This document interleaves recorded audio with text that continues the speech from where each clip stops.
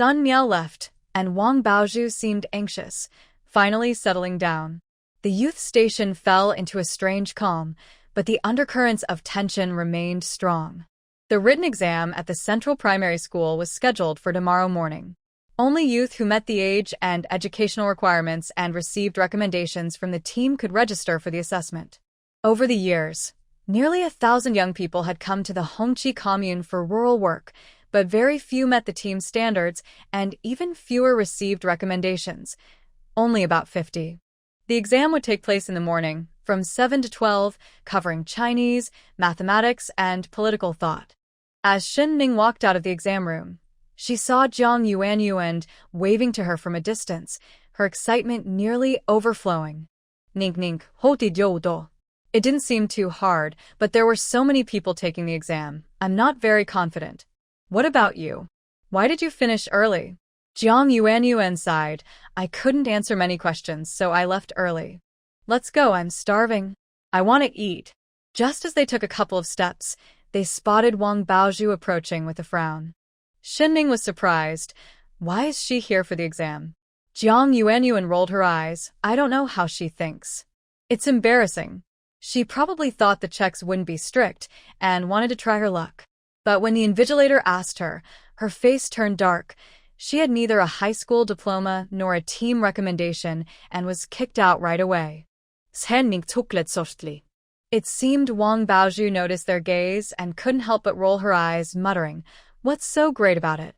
Even if she becomes a teacher, she'll still be stuck in this poor place. She might not even pass."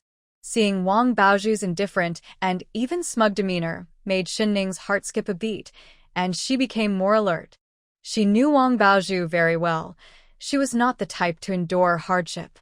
It must be that Wang Aihua had promised her something for her to stay quietly in the countryside without causing a fuss about returning to the city. Ning Ning, what are you looking at? Shen Ning pulled her gaze back. Nothing, just found it strange. Wang Baozhu was complaining about losing her wallet before, but she looks like she's doing just fine, not at all like someone without money. Jiang Yuanyuan was taken aback. She usually didn't pay much attention to her. Now that she looked closely, Shen Ning was right. Wang Baozhu's round and smooth appearance stood out among a group of young people with pale faces. Shen Ning narrowed his dark eyes. It seemed different from what he expected. Wang Aihua had secrets and a backup plan. After the two finished their meal, Shen Ning went to the post office to make a call. He learned that after being fired from the factory, Wang Aihua indeed went through a period of hardship, but she soon disappeared, reportedly going to stay with relatives. Shen Ning hung up the phone, lost in thought. Wang Aihua definitely didn't have any notable relatives in Sioux City, but there were some family members in Wangjia village. However, Wang Baozhu had been in the countryside for so long, and they hadn't crossed paths, which suggested that Wang Aihua hadn't come to the Black Province. Perhaps their relationship wasn't close. If it weren't for plotting against him, they wouldn't have any contact at all. Shen Ning knew very well that when he left, he had cleaned out the house, leaving them not a single coin. His report had caused Wang Aihua to lose her job, and there was no way they could live so comfortably on their own. Who was really behind this? But no matter who it was, Shen Ning wouldn't let Wang Baozhu leave comfortably. A few days later, heavy snow fell in the village, making the roads slippery. By 6 or 7 o'clock, it was so dark outside that one couldn't see their hand in front of their face.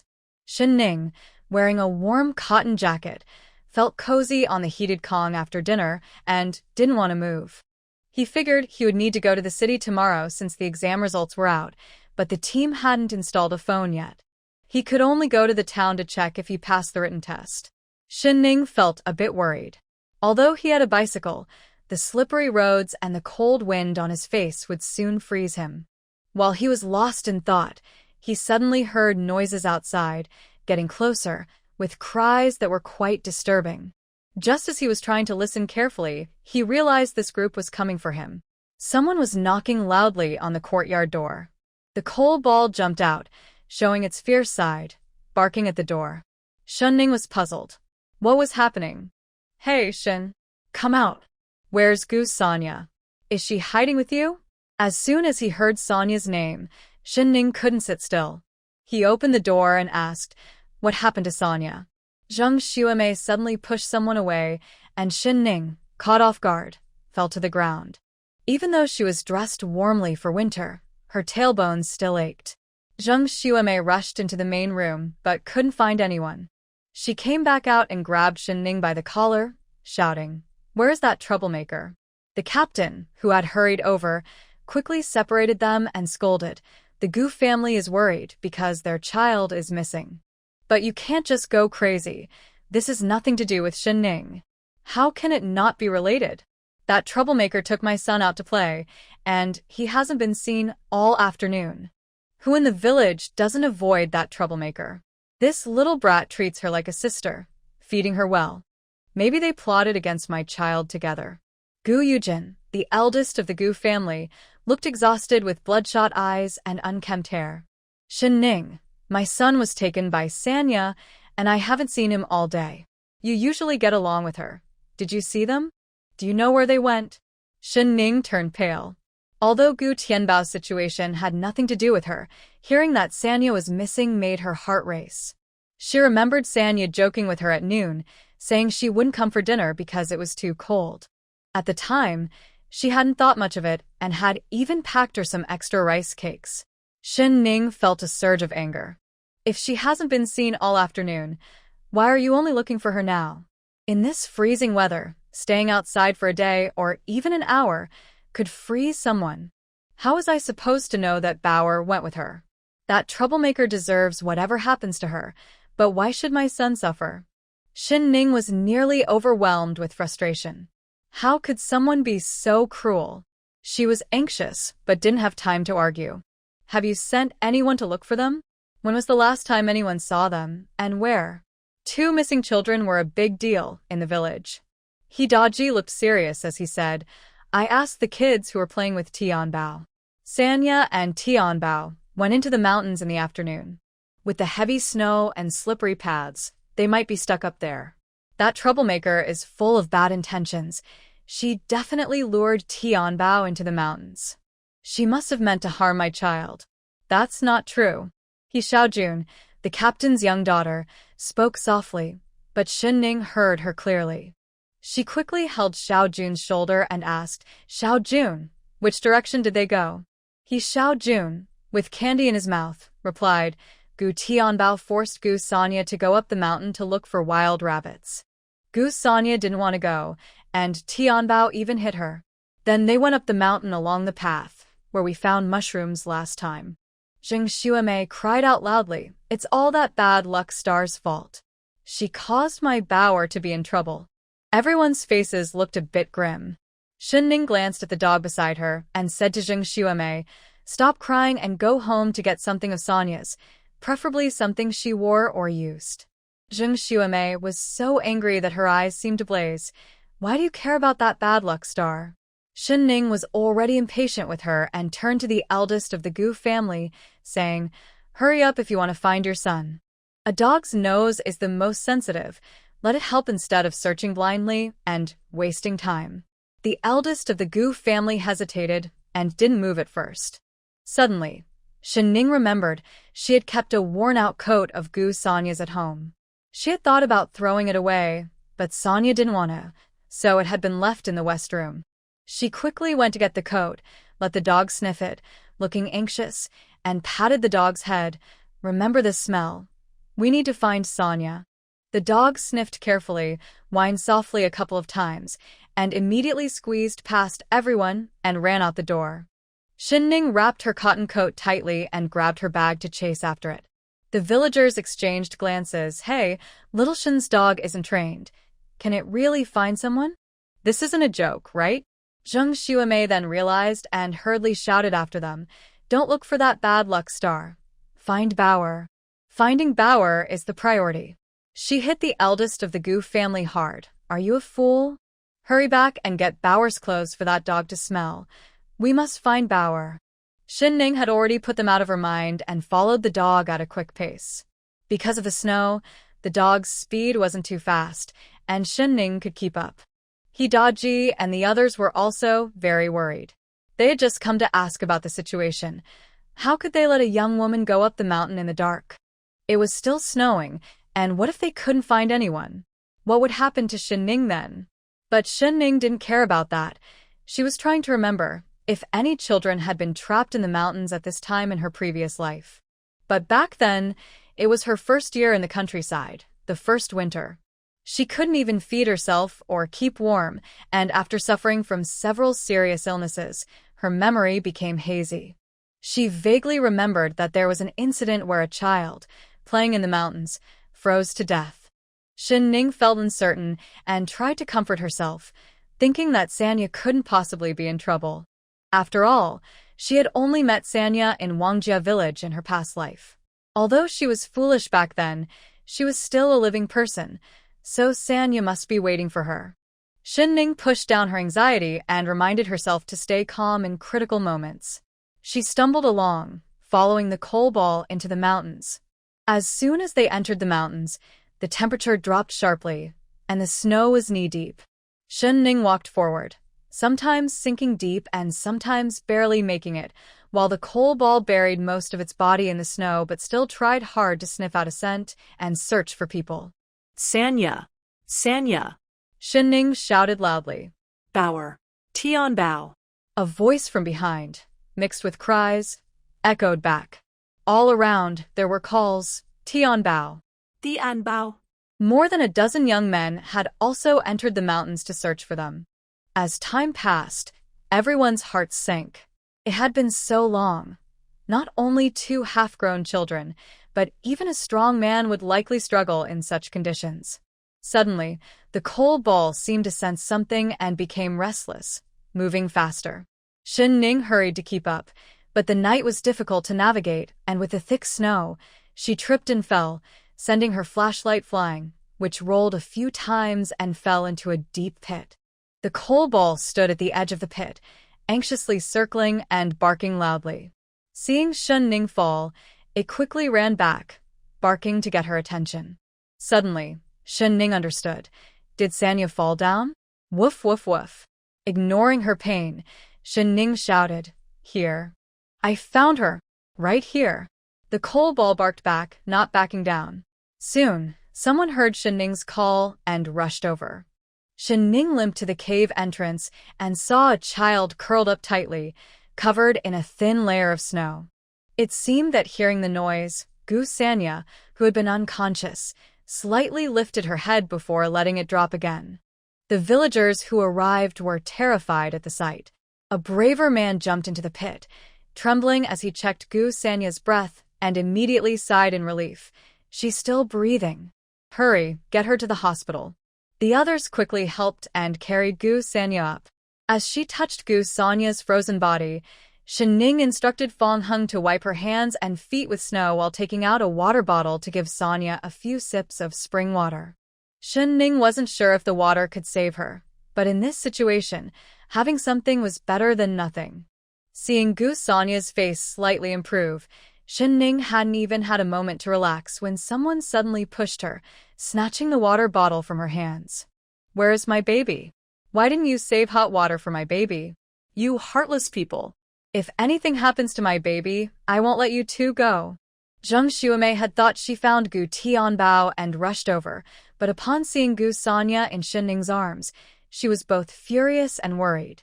She was still holding on because she hadn't found Gu Tianbao yet. At that moment, Gu Sanya's eyelashes fluttered slightly, and she trembled as she said, Don't push me. Help me." Zheng Xuemei, fueled by anger, wanted to tear Gu Sanya apart. "You wretch! Where is my son? Where did you take him? If anything happens to him, I will make you pay." Fong Hung, tall and strong, stood in front of Shinning, frowning. "Stop saying useless things. Instead of wasting time, we should hurry to find him. Every second counts for your son." Shinning hadn't expected Gu Sanya to be alone and realized they couldn't delay treating her frostbite, as it could lead to serious risks. She decided to leave Coal Ball behind to help search, while she went down the mountain first. Fong Hung immediately helped Shinning up and carried Gu Sanya in his arms. "Let's go, I'll take you down the mountain," Zheng Xuemei cried out, blocking their way. "No one can leave.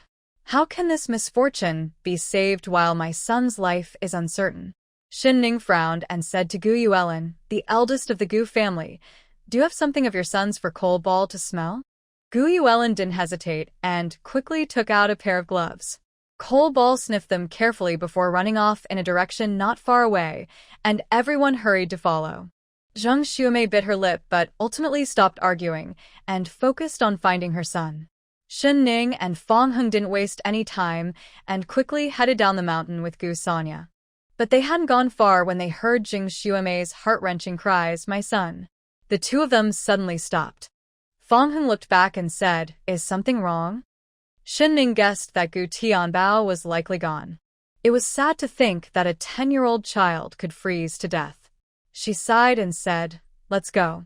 These days, children are often raised roughly, with a half-grown child leading a group of little ones. Kids raised in the countryside are usually quite adventurous, climbing trees and exploring rivers. Whether they grow up safely often depends on luck, and accidents happen more frequently than in later times. The villagers sympathized with the Gu couple, but only offered a few empty words of comfort, repeating the same phrases over and over. Compared to the early death of Gu Tianbao, they were more concerned about Gu Sanya, who had survived. After all, both had gone into the mountains together, and while the Gu family's only child had died, Gu Sanya had been rescued in time. Everyone felt sorry for Gu Tianbao's misfortune, but was increasingly convinced of Gu Sanya's cursed fate. The Gu couple cried and shouted for Gu Sanya to pay for their son's life, even demanding to take her to the police station. Their noise eventually reached the village leader, Hidaji. Hidaji, smoking a homemade cigarette, sighed. He understood the pain of the Gu couple losing their beloved son. At that time, so many children were watching. It was your Tianbao who cried and insisted on going into the mountains to catch snow rabbits. Sanya tried to persuade him many times but finally gave in and went with him. Zhang Xuemei immediately shouted back, "Our Tianbao was such a good child. He wouldn't have insisted on going up the mountain. We always warned him not to play in the mountains. That Sanya is a troublemaker, always picking firewood and mushrooms in the mountains. How could she not know the way? She did it on purpose. She intentionally led Tianbao into the mountains to harm my son. I want her to pay for his life." Enough. Hidaji didn't want to hear more. If it weren't for Shin Ning saving Gu Sanya's life, the Gu family would be carrying out 2 coffins today. It was clear that the Gu couple had spoiled Gu Tianbao, allowing him to act recklessly. How could they force Gu Sanya to accompany him into the mountains? Now that something had happened, who could they blame? Enough? I haven't finished. And what about that Shin Ning? Why didn't she look for my son first? If she had sent her dog to find him right away, my son would have survived. He definitely would have. Hearing this, Hidaji felt even more frustrated. It was obvious that the Gu family's wife was now blaming Shin Ning as well. To be honest, this situation had little to do with Shin Ning. She was just trying to help. At that time, thinking about the 2 lost children, Shin Ning happened to have an old cotton coat of Sanya's at home.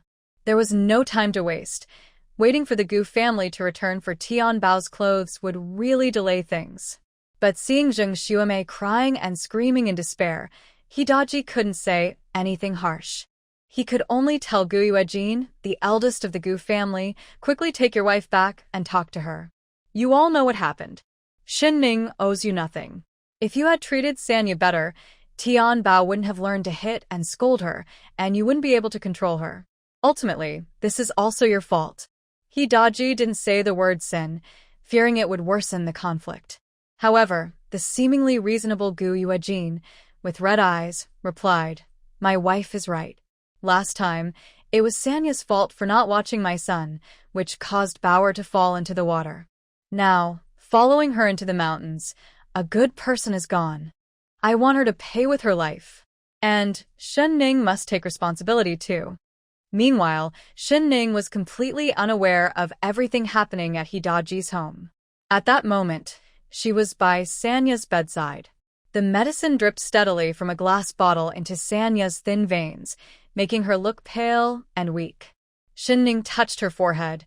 The high fever had gone down a bit, but her limbs were severely frostbitten. Fortunately, they had discovered it in time yesterday and saved Sanya's life. After a night of running around, Ning was extremely tired and fell into a deep sleep by the bedside. Fong Hung brought 3 breakfasts from the hospital cafeteria. As soon as he entered the room, he saw Ning curled up, clearly exhausted. Her complexion was poor, and she wasn't sleeping well. Her long, thick eyelashes trembled slightly, making Fong Heng's heart ache. At that moment, Ning looked like a well-behaved cat. Fong Hung gently touched her exposed fingertips, which were as cold as ice. Without hesitation, he took off his thick coat and covered her with it. When Ning woke up, the coat slid down her straight back, and she instinctively grabbed it. Seeing her awake, Fong Hung immediately handed her the bun he was holding. "Eat something to fill your stomach." The county hospital's conditions weren't good, and the heating was insufficient, making him shiver. Noticing that Fong Hung was only wearing a turtleneck sweater, Ning realized that the thick coat was his. She quickly handed it back to him, saying, "Put it on so you don't catch a cold." Fong Hung noticed she was fully awake and didn't refuse. After quickly putting on his jacket, he caught a faint scent. He immediately remembered that the jacket had just been draped over Ning, and the gentle warmth it carried was her temperature. Her face, which had been slightly pale, was visibly warming up and turning red. Even her ears and neck were as red as cooked shrimp.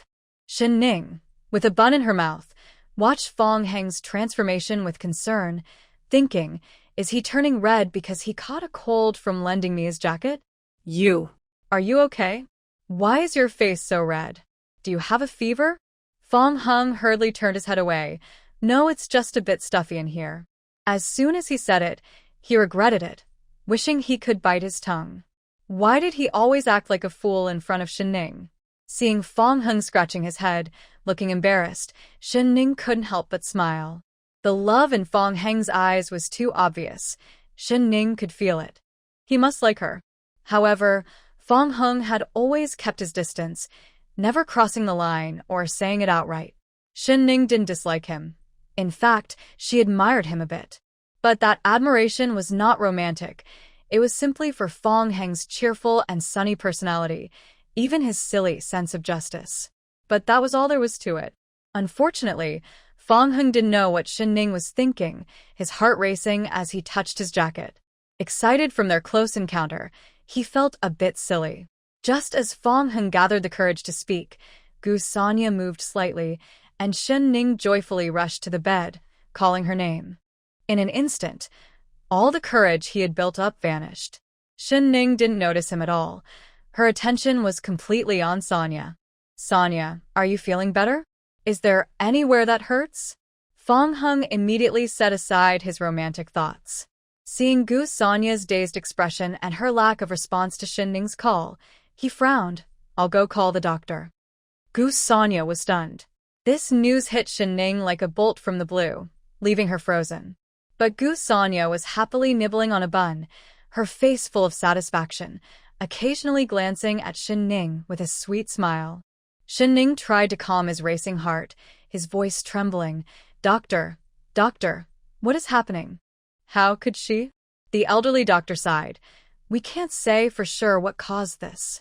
It might be due to a high fever or extreme shock. We can't guarantee if she will recover. Based on our years of experience, the chances of recovery are very slim. However, if you have the means, you could take her to the provincial capital for further examination and treatment." Ning wasn't foolish. The doctor had been clear. Whether Sanya's condition was due to brain damage from the fever or a psychological issue from the shock, the chances of healing under current medical conditions were very low. Ning felt as if his heart had dropped into an ice pit. He had thought he had changed Sanya's fate, but it seemed to circle back to the beginning. Sanya was still lost, and what would happen next? Would Sanya repeat her tragic fate from her past life? Fong Hung watched Ning, who seemed on the verge of collapse, and didn't understand why Ning cared so much for this village girl, investing so much emotion in her. Ning turned to meet Sanya's light brown eyes and felt a heavy sadness in his heart, tears welling up in his eyes. Before Shin Ning could pull himself out of this sorrowful mood, two police officers suddenly appeared in the hospital room. They paused when they saw Shin Ning, as his striking appearance was hard to forget. Shin Ning was surprised to see familiar faces here. It was Officer Qin, who had questioned him last time. He greeted them calmly, already guessing the reason for their visit. He stepped in front of the hospital door and explained to the officers. Officer Qin, Gu Sonya's condition is very unstable, and it's not suitable for her to be questioned right now. The officers felt helpless too.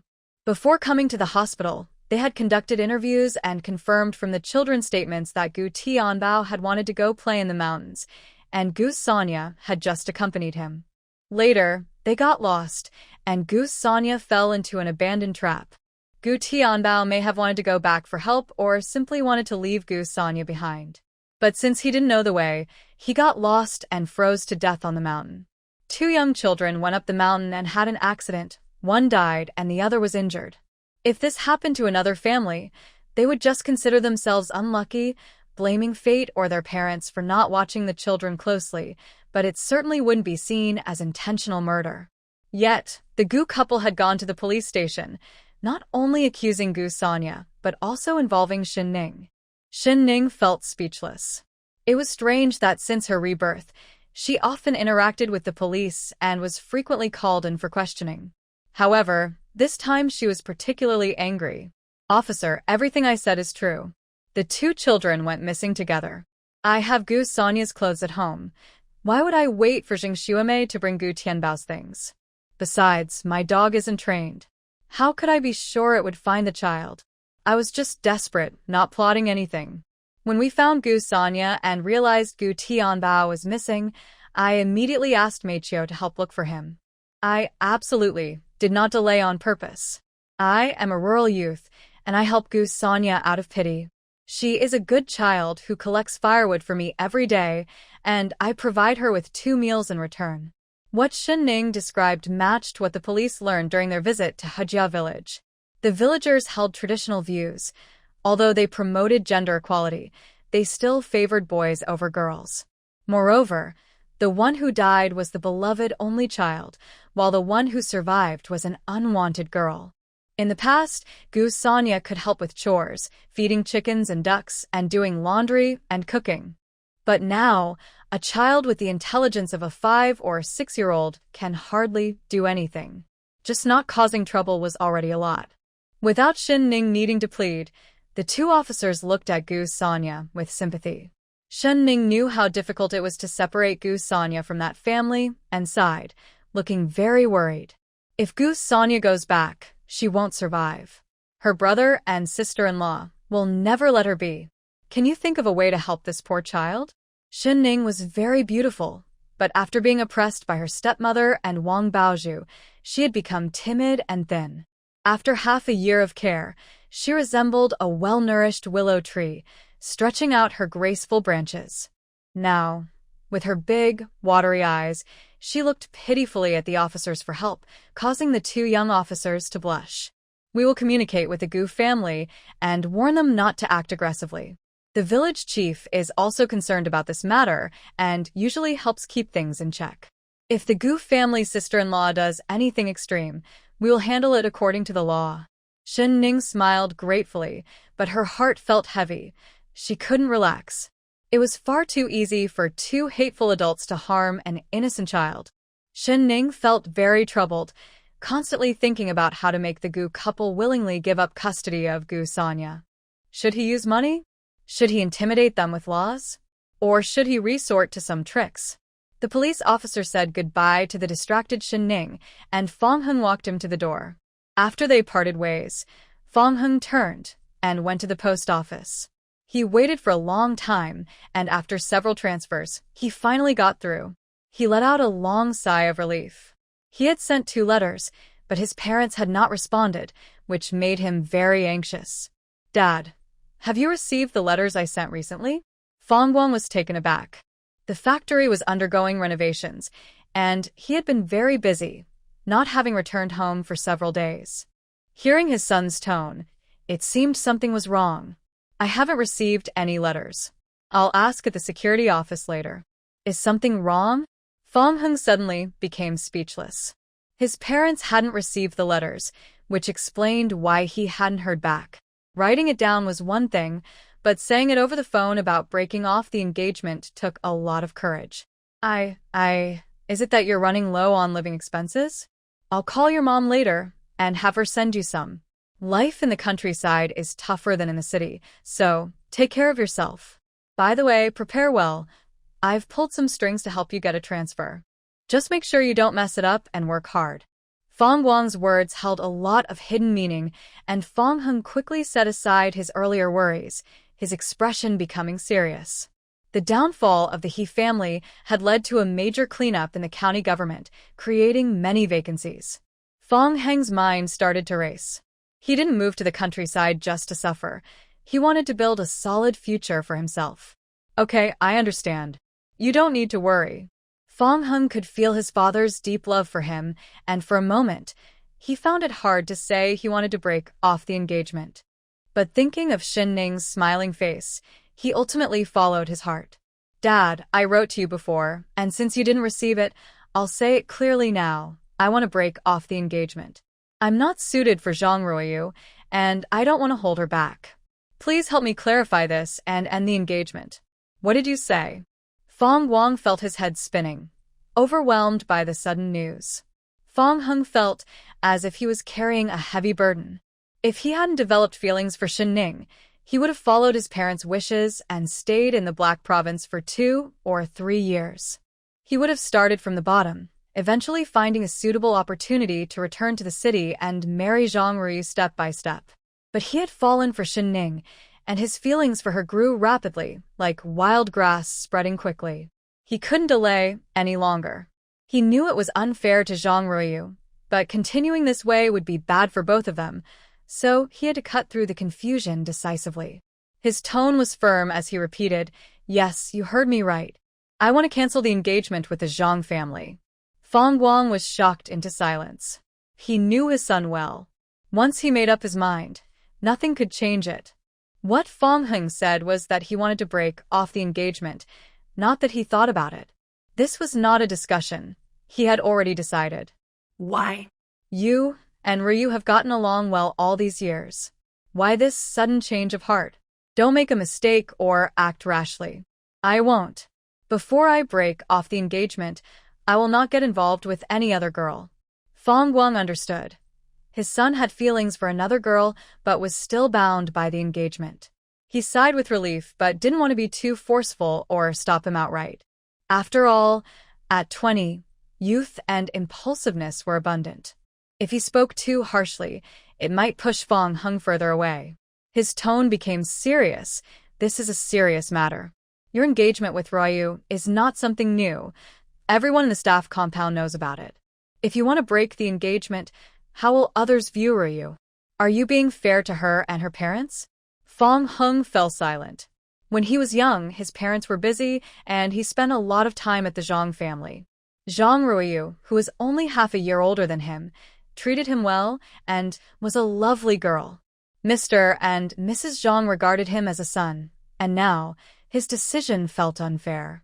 Hearing the heavy breathing on the other end of the line, Fong Guang's tone softened a bit. Think it over carefully. I'll pretend you didn't bring this up today. Once you've made up your mind, we can have a proper talk. For now, focus on your studies at home and prepare well. Let's wait until after the county government's recruitment exam to discuss this further. Fong Hung, you're not a child anymore. Don't let a moment of impulse ruin your future. Fong Hung hung up the phone, feeling heavy-hearted, as if he had lost his spirit. At the same time, Zhang's parents received news that their daughter wanted to visit relatives in He province. They exchanged confused glances. The Zhang family was from Sioux City, so what kind of relatives were in He province? Zhang's mother, Zhao Yuechan, quickly realized it's unusual for a girl to be so eager. She must not care about what others think. Besides, that boy isn't rooted in the countryside and will likely return in a year or 2. With this experience, his career will be smoother in the future. You must keep your wits about you. Fong Hung had grown up before their eyes, maintaining a good reputation and promising future, and Zhang's parents were always pleased with him. Zhang Ruiyu, with a lovely face showing impatience, pulled out a letter from her pocket and slammed it on the table in front of her mother. Humph. If I don't go, your precious son-in-law might be taken away by someone else. Zheng's father, Zhang Mao, felt a jolt of concern. What nonsense are you talking about? We trust Fong Heng's character. Yet, he was a bit anxious as he took the letter and skimmed through it quickly, his brows furrowing deeply. Zheng's mother was furious. This is infuriating. How dare that boy let down my Ruiyu? I must have a serious talk with Zhou Ji, Fong Heng's mother. Zheng's father remained calm and thought carefully before reassuring his wife and daughter. What the letter says is likely exaggerated, but it's possible that some girl wants to get close to Fong Heng. Boyu, don't rush. I'll talk to old Fong later. As for your trip to He Province, it's fine to bring some gifts for your fiancé. Just one thing. You must return before the new year and not stay too long. Once Zhang Ruiyu received her parents' approval, her expression softened. She had been performing in a nearby province, and this letter had been delayed in the security office for quite some time. She was curious about what tricks the girl in the letter might use to win Fong Heng over. Zhang Ruiyu had always been confident in her fiancé. Fong Heng was handsome and came from a good family, and many girls had shown interest in him over the years. However, he had never paid attention to anyone. This time, though, Zhang Ruiyu felt a bit anxious because she suspected the letter was from Sun Miao, the girl who always lingered around Fong Heng. Zhang Ruiyu had never thought much of Sun Miao. Aside from her looks, she didn't have much to offer. But her looks are the least valuable. She has no skills, no family background, and no impressive qualities. A poor, arrogant person like her wouldn't even glance at someone like that on a normal day. Yet, she fails to understand her own position and dreams of climbing the social ladder, not even respecting her own fiancé. Writing herself letters only shows that this girl named Shinning brings her a strong sense of crisis, forcing her to seek help from her legitimate fiancé. Her petty schemes are too simple. She just hopes to create conflict with this girl named Shinning. This time, she must take action and confront this little troublemaker named Shinning. Shinning has no idea that someone is keeping an eye on her, viewing her as an inappropriate flirt. The results of the teacher selection exam have been announced, and she ranked first in the written test, earning an interview opportunity. If she performs well, she can leave Hejia village after the new year and become a teacher at the Central Elementary School. When the news reached Hejia village, Wang Baozhu was so angry that she tore her bedding. She and Shinning are only 2 months apart in age, but their education levels are worlds apart. Children born in the 70s generally start school later. However, Shinning is different. She began first grade at 6 and even skipped 2 grades in elementary school. By 16, she had already graduated from high school. Graduates from the 70s were rare, and if the college entrance exam hadn't been cancelled, Shinning would have likely been in university by now. Wang Baozhu, on the other hand, started first grade at nearly 10 years old and struggled to finish middle school before dropping out. After her father passed away, there was no one left to fear at home, and she completely let herself go, quitting school. She never felt a significant gap between herself and Shinning until she faced the chance to change her fate in the countryside. It was then she realized that a simple diploma had separated her from Shinning. From now on, Shinning would go to the city to become a teacher, while she would remain in this poor village, farming and waiting for Wang Aihua to bring her back to the city. But what if she couldn't go back? Would she be stuck in this remote place as a village girl for the rest of her life? The thought alone made Wang Baozhu feel as if her heart was being scorched, like she was frying in hot oil, and she felt as if she were drowning in bitterness. Jealousy, hatred, and resentment consumed her, and she found it hard to control herself. She knew she shouldn't act impulsively. Before she left, Wang Aihua repeatedly warned her that it wouldn't be long before she could return to the city and advised her not to provoke Shinning again, to avoid unnecessary trouble. But seeing Shinning thrive in the countryside made her anxious, like an ant on a hot pan, with various emotions pulling at her, causing sleepless nights and loss of appetite.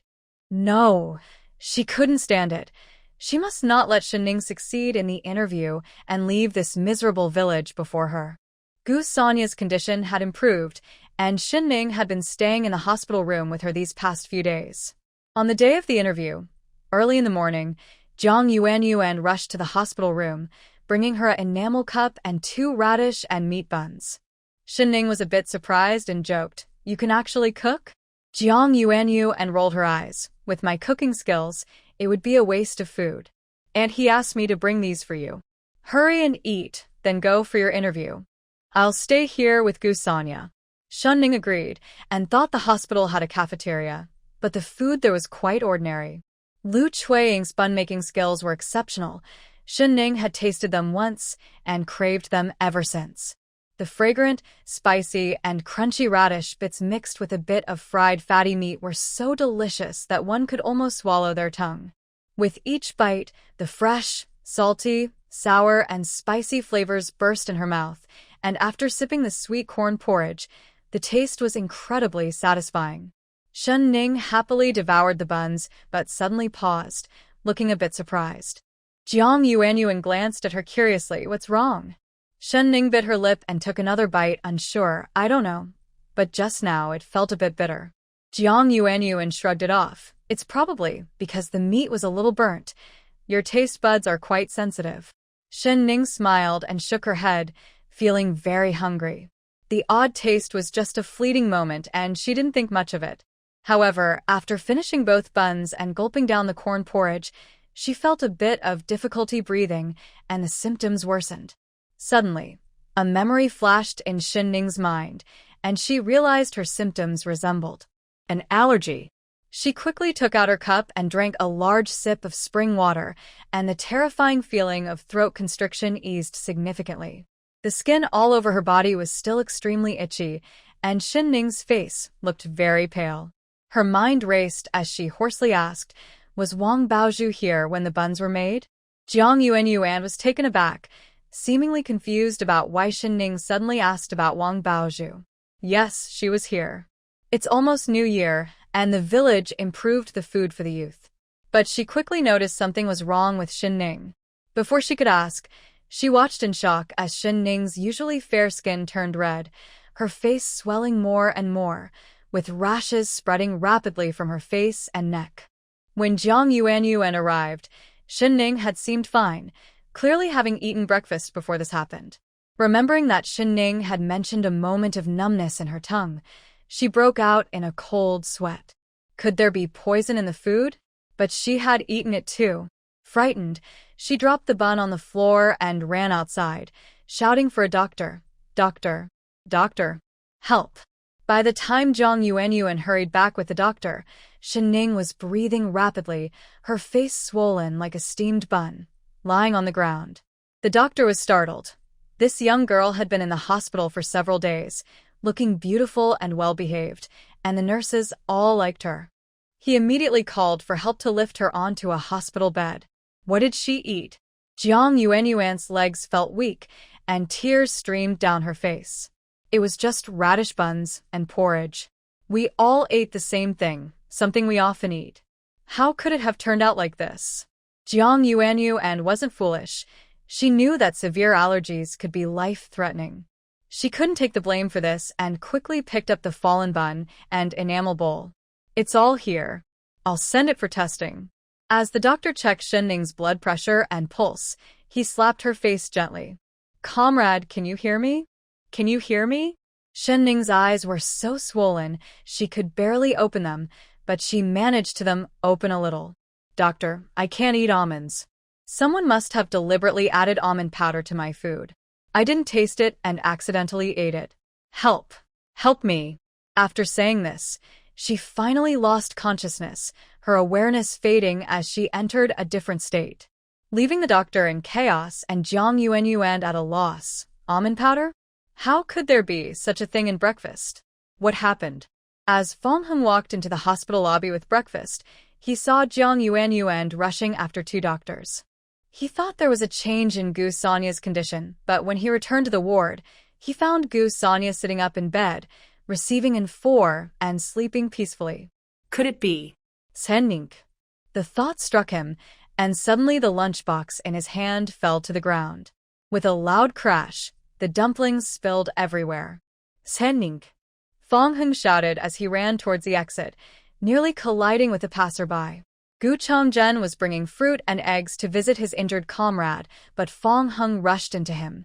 Luckily, Gu Chongzhen reacted quickly and stepped aside. Otherwise, Fong Hung's force might have broken something. Li Daniu scratched his head and said, "Did I just hear him call Shin Jiqing's name?" Gu Chongzhen watched Fong Hung's reckless figure and immediately handed his items to Li Daniu. "You go in first. I'll check it out and be back soon." With that, he hurried after Fong Hung towards the emergency room. The feeling of an allergy was not pleasant. Shin Ning's consciousness floated near the spirit spring.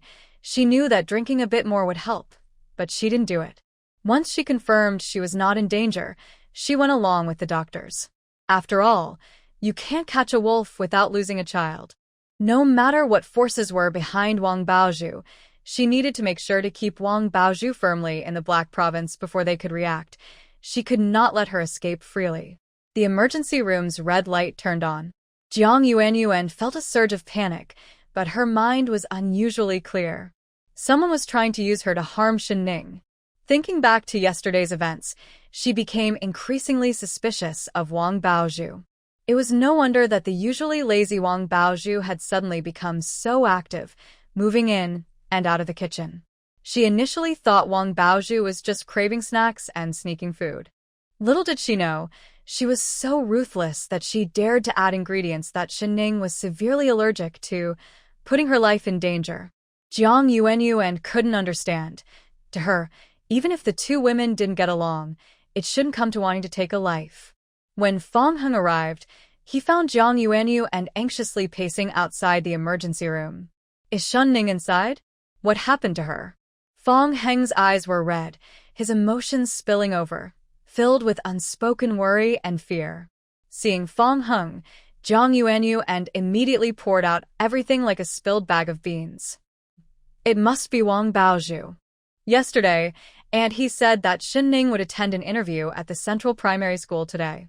Knowing she has been at the hospital with Gu Sonia these days, she probably hasn't been eating or sleeping well, so she asked me to bring 2 of her favorite buns." At that time, everyone at the youth station was there, and Wang Baozhu kept bothering Aunt He, saying she wanted to learn her cooking skills. Unexpectedly, after Shin Ning ate the breakfast I brought, she suddenly had difficulty breathing and fainted. The doctor said it was a severe allergic reaction. Fortunately, we were at the hospital. If help hadn't come in time, she might have lost her life. Wang Baozhu is Shin Ning's stepsister. After living together for so many years, how could she not know that Shin Ning is allergic to almonds? Fong Hung clenched his fists, staring at the emergency room's red light, his eyes filled with anger. "Call the police. We must call the police. She is trying to harm Shin Ning." Jiang Yuanyuan nodded. "Yes, but this is just my suspicion. There is no evidence. We need to wait for Shin Ning to come out to discuss it." Gu Chongzhen, standing behind them, heard their conversation clearly. Looking up at the red light of the outpatient room, his mood darkened. That young person seemed to always bring trouble, surrounded by one problem after another. His dark eyes narrowed. He knew this situation was not simple. Not to mention how many people had handled those buns. Almonds are a common ingredient. Even if there were evidence that Wang Baozhu added almond powder, as long as she insisted she didn't know, the nature of the case would change, making it difficult to convict her. Gu Chonggen's expression grew more serious. Nothing was more important than that young person's life. If anything happened to her. Lost in thought, the surgery room light suddenly went out, and a doctor peeked out. Seeing the tears still on Jiang Yuanyuan's face, he reassured her it's okay. She was lucky. Fortunately, the hospital had a new batch of allergy medication. She is out of danger but will need to stay in the hospital for observation for a few days. Next time, be more careful and don't take allergies lightly. Today, we were lucky to be in the hospital. Otherwise, if help had been delayed, the patient could easily have suffocated. Jiang Yuanyuan's body relaxed completely as she slumped onto the cold hospital bench, silently repeating, "It's okay. It's okay. Thank goodness." Shen Ning was brought out. She was still asleep, her face slightly less swollen, but the numerous red rashes still looked alarming. The little girl loves to be pretty, but Jiang Yuan was a bit worried. Doctor, with so many red rashes, will they leave scars? Should we get some medicine for her to apply? We must avoid any marks on her face. The doctor gave her a sideways glance. If we can save her life, that's already a blessing. We shouldn't worry about a few small rashes. But there's no need to panic. As long as she takes care of it and doesn't scratch, the rashes will fade on their own without leaving scars. Jiang Yuan and Fong Hung both sighed in relief, finally feeling at ease. When they saw Shen Ning being pushed into the hospital room, they noticed that Gu Sanya was missing. They were startled and hurried to ask around, only to find out that the eldest of the Gu family had come to take Gu Sanya home and had arranged for her discharge. Fong Hung slapped his forehead, recalling the situation from that day and the difficult Gu couple, feeling a headache coming on. Jiang Yuan suddenly remembered Shen Ning's missed interview, her face turning pale. Oh no, Shen Ning's interview. She was first in the written test, and as long as she performed well in the interview, she would definitely get the teaching position. Now it's ruined, completely ruined. In an instant, the atmosphere in the hospital room became very tense. Watching the four drip, both of them felt terrible. Fong Heng's thoughts grew heavy as he recalled his father's advice and the unbroken engagement. He felt as if the whole world had turned dark, and his throat felt tight. After a moment, he said, I'll go back to the village first. You stay here to take care of Shen Ning. As for Gu Sanya, I'll handle it. When Shen Ning wakes up, don't tell her right away. I'm afraid it will make her anxious, which isn't good for her recovery. Okay, Jiang Yuan replied softly, agreeing with Fong Heng's plan. When Shen Ning woke up, it was already evening. The hospital room was empty. Shen Ning groggily sat up, with an 4 drip still attached to her left hand. Her face was very itchy, and she couldn't help but want to scratch it. But someone grabbed her wrist firmly. Don't scratch. Be careful not to leave marks. Under the influence of the medication, Shen Ning was a bit slow to react, and with her wrist held tightly, she couldn't move at all. She looked up at the person in front of her. The person's features were sharp, with a noticeable scar on the brow, a tall and strong figure, and slightly purse-thin lips. Shen Ning's mind was a bit foggy. She tugged at her wrist, and Gu Chongying cautiously released his grip. Seeing that she didn't scratch her face, he let out a sigh of relief. You. The two spoke at the same time, and then fell silent, creating a strange atmosphere in the hospital room. Gu Chongying cleared his throat twice. I came to see my comrade. He was injured, and I happened to run into you being taken for emergency treatment. Jiang Jiqing went downstairs to get food, so I stayed here for a while. Shen Ning nodded, her confused mind gradually clearing up, and she dryly said, Thank you, I'm fine now. Sorry for the trouble. You. She didn't finish her sentence, but Gu Chongying understood her hint to leave, and his expression darkened. Looking at her slightly raised head and her swollen face, which looked so different from usual, he found it somewhat amusing. Well, as long as you're okay, but be prepared. You might have to take this loss quietly. Shen Ning was taken aback and quickly understood Gu Chongying's meaning, feeling a surge of anger. If it weren't for the spiritual spring water, she might have really died. She endured the discomfort and risked her life just to send Wang Baozhu to prison. But Gu Chongying wanted her to take this loss? Absolutely not. Seeing Shen Ning's swollen face and her angry expression, Gu Chongying suppressed his laughter and explained, The test results are out. The buns and porridge contained a lot of almond powder. But the law requires evidence. How can you prove that Wang Baozhu did this? Is there any witness or physical evidence? Even if someone could prove that Wang Baozhu added almond powder to the ingredients, if she denies it and claims she didn't know you were allergic, it would be hard to convict her. After all, almond powder is essentially an ingredient, not poison. No one knows about your allergy. Shen Ning clenched her fists, realizing she had been naive. Was her suffering going to be in vain? That was impossible. Gu Chongying watched the downcast Shen Ning, Knowing she was holding back her feelings and that she was someone who would seek revenge, it seemed this matter wasn't over yet. Ning quickly sorted out her thoughts. If I can prove that Wang Baozhu maliciously added the almond powder knowing I was allergic, can she be charged with attempted murder? Gu Changong's narrow eyes involuntarily turned cold. Theoretically, yes. What do you plan to do? Ning suddenly smiled, having come up with an idea, but she couldn't share it with Gu Changong. Fearing he might see through her, she rolled herself up in the blanket, speaking in a muffled tone. What can I do? I can only take this loss quietly. Thank you, Commander Gu, for taking care of me today. I just want to rest a little longer. Her voice came from under the blanket, sounding unclear and a bit nasal. Commander Gu felt a sudden pang in his heart, as if he had been pricked by a needle. He thought of the young girl, looking as pitiful as a hedgehog without its spikes or a turtle without its shell. He knew she was not as gentle and weak as she seemed. She was like a sticky rice ball filled with black sesame. Yet, he couldn't help but feel soft-hearted toward her. He swallowed the rest of his words and decided to talk later. His gaze fell on the foredrip, which was showing some signs of recovery, and he frowned slightly. Ning felt someone gently hold her wrist. When she pulled away, Commander Gu's voice came through the warm blanket, filled with warmth. Don't press on the foreline. Be careful of bleeding back. I'll head back now, and come to see you another day. Just then, Jiang Yuanyuan walked in and bumped into Commander Gu. As soon as she entered the room, she noticed Ning's blanket was bulging and rushed over to lift it.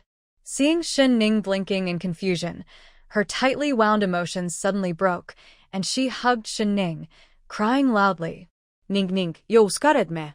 I almost thought you were really in trouble. Wah. For Jiang Yuanyuan, who usually had everything go smoothly, today was the worst and most terrifying experience of her 19 years. Watching her friend being rushed to the emergency room after eating the breakfast she had prepared was heartbreaking. She tried to appear strong, but only she knew the immense pressure she felt inside. Even now that Ning was awake, the thought of the missed interview could impact Ning's future, leaving her feeling guilty and speechless. Jiang Yuanyuan cried without holding back, feeling wronged, scared, and regretful, like a flood breaking through a dam. Ning felt a bit guilty, and even a little uneasy. However, she couldn't openly express her hidden thoughts about Wang Baozhu. She could only use her unbandaged hand to gently pat Jiang Yuanyuan's back, saying, It's okay. I'm fine. Besides, this has nothing to do with you. It's not your fault, really. I don't even care that much about becoming a teacher. I was just reviewing for my future plans. Since the policy to restore college entrance exams had not yet been announced, Ning couldn't say much to her and could only comfort her. Knowledge is always useful. Whether I become a teacher or not doesn't matter to me. Jiang Yuanyuan's tears were so hot, they felt like candle wax dripping onto Ning's neck. Her feelings were so sincere and pure that Ning felt guilty. It wasn't until Jiang Yuanyuan had cried enough to wet half of Ning's shoulder that she finally stopped sobbing. What should we do?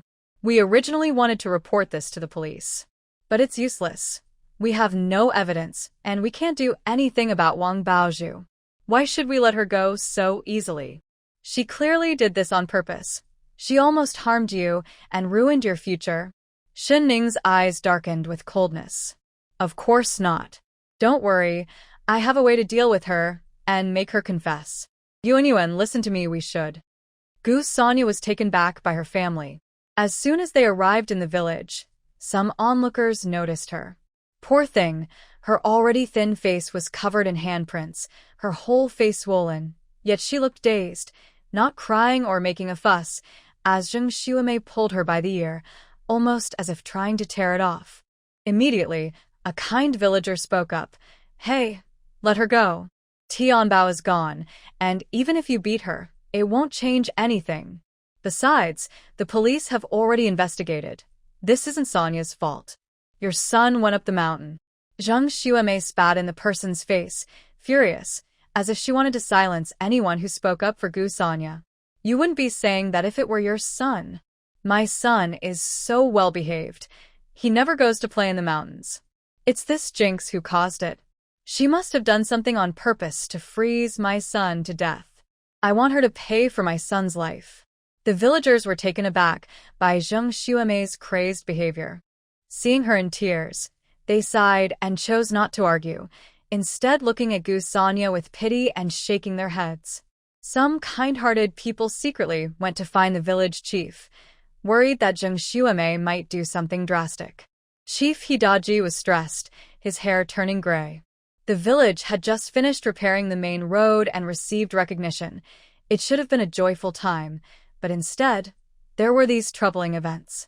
He wasn't superstitious, but he genuinely suspected that something was wrong with the village's luck. Had they offended some spirit? With the He family in jail, Sun Miao going mad, Gu Tianbao accidentally freezing to death, and Sonia becoming a fool if a murder happened next. That would be a disaster, and any talk of being advanced would be over. He was very scared, worried that if he arrived late, Gu Sonia's life would be in danger. After receiving the news, he rushed to the Gu family, even leaving behind his precious tobacco. Without catching his breath, he saw the two struggling from a distance and shouted loudly, "Stop." He shouted as if he were pleading for mercy. At that moment, Zheng Xuemei was furious, ignoring everything as she swung a broomstick fiercely at Gu Sanya. The eldest of the Gu family just stood by, watching with bloodshot eyes, filled with deep resentment towards Sonia. Seeing the captain arrive, they immediately tried to close the courtyard gate. Hidaji kicked the gate open forcefully, saying, "Gu family leader, do you think closing the gate means you can do whatever you want? I think you all have lost your minds. I must take Gu Sonia away today. She cannot stay here. Otherwise, you will regret it." "No way," Zheng Xuemei panted, grabbing Gu Sonia's dry, short hair, looking fierce. Hidaji turned to Gu Yuejin, the leader of the Gu family, and advised, "You've already hit her, just let off some steam. Do you really want to hurt her badly?" Seeing they remained unmoved, Hidaji became angry. "Fine. Go ahead and hurt her, then I'll send you to jail. Oh, you might even face worse consequences. That would be the end of it for you." His words were harsh, but they were true. Gu Sonia couldn't die, but there were many ways to make her suffer. The couple exchanged glances, understanding each other instantly.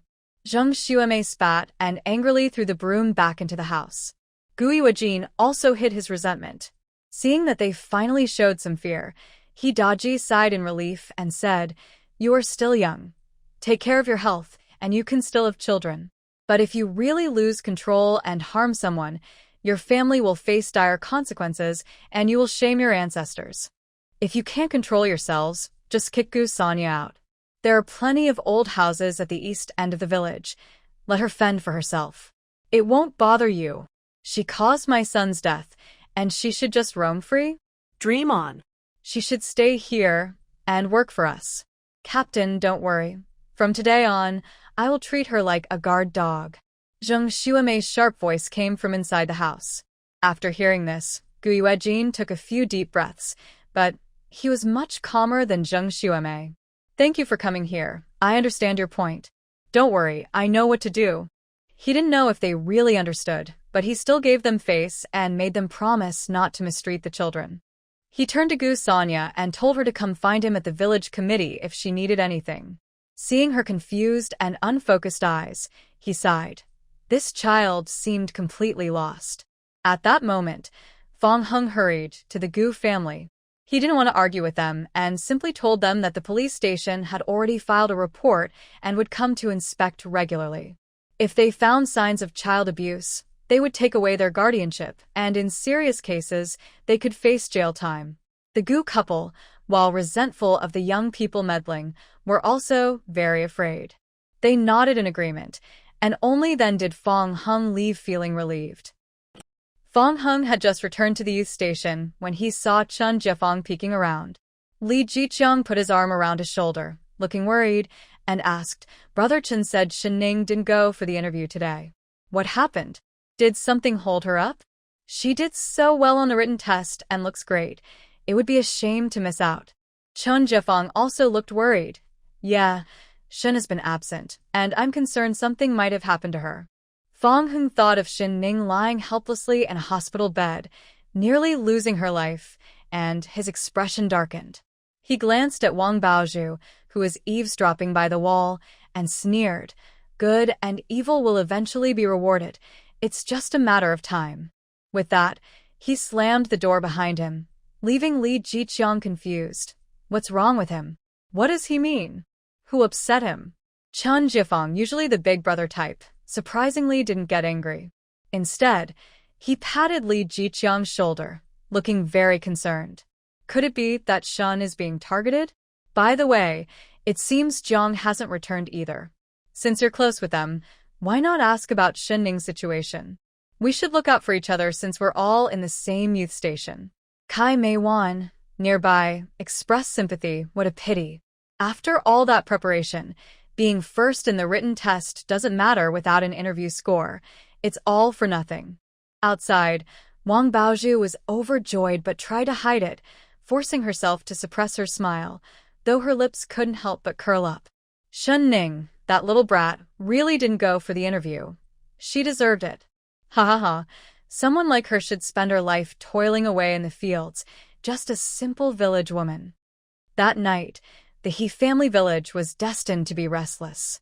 The people at the youth station tossed and turned, unable to sleep all night.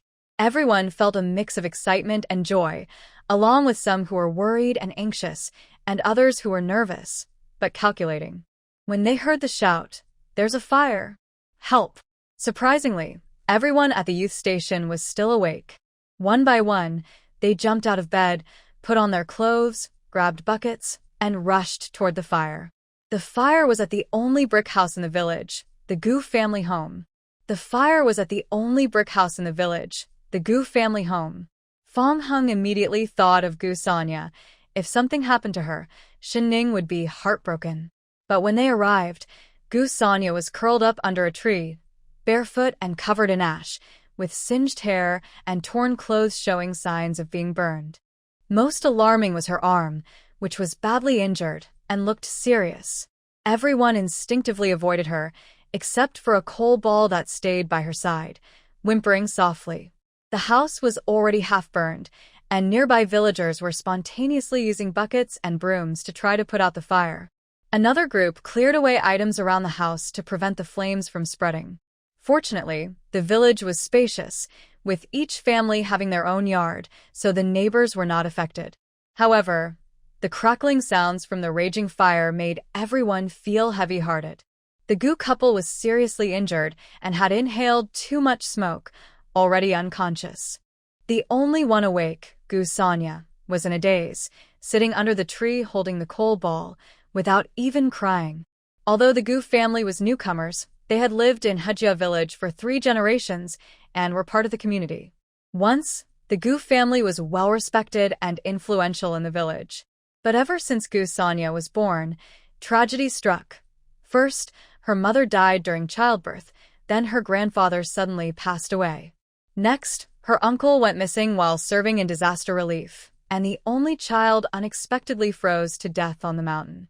Just when it seemed Gu Sonya had survived, the very first day back, a fire broke out at the Gu home. Looking at the seriously injured Gu couple and the ruins of their home, everyone felt a chill of fear when they looked at Gu Sonya. In these times, people often said, believe in science, oppose superstition, but the older generation still held strong beliefs in spirits and fate. Suddenly, it felt like a vacuum around Gu Sonya. Even the educated young people kept their distance from her. This is really strange. Could it be that Gu Sonya is a disaster star reincarnated? Hidaji touched his not-so-thick hair and felt overwhelmed by the many troubles he had faced in recent days. He really couldn't take it anymore. But what could he do? He was the village leader and had to bear the burden.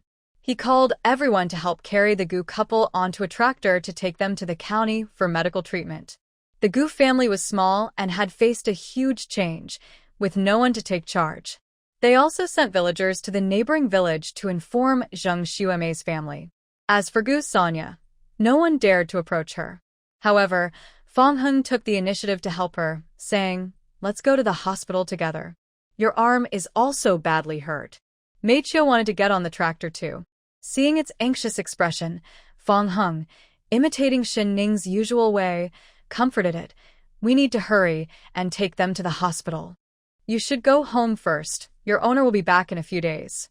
After saying that, he couldn't help but laugh at himself for thinking a dog could understand him.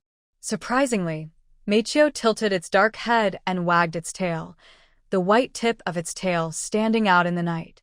It looked at Fong Hung as if trying to confirm the truth of his words, then happily ran towards Shin Ning's house. That dog is really something. It seems almost magical. Is it really going home to wait? Absolutely. Thanks to Shin's dog tonight.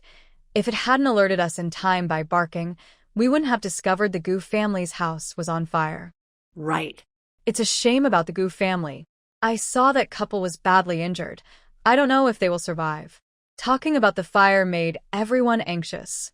In the cold, dry winter of He Province, with the wind blowing tonight, if it hadn't been for Meichio's timely warning, it could have spread to nearby houses, which would have been a disaster.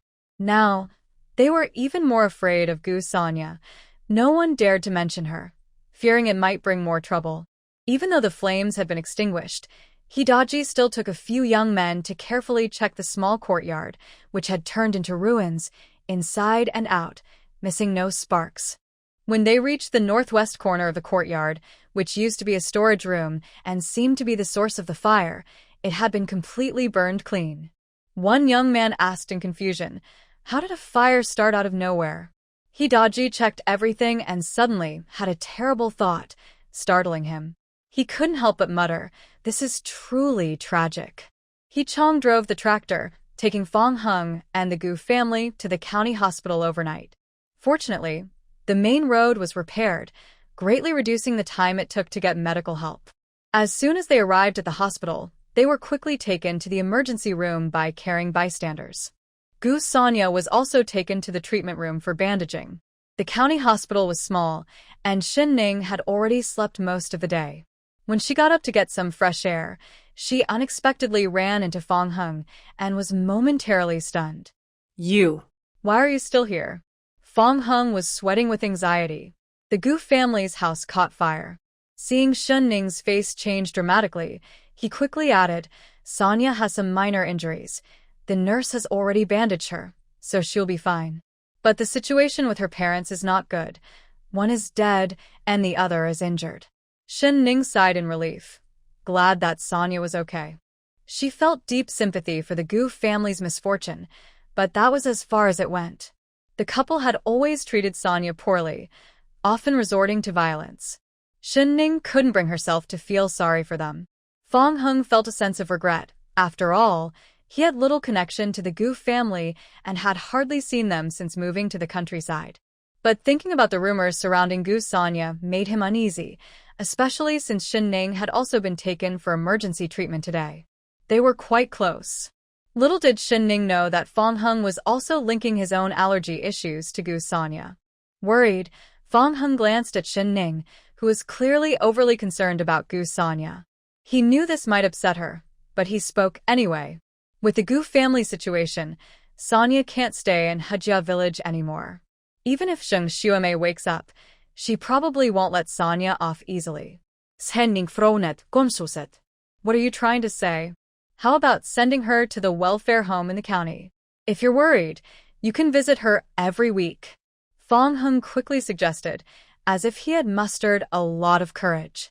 Seeing Shin Ning look stunned, he quickly added, "I'm not lacking in compassion. I just believe that some things are better believed than ignored." Shin Ning, I hope you stay safe. Shin Ning could sense Fong Heng's kindness and concern, understanding that he meant well for her. Having already faced death once, she valued her life more than anyone else. If it weren't for her plans, she would never put her body at risk. Shin Ning lifted her head. The swelling on her face had gone down, but she still had some red spots, which did not affect her beauty. "Thank you, I know you mean well. I will seriously consider your advice." "Thank you, I know you mean well. I will seriously consider your advice." The fire at the Gu family's home was indeed strange, resulting in one death and one serious injury. Gu Yuejin inhaled too much smoke and was pronounced dead after failed rescue attempts. Zheng Xuemei had her face severely injured and was struck by a collapsing beam, leaving her paralyzed. She would likely face a life worse than death. In comparison, Gu Sonia was fortunate to only have burns on most of her arm. The investigating officers examined the Gu family's yard. The fire started in the storage room, where traces of flammable liquid were found on the floor. Villagers reported that Gu Sonia had always slept in the storage room. Her brother and sister-in-law were very harsh, often denying her enough food and warmth, and frequently insulting and hitting her. At her young age, she had to chop wood and care for the chickens and ducks, handling all the household chores. Only after little Shin, the educated youth, came to the countryside was she able to have enough to eat and wear warm clothes. Based on the evidence at the scene, the police speculated that the couple, filled with resentment after losing their only son, set the fire at night to create a false impression, targeting Sonia. Unfortunately, due to the wind direction, their plan backfired, resulting in a tragedy. When the fire broke out, Gu Sonia managed to break a window and escape. Villagers who rescued her reported that when they found her, her hands were tied and she was lying under the window, with half her body severely burned. Soon, the police who visited the hospital brought the latest news. Zheng Xuemei had woken up, but her mind was still unclear. She kept shouting, "Burn her! Burn that unlucky star!" Upon learning the investigation results, Shen Ning was momentarily speechless, feeling a strange sense of relief.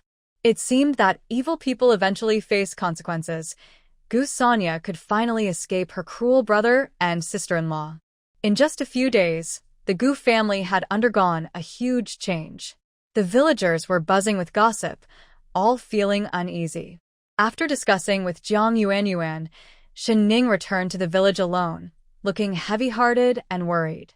Sure enough, everyone was asking about her. "I haven't seen little Shen in days." How is she? "Is she feeling better?" "I heard from He Zhuang that he saw little Shen, and her face was ruined." What did she eat to get poison like that? "Exactly. I heard her face was red and swollen, covered in big bumps." Ah, then. "Wouldn't that make her look like a toad?" A child frowned, but was quickly silenced by their mother, who looked at Jiang Yuanyuan with an apologetic expression. "Hey, kids say the truth without thinking. Don't be upset. I have some eggs at home to help little Shun recover. She might get better soon." Lu Chuiying was also worried. After all, Shen Ning had been fine until she ate breakfast and ended up in the hospital. The thought of Shen Ning's pretty face possibly being left with an ugly scar was distressing. Jiang Yuanyuan looked downcast. "It's not poisoning. She's allergic to almonds. Someone maliciously put almond powder in her food. After she ate it, she had trouble breathing and had to be rushed to the hospital. Although she survived, the rash on her face won't go away, and in the future." Wang Baozhu almost laughed out loud. Shen Ning was disfigured. That was such great news. She tried to suppress her smile and pretended to look worried, but it was obvious to everyone. Jiang Yuanyuan was furious at her insincere expression, wishing she could scratch her face. Knowing that Shen Ning was severely allergic to almonds and still using such a large amount was clearly an attempt on her life. "Anyway, we've already reported it to the police. They knew about her almond allergy and still acted maliciously. If caught, they will face severe punishment, especially since Shen Ning almost lost her life. It's practically attempted murder." After speaking, Jiang Yuanyuan glanced at the people around her. Wang Baozhu looked guilty but quickly feigned indifference, patting her chest as if relieved. This left everyone confused. Wasn't it her? Jiang Yuanyuan felt like confronting her directly. But thinking of Shen Ning's plan, she suppressed her anger and said coldly, "Yeah, I wonder which heartless person did such a terrible thing. They should be afraid of ghosts haunting them at night, choking on food, or getting hit by a car." Wang Baozhu's expression darkened immediately, and even Chen Jiefeng beside her looked disapproving. "Young ladies shouldn't speak so harshly. It harms others and doesn't benefit yourself." Jiang Yuanyuan rolled her eyes at his patronizing comment.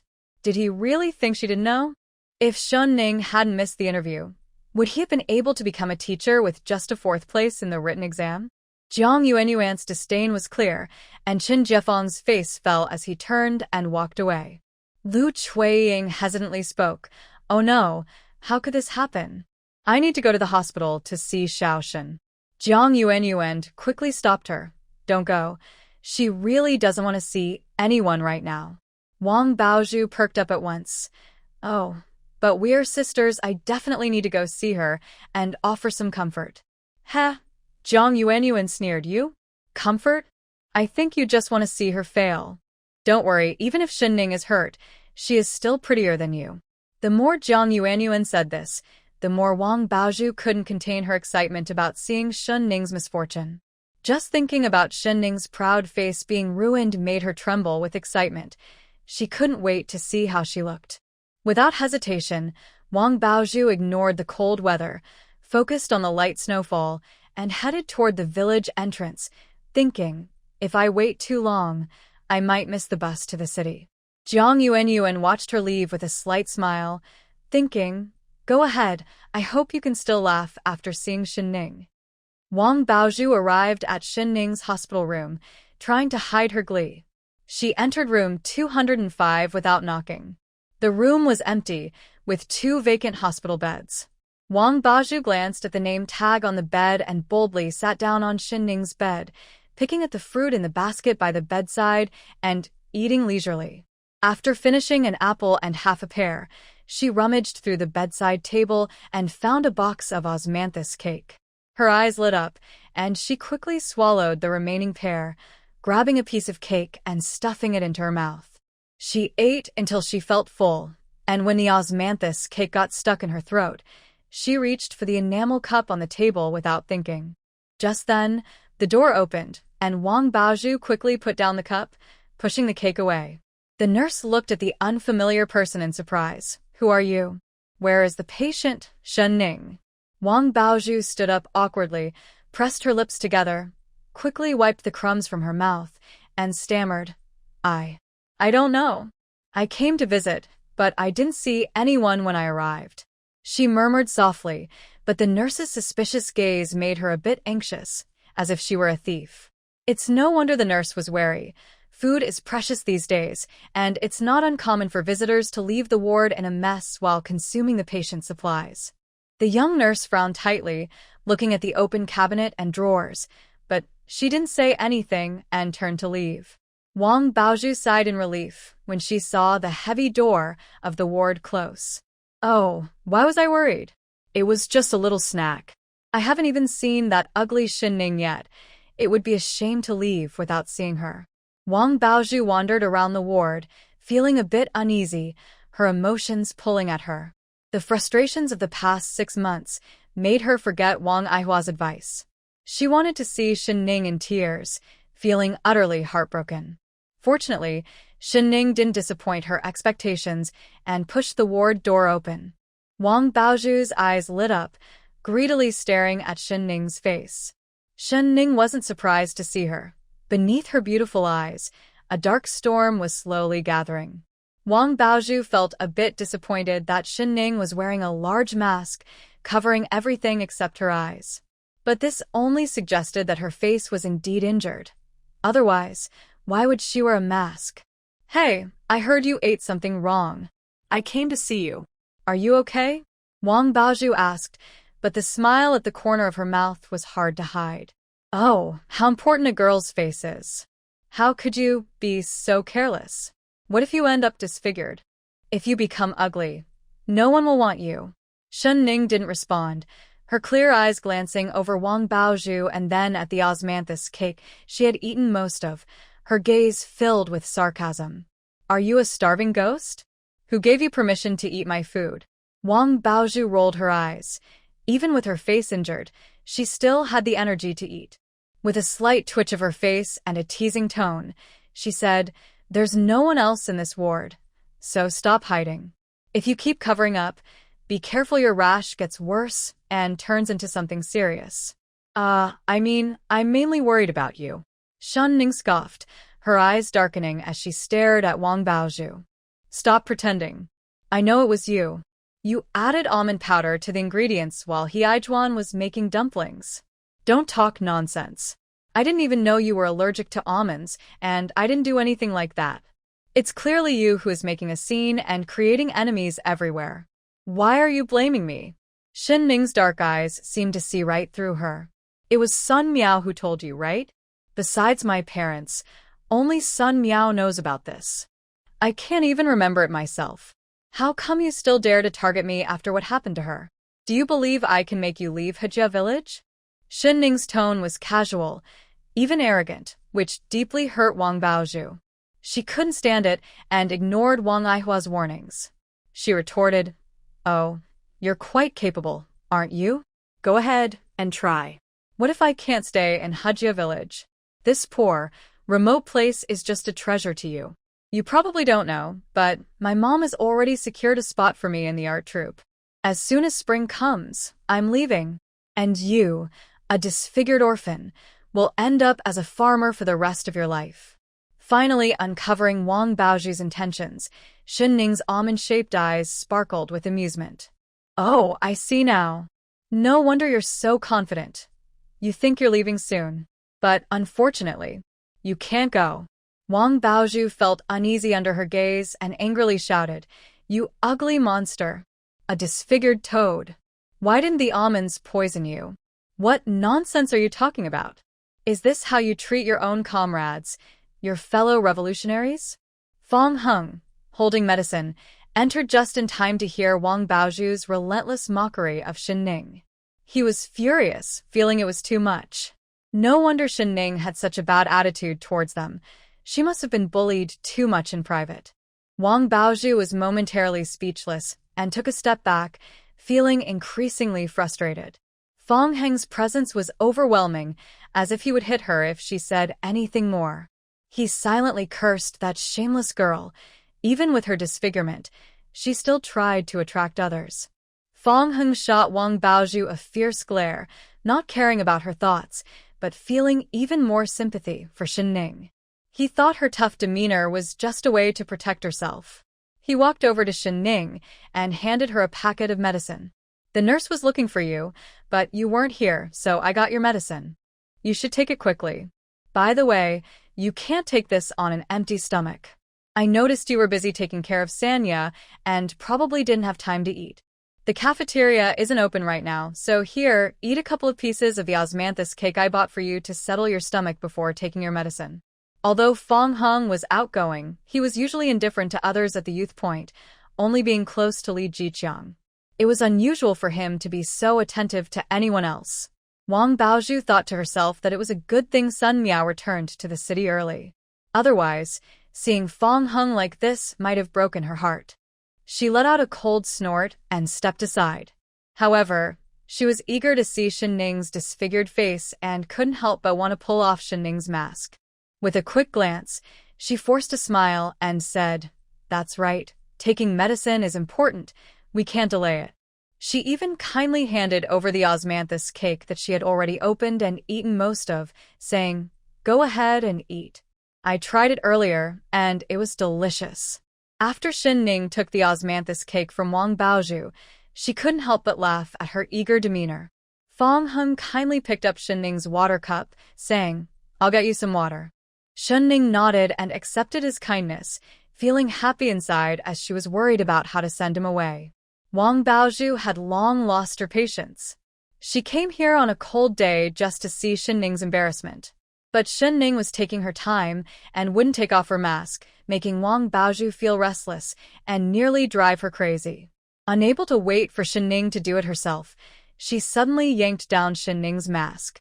Time seemed to freeze, and as the mask came off, the face revealed was not the horrifying sight she had imagined, with pus and redness. Instead, Shin Ning's skin was fair and radiant, like a peeled egg. Most of the rashes had faded, leaving only a few small red spots that did not affect her beauty at all. Wang Baozhu's expression changed from anticipation to shock, then disappointment, embarrassment, and finally, disbelief. Her face changed so much, it was almost like a master of dramatic arts. Shin Ning couldn't help but chuckle, filled with mockery and disdain. Well, are you satisfied with what you see? Sorry to disappoint you. I'm not disfigured. Once the rashes completely fade, there won't even be a scar left. In fact, this was the result of Shun Ning's control. Otherwise, with just a couple of sips of the spiritual water, the red spots would have vanished completely. Shun Ning leisurely popped the osmanthus cake into her mouth, enjoying the slight bitterness as she took another bite. Footsteps were heard at the door, and it sounded like more than one person was coming. Shun Ning's lips curled into a smile, her eyes sparkling with an unusual light. Footsteps were heard at the door, and it sounded like more than one person was coming. Shun Ning's lips curled into a smile, her eyes sparkling with an unusual light. Wang Baozhu was already furious, feeling as if all her expectations had fallen flat, like a moment of certain victory suddenly turned into defeat by an opponent's move. She couldn't control her emotions and pushed Shun Ning, angrily questioning, "It's impossible." He Zhuang said, "He saw you get disfigured." Shun Ning remained silent, her eyes mocking, as if she was openly laughing. Fong Hung boiled some water and, on his way back, ran into Gu Chang'ing. They chatted casually, but the atmosphere was a bit awkward. As they approached the hospital room, they suddenly heard Wang Baozhu's sharp voice, "It's impossible. How could you be fine? Sun Miao clearly said that you almost died from eating almonds when you were a child. You ate buns with almond powder, so how can you be okay? Why don't you just go away?" Their expressions changed, and they quickly rushed into the room, shouting, "Shun Ning!" They saw Shun Ning fall to the ground with a thud. Her face, which had almost returned to its pale state, was now swollen and bruised again. Shun Ning seemed to be struggling to speak. "So this is why you put almond powder in this pastry. You didn't kill me the first time, and now you're trying again." Ning. Gu Chang'eng rushed over and held her in his arms. His speed was so fast that he didn't give Shun Ning a chance to react, knocking over the spring water she was reaching for. Still in shock, Shun Ning was lifted off the ground. Gu Chang'eng was already running out of the room with her, shouting, "Doctor, doctor." The sudden turn of events left Wang Baozhu confused. She instinctively felt something was wrong and suspected she had fallen into Shun Ning's trap, quickly shouting, "What are you talking about? When did I poison you?" But it was too late to say anything now. Fong Hung had a cold expression as he twisted her hand behind her back and told the nurse who had rushed in, "Call the police. Immediately." It hurts. It hurts." Fong Heng's grip was frighteningly strong, his once handsome face now cold as ice. Wang Baozhu was disoriented by the sudden change, and the pain quickly brought her back to reality. It seemed she had fallen for Shun Ning's trick. "No, it wasn't me. I really didn't do it. It was Shun Ning. She's the one causing trouble. She's framing me." Fong Hung shouted angrily. "She's framing you?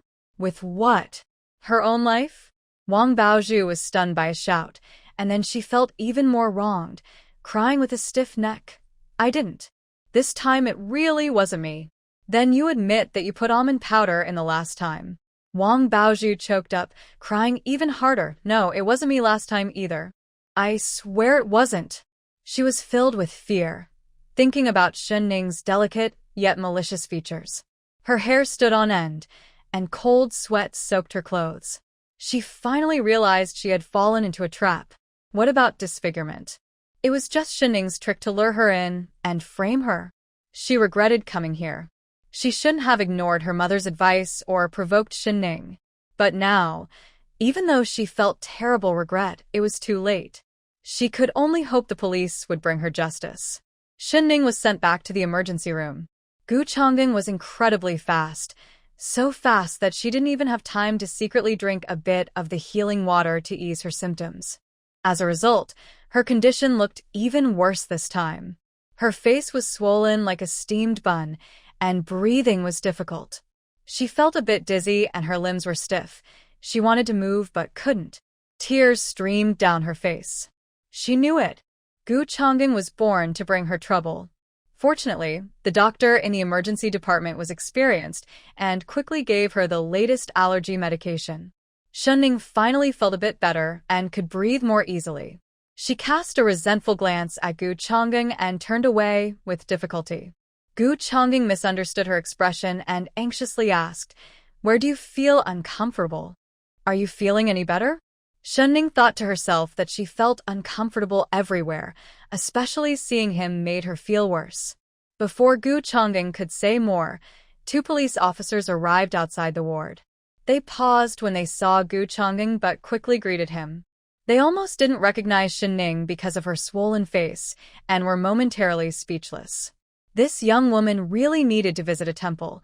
In just a few days, she had faced so much trouble. Shunning's allergy symptoms hadn't subsided, and her throat felt like it was on fire. Thankfully, she didn't need to say much, as Fong Hung passionately recounted what had happened, and even a nurse who saw Wang Baozhu rummaging through Shunning's things came out to testify. When I entered the ward, that woman was going through Shunning's pastries. When she saw me, she clearly panicked and looked guilty. Wang Baozhu shouted in protest, "I was caught eating someone else's snacks. Of course, I felt guilty. I didn't add anything to them. I was just simply sneaking a bite." Wang Baozhu wanted the police to clear her name, but soon after, a doctor from the lab came out confirming that the pastries indeed contained almond powder. Wang Baozhu was instantly speechless. "No, it's not me. Just because you found almond powder doesn't mean I put it there." "I'm innocent." Fong Hung shouted angrily, "I heard you say, Shunning deserves it. You and Shunning have had problems for a long time. You were at Aunt He's when she made buns, and Shunning ate one and had a serious allergic reaction. How could you be so cruel and do it again?" Wang Baozhu felt completely wronged. She grabbed the police officer's arm, saying, "It really wasn't me. You need to investigate properly. I'm innocent. I admit I don't get along with her, but this is a hospital. Why would I do something here? Besides, do you have any direct evidence that I did this?" Concerned about her fate, Wang Baozhu's confused mind became sharper. "Right, it was just the two of us there. Shunning could have done it herself to frame me." Everyone looked at Shunning, whose face was swollen and still unable to speak, and they clearly didn't believe Wang Baozhu. Gu Changzhen asked, "Have you ever bought almonds or almond powder?" Wang Baozhu's pupils shrank, her gaze wandering as she tried to control her nervousness. "No. "I haven't." Gu Changzhen sneered. "On January 23rd, at 3 p.m., you bought half a pound of almonds at the supply store near Chili Alley and even asked the clerk to grind them into powder. Do you want me to bring the clerk here for confrontation?" Wang Baozhu's legs went weak, and she stammered, I can eat them myself, can I?" Fong Hung was shocked that Gu Changzhen had secretly investigated and found evidence of Wang Baozhu buying almonds. He was also furious at her shameless excuses. "Wang Baozhu, you still won't tell the truth? You want to argue?" Wang Baozhu was taken away by the police. In the interrogation room, she cried out loudly, claiming she was wronged. Gu was acting evasively, looking like a trickster. The police officer slammed the table hard, creating a loud noise that added to the pressure. Wang Baozhu shivered in fear, tears streaming down her face. "Be quiet. Don't shout. Just answer my questions."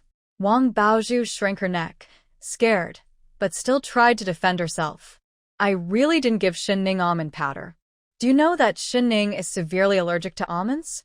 Did you buy almond powder?" Wang Baozhu hesitated and shook her head. The police officer sternly scolded, "Be honest. If you confess, you may be treated leniently. If you resist, it will be serious. Do you think this is a joke?" Wang Baozhu began to cry. The officer continued patiently, "Whether you did it or not is not up to you or me. Everyone is equal before the law. If you feel wronged, you need to explain everything clearly. We will look at the evidence." Wang Baozhu, being a pampered girl, had never faced such a situation before and immediately broke down, confessing everything. "Yes, it was Sun Miao. I didn't know that Shunning was allergic to almond powder. She told me that when Shunning was 3, she almost needed resuscitation after eating some almond pastries. I bought a little almond powder, but I was going to eat it myself. I didn't put it in anything. I swear. If it wasn't you, then who could it be? You knew Shunning was allergic. The first time, You added it to the buns made by Lu Chuiying because you knew those buns would be given to Xinning the next day. Luckily, Xinning was saved in time. But you weren't satisfied and tried again. When Xinning was not around, you added almond powder to her osmanthus cake. No. I didn't do it. I promise it wasn't me. Wang Baozhu was feeling overwhelmed, covering her face. If she hadn't really done anything, she would think she was guilty. If you didn't do it, how do you explain the almond powder found in your pocket and under your nails? This made Wang Baozhu even more frustrated. Nowadays, people don't change clothes every day. She never expected the officer to be so thorough, even finding almond powder in her pocket. As for the residue under her nails, she had eaten some of the osmanthus cake that had almond powder sprinkled on top, so it naturally got under her nails. She felt more wronged than anyone. Seeing that she couldn't provide a reasonable explanation, the officer continued, "You and Xinning have a bad relationship. The whole Hejia village knows this. Why did you go to the hospital? Was it really to visit a patient? Do you believe that yourself? Do you know that knowingly exposing someone to an allergen, putting their life at risk, could lead to charges of attempted murder?" Wang Baozhu felt like she had been struck by lightning. She was overwhelmed and could only cry and plead, revealing everything. "I swear it really wasn't me. I'm so upset. I admit that I don't get along with Xinning. I heard she passed the teacher's assessment and scored first in the written exam. If she just goes through the interview, she won't have to work in the fields next year. I am indeed jealous, but I was also thinking about going back to the city. I couldn't afford to make a mistake. No matter how much I dislike her, I wouldn't risk my future." That day, in a moment of impulse, I thought about adding something to Aunt He's flour. But then I got scared. What if Xinning really got hurt? You would definitely investigate, and I couldn't do it. I just wanted to add a little to make her uncomfortable during the interview, but then someone came in and I panicked, thinking only of escaping. I didn't have time to add anything, and I don't even know where that bag of almond powder ended up. I swear I had some bad thoughts, but I would never hurt anyone. I really wouldn't. Wang Baozhu now deeply regrets her actions. Why did she let herself think that way? I don't even know which fool picked up that bag of almond powder and added it in, but now I'm the one taking the blame. Oh, dear heavens, I am truly wronged. Wang Baozhu cried, sounding as if she were a tragic character, leaving the police officers in charge of the investigation speechless. Be quiet. Enough. Now, what happened at the hospital? We have already spoken to the doctor. Xinning was recovering well, but after your actions, she had 2 severe allergic reactions in a short time, causing her great physical and emotional harm. You were the only one in the hospital room at that time. The nurse on duty saw you rummaging through her things. She had already eaten a piece of osmanthus cake before you arrived, and there was no allergic reaction then, which means there was no almond powder in it. After you came in, she ate it again, and had an allergic reaction. You say you are innocent and wronged, but does that make sense? Wang Baozhu wanted to cry even more. Does that make sense? It absolutely does not. Xinning was harmed, but what about me? I am the one who is truly wronged. I am the one who has suffered for no reason. She couldn't express her frustration and kept repeating, "This must be Xinning's scheme. She is framing me. She is the one framing me." I went to the hospital just to see Xinning because I heard she was disfigured from the allergy. I wanted to check on her. It was all just a coincidence. When the nurse came in, she looked at me like I was a thief. I felt guilty for eating Xinning's cake, of course. But it was not because I secretly added almond powder. Please believe me. I am truly wronged. Wang Baozhu was indeed correct. The almond powder on the osmanthus cake was put there by Xinning herself. However, when Wang Baozhu got angry in the hospital room, she spoke without thinking, and everyone heard her words. Now, it looks like she is just trying to defend herself without any real evidence. She cried, and even the experienced police officers found the situation suspicious. Suddenly, Wang Baozhu's mind cleared for a moment. Even if I have almond powder on me, it doesn't mean I did it.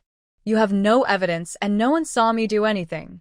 I will not confess, so don't think you can force me to admit to something.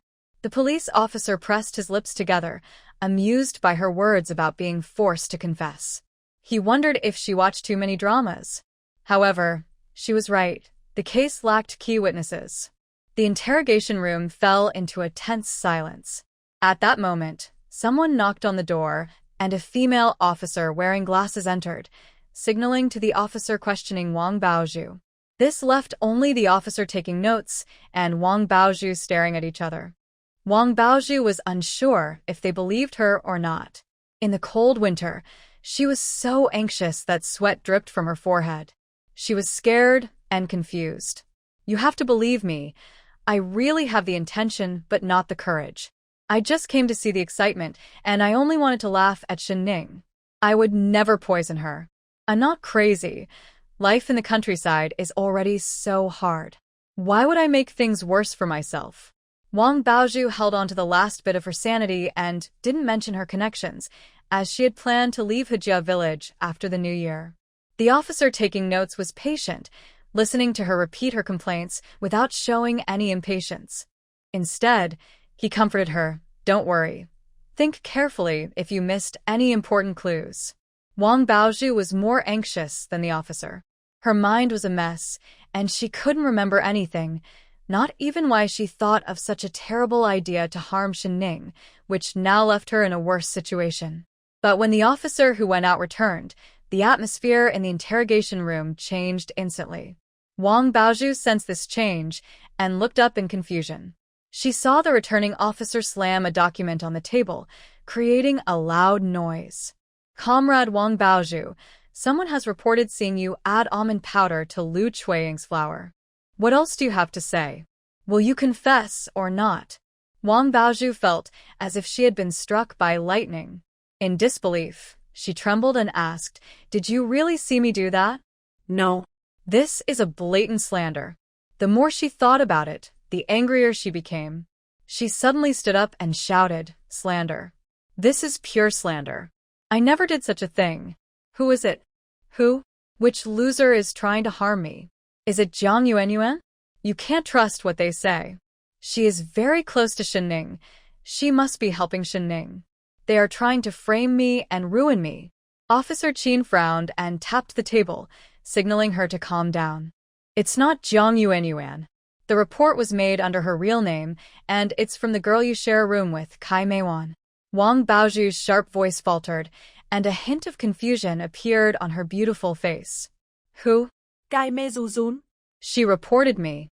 At that moment, Kai Meiwan, who had just exited the police station, was sweating profusely. After walking for a while, she finally saw Chen Jiefeng waiting for her. Chen Jiefeng approached her eagerly and asked, "So, what did the officer say?" Kai Meiwan shot him an annoyed glance. "What do you think they said?" "I said everything you told me to say. Wang Baozhu won't escape this time." Chen Jiefeng looked touched. "Meiwan, I will not let you down. Once I establish myself at school and start earning a decent living, we will get married. I will never treat you poorly. You've really suffered these years. Every time I see you working in the fields, it pains my heart." Kai Meiwan skop. Before Sun Miao arrived, Chen Jiefeng had treated her well, and their relationship was close, just a step away from being official. But after Sun Miao came, Chen Jiefeng immediately distanced himself from her and began to fawn over Sun Miao. In the end, Sun Miao was restless, keeping Chen Jiefeng around while also flirting with Feng Hengda. Eventually, she ended up with He Jianya and they got married, which made Chen Jiefeng remember her. He thought she didn't see through his insincerity, but it was laughable. It was merely a mutual benefit, using each other. Wang Baozhu hadn't lied. That day, she did consider adding almond powder to Lu Chuiying's flour, but she had the intention without the courage. She remembered Wang Aihua's warning not to cause trouble and that she would be transferred after the new year. After hesitating for a long time, she heard someone coming and panicked, running away, causing the almond powder to fall to the ground. Chen Jiefeng picked up the almond powder and immediately understood Wang Baozhu's plan. He learned about Shenning's almond allergy thanks to Sun Miao. After Sun Miao publicly criticized herself last time, she started to have some questionable ideas. However, Ning was very cautious and moved out of the youth point early on, so Sun Miao never found a chance. Although Chen Jiefeng was interested in Sun Miao and tried to win her over, he wasn't foolish. He didn't even touch her hand, so he wasn't going to stick his neck out for her. Since it was a serious matter that could involve lives, he pretended not to hear and refused to help Sun Miao. It wasn't until Sun Miao was sent back and the teacher assessment was over that his thoughts became active. Ning scored first in the written exam, while Chen Jiefeng was fourth, but the central primary school only hired 3 teachers, which made things awkward for Chen Jiefeng. The chance to eat better food was right in front of him. He was so close to escaping his life as a peasant. The temptation was too great to resist. Life in the countryside was tough, and everyone was trying hard to move to the city, including Chen Jiefeng. He was getting older, almost 30, and this was his last chance to take the teacher assessment. If he missed this opportunity, he would spend his life as a farmer, which he couldn't accept. If Ning missed her interview, he could easily take her place, and no one could complain. At that moment, without hesitation, he raised his hand, and white powder fell into the flour. However, when he came out, he happened to run into Kai Meiwan. He quickly won her over by saying that if he became a teacher, they would get married right away. Kai Meiwan was eager to leave the youth point and move into an apartment building. But she only graduated from elementary school, and even though she was young, most jobs in the county required a higher education, which didn't apply to her. Marrying someone with a city household registration who could provide better food was very important to her. This way, she could transfer her household registration from the village and become a city resident. Therefore, she didn't bother to investigate who put the almond powder in. Whatever Chen Jiefeng said was fine with her. After all, the powder did belong to Wang Baozhu, who was not a good person. Kai Meiwan went along with Chen Jiefeng's plan, solidifying Wang Baozhu's guilt to avoid further investigation that could expose other issues. This allowed Chen Jiefeng to remain hidden in this matter and secure his position as a teacher at the central primary school. Meanwhile, with leverage over Chen Jiefeng, she could successfully marry him and leave the broken village behind. Kai Meiwan and Chen Jiefeng had a shared interest in this matter, which created an unexpected harmony between them. The situation unfolded more smoothly than Ning had anticipated. Thanks to Kai Meijuan's testimony, Wang Baozhu completely lost her chance to defend herself. With witnesses, evidence, and a clear motive, there was no way for her to explain herself, no matter how many excuses she made. In the end, she was sentenced to 7 years for intentional injury. When Wang Baozhu's verdict was announced, there were only 10 days left until the new year.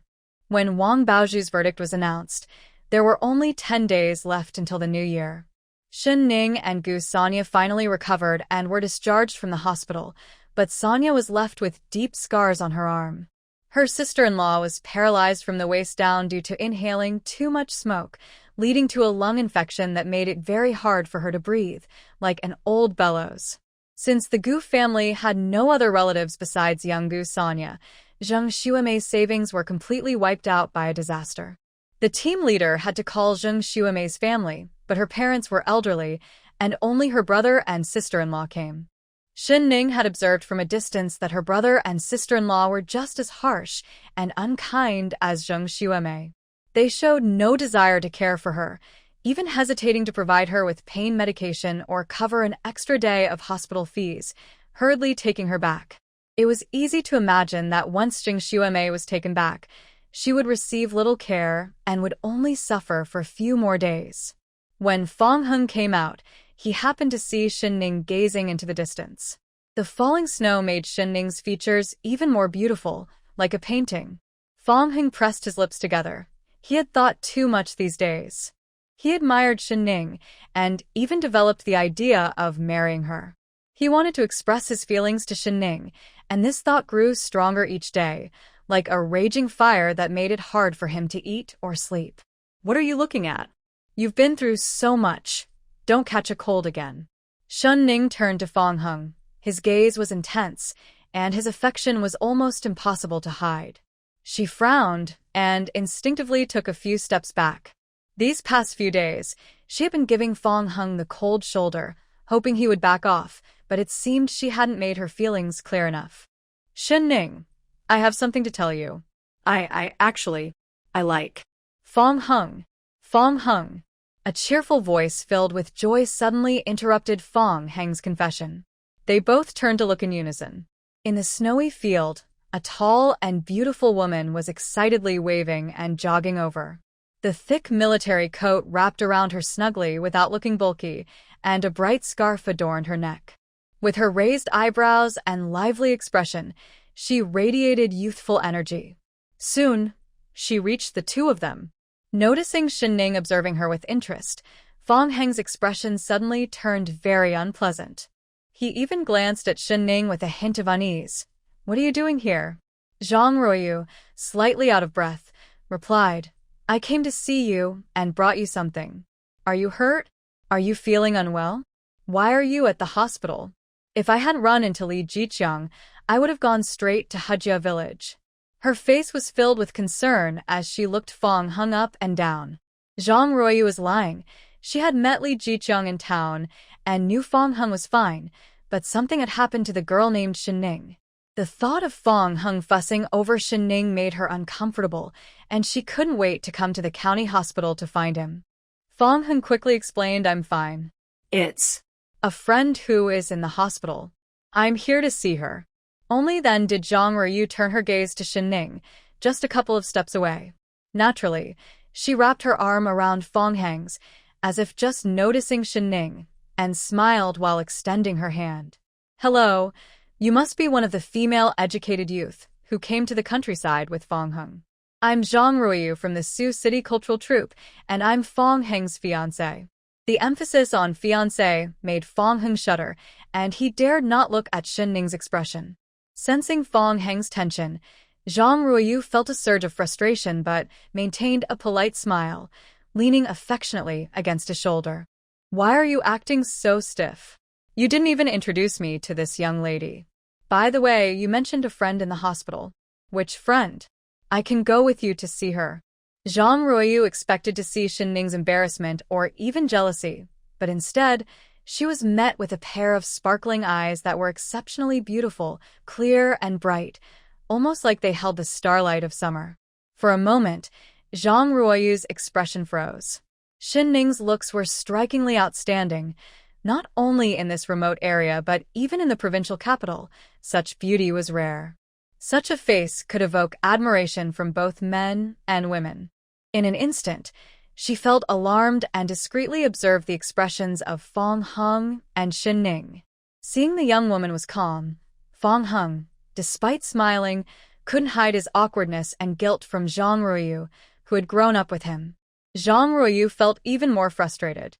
No wonder Sun Miao wrote to her anonymously. The situation was more complicated than she had imagined. She wasn't worried about other women liking Fong Hung. Everyone wants good things, especially a partner. As long as Fong Hung stayed firm in his feelings, no matter how great other women were, they wouldn't be a threat. But now, the worst situation had arisen. Fong Hung had developed feelings for someone else. Thinking of this made Zhang Ruoyu's smile falter. Shin-ning was surprised. She had never heard that Fong Hung had a fiancé. Soon, she felt relieved. In her previous life at this time, she was struggling and had no energy to care about others. However, she looked at Fong Hung with some dissatisfaction. This guy had a fiancé, but acted as if he had feelings for her and was very attentive. Fortunately, she didn't like him. Otherwise, it would have turned into a dramatic scene of infidelity. Shin-ning shivered and took a big step back, feeling wary and thinking poorly of Fong Hung. Indeed, no man was trustworthy. Zhang Ruoyu and Fong Hung noticed Shin-ning's disdain, and their expressions varied. Fong Hung felt speechless. He had a prior engagement, but developed feelings for Shin-ning afterward. No matter how one looked at it, he was in the wrong. He slumped, swallowing his bitterness, and remained silent. There was a moment of awkwardness, and Shin-ning quickly took the initiative to speak. "Hello, Comrade Zhang, I'm Shin-ning."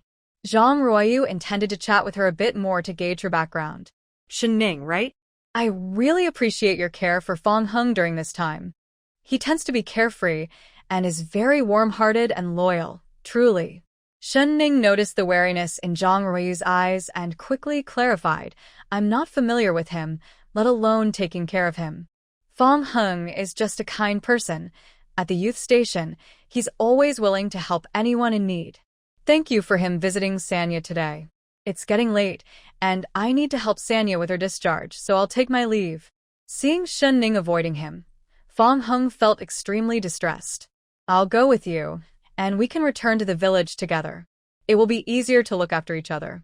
Shen Ning, however, didn't give him a chance.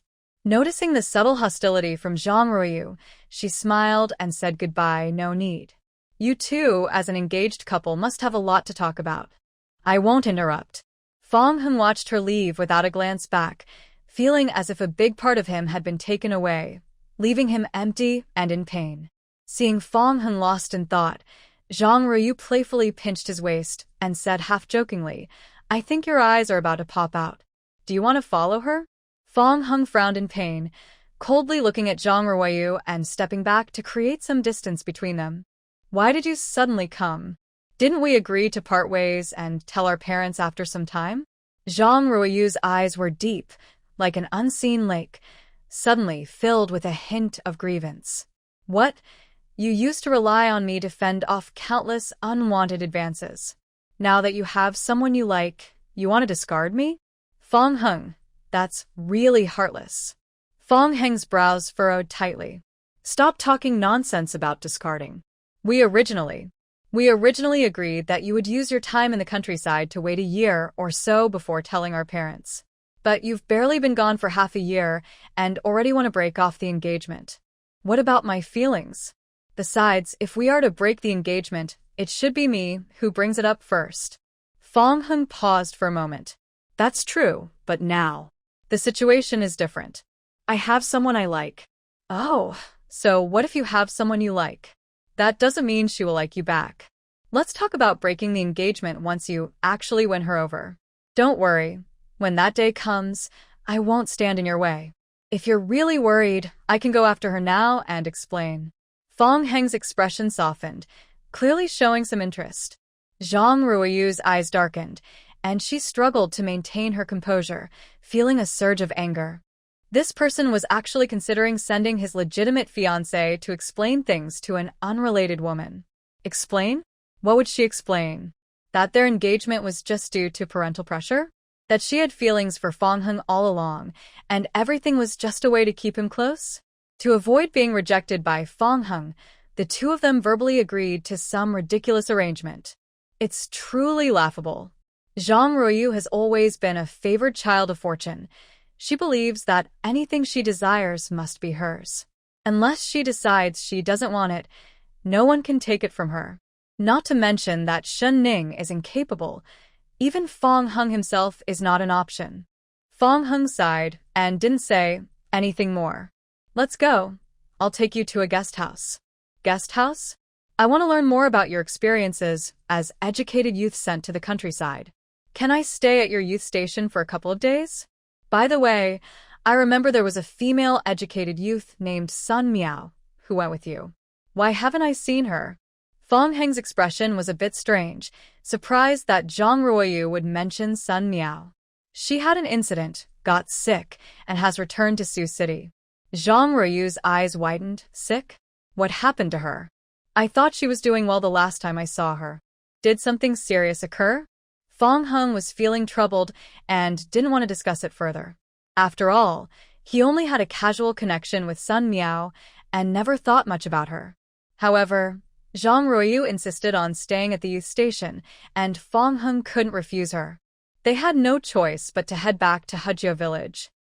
Shen Ning returned to the hospital with a calm demeanor. In the hospital corridor, she spotted Gu Changing's back and immediately slowed her pace. Although she was grateful for his help in investigating and finding the witness who bought almond powder from Wang Baozhu, she hadn't forgotten that this guy had knocked her thermos away, causing her to miss out on drinking some spring water to ease her discomfort. Thinking about the saying fate is at odds, she quietly stepped aside. She knew the hospital had received a batch of injured soldiers, and the doctors and nurses were on high alert. He must be there to visit a comrade. But Gu Changing, who had been walking forward, suddenly stopped, as if he had eyes in the back of his head. Shin-ning quickly hid around the corner of the stairs and waited for a long time before cautiously peeking out.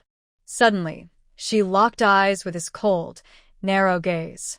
His tone was indifferent. "Where are you hiding from? Did you do something wrong that makes you afraid to see me?" His words were flat, without any change in tone. Shin-ning was startled, sensing the hostility in Gu Changing's voice. She suppressed her inner panic and awkwardly smiled. "No. I was just tying my shoelaces." As she said this, Shin-ning pretended to crouch down, but the next moment, she fell silent, staring at her large cotton shoes. She suddenly got nervous and forgot that Jiang Yuan was afraid of getting cold feet, so she had specially brought a thick pair of cotton shoes for herself. It felt like she had suddenly fallen into silence. Gu Changzhen smiled ambiguously a couple of times, and Shin-ning felt so embarrassed that she wished she could find a place to hide. It seemed that whenever she met Gu Changzhen, she always ended up in awkward situations. Fortunately, Gu Changzhen didn't press her further. "Let's go, I'll take you back to the village." Shin-ning was taken aback. She thought Gu Changzhen would definitely question her about what happened in the hospital that day, since only she and Wang Baozhu were there, even though no one believed she had harmed Wang Baozhu.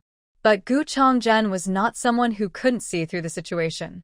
Shin-ning's dark eyes trembled, and she quickly refused. "No, it's fine. The main road in Hajia village has been fixed. We can just take the bus back." Gu Changzhen insisted. "I'm taking Gu Sonya. Not just you. Sonya's arm isn't fully healed and can't handle too much movement." Seeing Shin-ning look confused, Gu Changzhen continued to explain. "The team leader has already called the army. Gu Sonya's situation is special. She is a martyr's family member and deserves special care. Now that her family has faced a tragedy and she has become an orphan, the organization will not neglect her." Shin-ning was surprised. She didn't know the specific details about the Gu family. She had heard that their house, made of blue bricks and tiles, was built with the compensation money after the second son of the Gu family died in service. Unfortunately, it had all burned down in a fire, leaving nothing behind. On the snowy day, the road was slippery, and the jeep wasn't going very fast. The military green color stood out against the snowy road. Zhang Ruoxue was disgusted, covering her mouth and nose with a handkerchief, afraid to let it go, worried that she might throw up if she opened her mouth. The small bus was crowded with a large group of people, many carrying shoulder poles, snakeskin bags, and woven bags, with all sorts of items. There were also a few children crying non-stop, making it noisy, crowded, and smelly, which was quite a challenge for Zhang Ruoyu. With teary eyes, she looked at Fong Hung with a pleading expression. Fong Hung sighed. "They say life in the countryside is tough. You didn't want to stay at the guest house, so you have to endure this. This is actually better. Before the road was fixed, there were no buses, and we had to take a tractor to the town. The wind would make your face feel distorted, and your backside would go numb from the bumps. If we miss this bus, we won't be able to get back to the village today. Shin-ning and the others are not on the bus. I wonder if they missed it. I should have waited for her earlier." Hearing Fong Heng's worried words, Zhang Ruoyu felt even more anxious. The motion sickness made her chest feel heavy. Seeing Zhang Ruoyu's pale face, Fong Heng pulled her to the window seat. The window was covered in ice, making it hard to see outside. Zhang Ruoyu couldn't hold back anymore and struggled to open the window a little. The cold wind rushed in, clearing the stuffy air around her. She took a few deep breaths, and the dizziness and nausea eased a bit. Suddenly, she froze. On the village road, a dark green jeep easily passed their bus. Through the window, she saw the woman sitting in the passenger seat. It was Shin-ning, the young woman she had seen earlier that afternoon. Why was she stuck in this smelly bus, squeezed in like a sardine, while Shin-ning, a young woman, could comfortably ride in a jeep? Zhang Ruoyu's expression turned sour. Fong Heng also noticed the two people in the jeep, feeling a faint panic and discomfort, as if something important was being taken away from him. "Hey, what are you two doing? Close the window. It's freezing." A passenger behind them shivered from the cold air rushing in and shouted loudly. A nearby older woman shot them a disapproving look and slammed the window shut. So selfish. Just because you're warm, you don't care about others. Fong Heng's face turned red from embarrassment, and Zhang Ruoyu was so angry her face turned pale. Just as she was about to explode, Fong Heng stopped her, and she could only mutter angrily, "This place breeds rude people." Looking at Fong Heng, she said, "You're worried about Shen Ning not getting back to the village? Are you silly? She has a special car to take her, so of course, she doesn't want to travel with us. Besides, with her looks, it would be a waste not to aim higher. Even if you weren't engaged, she wouldn't be interested in you." Fong Heng's face turned pale. Although he didn't want to admit it, he knew Zhang Ruoyu was right.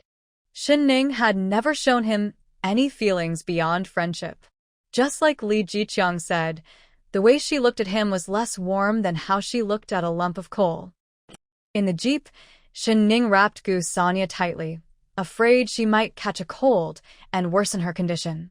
Fortunately, despite the difficulties, Sonia's illness had not become more serious. Aside from not talking much, her mental state has clearly improved, and Shen Ning suspects this is due to the spirit spring water. However, Gu Sonia has become even more attached to Shen Ning, her light brown eyes always carrying a faint smile when looking at her. "Do you really think this was all done by Wang Baozhu?" Shen Ning immediately felt a chill. Here it comes, just as she expected. She knew this troublemaker wouldn't let her off easily and would ask all the details. Surprisingly, Gu Changing did not mention what happened in the hospital that day. "I heard that you were supposed to attend an interview the day you had the allergy. Your absence allowed the fourth-ranked substitute to take your place, and that person was Chun Jiefeng, who is from the same youth group as you. Wang Baozhu has never admitted to putting almond powder in the flour." And then, another female youth suddenly appeared, testifying at just the right moment. Even more coincidentally, the third-ranked candidate also missed the interview because they were attacked by thieves on their way to town. There was no solid evidence for these claims, and Gu Changing only nodded slightly, warning Shen Ning to be cautious of those around her. A position as a primary school teacher has led to fierce competition and underhanded tactics. Not to mention the limited number of spots for returning to the city each year, which makes the competition among these young people even more intense and treacherous. Shen Ning was a bit stunned. When the allergy first happened, she had suspected Wang Baozhu, who was both foolish and malicious, but lacked the courage to do something like this, especially since she was thinking of returning to the city after the new year. However, Shen Ning was eager to take revenge on Wang Baozhu and wanted to use this opportunity to completely crush her, so she didn't investigate further. But upon reflection, Chun Jiefeng indeed had more motive than Wang Baozhu. It seemed she had been too presumptuous and too eager for results, blinded by past hatred while ignoring the dangers lurking nearby. If it weren't for the protection of the spirit spring, she might have faced serious consequences during her first allergic reaction. Gu Changing spoke meaningfully, with a strong warning, "No matter what happens, you should never gamble with your life." Shen Ning's face turned pale, and she quietly replied, "I understand." Seeing Shen Ning's tightly clenched fists and her fearful expression, Gu Changing knew she had taken his words to heart, and the coldness around her had finally eased. The atmosphere in the car relaxed significantly, and both of them tacitly avoided mentioning the allergy incident again. The car drove steadily along the village road, and Shen Ning gazed out the window, somewhat distracted. "Well, if you miss the interview, you won't become a teacher. What are your plans for the future?" Gu Changing asked suddenly, his tone filled with concern. Shen Ning remained silent. Everyone felt sorry for her missing the interview, but in reality, she didn't care much. After all, the college entrance exam would resume next year, and even if she became a teacher, she would eventually leave. She had been studying hard mainly to prepare for next year's exam, using the teacher's exam as a cover. But since the policy hadn't been announced yet, she wouldn't share her plans with Gu Changing. Gu Changing glanced at Shen Ning and, seeing her quietness, assumed she was upset about missing this opportunity. After thinking for a moment, he said gently, "Actually, not becoming a teacher isn't a big deal. The country is launching a literacy campaign, not just for school-age children, but also for adults who have never been to school." "Literacy campaign?" Gu Changing nodded, noticing Shen Ning's puzzled expression. The county will soon open several pilot programs, and Hajia Village is one of them. You ranked first in the written exam. Although you can't teach in the county, you can join the literacy campaign in the village, and you'll earn full work points for that. Shen Ning's eyes brightened. This meant she wouldn't have to participate in spring planting next year and could focus on reviewing for the college entrance exam. Not having to work, but still earning full work points was like a gift from heaven. Shen Ning's eyes sparkled, and Gu Changgang felt a bit happier. This young intellectual seemed easily satisfied. Sometimes he thought her thoughts were deep and hard to understand, almost ruthlessly so. But at other times, she was straightforward to the point of being amusing.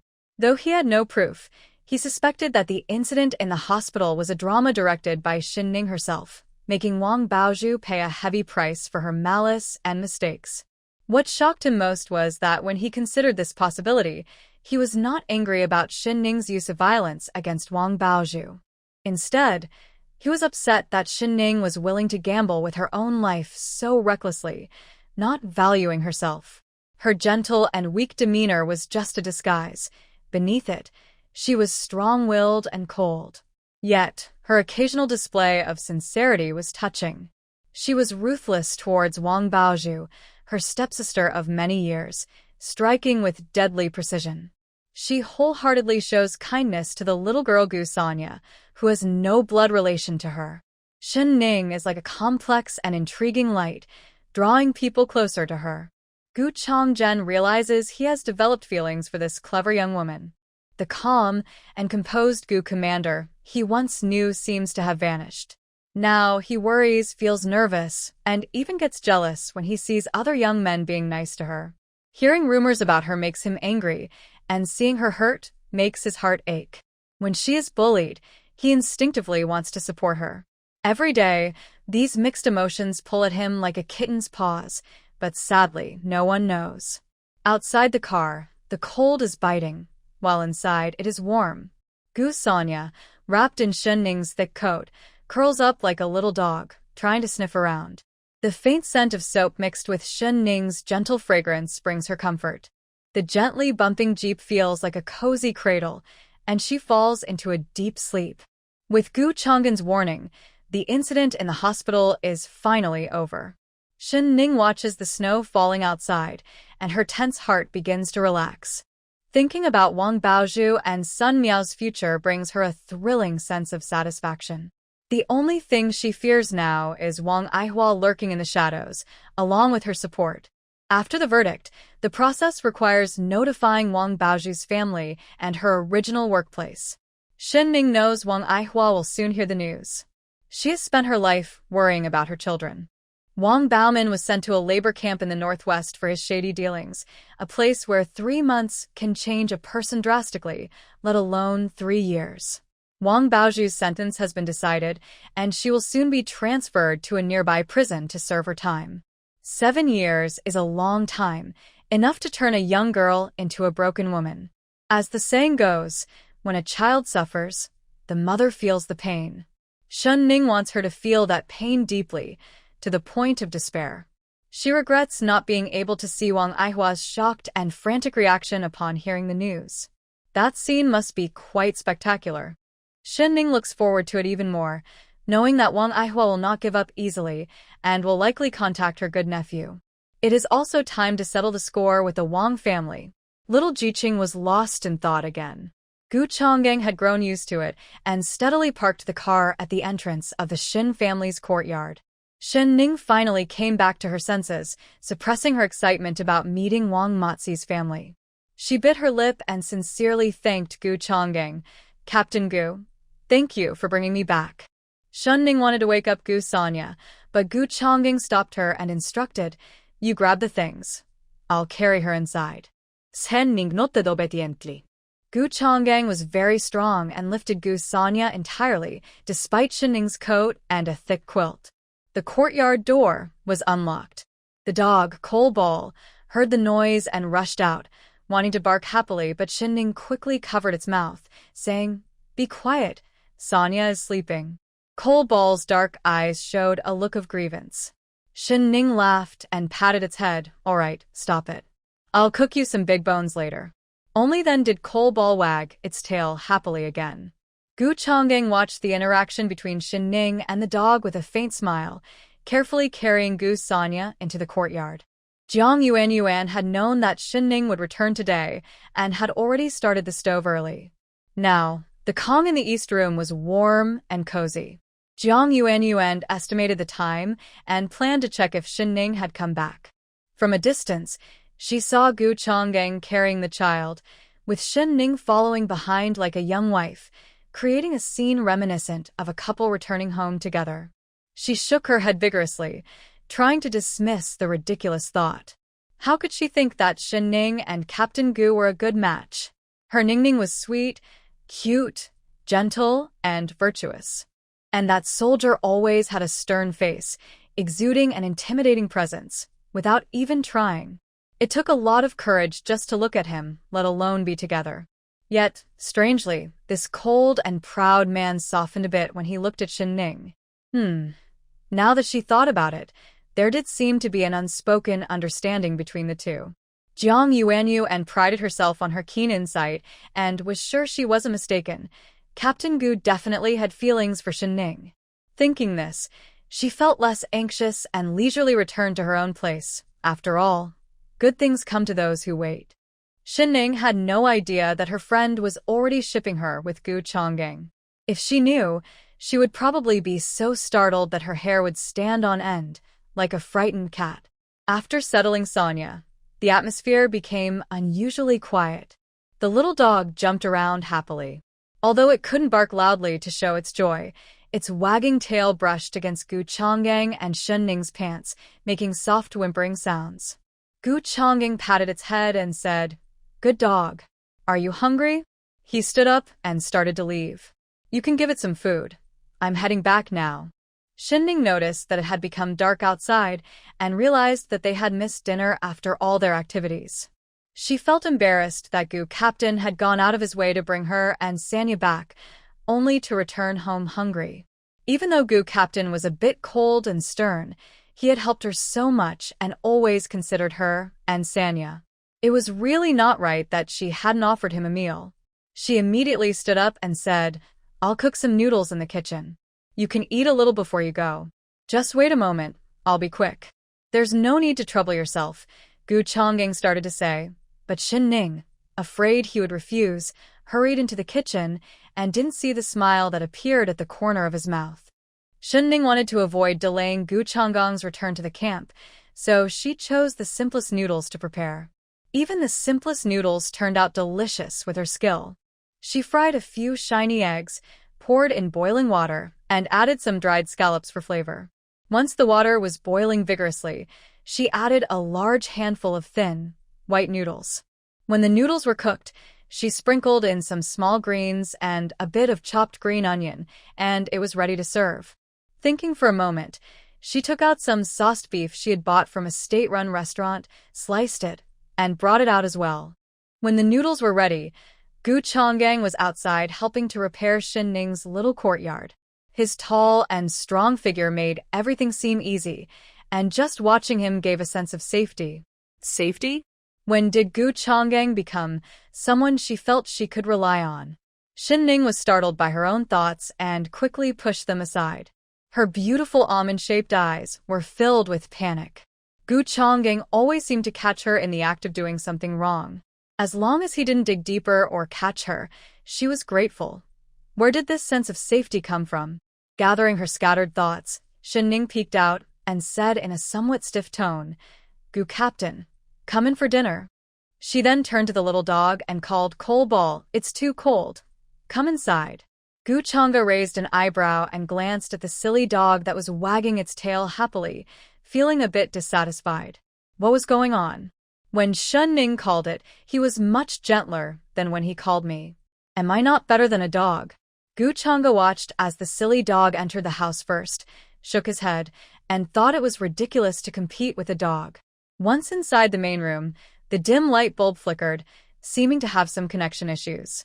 Without saying a word, Gu Changa fixed the light bulb, and when Shin Ning pulled the switch, the warm light stabilized again. Looking at the high school textbooks on the desk, Gu Chang'e frowned. This light is too dim. It will hurt your eyes. Shen Ning was surprised, not expecting Gu Chang'e to be so thoughtful. He regretted not taking the light bulbs down at home earlier, which would have saved him from giving them to Wang Baozhu.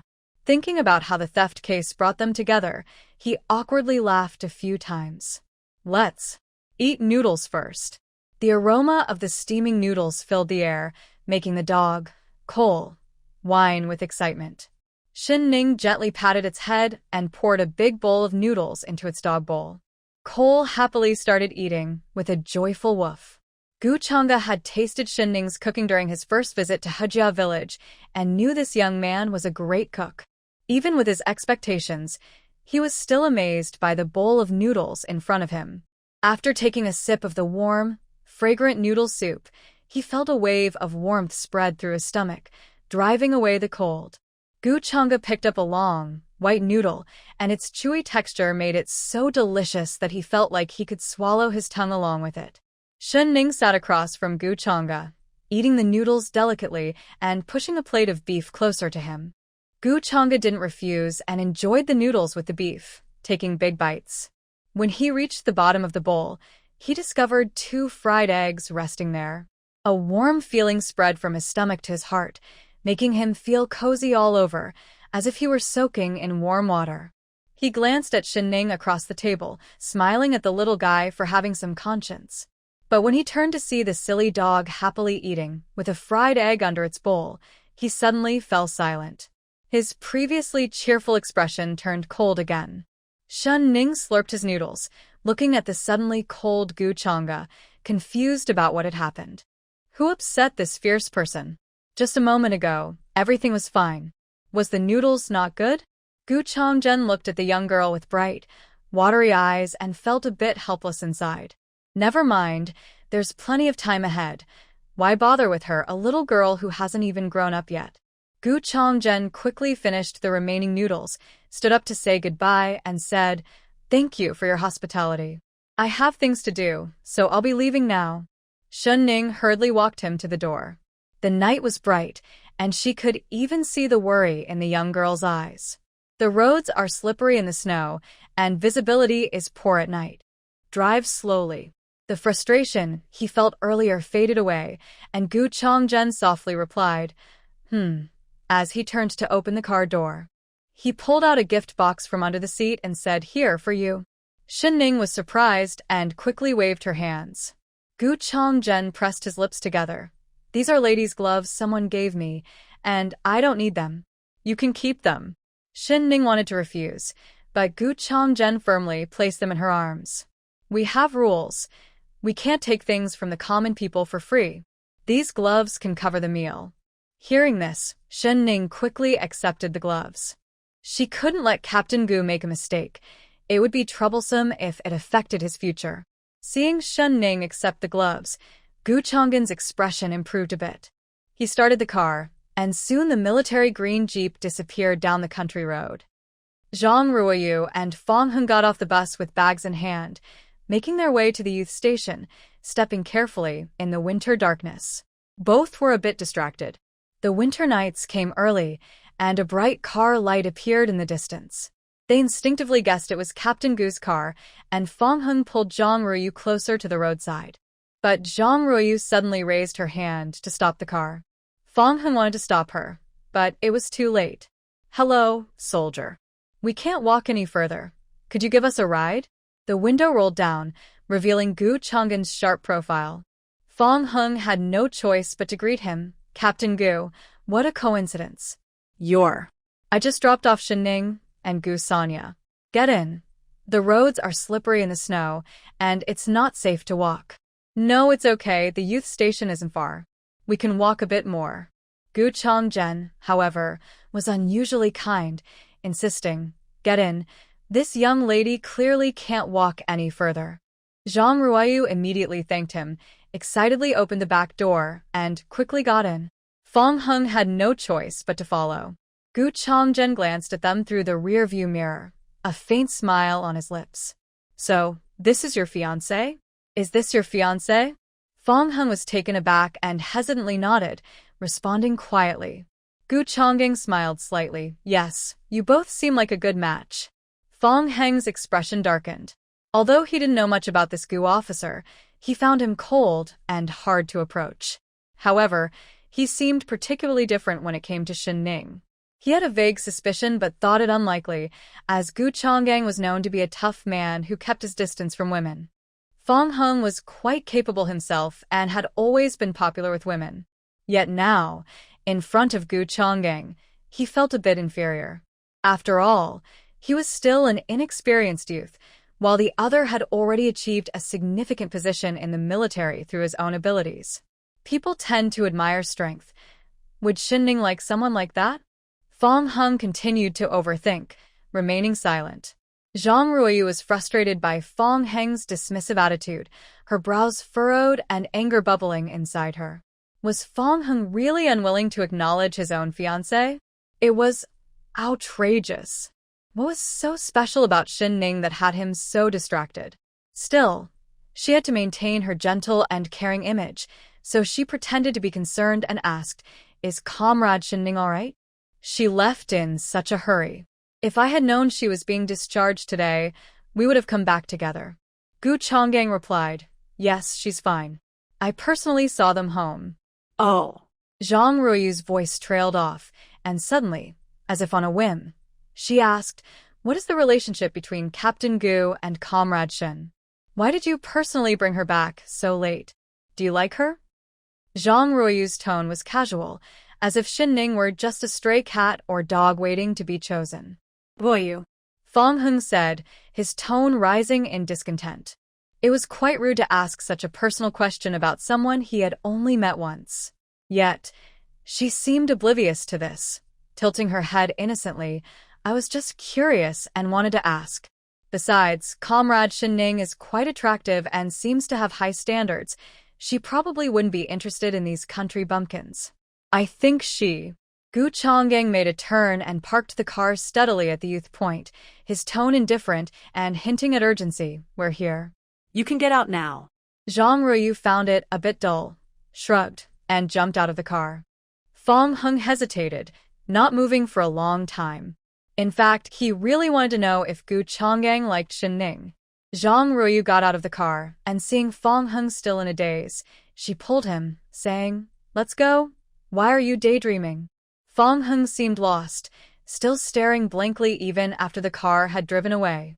Zhang Ruoyu felt frustrated seeing him like this, and looking at the simple conditions of the youth station, her dissatisfaction grew. Just as she was holding back her anger, Kai Meiwan suddenly popped her head out and said, "Oh, who are you?" Zhang Ruoyu quickly put on a smile and introduced herself warmly. "Hello, I'm Fong Heng's fiancé. With the new year coming, his parents were worried, so they asked me to bring him some things and check on him. I might need to stay here for a couple of days." As she spoke, she took out some pastries and handed them over, saying, "I'm really sorry for the trouble." Kai Meiwan looked at her clothes and the watch on her wrist, immediately taking the pastries with enthusiasm. "Come in quickly, don't freeze. It's not a trouble at all. When you're away from home, you rely on friends, right? Come in and warm up."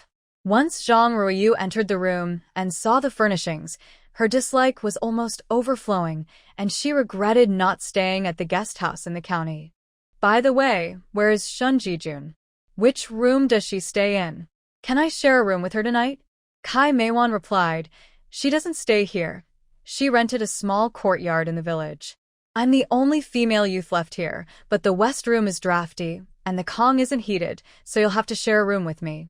When Zhang Ruoyu performed in the countryside, she had stayed in rundown houses before, sometimes in even worse conditions. However, she felt superior and looked down on Kai Meijuan's rural demeanor. She was also surprised that Shin Ning didn't stay at the youth station and regretted not asking more before coming. She then took out a large Unity card and said, "Could you please help me find a clean blanket? I'm not familiar with this place, and it's a bit inconvenient for me." Though she spoke politely, her attitude was condescending, as if she was sure Kai Meiwan wouldn't refuse. Outside, the snow was falling heavily. Kai Meiwan could tell that this city girl was hard to please and didn't like her bossy attitude, but seeing the picture of Chairman Mao on the Unity card, she ultimately compromised. With a slight smile, she said, "All right, I remember that the daughter of old Wang's family is getting married, so they should have 2 new quilts at home." Zhang Ruoyu was very pleased with Kai Meijuan's arrival and smiled. "Thank you for your help." By the time Kai Meijuan spent some money to borrow the bedding back, Zhang Ruoyu had already used up all the hot water from the stove, even finishing what was in Kai Meijuan's thermos. Kai Meijuan took a deep breath, feeling the money left in her pocket. She suppressed her anger and kindly laid out the bedding for Zhang Ruoyu. Zhang Ruoyu didn't waste time either. She used this opportunity to ask about Fong Heng's life in the countryside and discreetly inquired about Shen Ning's situation. Fong Heng couldn't sleep all night. Zhang Ruoyu's sudden arrival completely disrupted his rhythm. In that situation, he couldn't express his carefully prepared confession. He remembered how Shen Ning had stepped back at the hospital entrance, creating a long distance between them. What would Shen Ning think of him? During this time, he had shown her kindness, so she must have sensed his feelings. Would she think he was being insincere or frivolous? The more he thought about it, the more troubled he became, regretting not ending his engagement sooner, which led to this awkward situation. No matter what, he needed to talk to Zhang Ruoyu tomorrow and clarify that this wrong engagement should not continue. While Fong Heng was filled with worries, Zhang Ruoyu in the young intellectual's room was also restless, feeling anxious about Fong Heng's attitude today. The Zhang family had faced many difficulties in recent years and was no longer as prosperous. If she couldn't hold on to Fong Heng, the Zhang family might fall into decline. Zhang Ruoyu suddenly shivered. She couldn't let go. But thinking about Fong Heng's attitude today, she clenched her fists in frustration. Fortunately, before coming to Haisheng, she had already sent a message to Fong Heng's older brother, who would arrive soon. Meanwhile, in Sioux City, Wang Aihua finally received a notification from the police station. She immediately felt dizzy and fainted. When she woke up, her face was distorted, one hand trembling uncontrollably, and saliva was dripping from the corner of her mouth. She closed her eyes in pain, her eyes filled with anger. She regretted it. She hated it. She should have let that ungrateful girl go with her late father. If she hadn't been soft-hearted for a moment, how could she have left behind such a disaster? She really fell into a trap, not expecting that the little girl had such deep thoughts and had been hiding her ambitions right under her nose. Seeing her trembling all over, too emotional, she even fell off the hospital bed. The nurse on duty was startled and said, "Hey, what's wrong? Don't get too excited. You need to rest." Shen Ning. She almost ground her teeth in anger. After a while, she calmed down a bit and became unusually quiet, cooperating with the doctor's treatment. 3 days later, her hands finally stopped shaking, and she wasn't drooling anymore. However, her face was still a bit uneven, with one side completely paralyzed. Looking at herself in the mirror, then glancing at her shabby rented room, she suddenly smashed the mirror and wobbled her way to the supply store. She had just moved in not long ago, and everyone knew she was a widow living alone, with her children working far away. Usually, she stayed home quietly, but a few days ago, she had been in the hospital for several days. The people in the alley quietly observed her face, noticing that her well-maintained appearance was starting to change, and her hair had turned very gray in just a few days. They couldn't help but show some sympathy in their eyes, wondering what had happened to her. An old widow was truly pitiful. Wang Aihua struggled to enter the supply store before it closed. The girl at the counter was a young woman with a round face. Seeing her, Wang Aihua immediately thought of her precious daughter, and her heart ached so much she could hardly breathe. That was her beloved Mingzhu, the one she had cherished since childhood, her heart's treasure. Among her 2 biological children, even her eldest son Wang Baoman didn't hold as much importance as Wang Baozhu. Wang Aihua couldn't help but recall many memories, being scolded as a burden, feeling rejected by her parents and grandparents. She had been beaten, insulted, and even pawned off by her alcoholic father to all sorts of lowlifes more than once. She always thought that all girls in the world were like this, being mistreated and scolded, destined to feel wronged, born to be inferior. But it wasn't until she worked hard to get into the Su family as a maid and saw Xinning's mother, the 10-year-old Su Yue, that she realized it wasn't true. Some girls were naturally cherished and loved by their families, like delicate flowers carefully tended in a garden, like the bright moon admired in the starry sky. She felt like her in the wild, trampled by everyone, like a rat in the gutter, silently watching others' happiness. The Su family was a well-known, wealthy merchant family, with countless shops, properties, and fields. Su Yue was delicate and precious, with every aspect of her life carefully attended to. Anything from her room could buy 10 girls like her. Yet, Su Yue was raised well. At just 10 years old, she already resembled a refined young lady. She was gentle and polite, taking her time with tasks like the bright spring sun or the warmth of winter, making people want to be close to her. At first, Wang Baozhu was grateful to her for taking her in, saving her from the tragic fate of being pawned by her drunken father. She appreciated being well-fed and clothed, no longer having to worry about where her next meal would come from. She was thankful to escape her troubled parents and live a better life. But if it weren't for what happened later, she might have remembered Su Yue fondly forever, always being her loyal servant. Unfortunately, that incident revealed Su Yue's hypocrisy and deceit. "I'm sorry, we are closing now. If you want to buy something, please come earlier tomorrow," said the round-faced girl politely, pulling Wang Baozhu back from her memories. She kindly looked at the girl, took out $1 from her pocket, and handed it over. "I'm sorry to keep you, but I have an urgent matter at home. Could you please help me?" The girl accepted the money and nodded slightly. "Then hurry up."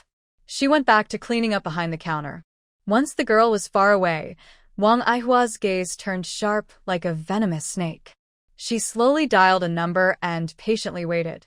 On the other end, there was a noisy commotion, and after a while, a rough voice answered. "Who are you?" Wang Baozhu finally smiled for the first time in days. "Hello, it's me, Wang Baozhu. You help my cousin with a small favor, and my cousin won't treat you unfairly. Don't worry, I'll send you 200 tomorrow as a gift. After the job is done, my cousin will definitely give you a big red envelope."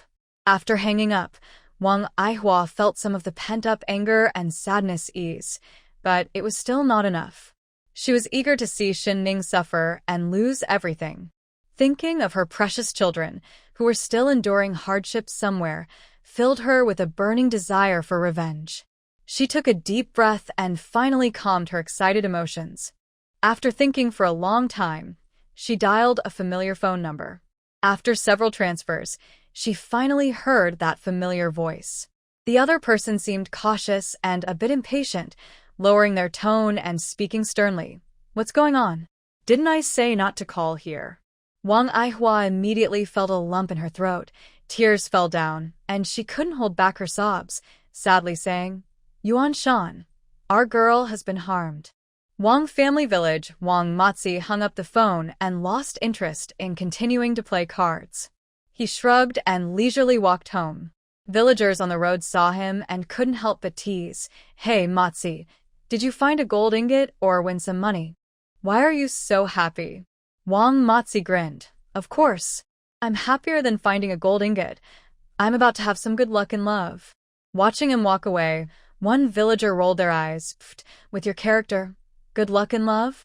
More like stepping in something unpleasant." Back at the Wang home, Wang's mother was bringing out a pot of noodles. Wang Matzi glanced at it and complained, "This plain broth is unappetizing. Even a dog wouldn't eat it. Mom, go buy some pork head meat and half a pound of liquor from the village head." Wang's mother's face drooped. "Don't you know our family situation? You want to eat meat and drink? This money is saved for your wedding. You need to break things off with that widow. Have you heard what people in the village are saying about you? You're almost 40 and still not thinking about marrying a proper woman, just hanging around with a widow. What kind of image is that?" Wang Matzi slammed his chopsticks on the ground, all day long, nagging. "You're ruining my luck with your complaints. Are you annoying? If I tell you to go, just go. I'm telling you, we don't need to save money for a wedding anymore. This time, it's of good fortune. We'll have both a woman and money. Don't worry, in less than a month, I'll bring home a daughter-in-law for you. She's good-looking, well-educated, and from the city. Just wait happily for your daughter-in-law to come in and take care of you." Meanwhile, Shen Ning, who was being thought of again, remained completely unaware. Heavy snow filled the sky, covering everything in white. When I stepped outside, my foot sank into a snowdrift, making me shiver with cold. Even the usually lively coal ball was too lazy to go out. The Gu family had long become a ruin, and the villagers avoided it, thinking it brought bad luck. Gu Sonia was especially seen as a harbinger of misfortune that everyone feared. Fortunately, Gu Sonia stayed in her small yard, spending her days with the coal ball and Shen Ning, lost in her own world, finding joy in her own way. However, the villagers were very vocal about whether Gu Sonia should stay or leave. Some stubborn old men and women went to the village leader every day to complain. Every little problem, like frozen chickens or sick children or someone slipping on the icy road, was blamed on Gu Sonia. They insisted that she was the reason for their bad luck and wanted her out of Hejia village. Originally, Gu Sonia was the relative of a martyr and should have received special treatment, but the continuous misfortunes in her family made her someone everyone wanted to avoid. It was hard to find a reliable family to adopt her in the village. The village leader, He Daji, was so worried that his hair was turning white. He sighed and had to make another call for help. Meanwhile, an unexpected visitor arrived at the youth station. When Zhang Ruoyu saw him, her voice carried a hint of grievance, and her beautiful eyes turned red, though she held back her tears. "Xuejin, you finally came. I want to go home." The man was stylish and handsome. Seeing Zhang Ruoyu like this made him feel sorry for her, and he immediately scolded Fang Heng. "What are you doing? Are you bullying Ruoyu again? She came to see you out of kindness, and this is how you treat her? You've really changed." Fang Heng didn't expect his cousin Fang Xuejin to join in. He had a strained relationship with him, having gotten into a university through their grandfather's connections. He frowned and said, "What are you doing here?" "Well, if I didn't come, wouldn't Ryu be bullied to death by you?" Fang Xuejin sneered, surveying the surroundings with a cold expression. "Has the Fang family gone bankrupt? Why can't you find a better place for Ryu to stay? Why let her live in this rundown place?" Zhang Ruoyu timidly tugged at Fang Xuejin's sleeve. "It's not like that." "Don't scold Fang Heng. I made him angry." Fang Xuejin replied, "Ruoyu, don't defend him. I know his attitude all too well. Always acting so high and mighty, like you're above everyone else." Fang Heng couldn't be bothered and directly pulled Zhang Ruoyu away, warning Fang Xuejin, "Stay out of my business." Fang Xuejin was about to get angry, but when he met Zhang Ruoyu's pleading gaze, he could only snort in frustration and suppress his anger, stopping in his tracks.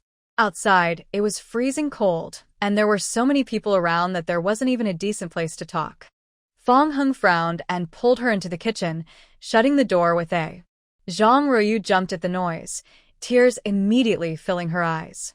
The kitchen was empty, and Fang Heng leaned against the counter, sounding a bit helpless. "Zhang Ruoyu, I've made myself clear, but what's going on with you? Didn't we agree to pretend to be engaged just to stop our parents from nagging? If either of us finds someone we like, we would break off the engagement without hesitation, right? Why are you suddenly against it?" Zhang Ruoyu's face turned pale.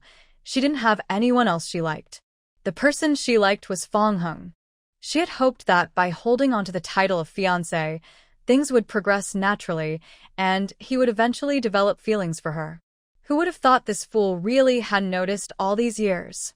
Zhang Ruoyu was so angry she felt like her heart would burst, but her pride held her back from expressing her true feelings, leaving her in a difficult position. She squeezed out a couple of tears, feeling extremely wronged. "Do you think I don't care about my reputation? What will everyone think of me after we break off the engagement? Do you want everyone to know that I was dumped by you, Fang Heng? Then you can tell others that you broke up with me, that you weren't interested in me. That won't work. Then people will think. They'll think I'm fickle and have bad character. This won't work, that won't work. Why didn't you think of all this when you suggested it in the first place? Things were different back then. How was I supposed to know you would develop feelings for another woman?" Fong Hung couldn't help but laugh at her unreasonable behavior, but his expression suddenly turned serious. Ruoyu.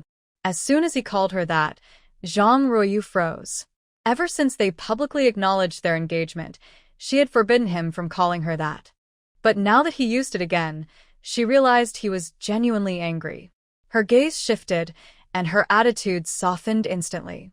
She had grown up with Fong Hung and knew he was quite stubborn, so she had to approach him gently. I'm not trying to make things difficult for you. Just so, you know, my parents are traditional. They have always seen you as a son-in-law. If you suddenly want to break off the engagement, how will our families handle it? Don't rush into the cancellation. Wait until I return to Sioux City, and I will slowly explain it to our parents to avoid hurting their feelings. You need to give them some time to accept that we are separating. It's not a separation. We were never really together, Fong Hung interrupted her, repeating seriously. Zhang Ruoyu's nails dug into her soft palm, but she still wore a gentle smile. You're right. We only had a verbal engagement, and we're never truly together. But you don't need to emphasize that. Are you worried I might cling to you? Zhang Ruoyu wiped her tears, her tone slightly resentful. Come on, I'm a star performer in the arts troupe. Any man who wants to pursue me could easily make a round at Westlake. Do you really think you're something special? I was just using you to fend off unwanted attention. Look at how proud you are. Seeing Zhang Ruoyu joking and teasing as usual, Fong Hung felt the tension in his chest ease. He realized he had been overthinking. This was the familiar sister Ruoyu. Zhang Ruoyu noticed Fong Hung had relaxed his guard, and her smile grew brighter. What are you afraid of? If you really like that young lady, go ahead and pursue her. Just be prepared. Your parents definitely won't agree, especially with someone as outstanding as me as a comparison. Fong Hung looked determined. No, I will handle my parents. I won't let Ning Ning suffer in any way. Oh, Ning Ning, Ning Ning. I don't think that young lady has the same feelings for you. After all, she is quite remarkable, and there must be many suitors for her to choose from. Zhang Ruoyu teased, but deep down, she felt torn. One half wore a perfect mask, playing the caring older sister in Fong Heng's eyes.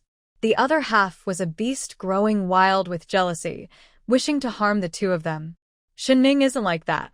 Besides, whether she likes me or not, we shouldn't delay our engagement any longer. Our families should talk things out soon to avoid wasting your time. Fong Hung spoke sincerely. In the past, I didn't understand and foolishly agreed to your request. Now that I think about it, it really wasn't appropriate. Zhang Ruoyu impatiently interrupted him, but her heart was already in pieces. Holding back her pain, she forced a smile and said, I understand. Where does Shen Jiqing live? I'll go explain things to her now, okay? Fong Hung showed a hint of embarrassment. She and Sanya just got out of the hospital not long ago. I'll bring some things to visit her later, and you should come too. Find a chance to help me explain clearly. Please don't let her misunderstand. I'm not the kind of person who is unfaithful. Jiang Yuan took a deep breath, carrying 3 pounds of mixed pork belly and 2 large pig's trotters, and finally arrived at Xinning's small courtyard in the light snow. As soon as she entered, the coal ball couldn't wait to circle around Jiang Yuan, barking excitedly. Jiang Yuan stepped into the main room, where the stove was blazing, making the whole place warm and cozy. She immediately felt relieved. Gu Sanya was curled up on the Kong, reading a comic book. Her light brown eyes sparkled, and she looked much more lively than before, no longer the lifeless person she used to be. However, upon seeing Jiang Yuan, she instinctively shrank into the corner of the Kong, tightly hugging the comic book and looking at Jiang Yuan with a hint of caution. The coal ball seemed to understand her fear and lightly jumped onto the Kong, snuggling beside Sanya. Gu Sanya's mood visibly improved. Just then, Shenning came out of the kitchen, and Jiang Yuan immediately approached her, glancing at Sanya and then pointing to her own head. Is she feeling better? She's not really lost her mind, is she? In recent days, Shenning had continuously fed Gu Sanya's spiritual water, and the injuries on her arms had healed a lot. However, Sanya still refused to speak. Ning felt that it wasn't due to a lack of intelligence, but more like a psychological issue. Unfortunately, there were no specialized psychologists around these days. Ning was also worried, but seeing Sanya becoming more childlike, sometimes acting spoiled and a bit mischievous, she thought perhaps forgetting those painful memories wasn't such a bad thing after all. Hey. Before Ning could say anything, Jiang Yuan sighed deeply. If you ask me, you should plan ahead. Although Sanya is pitiful, it's not a good idea for her to always be with you. You're still so young, only turning 18 next year.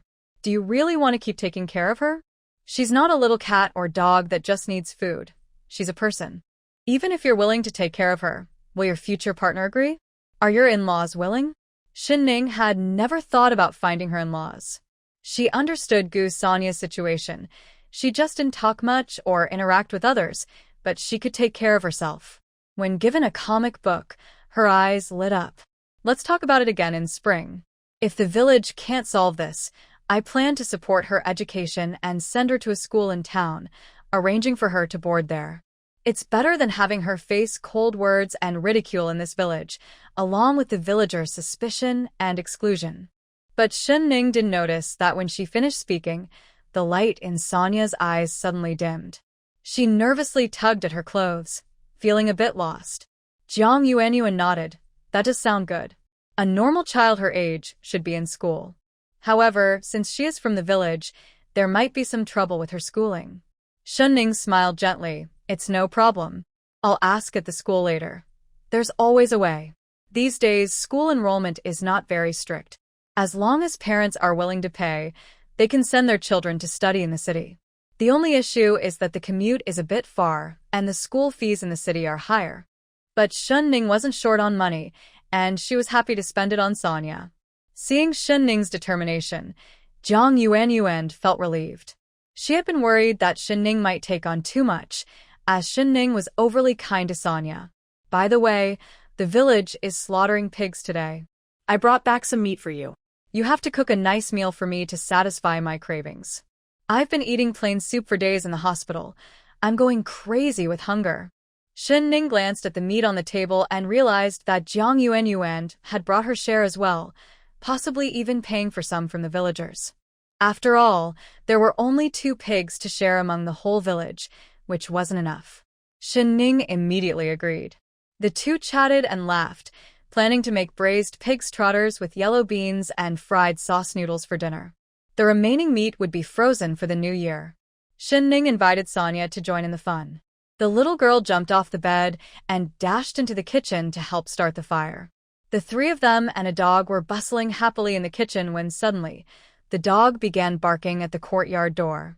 Outside, a clear voice called out, "Comrade Ning, this is Zhang Ruoyu. I came with Fong Hung to see you. Can you open the door?" Jiang Yuan looked puzzled. Did new comrades come to the youth station? I didn't know about this. Ning didn't really want to deal with them, but it felt inappropriate to leave them outside. She instructed the dog, "Go open the door." Ning put on her thick cotton coat and took a slow step. The dog, Coalball, happily opened the gate in the yard. Seeing the gate open, Zhang Ruoyu instinctively put on a flawless smile. "Hello, Comrade Shin. Sorry to disturb you." But when she realized that the one opening the door was not Ning, but a large black dog, she was immediately frightened. The dog's dark head and sharp teeth made her scream, which pierced everyone's ears. Jiang Yuan was startled by the scream. Oh my, could this Comrade Zhang be a vocal music student? She definitely has a soprano voice. Ning found Jiang Yuan's comment amusing. You're right, she is from the art troupe. The scream was so sharp that it scared Coalball as well. The dog stared at Zhang Ruoyu with wide, terrified eyes, its usually wagging tail tucked tightly between its legs, looking as if it had seen a ghost. Fong Xuejin, who was standing at a distance, rushed over to protect Zhang Ruoyu, angrily shouting, "Whose dog is this? It should be on a leash. This is so rude." Fong Hung was initially amused by Coalball's human-like expression, but he suddenly heard Fong Xuejin's angry shout and quickly stopped smiling, frowning. "Why did you come along?" Seeing Zhang Ruoyu's pale face, he tried to reassure her. don't be afraid. That's Shin Ning's dog. It's very well behaved. It even helped search for villagers before. Zhang Ruoyu was usually not afraid of dogs, but she was startled by the sudden appearance of the large black dog. Realizing it was a misunderstanding, her expression turned sour. What does Comrade Shin mean by this? Is she not welcoming us? Or does she think I'm not worthy to enter her home, sending a dog to open the door for me? Coal Ball was always clever, and the villagers were used to it, so Fong Hung didn't see anything wrong with the dog opening the door. However, before he could defend Shin Ning, Fong Xuejin was already shouting, "I don't care whose dog it is. Can't you see how scared Xiaoyu is? Where's the owner? Why haven't they come out to apologize?" Apologize? For what? This is my own yard and my dog. It has nothing to do with you. I'm not the one who should be upset about you barging in and scaring my dog. Shin Ning stood at the door with an impatient look. Coal Ball, come here. Fong Xuejin originally wanted to scold the dog owner, but when he saw Shin Ning, he was taken aback. She was quite pretty, and his harsh words got stuck in his throat. Zhang Ruoyu felt a pang of annoyance. These guys were so shallow, forgetting their principles at the sight of a pretty face. She cleared her throat and stepped out from behind Fong Xuejin. "Comrade Shun, we came to see you. Is it okay if we come in a talk?" "It's not convenient. Just say what you need to say here," Shin Ning replied. Zhang Ruoyu was taken aback, clearly not expecting Shin Ning to be so dismissive. "Did I do something wrong?" "Comrade Shin, I just want to explain about my relationship with Fong Hung." Shin Ning suppressed her irritation and adjusted her coat. "You don't need to tell me about you and Fong Hung. It's too cold. If you have nothing else, you should go back. I need to prepare lunch." Hearing Shin Ning's hint to leave, Fong Hung felt sad. It seemed like his relationship with Shin Ning was growing more distant. He felt anxious and said, "Shin Ning, I have something to say. Can we go inside and talk?" Fong Heng's eyes were full of pleading, and his tone was very humble. Shin Ning thought about how Fong Hung had been taking care of her and Gu Sonia lately, and her heart softened. All right, come in. "It's too cold outside." Zhang Ruoyu felt frustrated as the two ignored her and continued their conversation, following Fong Hung into the house. Suddenly, Shin Ning turned to Fong Xuejin and said, "Please stay here. I don't know you, and I don't welcome you to my home." "Hey, how can you hold a grudge like that? I came here because I respect you." Wong. Wong. The dog, Coal Ball, suddenly changed from its usual cute demeanor to a fierce one, barking aggressively at Fong Xuejin and digging at the ground with its paws. Shin Ning smirked. "As you can see, my dog doesn't welcome you." Fong Xuejin stepped back in fear. "Fine, I'll leave. Who needs your place anyway? Xiaoyu, let's go. You can tell what kind of owner someone is by their dog." Zhang Ruoyu hid behind Fong Hung.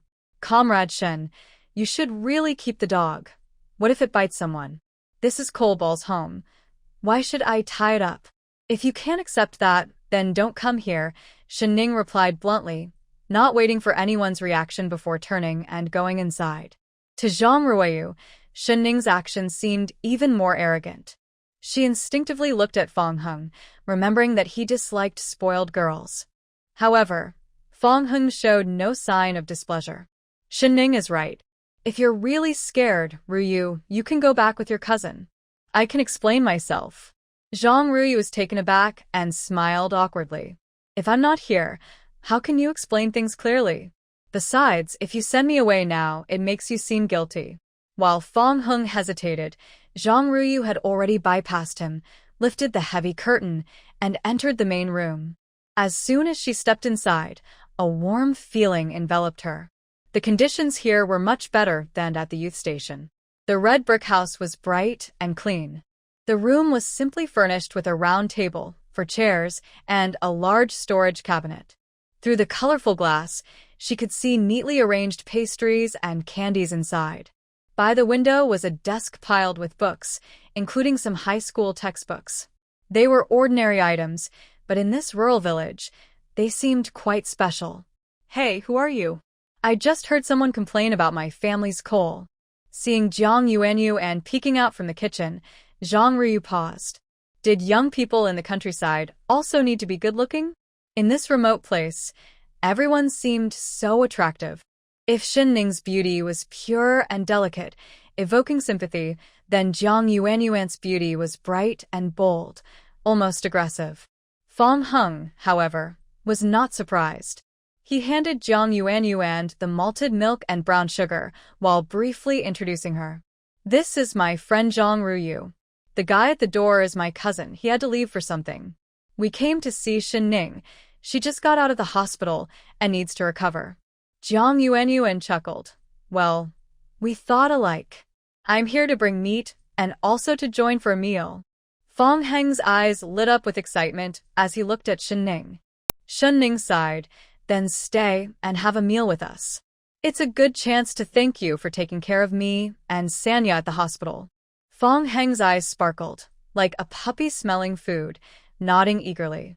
He had heard that Xinning was an amazing cook, but he had never had the chance to taste her food until now. Knock, knock, knock. Someone knocked on the yard door again. The coal ball excitedly barked a couple of times, its tail wagging like a propeller. Xinning frowned. There were not many people who could make the coal ball this excited. However, the knocking at the door continued, and the coal ball could no longer contain itself, circling around Xinning. Xinning instructed, "Go see who it is." With a quick movement, the coal ball pushed through the thick curtain and dashed outside. Soon, a tall figure appeared in the main room. Gu Changgang was holding a large piece of fatty pork in one hand, while his other hand carried a clean old hen and a beautifully packaged tin box.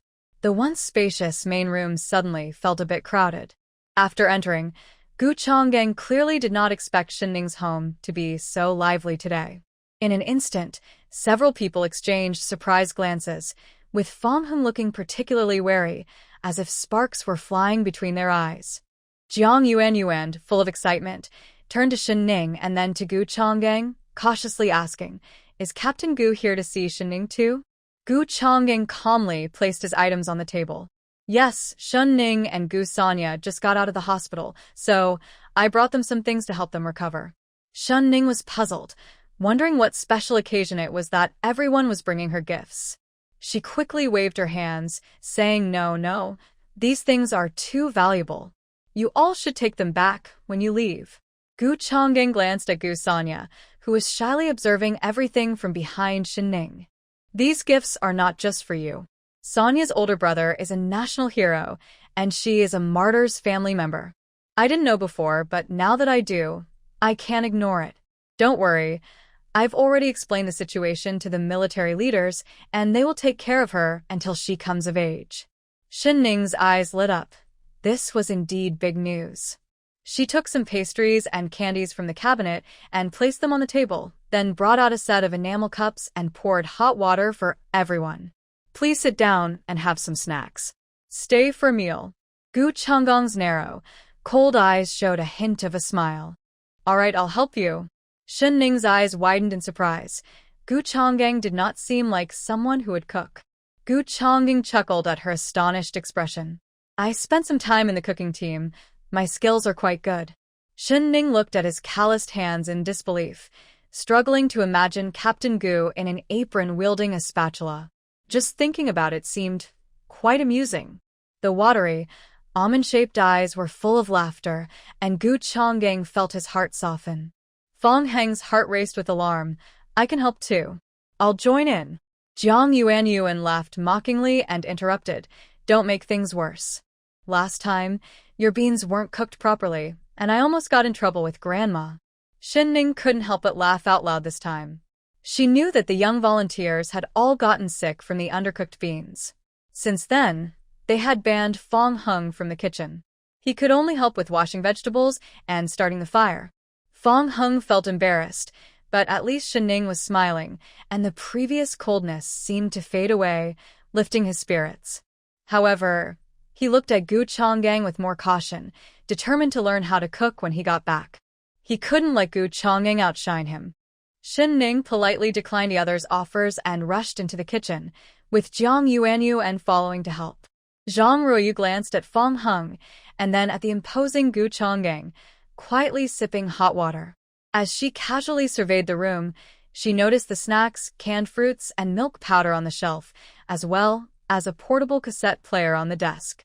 The more she looked, the more surprised she became.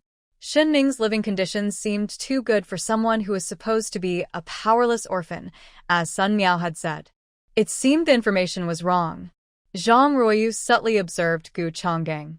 She was always sensitive and quickly noticed that he had feelings for Shen Ning. She also looked at the tin of pastries he brought, which contained rare liquor-filled chocolates only available in friendship stores in the capital and coastal cities.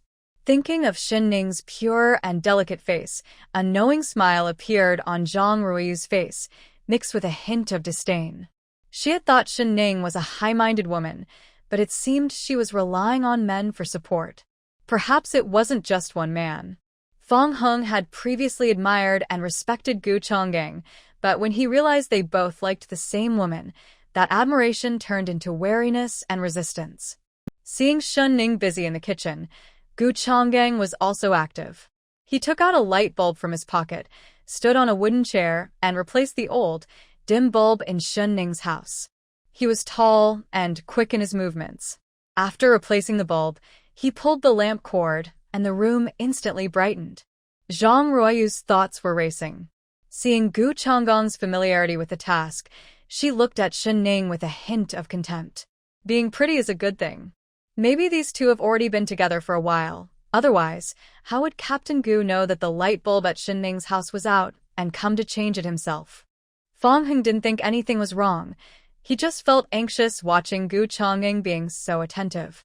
Captain Gu was being too clever, helping in the kitchen and changing light bulbs, making himself seem quite useless.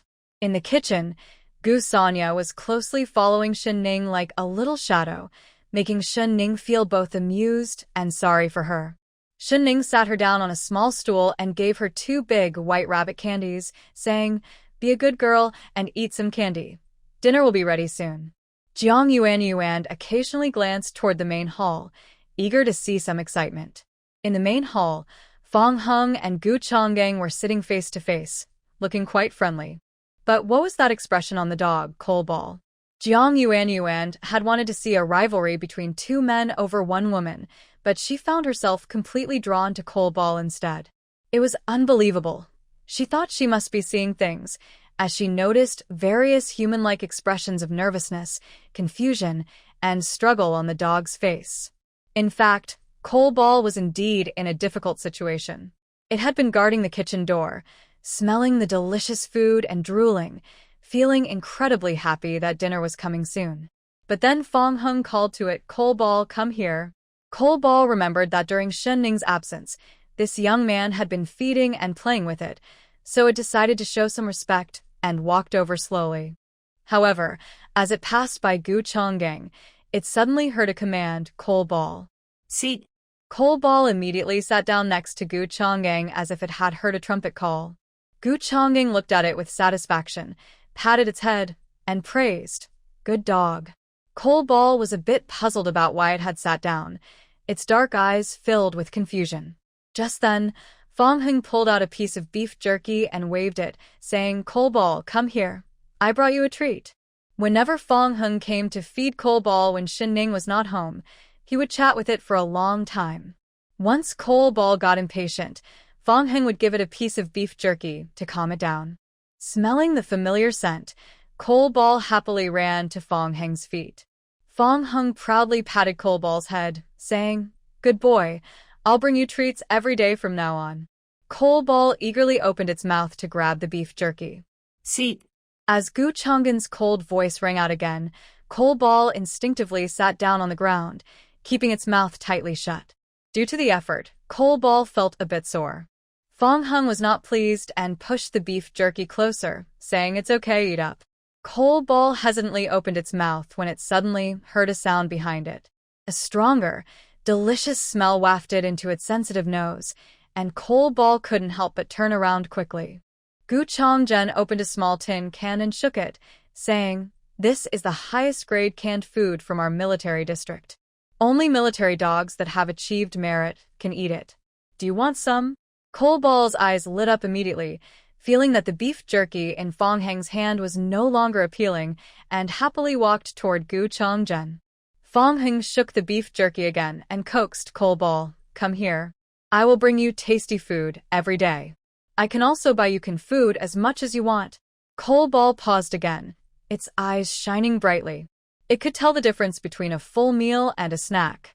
It immediately walked toward Fong Heng. Gu Chongzhen snorted coldly.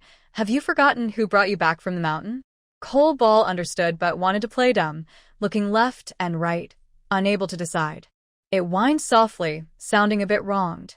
Fong Heng and Gu Chongzhen seemed to be in a silent competition, insisting that Cole Ball choose one. Finally, Cole Ball got frustrated, turned around, and dashed into the kitchen, barking at Shen Ning. Shen Ning didn't know what was happening outside, but in her heart, Cole Ball was her best friend and partner. Seeing it so wronged, she immediately comforted it by patting its head. From the kitchen cabinet, she took out 2 dried beef tails from her space and said, "Here, eat this. Dinner will be ready soon." Cole Ball instantly brightened up, rubbed against Shen Ning, and then proudly carried the beef tail back to the main hall. With its dark eyes, it cheekily showed its whites to Fong Heng and Gu Chongzhen, lying comfortably between them and happily gnawing on the beef tail bone. Zhang Ruoyu was taken aback, not expecting this young woman to be so extravagant, preparing dried beef tails for the dog to chew on. But the two sitting in the main hall remained unfazed, and even Jiang Yuanyuan looked accustomed to it, making her seem a bit petty in comparison. In today's world, giving dogs better food is a personal choice. Many people may not like it, but it's not illegal, so who can say anything? Zhang Ruoyu had to suppress her discomfort. Everyone says that living in the countryside is very tough, but these 2 young women seem to be doing well. Especially Shen Ning, who lives alone in a large courtyard. Her kitchen is filled with fine rice and flour, and her cabinets are stocked with snacks and candies. She even has milk powder. Zhang Ruoyu couldn't help but feel uneasy about Shen Ning's situation, knowing that she had sold her house and job in Sioux City to come here, so she clearly had money. Why hide it? Zhang Ruoyu had seen such things before, but Shen Ning's lifestyle didn't match her expectations. She felt that Shen Ning didn't deserve to live so comfortably, which made her feel uneasy and critical of everyone around her. As the big pot bubbled, a strong and rich aroma filled the courtyard. Jiang Yuanyuan couldn't help but swallow. "Ning Ning, you're amazing. I really want to team up with you for life. It smells so good." Shen Ning chuckled. "Don't worry, as long as I have a bowl of rice, you'll have a bowl to wash." Jiang Yuanyuan pretended to be wronged and playfully hit Shen Ning. Her light brown eyes sparkled with joy, and her short, slightly burnt hair made her look even more amusing. Shen Ning ruffled her hair and took a small piece of pig's trotter from the pot, placing it in a small bowl for Sanya. "Try this, is it soft?" Sanya ate happily, nodding repeatedly like a little mouse that fell into a rice jar, feeling incredibly lucky. The 3 of them chatted and laughed together. Outside the courtyard, 2 others were subtly competing and testing each other. Only Zhang Ruoyu felt ignored and forgotten, even feeling less valued than a silly dog. Frustrated, she stomped her foot and moved to a corner to sit quietly. Jiang Yuanyuan and Shen Ning acted as if she weren't there, busying themselves in the kitchen. Shen Ning skillfully wielded a spatula. Her cooking was excellent. The yellow beans and pig's trotters were tender and flavorful, filling the air with a delicious aroma. The pork belly was sliced thin, fried to remove excess fat, and spiced with a bit of chili. She stir-fried the pickled vegetables Aunt he had given her, and the sour, fragrant, and spicy smell wafted up. The strong aroma made everyone's stomachs rumble with hunger. The golden eggs were steamed to be soft and smooth, topped with stir-fried minced meat and a sprinkle of green onions. The yam and black fungus were crunchy and refreshing, while the white steamed buns were fragrant and soft. Paired with a big bowl of seaweed and egg drop soup, the meal was truly extravagant. Soon, the dishes were served, and Shen Ning invited everyone to take a seat. Zhang Ruoyu looked at the colorful and delicious spread and felt a heaviness in her chest. Fong Heng also felt a bit awkward, saying, "Shen Ning, You've spent too much. You used the meat from the village. What will you do when the new year comes? Jiang Yuanyuan smiled and said, Don't worry, we'll go to town tomorrow and buy more meat to ensure we have a good new year. Fong Hung scratched the back of his head. That works. I still have plenty of meat coupons. I'll give them to you later. Xin Ning quickly waved her hand. No need. You should keep them for yourself. I have enough money and coupons. I can buy what I want. Xin Ning's firm refusal hurt Fong Hung a bit. Zhang Ruoyu watched Xin Ning's generous demeanor and felt a pang of jealousy. Xin Ning didn't seem like someone who came to the countryside to suffer. She looked like she was here to enjoy herself. And what about Fong Hung? Did he think he was invisible? His real fiancée was sitting right there, yet he was being so attentive to another woman. Zhang Ruoyu struggled to contain her anger and tried to make things uncomfortable for Xin Ning. It's clear that comradeship comes from a good family. I wonder where your parents work? You and Fong Hung both came from Sioux City, so we must be fellow townsfolk. Maybe our parents know each other. As soon as she finished speaking, the table fell silent for a moment. Jiang Yuanyuan frowned in disapproval, glaring at Fong Hung. This woman was brought by him. Couldn't he let everyone enjoy their meal in peace? But Zhang Ruoyu seemed oblivious to the awkward atmosphere, her eyes slightly raised, ready to enjoy Xin Ning's embarrassment. Xin Ning glanced at Zhang Ruoyu, her expression calm and unruffled. My mother passed away when I was 6, and my father died in the line of duty when I was 13. Now, I'm an orphan. Zhang Ruoyu appeared surprised. You're an orphan? But you don't look like one at all. Xin Ning looked at her in confusion, not understanding why she was so shocked. Her tone was calm, without any hint of emotion. What does an orphan look like? Eating only scraps and wearing rags, struggling to survive. Is that what fits your stereotype? I didn't mean it that way. I just noticed you're quite young and probably haven't worked before. Looking at your room and how you live, I'm just a bit curious about where your spending comes from. Then her gaze shifted to Gu Chang'ing and Fong Hung, revealing a knowing smile. Oh, I see. I was worrying for nothing. With your looks, I'm sure many people would want to be nice to you. Xin Ning had previously given her some respect because she was Fong Heng's fiancée. However, Zhang Ruoyu was clearly crossing the line, repeatedly making hurtful comments. As the saying goes, 3 strikes and you're out. Xin Ning immediately put down her chopsticks and fixed her clear gaze on Zhang Ruoyu. She was delicate and charming, usually wearing a gentle smile that made her seem easy to talk to. In her past life, Xin Ning was like that, but now she was no longer someone to be easily pushed around.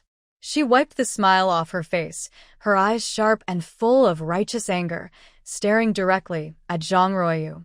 Her brows furrowed slightly, as if she couldn't understand why someone would say such unreasonable things. You, a female soldier from the art troupe, have received education from the country and the military. How can you have such a dirty mindset? Do you really think women can't live without men? Just because you eat well and dress nicely, it must be because men are being nice to you? Your thinking is truly frightening. I really doubt how you got into the art troupe in the first place. With that mindset, how did you pass the ideological assessment? Zhang Ruoyu was instantly overwhelmed by Xin Ning's presence. Her gaze felt so upright that it made Zhang Ruoyu seem like something dirty. Looking around, it was clear that everyone was on Xin Ning's side, especially Fong Hung, who was frowning and looking at her with surprise and disapproval. Embarrassed and angry, she realized she had lost her composure due to a moment of frustration. Poking at the pig's trotter in her bowl, she forced a smile. I'm sorry. I misspoke. Please don't be angry. I was just joking. Seeing the awkwardness of the situation, Fong Hung quickly changed the subject. Come on, let's eat.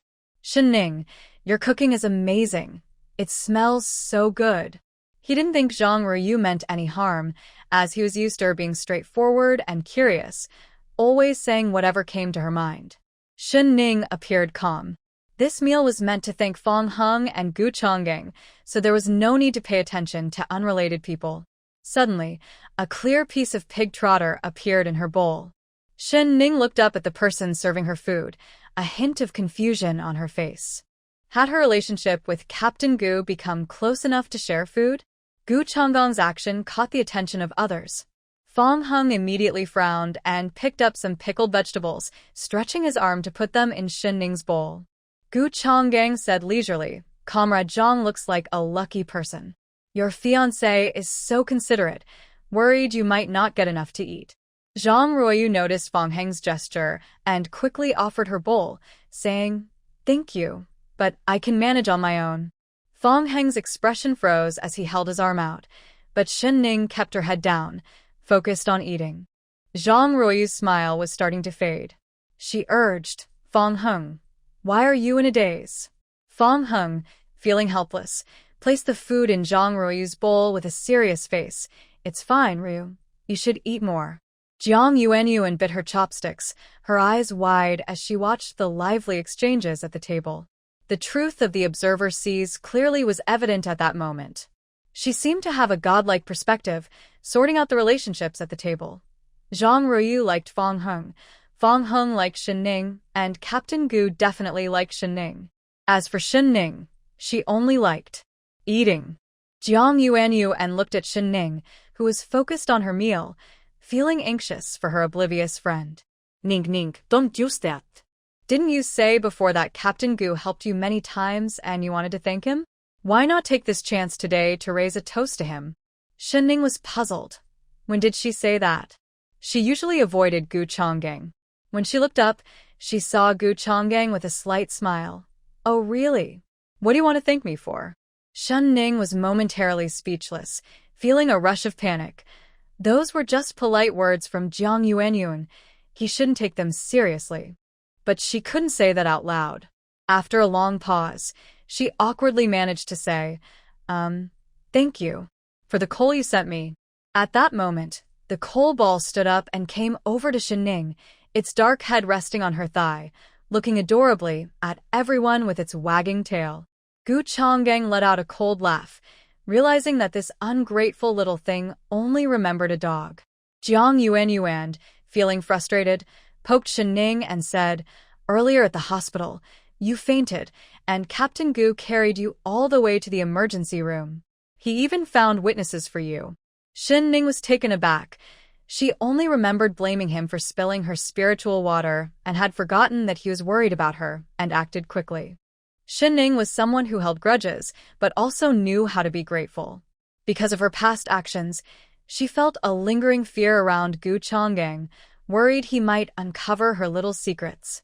However, upon reflection, she realized that Gu Changgang had helped her multiple times and shown her kindness, making her feel ungrateful. With this thought, Shen Ning smiled genuinely, picked up her enamel cup, and spoke softly, almost dependently, "Captain Gu, I toast to you. Thank you for helping and saving me so many times." Gu Changgang, always perceptive, noticed the change in Shen Ning's attitude.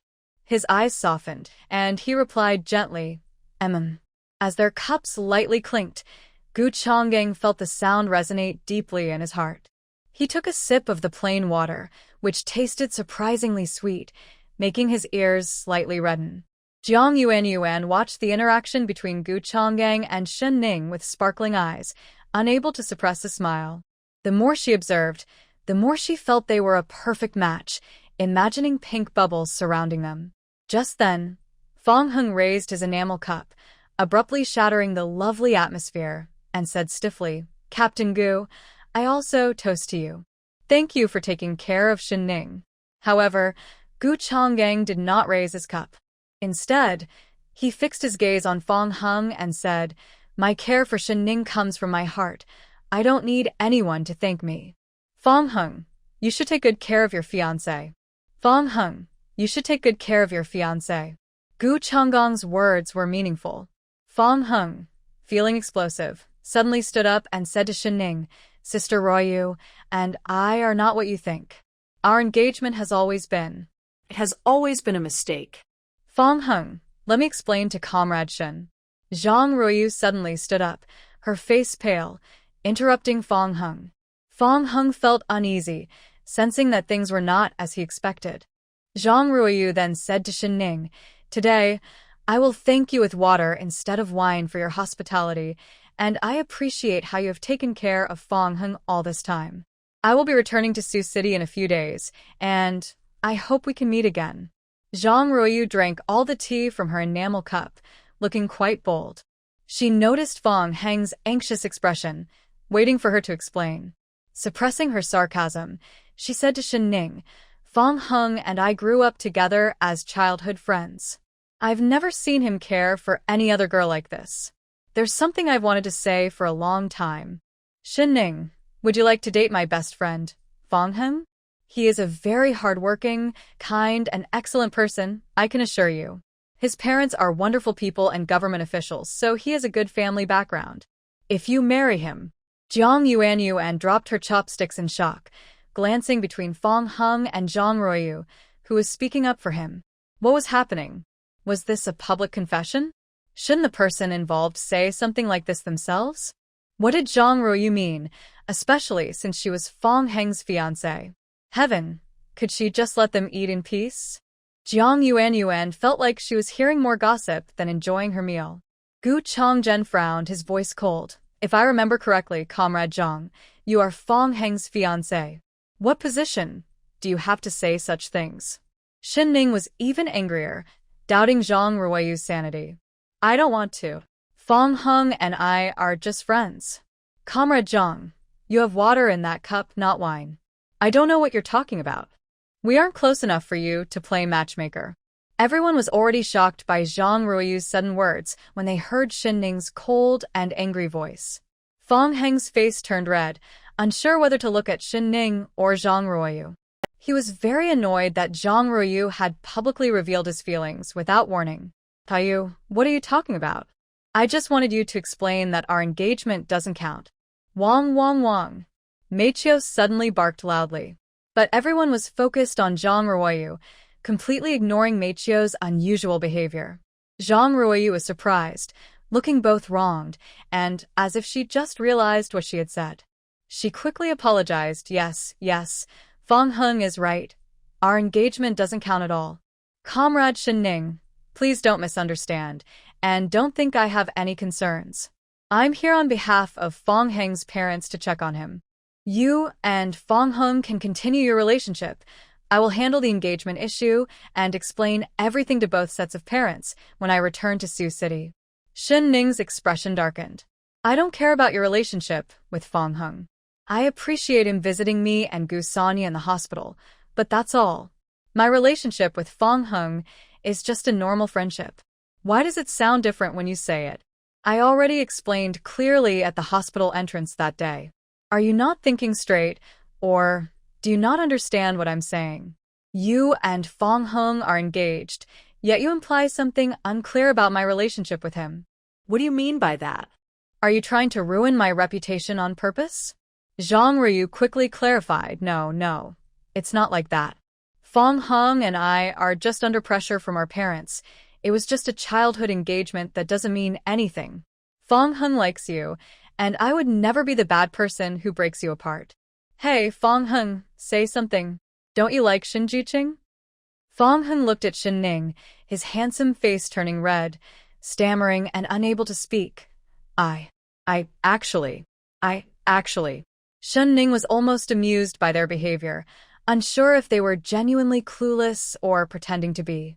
They couldn't even handle their own relationship and were dragging her into it. With their attitude, it seemed like she was the one interfering in their engagement. Shen Ning stood up in anger, but Zhang Ruoyu suddenly pressed her shoulder, acting friendly. I understand. You and Fong Hung are innocent, with no personal feelings involved. Don't worry, we're all friends. We won't spread rumors. She seemed to be defending Shen Ning, but ended up putting all the blame on her. Shen Ning was truly annoyed, grabbing Zhang Ruoyu's hand that was on her shoulder and twisting it hard. Ah. Zhang Ruoyu felt like her wrist was about to break and cried out in pain. Shen Ning, are you crazy? Shen Ning scoffed and pushed her aside. Why don't you keep pretending? Weren't you just talking so confidently a moment ago? Fong Hung was upset that Zhang Ruoyu revealed his feelings in public. Zhang Ruoyu looked pale from the pain and was startled. Shen Ning, Ruoyu didn't mean to offend. Shut up. Shen Ning had completely lost her patience with the two of them. I have never liked you. Not in the past, not now, and I never will. You and your fiancé should stay as far away from me as possible. Stop bothering me. Fong Hung was stunned, frozen in place. Shen Ning's words were a blatant insult. He liked Shen Ning, but that didn't mean he could accept her humiliating him like this. He clenched his fists tightly. Shen Ning, you are going too far. Jiang Yuanyu and rolled her eyes at him. Shen Ning is going too far? Maybe you should clear your head before talking to us. Everyone knows what kind of person Shen Ning is. But as soon as your fiancée opens her mouth, Shen Ning becomes the villain who breaks your engagement and steals someone else's fiancé. You think Shen Ning is the one being unreasonable? You're the ones being unreasonable. Just leave. Zhang Ruoyu looked panicked. Comrade Shen, you misunderstood. Fong Hung, really? Enough. Don't say another word. Fong Heng's eyes were slightly red. He couldn't understand how things had turned out this way. Shen Ning, is what you said true? Do you really have no feelings for me at all? Shen Ning raised her almond-shaped eyes slightly, her delicate face showing a hint of coldness. No. Never. Fong Hung had always thought Shen Ning was straightforward and efficient, but when that efficiency was directed at him, it felt like 1,000 arrows piercing his heart. He immediately rushed out the door, only to collide with Fong Xuejin, who was eavesdropping by the entrance. What are you doing here? Fong Hung felt a surge of anger with nowhere to go.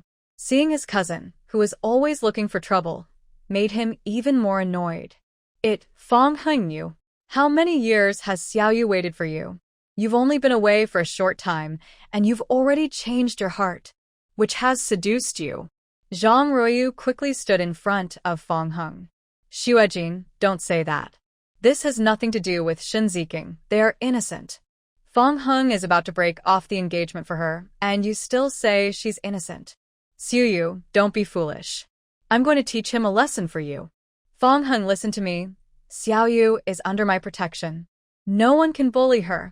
I only recognize one sister-in-law, and I won't accept any from the countryside, not even if she were the emperor's daughter.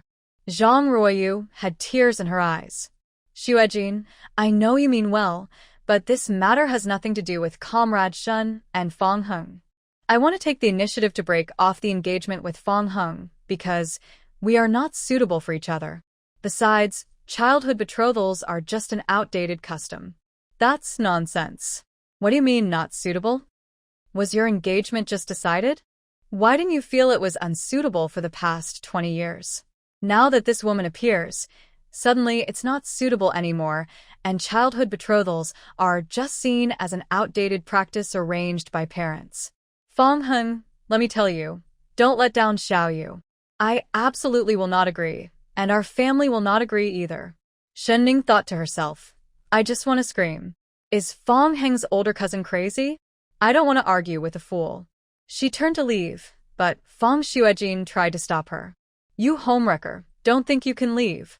Gu Chongzhen stepped in front of Shen Ning. Fong Xuejin tried to throw a punch, but Gu Chongzhen grabbed his wrist, twisted it behind his back, and pushed him out of the yard with a scream. Gu Chongzhen's expression turned serious, and he stood at the entrance like a powerful figure, creating a strong sense of pressure. Get lost. Zhang Ruoyu quickly stepped in front of Fong Xuejin. Captain Gu, Comrade Shen, I'm really sorry. Today's incident is all a misunderstanding. I just wanted to. Well, never mind. It's no use explaining now. I'm truly sorry for today. Shen Ning didn't want to watch her act. She slammed the yard door shut. But Fong Xuejin, like an angry hen, continued to yell from outside. What kind of look was that? Who does she look down on? Just a little flirt, acting all high and mighty. And you, Zhang Ruoyu, why are you apologizing? I think you're just being shameless. The door suddenly swung open again, and Shen Ning coldly shouted, Get lost. If you keep making noise, I'll set the dog on you. Woof woof woof. The dog came out, showing its teeth. Fong Xuejin felt like a duck with its mouth shut. He wasn't afraid of people, but he was truly scared of dogs. Finally, the world became quiet again. Jiang Yuan, feeling a bit scared, patted her chest and said, "Wow, I really didn't expect Fong Hung to seem so gentle, but his brother is a madman. And his fiancée just keeps talking to herself, as if she lives in her own world." However, Fong Hung really seemed sad. I just saw him. His face looked so bad, as if he was sick, and he seemed completely downcast. Shinning didn't say anything. She really wanted to thank Fong Hung for taking care of her all this time, but she didn't expect it to end up like this. She felt a bit regretful. She knew her words to Fong Hung were harsh and embarrassed him in front of others. But rather than letting him hold onto false hopes, it was better to end his unrealistic feelings directly. It seemed she was about to lose a friend. Shinning felt very down when suddenly someone rubbed her head gently. Gu Changgung couldn't stand seeing Shinning so upset. He softened his expression and comforted her. "It's not your fault. Fong Hung is indeed a good person, but he's indecisive and confused. If he likes you, he should have sorted out his messy relationships before pursuing you. He shouldn't drag you into his chaos. You did the right thing today. Otherwise, if Zhang Ruiyu's ambiguous words got out, your reputation would be damaged. It's his own fault for not thinking things through, and losing face is something he brought upon himself. You should stay in for a while. I don't think Fong Heng's cousin is someone to take lightly." Shinning also felt like she was having a streak of bad luck. Fortunately, the new year was just a few days away, and Zhang Ruiyu and Fong Xuejin wouldn't be around for long. She was too lazy to go out, to avoid running into those two troublesome people. But unexpectedly, trouble came knocking at her door. Seeing the uninvited guest outside her small courtyard, Shinning was surprised. "Are you here to see me about something?" It's too cold. Let me in. To talk." Seeing Kai Meijuan's face was pale from the cold, constantly stomping her feet and rubbing her hands, Shinning quickly stepped aside to let her in. Once inside, Kai Meijuan's eyes scanned the decorations in Shinning's small courtyard and main room. Shinning was usually quite frugal. While others had housewarming parties when they moved, she just closed the door and went about her own life. It had been half a year since they moved to the countryside, and this was Kai Meijuan's first chance to step into Shinning's small courtyard. She hadn't thought much about it before, just feeling that Shinning ate a bit better and dressed a bit warmer, which made her look prettier. But seeing the snacks and treats in Shinning's cupboard and the cozy little room, Kai Meiwan suddenly realized that although they were both sent to the countryside as educated youth, their lives were worlds apart. The place where she stayed was drafty, and to save on fuel, even the Kong couldn't be warmed properly. But in the northwest corner of Shinning's yard, the honeycomb coal was neatly stacked like a small mountain. The whole courtyard was warm from the fire, with the walls and the heated bed all hot to the touch, and steam rising everywhere. It really made one feel that comparing people can be frustrating. In such a large courtyard, Shinning lived alone and had to endure the cold every night. Kai Meiwan thought Shinning was selfish and wasteful.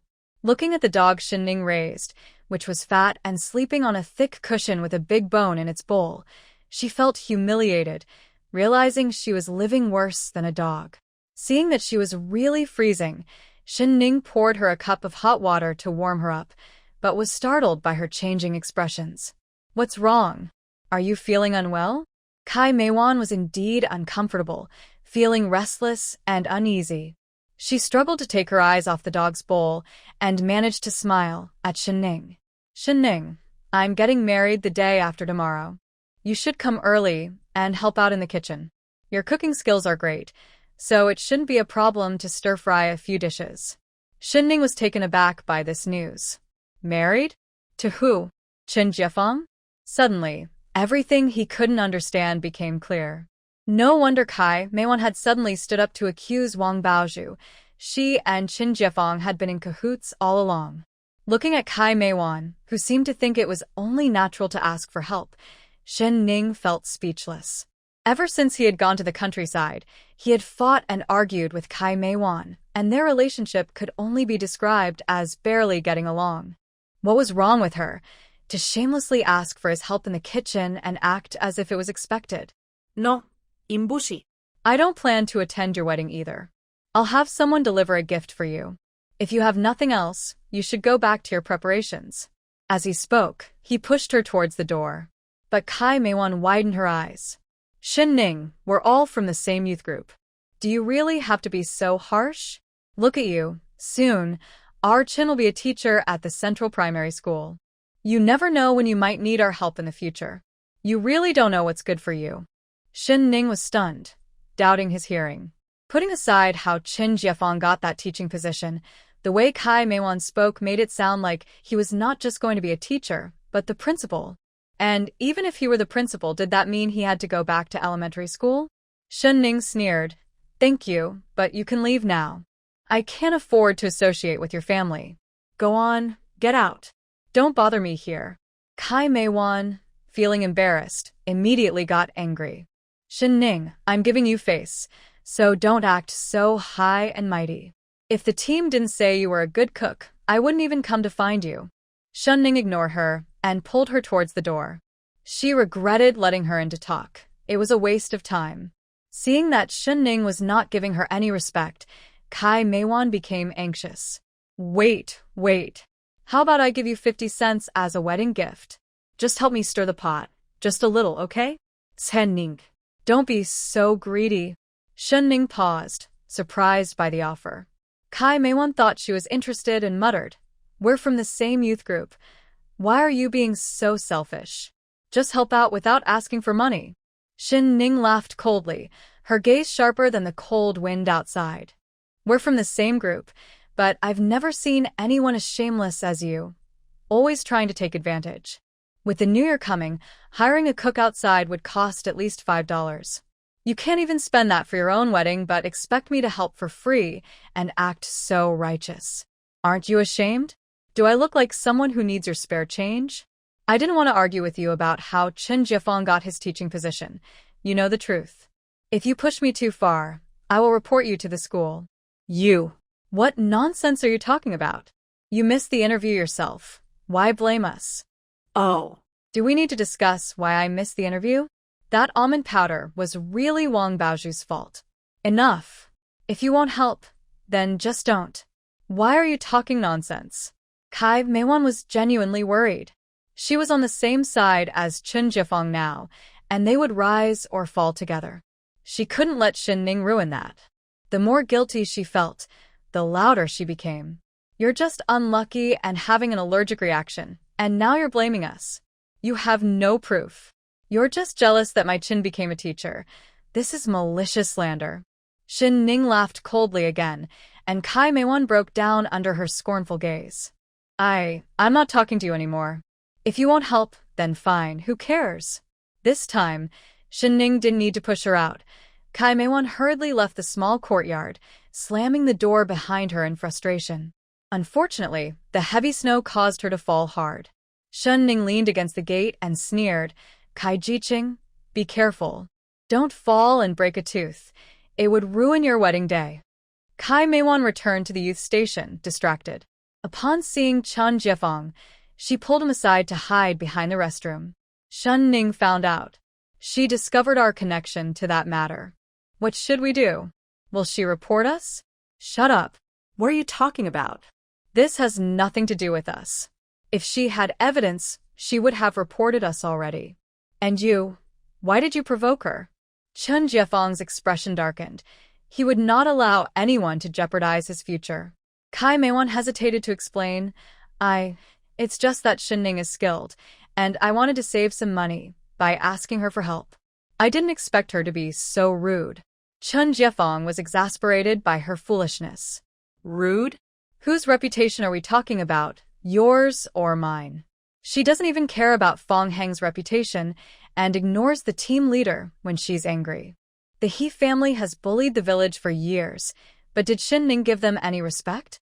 They ended up failing miserably. Your reputation isn't worth much. I warned you not to provoke her, but you wouldn't listen. Chen Jiefeng's tone was harsh, and he scolded her repeatedly. Kai Meiwan refused to back down. Isn't it your fault for not being capable? Why blame me? If you had just given me more money, I wouldn't have needed to ask her for help. I could have hired a chef from the east side of the village. These two were bound together by their interests, and seeing Kai Meiwan stand her ground made Qin Jiefeng more worried about the situation. He could only patiently coax her.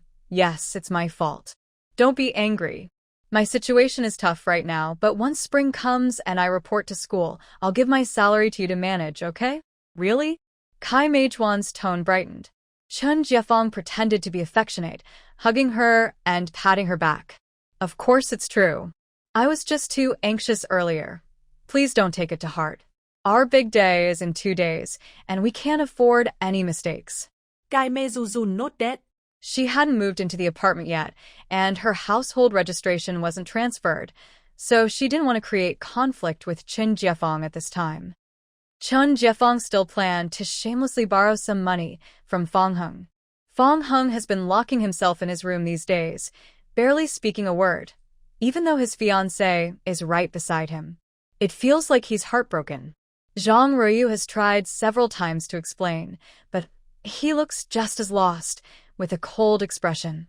Feng Shui is so angry that he wants to fight, but if Zhang Ruyu hadn't stopped him, they might have ended up in a serious brawl. Poor Li Jiqiang is the only one left without a task at the youth station. He can only help Kai Meiwan and Qin Jiefeng prepare for the wedding feast.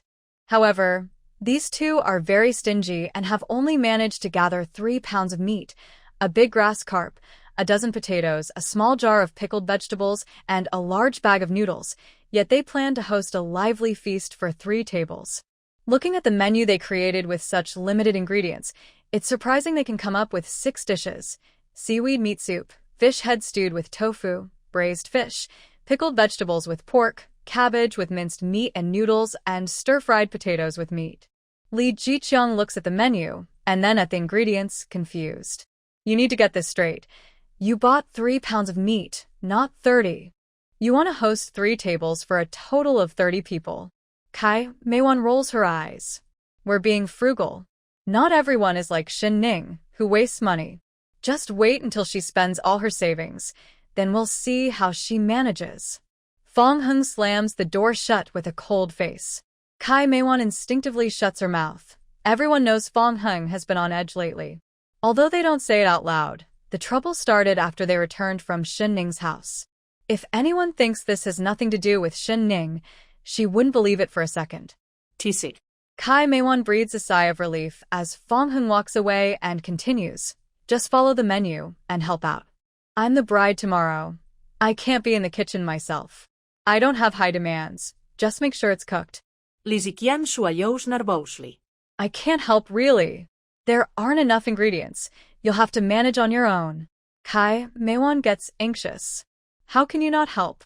Just put the meat in the pot to cook and add some dried seaweed to the broth. That's seaweed meat soup. Li Jiqiang perks up. Okay, then what? Cut the cooked meat into pieces and stew it with the pickled vegetables. Li Jiqiang replies, oh, pickled vegetables with pork. What about the rest? There's no meat left. Kai Meiwan says it's simple. Take the meat pieces out, slice them, and stir-fry them with the potatoes. Potato and meat slices will be ready soon, Li Jiqiang said with a knowing look. I get it now. Just take the meat slices out and chop them up for a stir-fry with cabbage and vermicelli, right? Qin Jiefeng nodded in approval. Exactly. And for the fish, we can do it 2 ways. Fish head stew with tofu and braised fish fillets. After hearing this whole process, Li Jiqiang was truly impressed. He gave a thumbs up and exclaimed, you two make a great couple. You're so detail-oriented, and you have so many ideas. Fong Hung left the youth station and wandered aimlessly around the village, eventually finding himself at Xin Ning's doorstep again. For the past few days, he couldn't stop thinking about Xin Ning's expression when she said she would never like him. Looking at the small red brick courtyard, he felt both sad and wronged. He knew he had made a mistake. No matter what agreement he had with Sister Ruyu privately, to outsiders, he and Zhang Ruyu were clearly an engaged couple. He had been too hasty. Sister Ruyu's sudden arrival had disrupted all his plans. Plus, with Captain Gu's concern for Xin Ning, he had lost his composure and made things awkward. The coal ball sensed Fong Heng's presence and scratched at the door with its paws. Xin Ning, puzzled, opened the courtyard door, and peeked out. When she saw Fong Hung, her expression changed, and she quickly pulled back, trying to close the door. Fong Hung immediately wedged his foot in the door. Shen Ning's avoidance made him sad, but he felt like a desperate gambler, willing to risk everything just to express his feelings. Shen Ning, please listen to me. I really like you. Before, at school, I thought you were pretty but distant, shy, hiding behind Sun Miao, always compliant. But at the train station in Sioux City, I felt you had changed. You seemed to have a new spirit, becoming so bright, lively, and interesting. After going to the countryside, you had a falling out with Sun Miao and even confronted Kai Meiwan and Sun Miao publicly on the tractor. Everyone thought you were tough and hard to get along with, but I found you vibrant and engaging. You dare to love and hate, and you take responsibility for your actions. I know I have a betrothal, and I don't deserve to say this, but that wasn't my intention. That day, I was angry because of your rejection, but later I realized I had wronged you. I didn't handle my relationships well, and I made things difficult for you. I'm not asking if you like me. I just hope you can give me a chance. After I've finished dealing with my engagement, can I have a fair chance to pursue you like Captain Gu? Fong Heng's eyes were warm and sincere. To be honest, he was very handsome, cheerful, and always the center of attention, like a little sun surrounded by a crowd. But Shen Ning's gaze showed no reaction. When she heard the last sentence, her brow twitched, and a wave of annoyance rose in her heart. Are you done? Fong Hung hesitated and nodded. Shen Ning's expression was calm, even a bit cold, showing no shyness at being confessed to. Fong Hung, you're a great person, but I really don't like you. Don't waste your effort. Also, you seem to think everyone has the same feelings as you. Captain Gu is just concerned about Sanya, which is why he is close to me. Please be careful with your words and don't speak nonsense. After saying this, Shen Ning stepped on Fong Heng's foot. As he pulled back in pain, she slammed the door shut. Fong Heng stood there for a long time, feeling both dejected and a little happy. The bad news was that Shen Ning didn't like him. The good news was that she didn't have feelings for Captain Gu either. The next morning, the youth center was bustling. Chun Jiefeng and Kai Meiwan were reluctant to spend money and didn't have good relationships in the village, so no one was willing to brave the cold wind to help. Li Jiqiang had to contribute a little extra money to pass off the cooking duty. Kai Meiwan had no choice but to cook herself. To avoid affecting herself, she got up early to prepare the meal and kept it warm in the pot. After finishing, she hurriedly changed into new clothes. She wore a bright red thick cotton jacket, her short hair was neatly styled, and she pinned a large red artificial flower behind her ear. A big red character for happiness was posted at the entrance of the youth center, but it was about to be blown away by the cold wind. Fang Xuejin and Zhang Ruoyu looked at this shabby scene and felt a mix of sympathy and pity for the female youth, along with a hint of secret satisfaction. It seemed that people were already divided into classes when they were born. Their expressions carried a slight arrogance, and they generously contributed 50 cents each as a gift. Kai Meiwan happily accepted it, calculating in her mind that she had invited 3 tables, with 8 people at each table, so she could still earn. Jiang Yuanyuan yawned and arrived late. When Kai Meiwan saw her, she looked behind her and, not seeing Shen Ning, immediately felt relieved. It was fine if she didn't come, as long as the gift money arrived. That was enough. She smiled and approached her. Yuan, you're here. Kai Meiwan has always disapproved of Shen Ning and Jiang Yuanyuan, but this is the first time she has smiled so warmly at Jiang Yuanyuan. As the saying goes, you shouldn't hit someone who is smiling at you, especially since today is a good day for Kai Meiwan. Jiang Yuanyuan naturally didn't want to upset her and returned the smile. I wish you and Qin Jiqing a long and happy marriage, and may you have children soon. Saying this, she took out 50 cents. This is my gift money. Kai Meiwan immediately beamed and tucked the 50 cents away. Make sure to eat well later. There will be plenty. Just as Jiang Yuanyuan was about to sit down, Kai Meiwan reached out her hand again. Seeing Jiang Yuanyuan's confused expression, Kai Meiwan was a bit dissatisfied. You need to give me the gift money. What? Didn't I just give it to you? Kai Meiwan replied confidently, that was your gift to me. But you haven't given anything for my husband Shin yet. We are from the same youth group. You can't treat us differently. Kai Meiwan insisted, that was your gift to me. But you haven't given anything for my husband Shin yet. We are from the same youth group. You can't treat us differently. Jiang Yuan felt speechless. Everyone is struggling these days, and for casual acquaintances, a small gift of 1 or 2 dimes is enough. She thought that giving 50 cents was already generous enough for both of them.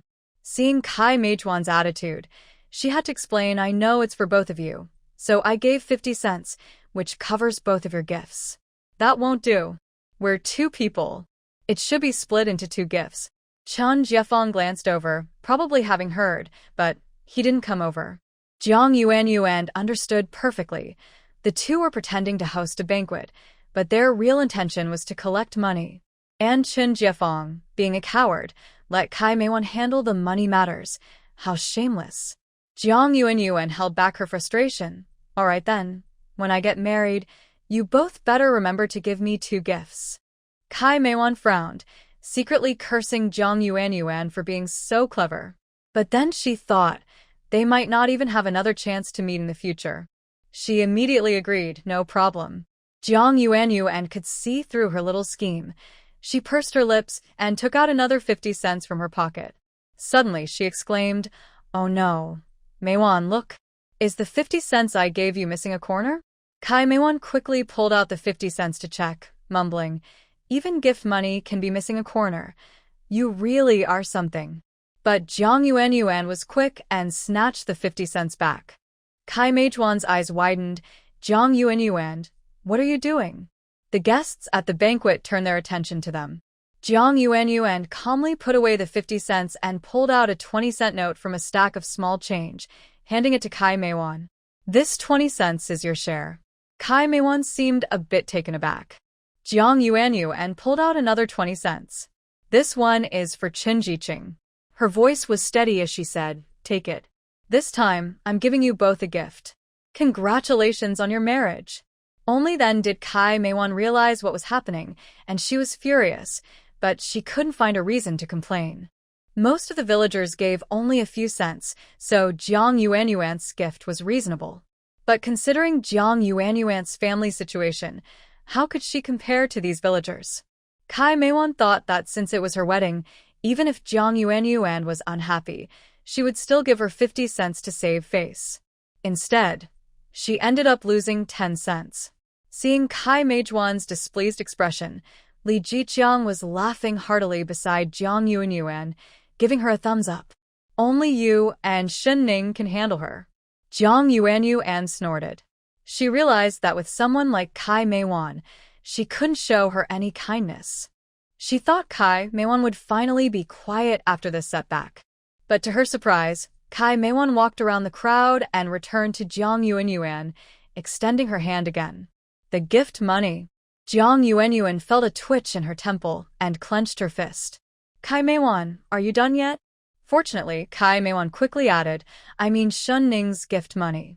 You wouldn't keep it for yourself, would you? Jiang Yuan was taken aback. She had completely forgotten about that due to Kai Meijuan's antics. Remembering Shen Ning's reminder that Kai Meiwan shouldn't mention it, Jiang Yuan thought if Kai Meiwan brought it up herself. Jiang Yuan smiled gently and pulled out a red envelope from another pocket, handing it over. I almost forgot to give this to you. Ning really asked me to bring it. Kai Meijuan's face lit up as she snatched it. Oh, you're quite serious, wrapping it in red. But the envelope felt like it contained 2 hard candies. Kai Meiwan suspiciously opened it. There was no sign of money. Instead, she poured out 2 almonds. Indeed, just 2, no more. Kai Meijuan's expression changed dramatically, a mix of shock, anger, and fear. Lizikiem batchakluzeli. Surprisa. What did Shen Ning mean by giving only 2 almonds as a gift? Kai Meiwan, who values money above all, is causing a scene, threatening to tear down the roof. Nearby villagers peeked in, asking, how much did Shen pay? We want to see too.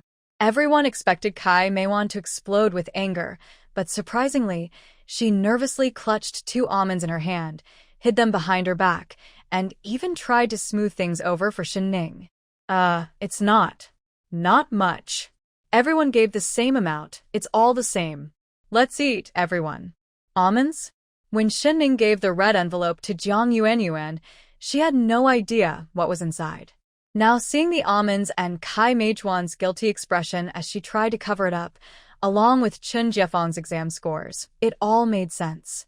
Suddenly, she lost the desire to stay and stood up abruptly, saying, I have something to do, I'll leave now. Li Jiqiang looked confused. Hey, we haven't eaten yet. Why are you leaving? Zhang Ruoyu and Fang Xuejin looked at the shabby banquet and had no desire to sit down and eat. However, Fang Xuejin acted differently, pulling Fang Heng and Zhang Ruoyu to sit at the drafty youth station, constantly urging Fang Heng to eat and drink. Fang Heng stared longingly at the door. The celebration was about to start, but Shen Ning still hadn't arrived. It was only when Jiang Yuanyuan left early that Fang Heng realized Shen Ning didn't plan to come at all. The frustration weighed heavily on him. Fang Heng, who usually had everything go smoothly, was experiencing the taste of failure and heartbreak for the first time. He grabbed the white liquor from the table, poured a small cup, and downed it in one go. The liquor Chen Jiefeng prepared was the cheapest kind, and it was quite strong. Fang Heng, who rarely drank, immediately started coughing, feeling as if his throat was sliced, and his lungs burned painfully, tears streaming down his face. Zhang Ruoyu quickly advised, Hey, what are you doing? That strong liquor is too much for you. But Fang Xuejin snatched the bottle from Fang Heng and poured it all into his cup, saying, Drink up. Don't keep things bottled up. Come on, I'll drink with you. When Fang Heng woke up, he felt a splitting headache. The noise around him was overwhelming, along with the sound of a woman crying, making him restless. Consciousness still hazy, he suddenly felt a heavy punch to his face. Fang Heng, you beast. You're not even married, and you did this to Xiaoyu. How shameful. Fang Heng's confused mind felt like it was struck by lightning. Ignoring the pain on his face, he opened his eyes wide and looked around in bewilderment. In the small room stood several people, the one in charge wearing a red armband, looking very serious. Zhang Ruoyu sat at the foot of the bed, hugging her knees, her hair messy and covering most of her face, her clothes disheveled, quietly crying, with bruises visible on her exposed neck. Fang Heng's heart sank, and he instinctively tightened his grip on the blanket, realizing he was not wearing anything. Panic surged through him, mixed with disbelief. What? What happened? What is going on? Don't you know what happened? Stop pretending. Fang Heng, are you even human? Fang Xuejin's eyes were red, and he wanted to rush at him, but the staff member with the red armband shouted, Don't move. We are the inspection team. Someone reported that you two were involved in inappropriate behavior. You both need to get dressed and come out for questioning. Hurry up. What does this have to do with Xiaoyu? Why should she be investigated? It's clearly Fang Heng who got drunk and acted foolishly. If you want to arrest someone, take that guy. Who are you to shout here and disrupt our investigation? I am that guy's older brother. The door was briefly closed, but the noise outside was still loud and clear. Fang Heng turned to look at Zhang Ruoyu, remembering that he had been in a bad mood yesterday at Chen Jiefeng and Kai Meijuan's wedding and had drunk some alcohol, but he was still aware of what was happening. After the event, Fang Xuejin insisted on going somewhere else to drink more, and he had intended to refuse. But Zhang Ruoyu mentioned she had bought a train ticket for the next day and wanted to stay at the county's guest house tonight to catch the train in the morning. Everything seemed to follow a logical sequence. The three of them went to the guest house, where Fang Xuejin bought good food and drinks. He had been feeling upset and ended up getting very drunk. But why did everything turn out like this when he woke up? Fang Heng put on his pants and turned to Zhang Ruoyu. Yesterday. We. Why are you in my room? Zhang Ruoyu seemed lost, tears falling as she looked at Fang Heng. You got drunk yesterday, and I helped you back to your room to rest. I'm sorry, I can't assist with that. Zhang Ruoyu paused while pulling the door, turning to Fang Heng with sorrowful eyes full of pain. You don't have to do this. I know you're still upset with me for what I said that day, which caused you and Shin Jiqing. No. I don't blame you. It's my fault. I didn't think things through. I'm sorry for you. Fong Hung seemed completely heartbroken. Outside the door stood the inspection team, and his mind was in chaos. He even hoped Zhang Ruiyu wouldn't agree. Let him go to jail to atone for his sins. Even facing the death penalty would be better than dealing with the future. But Zhang Ruiyu finally nodded hesitantly. I don't want to go to jail, and I definitely don't want you to go to jail. I also don't want our parents to be sad and disappointed. And Grandpa Fong, he's so old, if he finds out, he won't be able to handle such a. Fong Hung, let's get our marriage certificate. In that moment, Fong Hung seemed to hear his heart breaking. He closed his eyes and nodded heavily.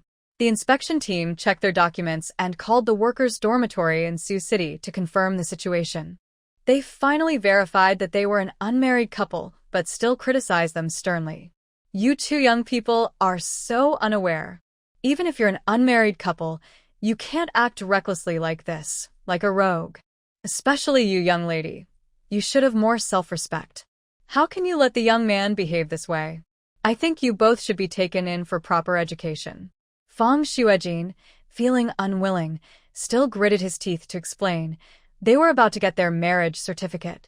They were already engaged in Sioux City, so they are a legal couple. This was just a misunderstanding. They both drank too much at the wedding feast.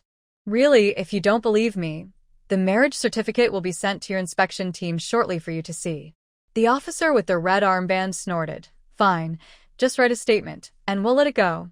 Fong Xuejin immediately nodded in thanks, while Zhang Ruiyu's face turned red with embarrassment as she hurriedly pulled the dazed Fong Hung away. Once the three figures had disappeared, a soldier beside the officer asked in confusion, "Why does this person's voice sound just like the one who called us to report that Hong Tian was messing around with everyone?" The officer with the red armband sneered, "We're just following the rules. It doesn't concern us." With a thud, the bright red stamp was pressed onto the marriage certificate. Fong Hung felt that everything had changed, and there was no trace of joy on his face. Two people stood at the entrance of the Civil Affairs Bureau.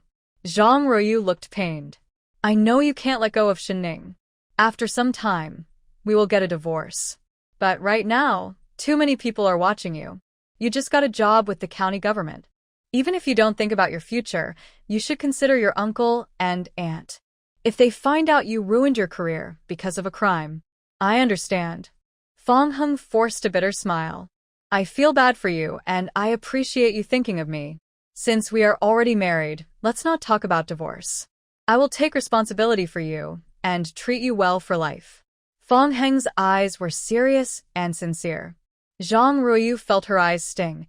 She had finally waited for this day. With tears in her eyes, she smiled slightly. "Okay, from now on, we will be good together and never mention divorce again." She smiled through her tears, and Fong Hung felt as if his heart had been hit hard. It was all his fault, and Ruiyu was innocent in this. "Well, since we are already married, let's call your parents from the post office. We can't hold the wedding banquet right now, but I will talk to my parents and have them prepare the bride price." Zhang Ruiyu sniffed. "I don't care about the bride price. We can discuss the future later. I will explain things to my parents. You focus on your work and try to transfer back in a year or two. If that doesn't work, I can quit my job to be with you." Fong Hung held her hand. "No need for that. Just take care of yourself. I will handle the rest. Let's go. I will stay with you at the guest house for a few days and help you buy some things at the department store and also get some gifts for your uncle to apologize." Zhang Ruiyu was touched and felt a heavy sigh of relief inside. She knew Fong Hung was determined. Once he made up his mind, it was hard for others to change it. But he was also very traditional, with a strong sense of responsibility and morality. Once they were together, he would feel responsible for her, and there would be no chance for him and Shin Ning anymore. Fong Hung felt guilty, which made it easier for her to manage the situation. Fong Heng's mind was actually quite chaotic. The hangover from last night still gave him a splitting headache. But he forced a smile and took Zhang Ruiyu to the Guanghua department store. He took out all the cash he had and handed it to Zhang Ruoyu, as if that was the only way to ease his guilt.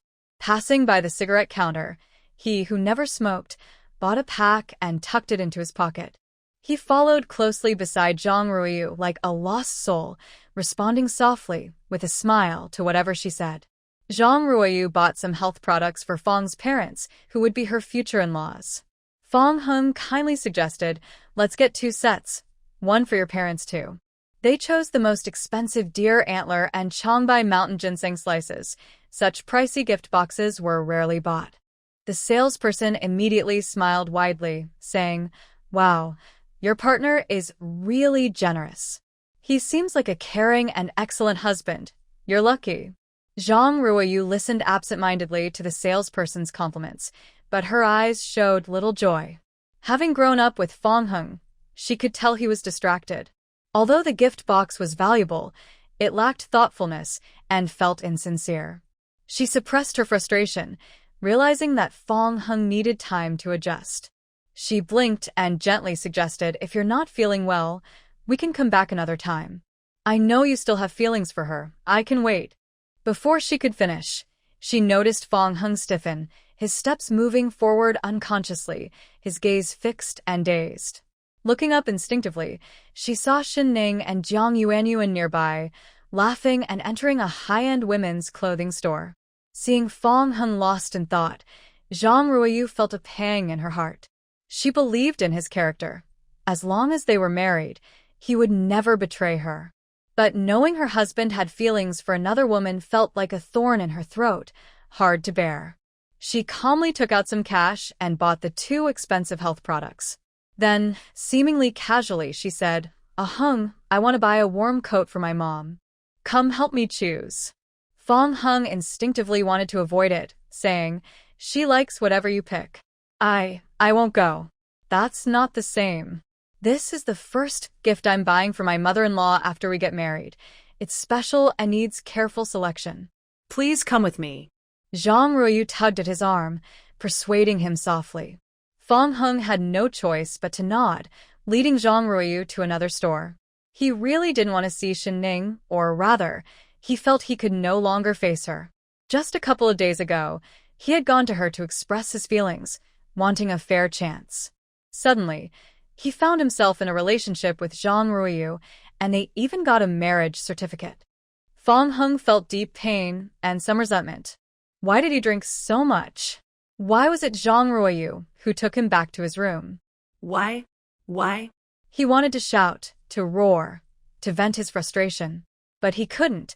He had already let Xin Ning down and couldn't hurt Zhang Ruoyu too.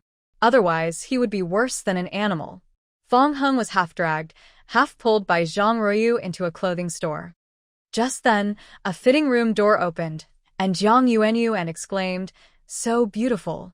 Ning Ning, this dress suits you perfectly." Jiang Yuanyuan felt a bit regretful. She also liked the cotton dress, but it only came in the smallest size. Her figure was fuller than Xin Ning's, and the dress felt tight around her waist and chest.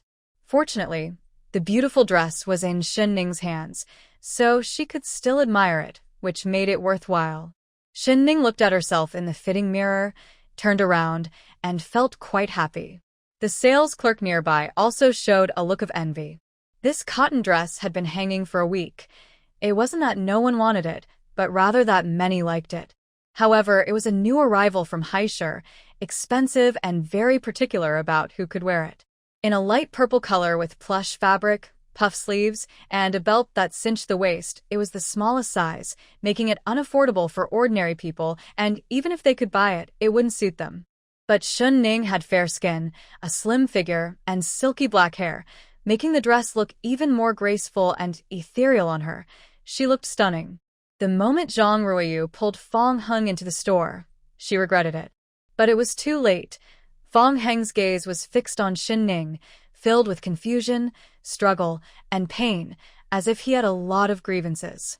Yet when he met Xin Ning's eyes, it felt like he was burned by fire, and he quickly looked away, awkwardly saying, "What a coincidence." Jiang Yuanyuan felt a headache seeing Fong Hung now.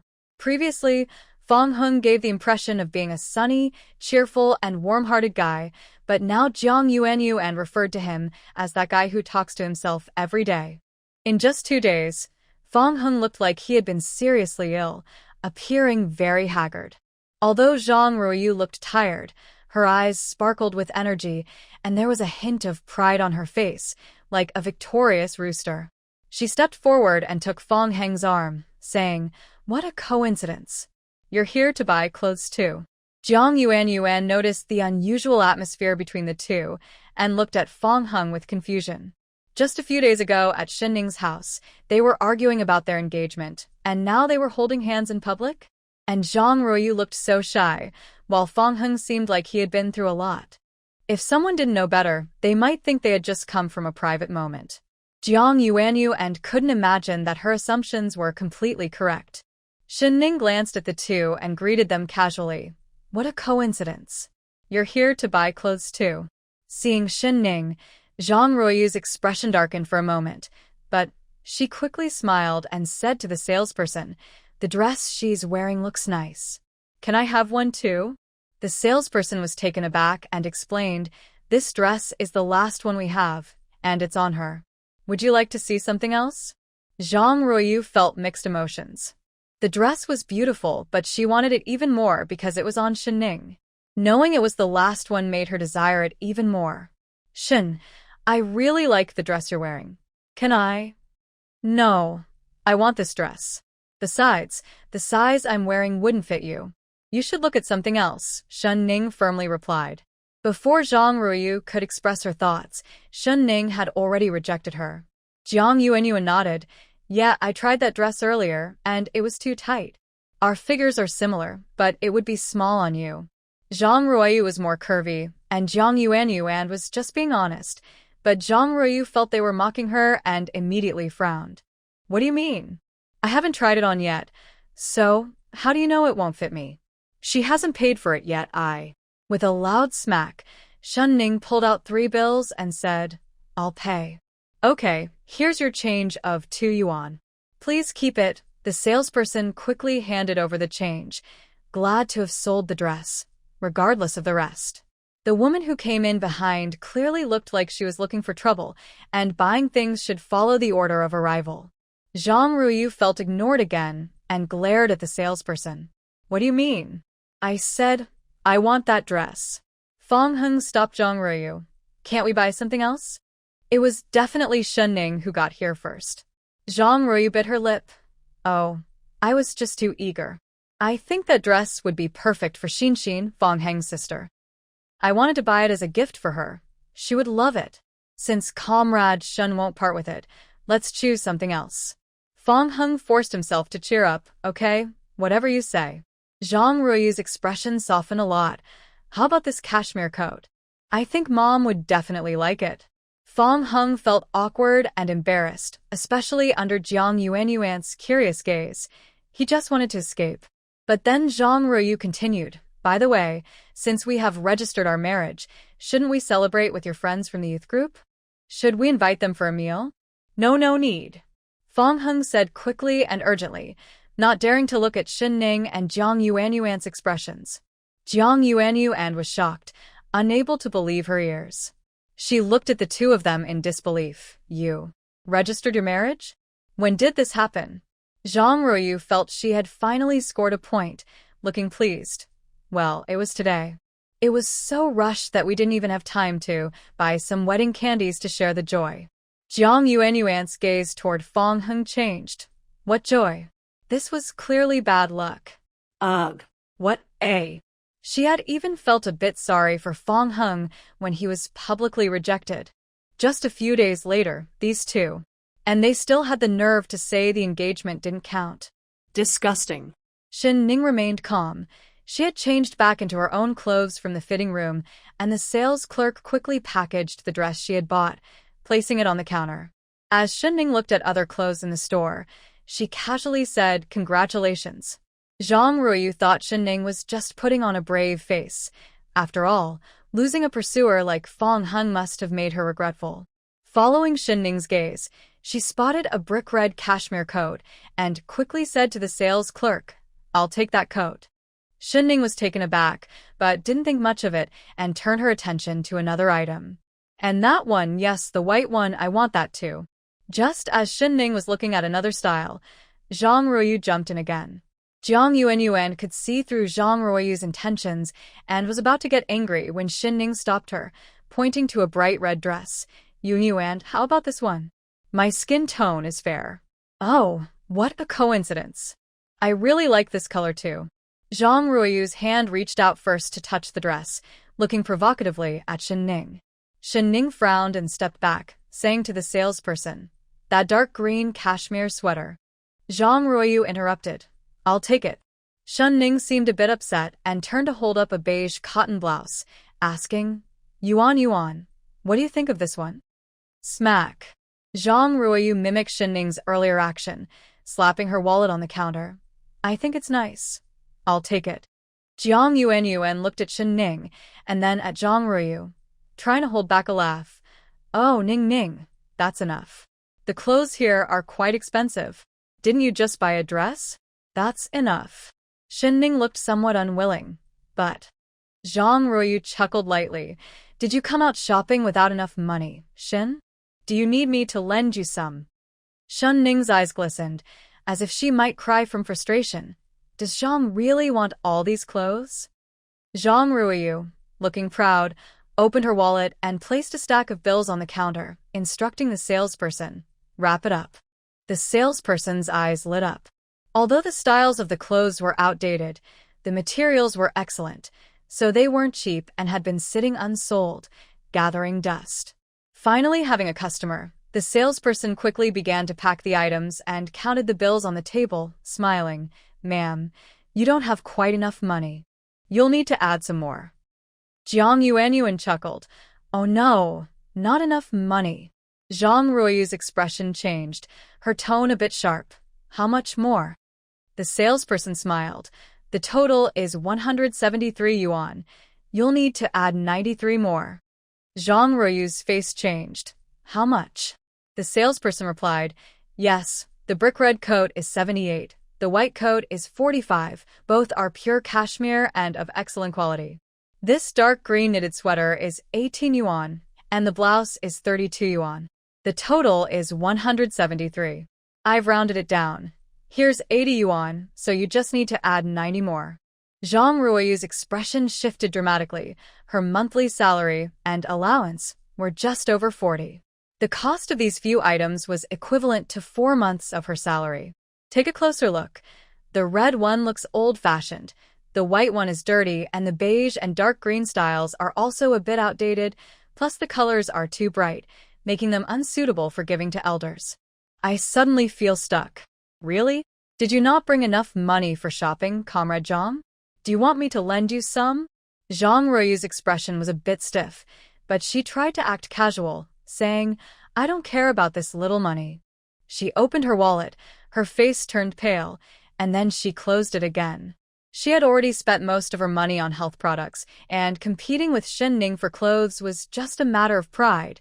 She didn't expect these clothes to be so expensive. Turning to Fong Hung, she saw he was lost in his own world, looking miserable and completely unaware of the situation over here. She guessed that Fong Hung didn't have much money left either, since he had given her all the cash he had when they entered the department store. Seeing Zhang Ruoyu in a difficult position, the salesperson began to lose patience and urged, "Comrade, did you not bring enough money? Maybe you should borrow some from your friend." Jiang Yuan and Xin Ning weren't in a hurry to leave. Their bright eyes were fixed on her, ready to lend her money at any moment. Zhang Ruoyu gritted her teeth, losing the boldness she had earlier when she confidently placed a large sum on the counter. She feigned calmness and said, "I haven't finished choosing yet. I'm just looking around." Xin Ning and Jiang Yuan nodded in agreement. Yes, Comrade Zhang is wealthy enough to buy this store, if she wanted to. Exactly.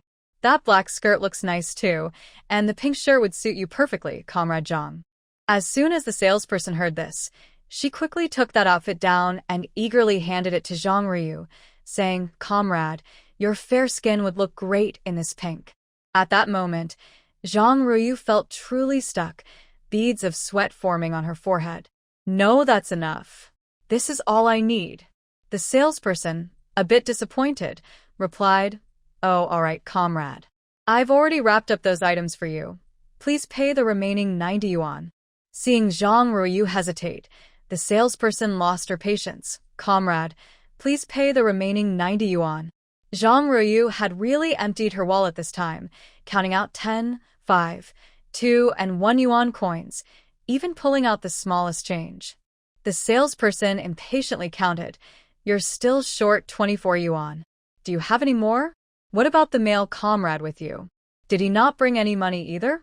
Fong Hung was suddenly called out, snapping back to reality as he stared blankly at the counter. Shen Ning and Zhang Yuanyuan had seen enough excitement. They noticed that Zhang Ruoyu's fair skin was turning redder, and her eyes were getting teary, looking like she was about to break down. Seeing the moment was right, Shen Ning picked up the dress she had bought earlier. Yuanyuan, let's go. I want to check out some other stores. I was just thinking that those styles and colors were a bit outdated and really don't suit me. Zhang Yuanyuan chuckled. Exactly. Those styles are more suitable for older women. We can't pull them off at our age. The two laughed and left gracefully, their carefree backs contrasting sharply with the dejected Fong Hung. Zhang Ruoyu's eyes widened in surprise as she realized Shen Ning had tricked her. She instinctively wanted to chase after them, but after just 2 steps, the sales assistant suddenly grabbed her wrist. Why are you running? You haven't paid yet. Don't you want the clothes? Zhang Ruoyu was furious. I don't want them. I don't want them. The sales assistant became anxious. Hey, what's going on? You were just grabbing everything those 2 ladies looked at, and now you say you don't want them? Zhang Ruoyu frowned, her tone sharp. I said I don't want them. The sales assistant raised her voice. What's happening? Are you trying to cause trouble? That lady liked those clothes, and you insisted on taking them away. Now you say you don't want them.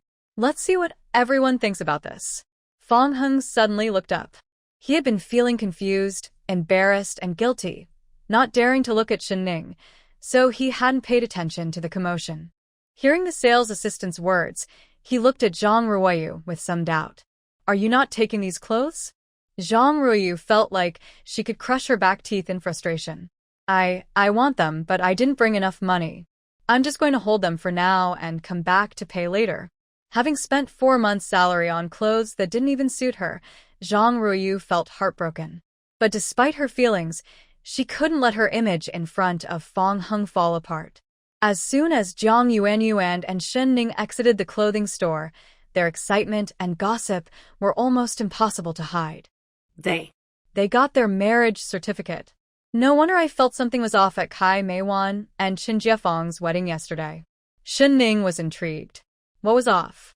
Zhang Yuanyuan looked at Shen Ning with curiosity, showing no signs of disappointment. Although she knew Fong Hung was one-sided in his feelings, she couldn't help but feel a bit sorry for him. It's really sad to fall in love with a heartless woman. Shen Ning urged her. What's going on? Tell me, I want to hear. Zhang Yuanyuan cleared her throat. Well, yesterday, Fong Hung looked like he was heartbroken. His cousin, who seems a bit off, kept trying to get him to drink more. It's clear he's not a good person. Li Jiqiang tried to stop Fong Hung from drinking too much, but Zhang Ruoyu made snide remarks, saying he was meddling. This made Li Jiqiang so angry that he decided to walk away. And now look what happened. I suspect they must have done something reckless after drinking. Otherwise, how could they suddenly get a marriage certificate? Zhang Yuanyuan turned to Shen Ning, analyzing the situation. I think it's very likely that Zhang Ruoyu took advantage of Fong Hung while he was drunk. Just look at how she treated him. He seems completely drained and pitiful. Cough, cough. Shen Ning was surprised by Zhang Yuanyuan's bluntness. Well, they're private matters like who did what, we won't discuss. They're both adults and engaged, so whatever happened was mutual. Otherwise, how could they get a certificate? We should keep our distance from Fong Hung from now on. I feel like there's something off about Zhang Ruoyu and Fong Heng's cousin. Neither of them seems trustworthy. Zhang Yuanyuan nodded. I just think it's a shame. Fong Heng used to be such a good guy, sunny, warm-hearted, and cheerful. He just didn't always understand things well. I saw he was quite devoted, if he liked someone. Jiang Yuanyuan suddenly stopped, remembering Fong Heng's married status, making it inappropriate to continue. She changed the subject. By the way, my mom wrote to me, saying there will be major changes in policies in the next couple of years, and they might restore the college entrance exam. Ning Ning, you were right. Studying more is definitely a good idea. If we can get into college, we can return to the city openly. The government will cover tuition, provide living subsidies, and even help with job placements after graduation. My mom said that only a few people know this news right now, but high school textbooks are already hard to find in the market. Everyone is working hard, hoping to change their fate after the college entrance exam is restored. Shinning was surprised. She thought the news about restoring the college entrance exam wouldn't be announced for another 3 or 4 months. But considering Jiang Yuanyuan's parents' connections, it wasn't strange for her to know in advance. Jiang Yuanyuan continued, my brother and sister-in-law have already sent me materials, so we can study together. But my grades are not good, and with spring planting coming up, I feel overwhelmed just thinking about it. However, my parents have given me strict orders to get into college. If I can't do it in 1 year, I have to try for 2 years, and if that doesn't work, 3 years. I'm going to die. I'm really not cut out for studying. Jiang Yuanyuan's sad expression was so vivid that Shinning couldn't help but laugh. Don't worry, I have a plan to help you find more time to study. Jiang Yuanyuan had no idea what Shinning was up to until she was taken to the captain's house. Shinning sweetly called out Uncle He, Aunt He. Lu Chuiying took the pastries from her hands. You girl, you come here and bring something. Shinning smiled and said, the pickled vegetables you gave me last time were so delicious, so I came back for more. Hee hee. You child, that stuff isn't worth much. If you want to eat, just come and take it. I've pickled more for half a month, and it's really tasty now. As soon as He Xiaojun, He Daji's daughter, saw Shinning, she rushed over. Sister Shinning. Sister Yuanyuan. Shinning chuckled and pinched her nose, pulling out 2 candies from her pocket and handing them over. Go play. He Daji, smoking a pipe, glanced at her. Hey, you don't come here for nothing. Among all the young people, you're the most lively. So, what do you need from Uncle? Last time, she had revealed He Jianya's matter in front of the county leaders, which had caused quite a stir for the He family. But He Daji had also benefited from it. He had been in his position as village captain for over 10 years, and it was time for a change, thanks to Shinning. Lu Chuiying playfully hit her husband. Xiao Shen, if you need something, just say it. We'll help if we can. Shinning didn't keep them guessing. I heard that the county is making Hejia Village an experimental point to start a literacy campaign. Uncle, do you think Jiang Yuanyuan and I would be qualified to be teachers for the literacy team in the village after the new year? Hey, you little girl, you sure know the news. Is that all for this matter? Shinning nodded. Of course. Is it okay, Uncle? Do you think we are qualified? Absolutely. Why wouldn't you be? Lu Chuiying chimed in. There aren't many young people in this village with a high school diploma. Most have gone to the city to find work.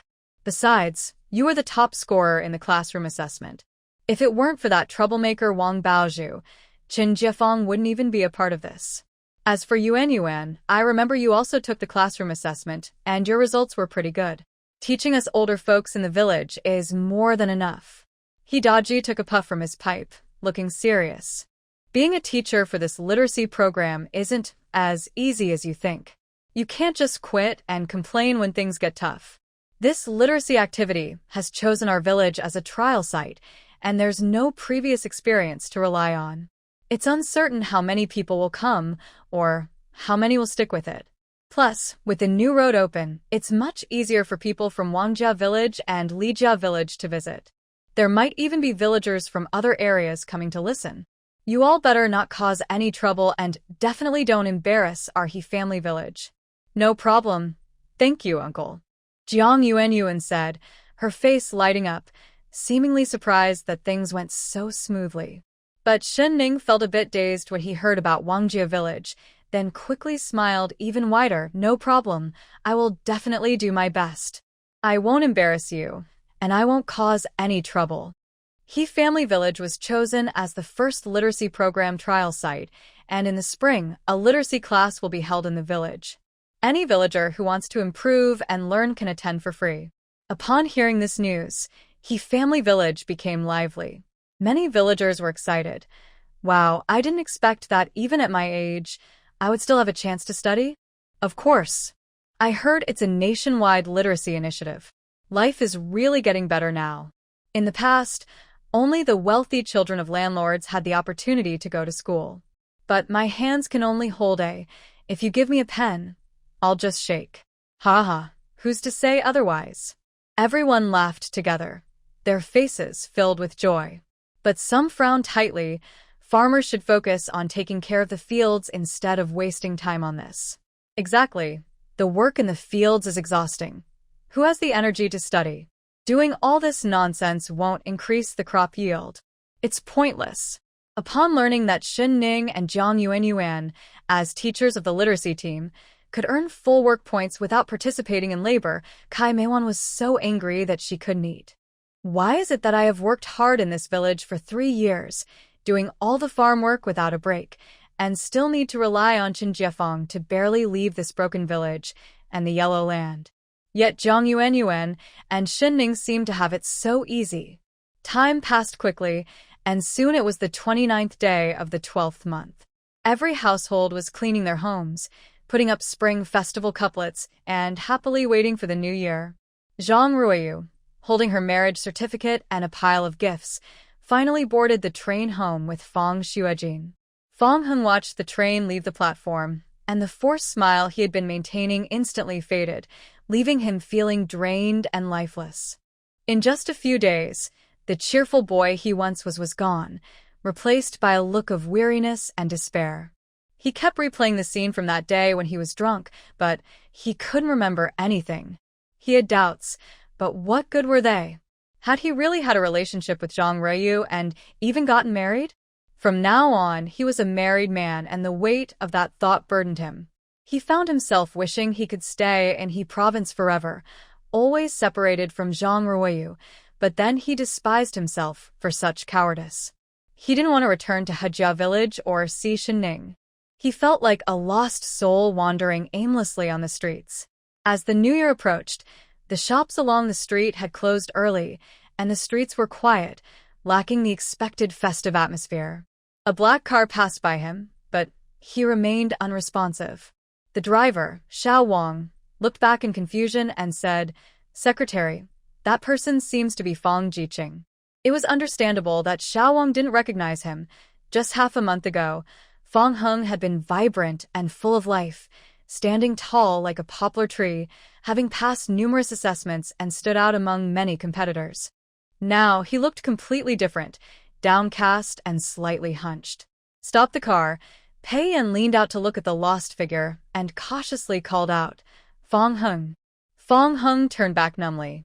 His vacant expression startled Pei Yan, who felt that he looked utterly lifeless, as if he might jump into the river at any moment. Pei Yan's heart raced with uncertainty. What had happened? Quickly, they helped the person into the car. Hejia village at Shen Ning's home, the small courtyard was lively. Sonia helped hold the ladder while Shen Ning carefully adjusted the large red couplets, asking, "Is it straight?" Sonia looked up but seemed a bit confused due to her blocked view. Meanwhile, Meichio ran off to take a look and barked, "Woof woof." Shen Ning, puzzled, shifted the couplet to the left. "Woof woof." Then she moved it to the right. "Woof woof woof." Her arms were getting tired, and she complained, "Meichio, can you even understand? Don't give random directions." "Sonia, you don't need to hold it anymore. Go check if it's straight." Sonia let go and ran a few steps, her bright eyes carefully examining it for a while before pointing to the right. Shen Ning adjusted it again, and Sonia nodded in satisfaction. It's aligned." Shen Ning finally sighed in relief. Putting up the couplets was really exhausting.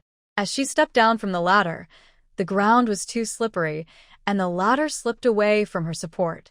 Startled, Shen Ning shouted, but suddenly, a foot stopped the sliding ladder, and a strong hand firmly held her waist. At first, Shen Ning tightly gripped the ladder to ensure it was stable, then she sighed heavily in relief.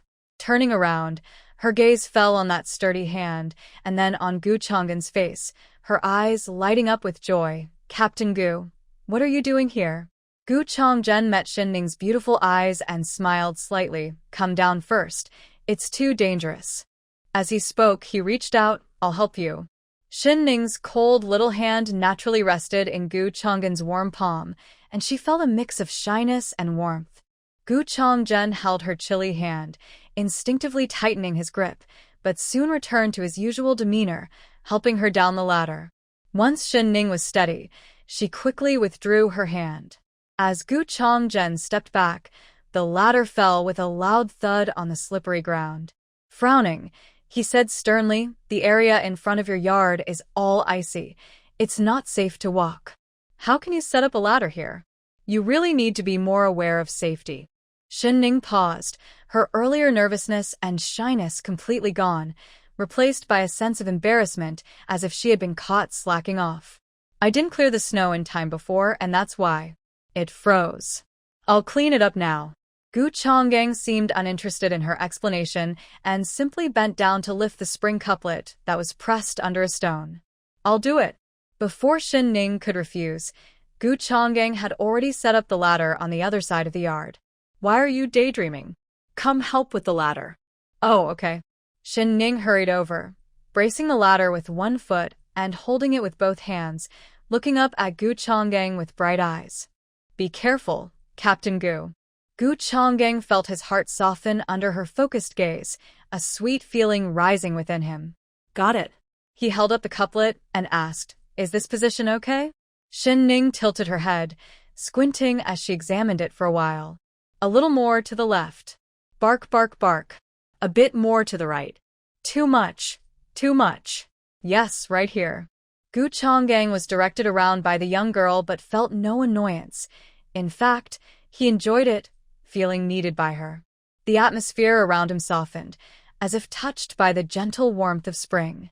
Finally, it was up. Standing on the ladder, Gu Changgang suddenly reached out to Xin Ning. Give me a hand. If his soldiers saw this, they would be shocked. Here he was, needing help from a girl for a ladder that was less than a meter high. But Xin Ning didn't notice anything unusual and quickly offered her small hand. Gu Changgang took her cold hand tightly, a smile in his eyes. Unfortunately, the moment was brief. Even if he moved slowly, he was soon on solid ground. As Xin Ning withdrew her hand, Gu Changgang was about to ask her, Why aren't you wearing gloves? When he noticed Gu Sanya approaching, wearing the very gloves he had given Xin Ning last time, his expression darkened. He glanced at them but chose not to say anything. Xin Ning rubbed her hands together and invited Gu Changgang inside for a cup of hot water. Gu Changgang merely pressed his lips together and, without a word, found a shovel from behind the yard gate and began to clear the snow at the entrance. After removing the snow, he noticed a thin layer of ice on the ground. Using his strength, he stood the shovel upright and began to tap rhythmically on the ice, quickly breaking it into small pieces.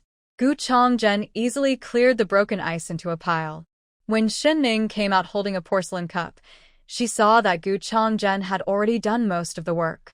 She felt a bit embarrassed and said, Captain Gu, I can do it myself.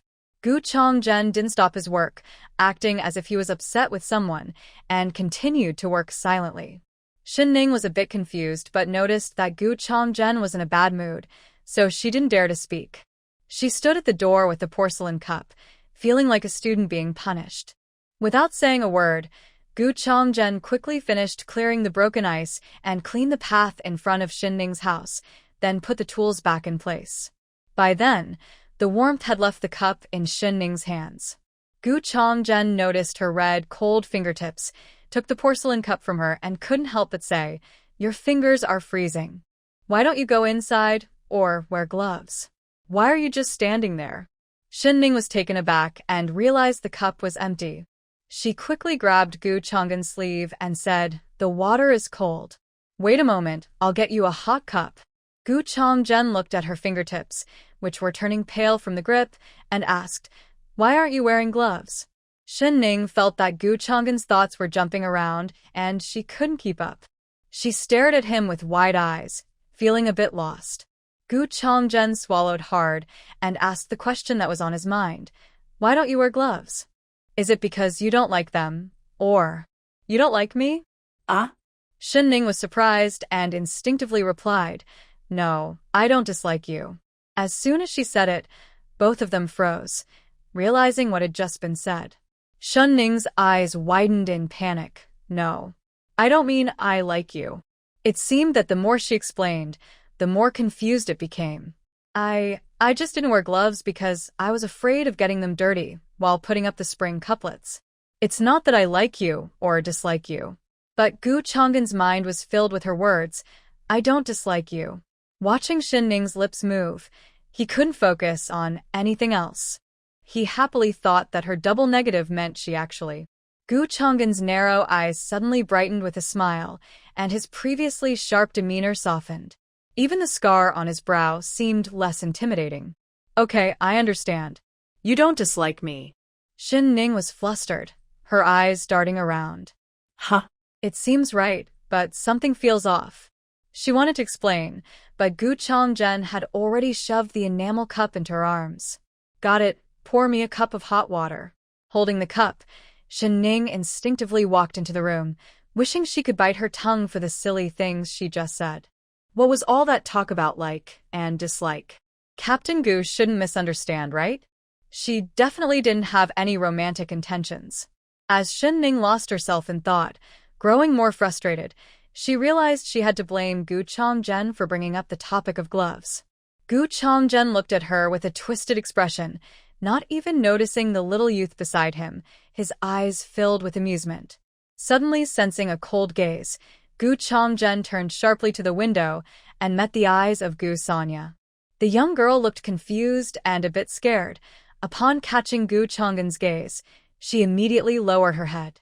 Gu Chang'an looked away, gently tugging on Shinning's arm, lowering his voice. I need to find the team leader.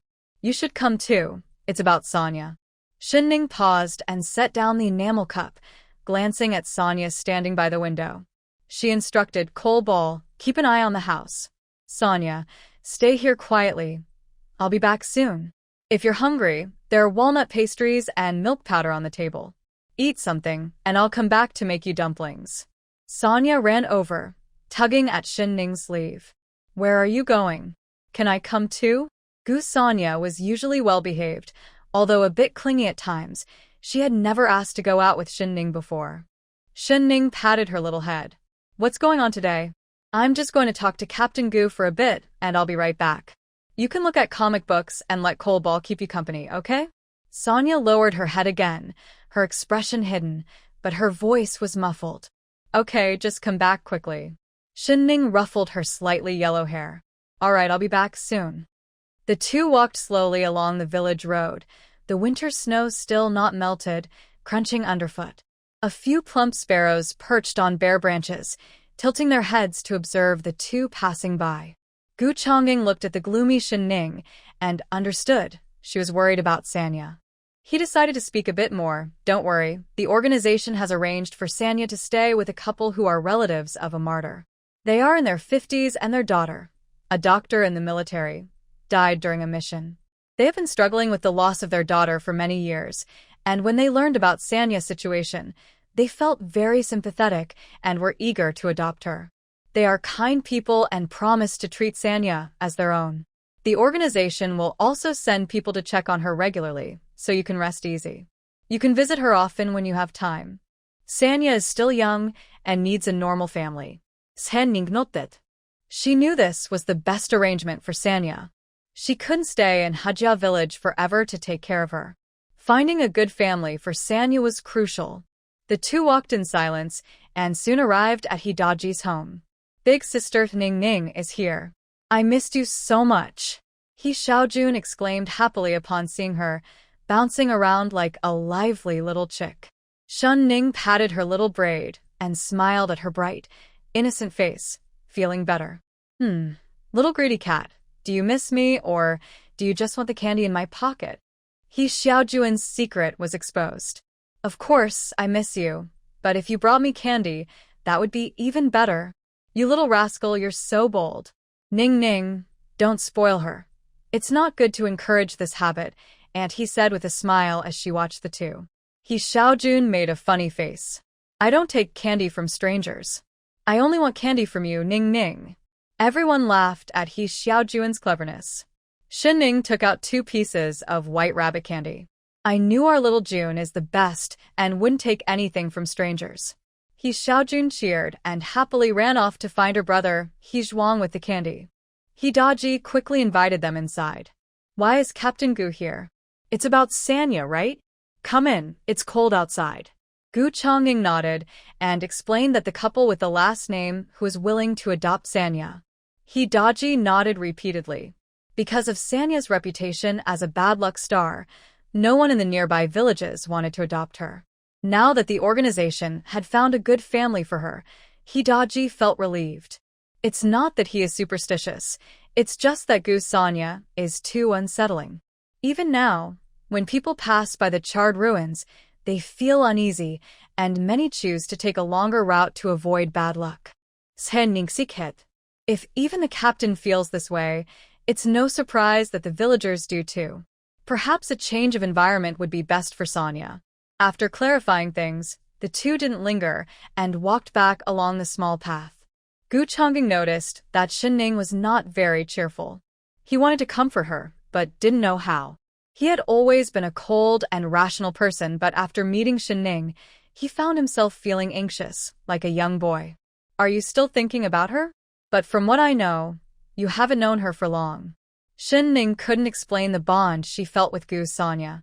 I guess when I see her, I remember my past self. I always want to help when I can. I can't stand seeing her being bullied. Listening to Shen Ning, Gu Chongying recalled the first time he met her. She was thin and had a noticeable injury on her forehead, looking gloomy in her ill-fitting, worn clothes, with bruises on her arms. Now, thinking back, Gu Chongying felt a pang in his heart. If anyone bullies you in the future, just come to me. I'll support you. Shen Ning was taken aback, stopping in her tracks, her beautiful eyes wide with surprise at Gu Chongying's sudden words. His deep gaze held meaning as he looked at her intently. I mean it.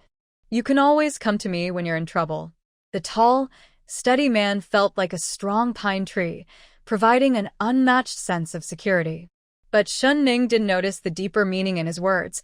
She thought he was just a kind-hearted person. She also felt a bit underestimated, wondering if he saw her as someone weak who could only be bullied. Hey, who do you look down on? I'm not the same foolish coward I used to be. Just in Hajia village, I can walk around confidently now.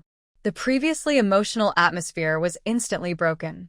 Gu Chongying sighed, watching the spirited girl with her slightly arrogant demeanor, unable to help but smile. If someone else had said that, he might have scolded them.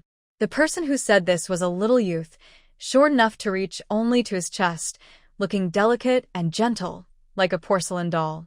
Gu Chongying held back a laugh, as if comforting a child.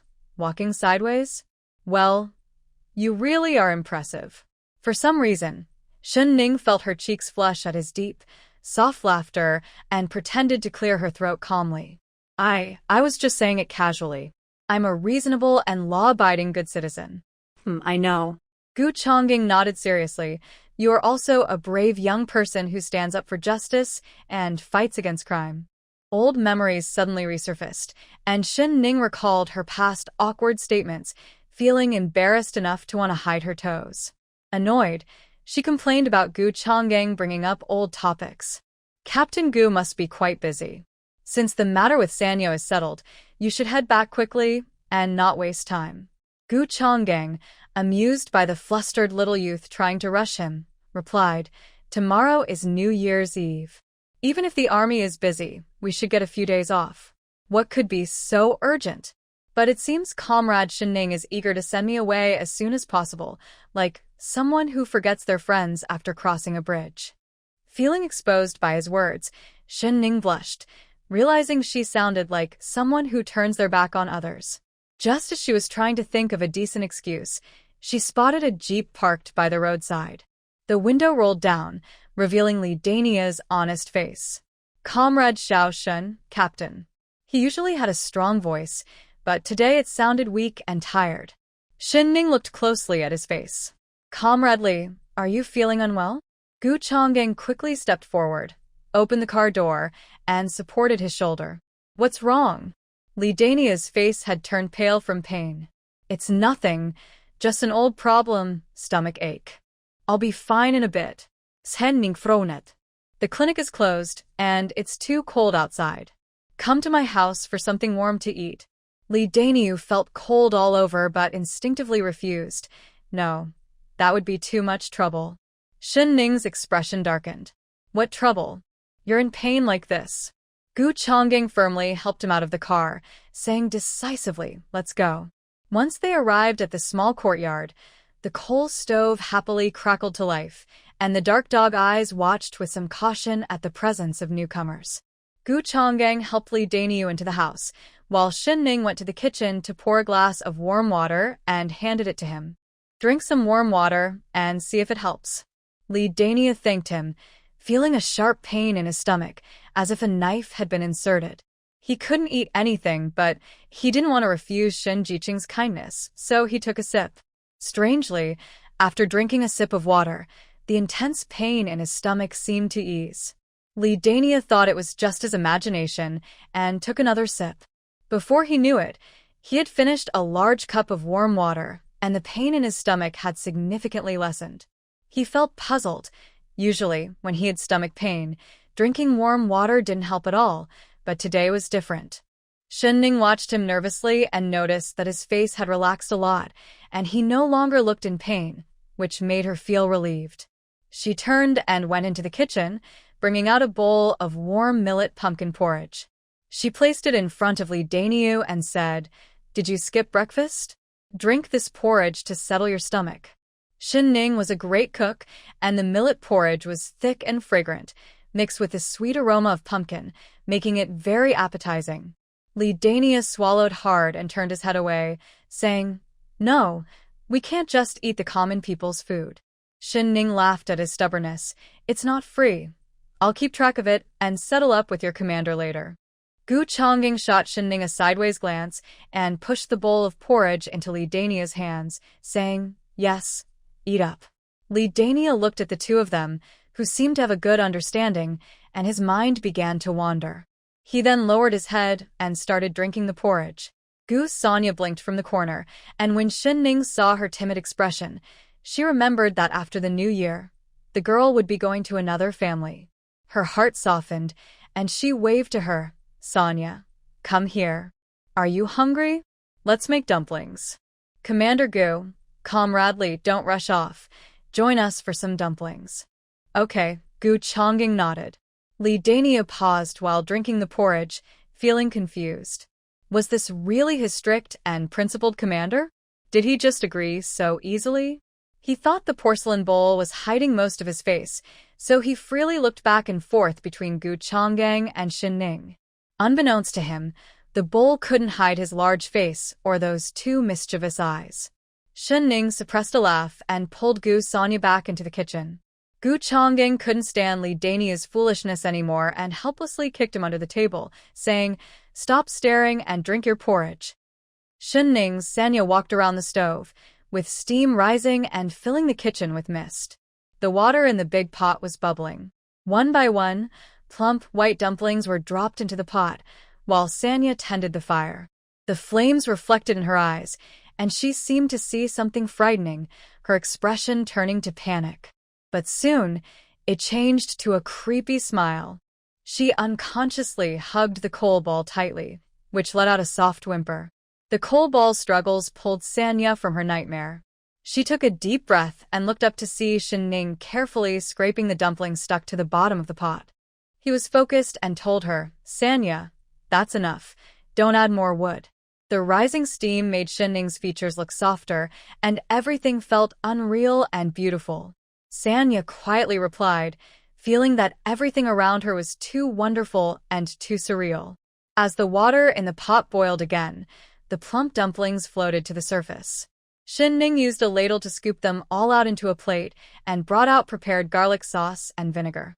He called everyone to wash their hands and eat, with even the coal ball sitting patiently by its bowl, waiting for dinner. Its eager expression made everyone smile. The four of them sat around the table, with 4 large plates of dumplings giving off a tempting aroma.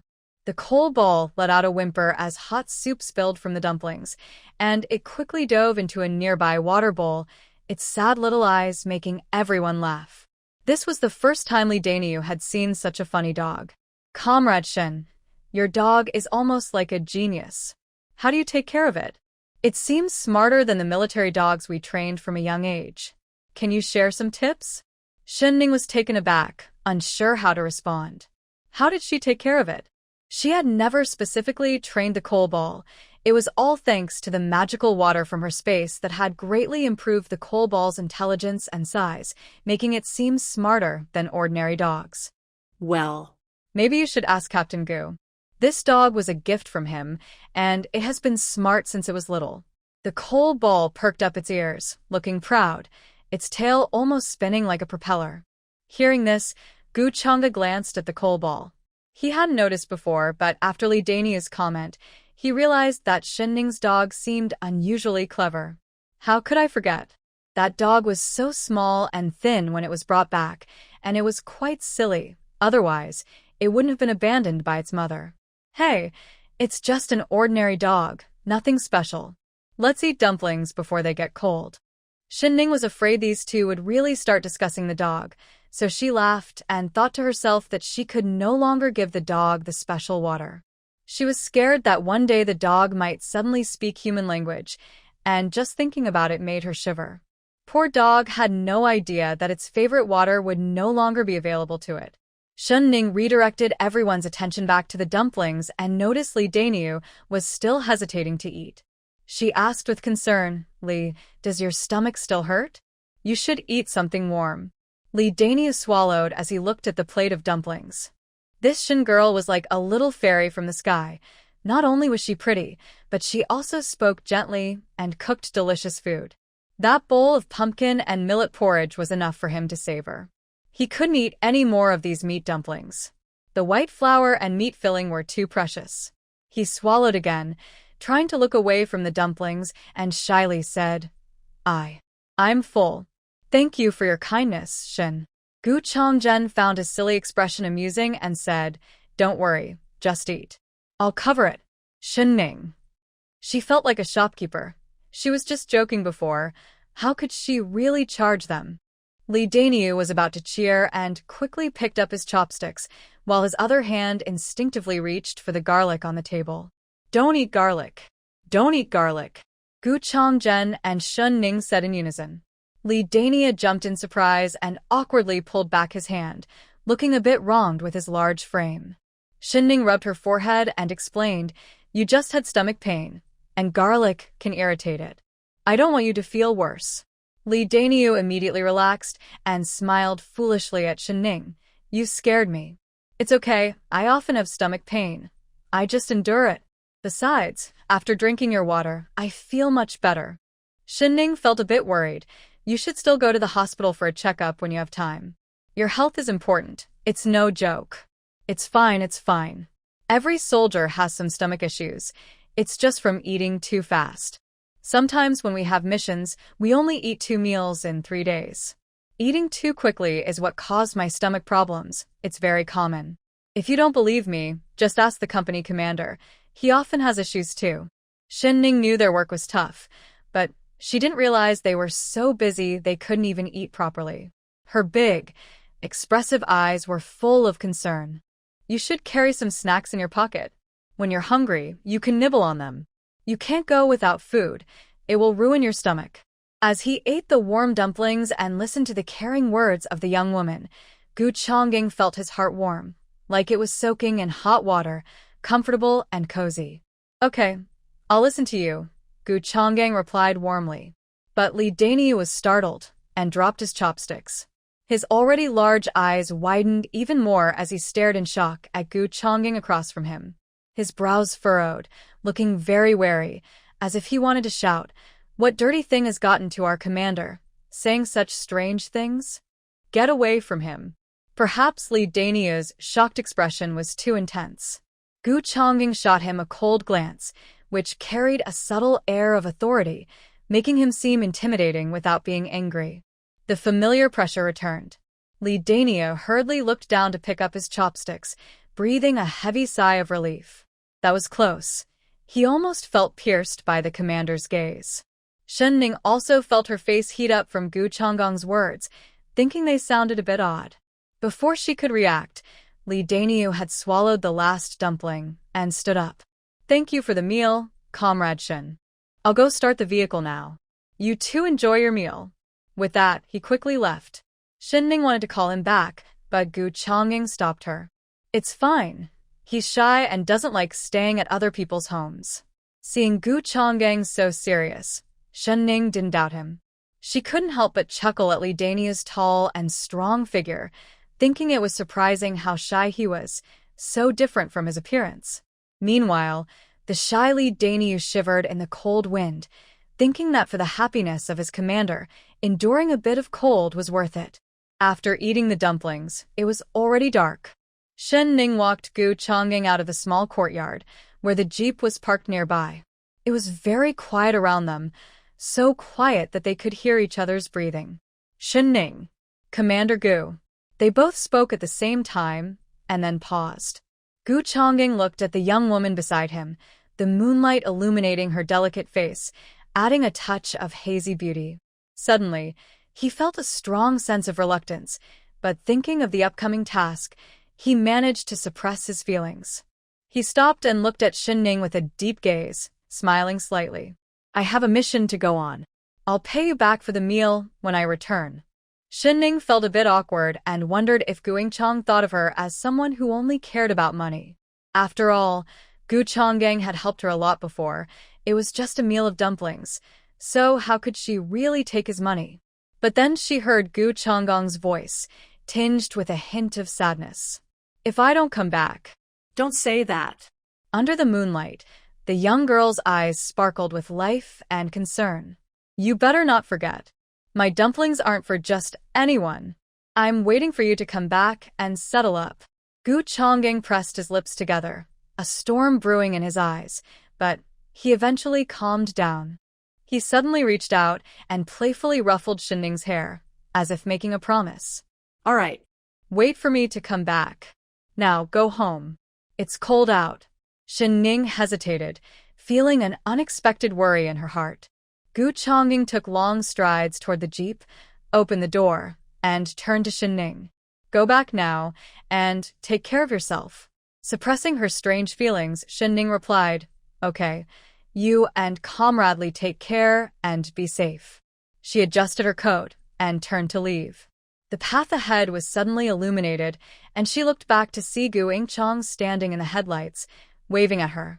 Li Danio's strong voice called out, "Comrade Xiaoshen, we'll come back to see you after our mission." The headlights were bright, making it hard for her to see Gu Changgong's face, but she smiled and nodded, responding loudly, "All right, you all be careful and come back safely." With that, she stepped onto the snow, walking into the light until she gradually disappeared at the end of the path. Only after she was out of sight did Gu Changgong return to the car. "Let's go," he said. Li Danio started the engine and, out of the corner of his eye, noticed Gu Changgong pulling out a delicate box from his pocket. Curious, he leaned in to look. "What's inside?" Gu Changgong lowered his gaze and opened the box, revealing a beautiful, sparkling women's watch. Li Danio's eyes widened in surprise. "Wow, that watch must be expensive. What's that shiny thing? It looks really nice. Is it for Comrade Xiaoshen? Why didn't you give it to her earlier? Should we turn back now?" Gu Changgong's expression was serious as he snapped the box shut. "No need. Let's go." Skin Ning returned to the small courtyard, and the coal ball wagged its tail happily. Sanya also came over, looking at her with eager eyes, hesitating to speak, which made Shen Ning's heart soften. Shen Ning reached out and patted her head, suddenly remembering that Gu Changgong had done the same thing to her earlier. She paused for a moment, quickly shaking off the strange feeling in her heart, and smiled gently at Sanya. "What's wrong, Iya?" Gu Sanya's light brown eyes were misty, making it hard to see her emotions. She fiddled with her clothes and asked, "Do you not want me anymore?" Shen Ning didn't expect Gu Sanya to be so sensitive and notice so quickly. No wonder she had been in a low mood all day. Ning bit her lip, feeling a hint of reluctance. It's not that I don't want you. I just want to find you a better family. Staying with me. I understand. It's him who wants you to send me away, right? I'm a burden and a bad luck charm. Are you scared of me too? Ning was taken aback, seeing Sanya's red-rimmed eyes. She quickly pulled her into an embrace. Don't say that. You are my sister, not a bad luck charm. How could I be scared of you? It's just that the couple is really good people. They will raise you like their own daughter. Don't you want loving parents and a stable home? Sanya buried her face in Ning's arms and sniffled. But I just want to be with you. Ning knew Sanya was very attached to her, but Sanya's childhood had been tough enough. Ning hoped she could grow up in a healthy family environment. There was still much for her to do. With Wang Baozhu, Wang Aihua, and even the person hiding behind Wang Aihua, all posing hidden dangers. She didn't want to drag Sanya into such a dangerous situation. If possible, she hoped Sanya could forget the past pain and grow up loved by her parents, healthy and happy. Thinking of this, she couldn't bear to look into Sanya's hopeful eyes and steeled her heart. Yeah, I will come to see you often. Don't be afraid. I won't neglect you. If you miss me, you can write to me. Sanya's gaze was heavy, and after a while, a bittersweet smile appeared. Okay, then you have to visit me often. I will miss you. Can I sleep with you for a while? As night fell, Ning's breathing gradually became steady. Sanya sat up, tucked the blanket around Ning, and stared blankly at her face. The coal ball stood up alert and jumped onto the Kong, snuggling next to Sanya. The Kong in the room was warm, and the blanket was soft and cozy. Under the pillow lay the comic book that Ning had bought for herself. The small cabinet by the bed was filled with snacks that Ning usually gave her. During this time, she felt well-fed and warm, like a beautiful dream. There were no endless farm chores, no piles of laundry, no beatings or insults, no mockery or pain. But now, this lovely dream was about to be interrupted. Sanya buried her face in the blanket, curled up at the head of the Kong. The coal ball sensed her unusual mood and softly nudged her with its nose. Sanya patted the coal ball's head. Don't wake up my sister. The coal ball whined softly, its dark eyes filled with confusion. Suddenly, Sanya chuckled lightly, her voice gradually cooling in the darkness. Coal ball, I really envy you. You can always be with my sister. I wish I were a dog too. I wish he had never shown up. Why does he have to be so unpleasant and separate me from my sister? Coal ball, I don't want to leave. Just after the new year, He Daji and Lu Chuiying arrived on time with the Hu couple, Hu Feng and Wu Shuhui, who were adopting Sanya. They were accompanied by a slightly darker-skinned young soldier, who smiled widely, showing off his bright white teeth. Ning greeted them with a smile and welcomed them inside. Sanya tightly hugged the coal ball, shrinking into a corner of the main hall, her head lowered and silent. She did not cry or protest. But this silence felt like a heavy to Ning's heart. Ning suddenly felt uncertain. Was her decision really the right one? Was it truly better for Sanya? She knew that Sanya was introverted, not very good with words, and certainly not as lively or cute as other children her age. Could two complete strangers really accept her wholeheartedly? Would they treat her well, without reservation? Wu Shuhui took Ning's hand. Although she was only in her 60s, much of her hair had turned gray, and a hint of worry lingered on her face, making her appear older than she was. Hello, you must be Comrade Ning. Captain Gu has told us about you. Don't worry, since we have decided to adopt Sanya, we will take good care of her and treat her as our own, raising her well. The couple looked very kind and waved at Sanya, their eyes filled with genuine affection. This must be Sanya. Sanya timidly glanced at Ning but hesitated to step forward. Lu Chuiying raised her eyebrows, wondering if this girl intended to cling to Ning forever. They had found a family that didn't mind her background, so she must not make a mistake. She smiled and stepped forward, pulling Sanya closer. Sanya, these are your new mom and dad. You should greet them. Sanya simply lifted her light brown eyes to look at the couple sitting across from her. She pressed her lips together, stubbornly refusing to speak.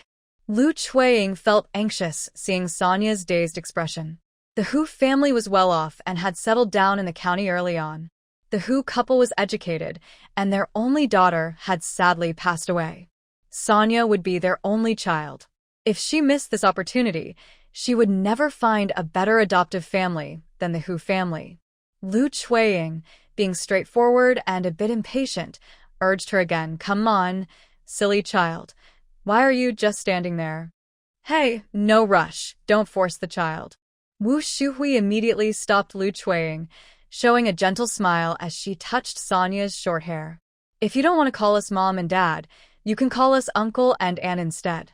Hu Feng, standing nearby, kindly added, "It's okay if you don't want to speak. You don't have to force yourself." Gu Sonia looked at their warm expressions, then turned to Shen Ning, who nodded encouragingly. Finally, she softly said, "Uncle, aunt." Ah.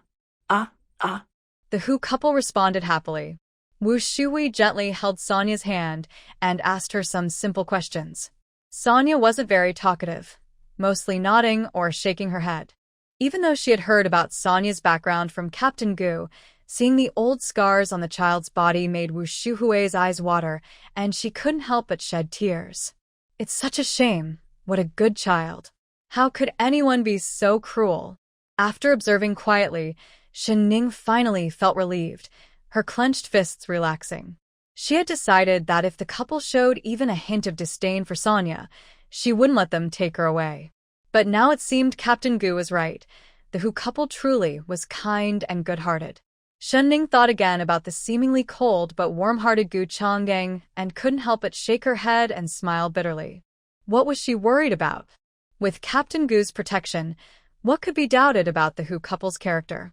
When they learned that Sanya hadn't started school yet but knew quite a few words, the Hu couple smiled broadly. "All right, we will send you to school when spring comes. A young girl should learn as much as she can. If you don't want to call us aunt and uncle, that's fine. You can call us whatever you like." They turned to Shen Ning, saying, "Captain Gu told us that you and Sanya have a deep bond. We can see that the child is very attached to you, and you care about her too. We are quite lonely, and since the county is not too far away, you can visit us often. We would be very happy to have you." Shen Ning finally felt relieved. She nodded seriously. "Thank you for your kindness." Sanya. She doesn't talk much and keeps her feelings to herself, but she is very well-behaved, hardworking, and smart. She just takes a little time to warm up to people. You will understand that after spending some time with her. Shen Ning's eyes felt teary, but she didn't want to say too much for fear of making the Hu couple uncomfortable. Gu Sanya turned back to look at Shen Ning several times as she followed the Hu couple to the car. She leaned out of the window, gazing at Shen Ning with teary eyes. Shen Ning felt a deep sense of reluctance. She stepped forward and gently touched Sanya's soft hair, softly comforting her. "In my heart, you are like my little sister, and that will never change. You need to eat well, sleep well, and grow up strong, okay? I'm not abandoning you. I just have some things to take care of. I will come to see you often." Sanya's eyes trembled, and tears fell. She wiped them away, and the anxiety she had felt for days finally faded. "I understand, sister." Sanya's voice was a bit hoarse, and the way she said sister carried a deep affection. Even though the Hu family was well off, Shen Ning still packed a large bag for Sanya. It included several new outfits she had bought, various snacks, canned fruits, milk powder, and school supplies like notebooks and a backpack. She even included Sanya's favorite comic books. Hu Yingjie quickly declined, saying, "I will accept the clothes and school supplies for the child, but you should keep the rest for yourself. Our family is doing well, and we won't let Sanya go without. Moreover, the organization gives us a subsidy every month, so you can rest assured." Shen Ning forced herself to be cheerful. "I know you both would never treat Sanya poorly. I feel at ease with her following you, but this is just a small token of my appreciation." Please accept it. The young soldier beside her took the luggage and smiled widely. "Shen Jiqing, don't worry. With Uncle Hu looking after this girl, she's in good hands." He then suddenly slapped his forehead and hurriedly took a stack of books from the car, handing them to Shen Ning. Oh, I almost forgot. Shinjiqing, these are from Captain Gu for you. Shin Ning looked down at the heavy study materials, feeling a warmth in her heart. Thank you, please tell Captain Gu I appreciate it. The young soldier scratched his head. You can tell Captain Gu yourself, next time you see him. They went on a secret mission, and we don't know when they'll be back. As the jeep drove farther away, the coal ball couldn't help but jump out of its doghouse, barking loudly after the car. Shin Ning felt a sense of emptiness in her heart, which made her uneasy. She took a deep breath and forced herself to be cheerful. She reminded herself that a stable home with caring parents was the best arrangement for Sanya. To distract herself, she locked herself in her room and dove into her space. At that moment, the space had changed dramatically. The orchid that had been moved to the space had grown lush and vibrant, exuding a lively energy. Before she got close, the faint fragrance wafted into Shin Ning's senses, making her feel refreshed, as if her soul had been cleansed. Shin Ning keenly sensed this change. The orchid seemed to have a spirit of its own. As she approached, the orchid appeared to come alive, swaying its deep green, slender branches, and the light blue petals trembled gently. Shin Ning instinctively reached out to touch it, her eyes shining with joy. This Su He crowning was truly beautiful and exquisite. In her past life, she had never seen the so-called king of orchids, but she instinctively felt that her orchid was the rightful king. If it were at an auction, its value would be immeasurable. However, Shin Ning no longer had the desire to profit from orchids as she once did. Thinking of her late mother, a dull pain struck her heart. If her mother were still alive, how happy she would be to see such an orchid. I remember when I was young, my mother told me that my grandparents were very fond of orchids and flowers. Unfortunately, during that turbulent time, my grandparents' sensitive status made them targets, and we completely lost contact with them. My mother waited for news about them until her last moments, longing to reunite with her family. Shin Ning lowered her eyes, feeling heavy-hearted. Once she dealt with Wang Aihua and Wang Matzi, she planned to spend money to find out about the Su family. No matter if the news was good or bad, she needed to tell her mother. At that moment, Wang Matzi was losing heavily at the gambling table. The 200 yuan his cousin Wang Aihua had sent him was long gone, and now he owed the underground gambling den 480 yuan. After losing all the borrowed money, Wang Matzi couldn't hold back anymore and flipped the table, shouting, "You old ghosts must be cheating. Otherwise, how could I lose so badly?" When Wang Matzi flipped the table in a fit of anger, a loud crash silenced the room, and the other players fell silent, like ducks with their mouths shut. The once noisy underground gambling den became eerily quiet. Suddenly, the door burst open, and a young man in a leather jacket, smoking a cigarette, appeared, followed by 4 or 5 followers. He looked grimly at the mess and calmly asked, "Who dares to cause trouble in my territory?" Those who had been watching quickly stepped back, leaving Wang Matzi standing alone in the center, terrified. When he met the young man's cold gaze, he felt his knees weaken and fell to the ground, slapping his own face hard. "Brother Joe, I lost my temper and said foolish things. Please forgive me, don't hold it against me." The man known as Brother Joe scoffed and kicked Wang Matzi hard in the chest.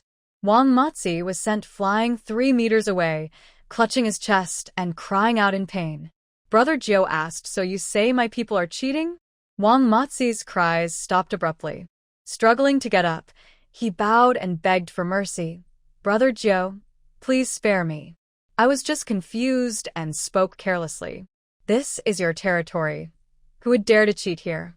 That would be asking for trouble. I was wrong, Brother Joe." Qin Zhou admired the terrified and pleading expression of Wang Matzi and turned to his men, instructing, "Calculate how much he owes us, with an extra 30% interest. If he doesn't pay within 7 days, we'll make him pay dearly." "Yes, Brother Joe." The 2 strong men beside him nodded and lifted Wang Matzi as if he were a small chick. Soon, Wang Matzi's cries and pleas for help echoed. "Help! Help! I won't dare again. Help!" Before long, A bruised and battered Wang Baozhu was thrown into a pile of snow. One of the thugs stepped on Wang Baozu's face and spat. "Listen carefully, you owe us $800, including interest. If you don't pay a single cent, you'll pay with your life." After saying this, they kicked Wang Baozhu a couple more times and left casually. Wang Baozhu was in so much pain that he couldn't get up for a while. After a long time, he spat out some blood and struggled to sit up, glaring at the closed door in front of him. But more than that, he felt an indescribable fear. In the past, he only dared to steal small amounts in the village, winning or losing just a few dozen bucks. But then Wang Baozhu gave him $200 to gamble, and his luck was good, multiplying it several times over. He was then introduced to this underground gambling den. At first, he won well, making 1,000 or 2,000 in a single night, and continued to win for 3 or 4 days, accumulating several thousand. Unexpectedly, he hit a losing streak these past 2 days, losing everything and ending up in deep debt. Thinking of the $800 he owed, Wang Baozhu felt both scared and anxious. This Qin Jiu looked gentle, but he was ruthless, ready to break bones and take lives. He was like a smiling demon. He had lost his mind to dare cause trouble in his territory. "If I can't pay this money, I'm really done for. No, I need to escape quickly." His face turned pale like a ghost as he murmured to himself, his mind racing, thinking about where to hide. Suddenly, a glimmer of inspiration struck him as he recalled a favor his cousin had asked of him last year. He heard that his cousin's stepdaughter had taken all the money from the family and sold their house and job, so she must have at least a few $1,000s. A lonely girl, defenseless yet holding a large sum of money. Wang Baozhu instantly felt excited, his breathing quickening. He had planned to wait until spring to deal with that girl. But now, there was no time to waste. Tomorrow, he would send his mother to test the waters, and it would be best to trick the girl over. The literacy class in Hejia village had not yet officially started. In recent days, Zhang Yuan has been studying peacefully at home, and with Sanya away, Ning feels empty inside. So, she decided to take her dog, Ball, for a morning run. But as they reached the village entrance, she spotted an old woman in the distance. Half of her face was covered by a dirty scarf, revealing a sallow complexion and sharp, slanted eyes. The woman was slightly hunched over and had a noticeable limp in her left leg. Ning suddenly stopped, and Ball, unable to stop in time, tugged on the leash tightly. Ball barked a couple of times in protest, tilting his head at his owner. Ning felt a rush of blood to her head. Even though she couldn't see the woman's features clearly, she recognized her as Yao Hong, the mother of Wang Baozhu. Having lost her husband years ago, Yao Hong raised Wang Baozhu alone and became quite tough over time. Eventually, the villagers began calling her Old Lady Yao, and they gradually forgot her real name. The commotion caught Yao Hong's attention. She saw a young girl walking a large, well-fed black dog and frowned. In times when people struggled to feed themselves, keeping such a big dog seemed wasteful. Then she noticed Ning's pretty, fair face and her new, thick coat. Her eyes narrowed, and she suddenly plopped down on the ground. "Hey, someone help me up. I might just break my neck." Ning clenched her fists and took several deep breaths to control her urge to retaliate. With a cold expression, she continued walking with Ball. Yao Hong had expected the kind-hearted girl would come to help her up, allowing her to visit and ask for a drink of water, while subtly inquiring about her sister-in-law's stepdaughter. But to her surprise, the girl, though fair and clean, had a heart that seemed very unkind. Seeing her fall, Ning showed no reaction, which made Yao Hong think she was a mean-spirited little brat. Seeing Ning walking away with her dog, Yao Hong turned and hurried after her. "Hey, wait." "I just want to ask you something." Although Yao Hong limped on one leg, it didn't slow her down much. She ran awkwardly but quickly. Ning adjusted her mindset, holding the leash and standing still, watching the old woman chase after her. A smile crept onto her face as she noticed Yao Hong's left leg, knowing how much the old woman disliked being stared at for it. Sure enough, the old woman stopped, walking slowly with a look of jealousy and resentment, nervously tugging at her worn-out coat. Ning let out a cold laugh, holding onto the coal ball, and continued walking ahead. The old woman was furious, but she didn't know anyone in this village. Having arrived early in the morning and wandered around for a long time, she finally spotted Ning and couldn't let her go. Not caring about her dignity anymore, she limped after her, shouting, "Hey! Don't walk away, you little girl. Are you deaf?"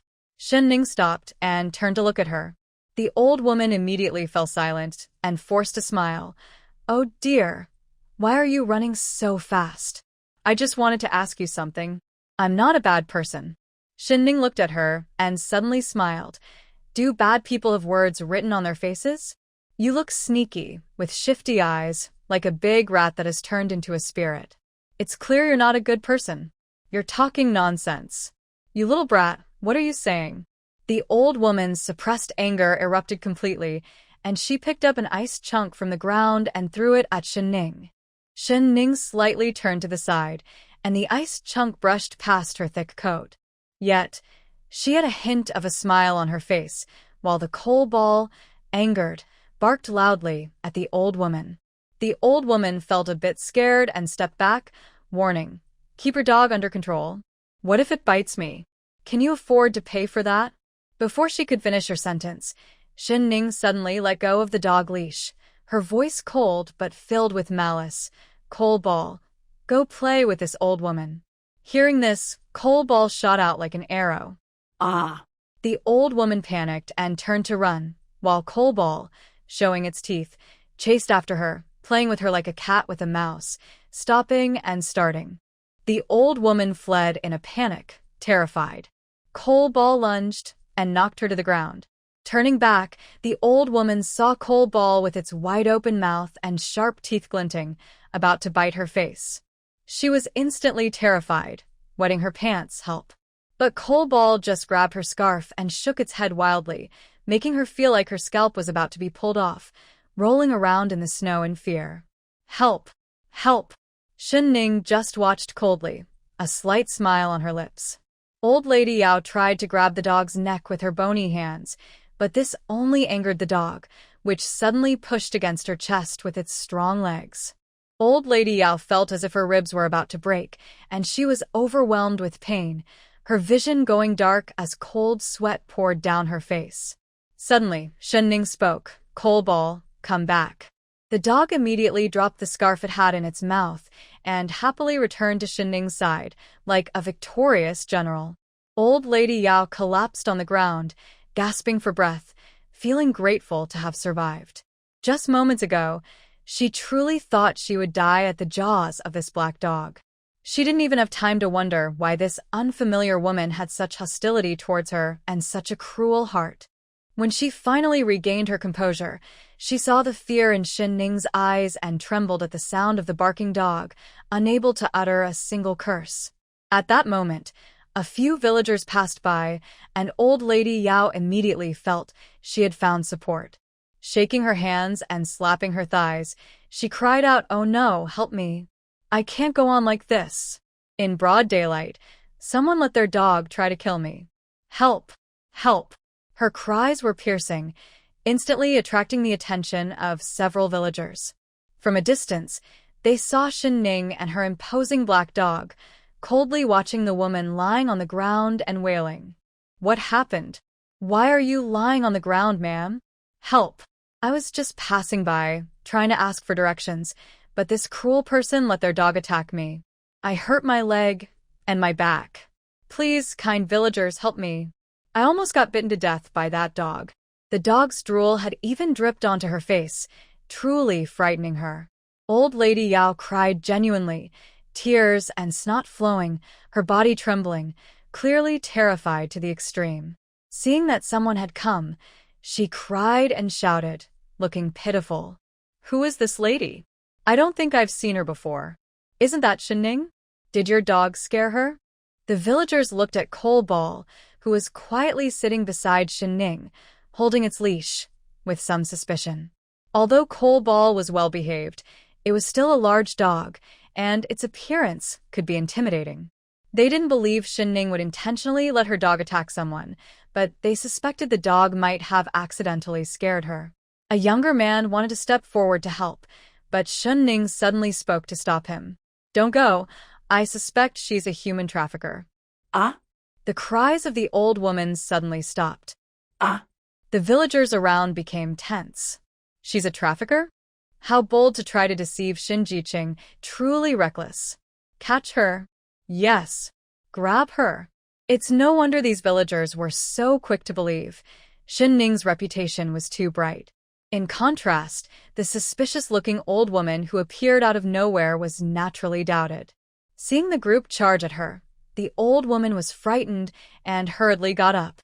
"No, no. I'm here to see my niece." "Yes. I'm here for a family visit. I have a good relationship with my niece." This old woman is definitely not good. She just said her back was broken and now she's moving just fine? Let's catch her and take her to the police station. Right. The group shouted as they moved forward. The old woman stepped back in fear. "No, I'm really not a bad person. I was just asking for directions. That little brat ignored me on purpose and let her dog bite me. She's the real villain here."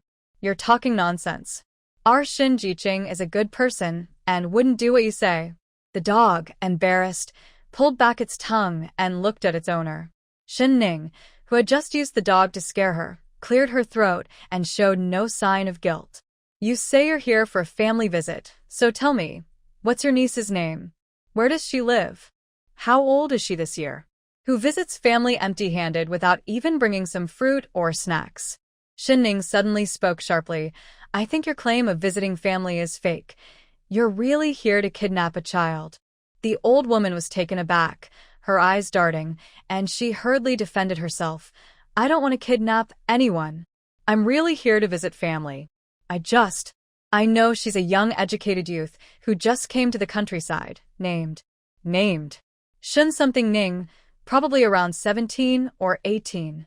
Upon hearing this, the crowd's expressions changed as they looked at Shin Ning. "Little Shun Jiqing, is she looking for you?" Shin Ning chuckled lightly. "I don't know her at all. My grandfather's family has lived in Sioux City for generations. How could I have relatives in He Province? She's definitely a trafficker. Quickly, catch her." Only then did the old woman realize that the person she was looking for was right in front of her. A pair of sharp eyes glared fiercely, filled with anger. "You heartless little brat, are Shin Ning." "Sen Ning smilat priktli, yes, I am Sen Ning." Bark. Bark. Bark. Seeing that the old woman was pointing at Shin Ning with a fierce expression, the coal ball suddenly barked angrily. The old woman was startled and fell to the ground with a thud, almost hurting herself. She was about to shout. Shin Ning stepped back a few paces. "Look, she's trying to frame me again." Just like before, she was lurking at the village entrance, and when she saw me, she rushed to chase me. She couldn't catch up and kept throwing ice blocks at me. Shin Ning pointed to a stain on her cotton coat. If I hadn't dodged quickly, that big ice block would have hit my head.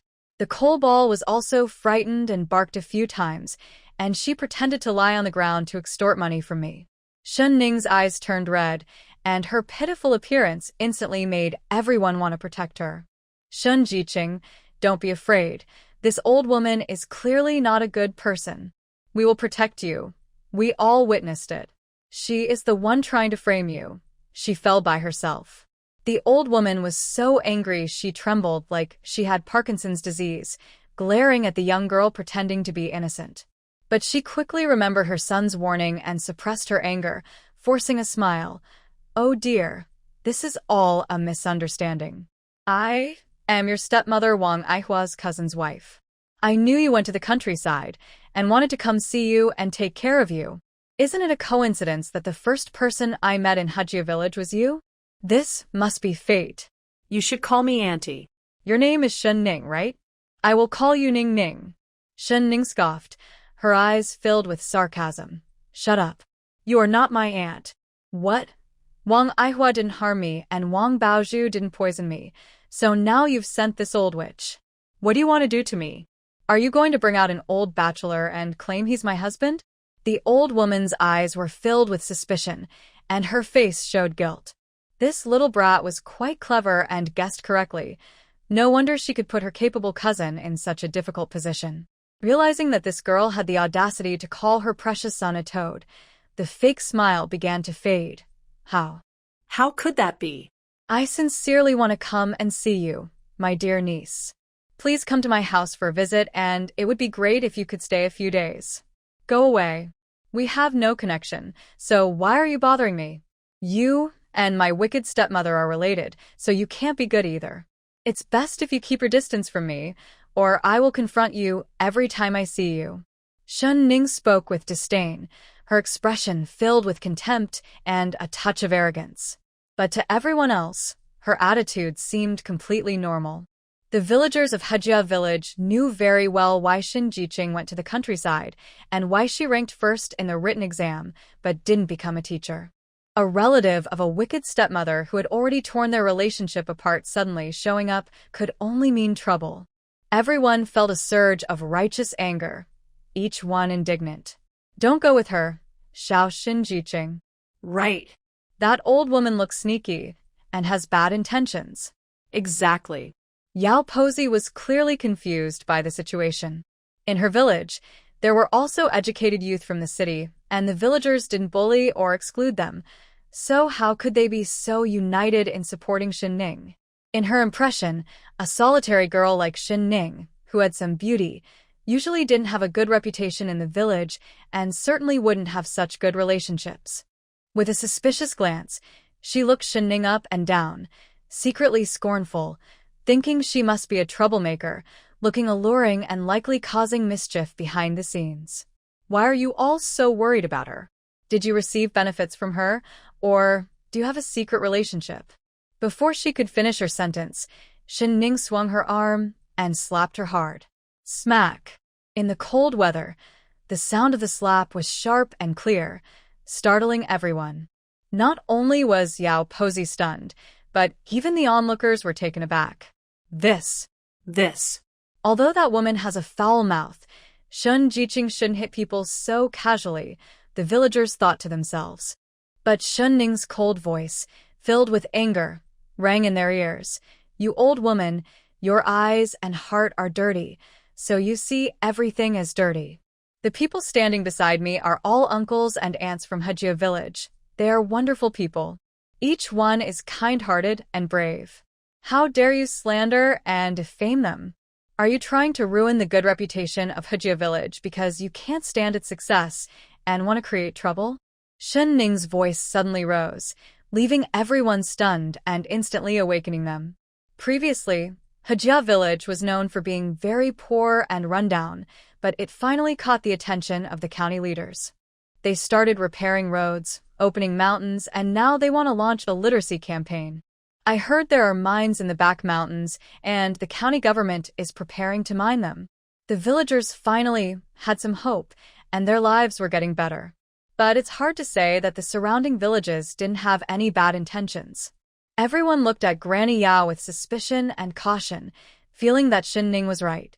This old woman must have been sent by Wangjia village to create trouble because they couldn't stand to see Hejia village doing well. She was trying to ruin Hejia village's reputation and cut off everyone's livelihood. The people of Hejia village have always been united, and their shared interests made them tightly bound together. Shin Ziqing is right. This old woman means no good. Let's drive her away. Right. Look at her sneaking around. She can't be a good person. Let's take her to the police station. Yeah, to the police station. Two young men wearing caps immediately grabbed her shoulders, twisting her arms. Come on. To the police station. No. I haven't done anything. Why are you arresting me? Seeing the crowd's anger, Granny Yao was both scared and furious, feeling completely helpless. In a desperate attempt, she shouted, Hey, let me tell you the truth. It's Shin Ning. Your stepmother has promised you to my family. I'm your future mother-in-law. I came to see you today and wanted to take you home to take care of my son. Her loud voice caught everyone off guard, and they turned to look at Shin Ning. What? What did she say? This old woman is Shun Ziqing's mother-in-law?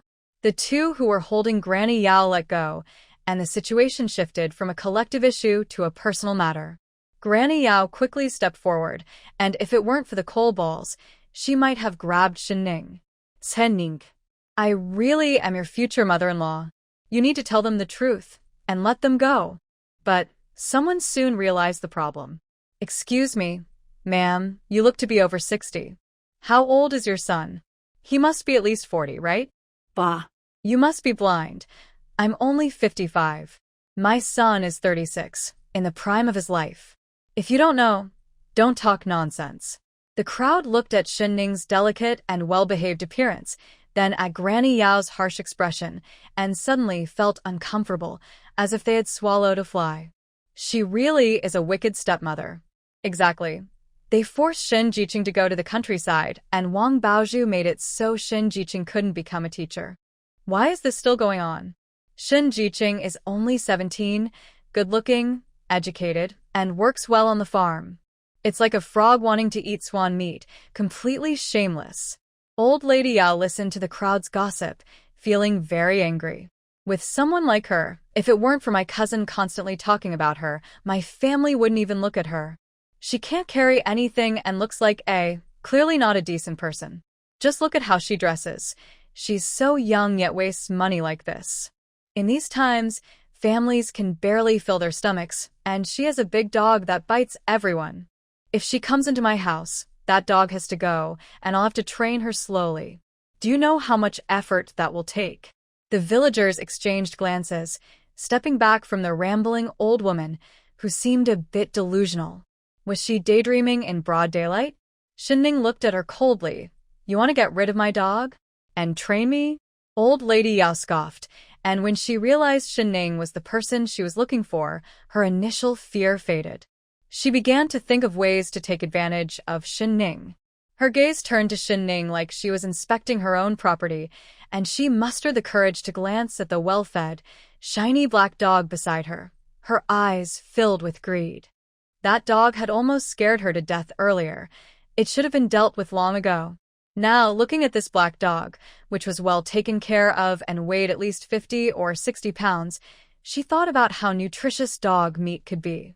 When you enter my house, you will naturally have to listen to me. I'll take care of that dog for you. You, a young girl, won't know how to manage a household, so all your money and valuables will have to be given to me to take care of. Don't worry, I only have one son, and all the wealth I save will eventually belong to you. In her past life, Old Lady Yao had directly inquired about the youth's location and, upon seeing Shinning, at least pretended to be warm and brought a few gifts to make a good impression. Otherwise, she wouldn't have been able to trick Shinning into Wang's village. But today, things were going poorly. Old Lady Yao didn't even want to pretend, and her greedy, disgusting demeanor was truly repulsive. Seeing that Shinning had not spoken for a while, Old Lady Yao waved her hand. All right, everyone disperse. After all, this is a private matter for my family and has nothing to do with you. The little girl is too sensitive. What do you all look like gathered here? The villagers hesitated and glanced at Shin Jiqing, feeling uncertain. Shin Jiqing can't be foolish enough to follow her, can she? That old woman doesn't look trustworthy at all. Shinning scoffed. You want to harm my dog and control my money? Don't you have a mirror at home to see your own character? Do you even deserve to speak like that? Yao Posey was taken aback by the sudden personal attack. You little brat. You heartless person. Your mother has already promised you to my son, and I will be your mother-in-law. If you dare to say that, do you believe I can have my son deal with you? Smack. After a loud slap, the surroundings fell silent. Yao Posey felt her face go numb, still in disbelief that she had been hit again. Until Shinning disdainfully twisted her wrist. Are you awake now? Yao Posey finally snapped back to reality, her sharp eyes glaring. You little brat. How dare you hit me? Smack. Smack. 2 more crisp slaps followed. Yao Posey's cheeks were swollen, her mouth tasted of iron, and her teeth felt loose. Shinning controlled her strength. I've already hit you, so why ask if I dare? Old lady, if your mind isn't right, you shouldn't go out. If you come in front of me again, I'll hit you again. Not just you, even your useless son. If he comes to me, I won't hold back. You think you can mess with my family's coal? You're overstepping. I'm your future mother-in-law. How dare you? I'll have my son deal with you. Yao Posey was both embarrassed and furious, reaching out her frail hand to grab Shinning. The coal dog suddenly stood up on its hind legs, towering over Yao Posey, barking loudly, woof. Woof. Woof. Startled, Yao Posey stumbled back, her outstretched hand retracting quickly, her anger stifled, and her voice weakened. I wasn't wrong. Her mother has already promised her to me. Marriage is a serious matter, traditionally arranged by parents. Who does she think she is? She doesn't even count as a person. Shinning's gaze was as cold as ice. Turning to the villagers, she said, "Dear uncles and aunts, my household registration has long been moved to Hejia village. I have no ties to Wang Aihua. Why should she promise me to anyone? This Yao Posey came to me out of nowhere, initially hesitating to tell the truth, trying to extort and ruin my reputation. When caught, she claimed my stepmother promised me to her. I suspect she wants to abduct me and sell me. Please, uncles, can you be witnesses? I want to take her to the police station." At this moment in Wangjia village, Wang Matzi was lying in bed, recovering from his injuries, happily waiting for his mother to return with the young girl to take care of him. However, after waiting for a long time, he received the news that his mother had gone to the police station. His heart sank. He had often gotten into trouble and spent time in the police station, usually getting released in 3 to 5 months. But his mother, although tough, would tremble at the sight of uniformed officers. How could this happen? Wang Matzi felt frustrated with his mother, who seemed to make things worse instead of better. Yet, she was the one who had raised him with great effort. He gritted his teeth against the pain and got up. Upon entering the police station, he saw his mother and the young girl facing each other, and his mother immediately began to cry out, "Son, that girl is not a good person. She hit me, cursed at me, and even let her dog bite me. Now she's accusing me of being a human trafficker." Shun Ning sat quietly to the side, not giving his mother even a glance. Her bright eyes were focused on the police officer, filled with trust. "Officer, I am telling the truth. The villagers from Hejia village can vouch for me. I don't know her at all. She approached me and demanded that I go to her house to take care of her son, threatened to kill my dog, and wanted me to hand over all my money to her for safekeeping." The police officer looked at Wang Matzi's mother with disgust, thinking how strange it was to encounter such bizarre situations. You. Why don't you mention that you let your dog attack me? You even hit me, you shameless person. Feeling justified and supported by her son, Wang Matzi's mother became aggressive, making Shin Ning appear small and innocent, like a victim being bullied.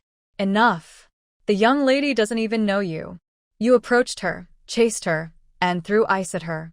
How could she not be scared? You claimed to be her future mother-in-law and wanted to take her away. Does that make any sense? The police officer impatiently tapped the table and then reassured Shin Ning, "Don't be afraid. Marriage is based on freedom now. Your stepmother cannot decide for you or promise you to someone else without your consent." Shun Ning knew that Wang Aihua couldn't control her, but she still asked timidly, "Really? What if they keep bothering me?" From the moment Shin Ning spoke, she captured all of Wang Matzi's attention. The reason was simple. Shin Ning was incredibly attractive. Wang Matzi didn't expect that his distant cousin would be so lovely, and he felt lucky to have such a beautiful girl introduced to him. His gaze became fixed, filled with inappropriate thoughts. The greed in his eyes was hard to hide. He quickly put on a smile and walked straight toward Shin Ning, reaching out to take her hand. "Hey, this is all a misunderstanding. You must be the girl my cousin introduced to me, right? We're all family, so don't be scared." When Shin Ning saw Wang Matzi, her eyes widened in shock, and she suddenly jumped up from her seat, lowering her head. Her hair fell over her face, hiding her anger, and her body trembled slightly. Everyone thought she was scared of Wang Matzi and looked at her with pity. A police officer quickly stood in front of Shin Ning and scolded Wang Matzi. "Sit down. Who allowed you to come over here?" Wang Matzi, unfazed, grinned and said, "This was arranged by our elders. My mom just wanted to meet her future daughter-in-law early. What's wrong with that? You're being too extreme, young lady. If you don't want this, that's fine, but there's no need to make such a scene. You're wasting the police's time." He spoke as if he were in the right, even though half of his face was swollen and looked quite ridiculous. Then he turned to the police officer with a smirk and added, "My mom may have made mistakes, but she's still her elder. She hurt my mom like this. Shouldn't she apologize or compensate for it?" "Exactly. She must pay for my medical expenses today, or else." Wang Baozhu signaled to Aunt Yao, who immediately sat down on the ground, her thighs and causing a scene. "Oh, how heartless. I want to see her kindly, and she sent her dog to bite me and hit me. I can't take it anymore. You police are bullying us common folks, helping this girl." The police officer felt overwhelmed dealing with such a difficult person and could only try to mediate. Since Xinning hadn't suffered any serious harm and Wang Aihua was indeed related to her as her stepmother, the officer could only ask Aunt Yao to apologize and promise not to bother Xinning again. Criticism and education were given regarding Xinning's behavior of hitting someone. After both parties agreed, they signed the mediation document and finally left the police station. Yao Pozi looked at Xinning's back with a resentful gaze, almost burning with anger. "Son, how can you let that girl go so easily? She hit me, and she must pay for my medical expenses. And that dog of hers, it should be dealt with soon." "Mom, what do you know? Why are you making a fuss at the police station? I have my own plans. Honestly, you can't handle such a small matter. You're getting old and confused. Now she's on guard, and it will be harder to deal with her. It might take even more effort." Yao Pozi felt very wronged. She hadn't done anything wrong. She just wanted to ask for directions, but that girl came and bullied her. It was clear that mother-in-law and daughter-in-law were not meant to get along, as she felt an immediate dislike. "Son, you must stand up for yourself and get that girl back. Just looking at her makes me angry. She must have a lot of money. Look at her clothes and that useless dog she has. What a waste. Once that girl is in her home, I have plenty of ways to deal with her. And that dog must be cooked to help you." Wang Baozhu watched Xinning turn into a small alley and impatiently said, "Got it, got it. Mom, you go back first. I have things to do." He then followed Xinning's figure. Xinning walked slowly, weaving through the alley. The footsteps behind her were quiet, but due to her long-term use of the spiritual spring water, her senses were sharper, and she knew Wang Baozhu was following her. Wang Baozhu followed at a distance, feeling puzzled. Why was this girl wandering around instead of going back to the village? She was going deeper into the alley, but that made it easier for him to act. Rubbing his hands, he looked at her graceful figure, feeling his blood boil with excitement. When Xinning turned into another alley, Wang Baozhu, afraid of losing her, rushed in without thinking. Huh? Where did she go? But to his surprise, he found himself in a dead end. The gray walls crumbled when touched, and the alley was quiet, not a soul in sight. "This is strange. Where did she go?" Wang Baozhu was extremely surprised. Surely, that girl didn't climb over the wall to escape? As he hesitated, suddenly everything went dark, and a smelly fertilizer bag fell from the sky, covering his head. As he hesitated, suddenly everything went dark, and a smelly fertilizer bag fell from the sky, covering his head. Before he could pull it off, he was hit hard. Ah, ah, ah, ah. It seemed like the person had a steel rod in hand, striking themselves wildly and brutally. At that moment, Xinning's expression was fierce, filled with immense hatred, as he raised a pair of iron tongs and struck Wang Baozhu repeatedly. Wang Baozhu instinctively protected his head, screaming in panic like a headless fly, stumbling around but unable to escape, continuously begging for mercy, shouting, "Help! Help! I'm being attacked." Fearing that his cries would attract attention, Xinning seized the opportunity and kicked him hard in the groin. Ugh. Ouch. Wang Baozhu instantly lost the strength to scream, no longer protecting his head, clutching his lower body in pain, curling up on the ground like a shrimp, moaning in agony and rolling around. But Shen Ning was still not satisfied, raising his foot to kick Wang Baozhu again and again. It seemed that only this physical release could slightly calm her intense emotions. Wang Baozhu's cries, once piercing, gradually became weaker. By the end, he was in so much pain that he could no longer struggle. Shen Ning's eyes were filled with deep hatred. Despite trying to control herself to avoid killing him, her body seemed out of control, unable to stop. "Brother Joe, it's right here. I just saw that kid acting suspiciously. He must be trying to escape." The voice was loud, and the footsteps were getting closer. As soon as they turned into the alley, they would catch Shen Ning in the act. But when Qin Jiu and his men arrived, the alley only had Wang Baozhu, who was unconscious with a fertilizer bag still over his head. One of the men was stunned, looking around in disbelief.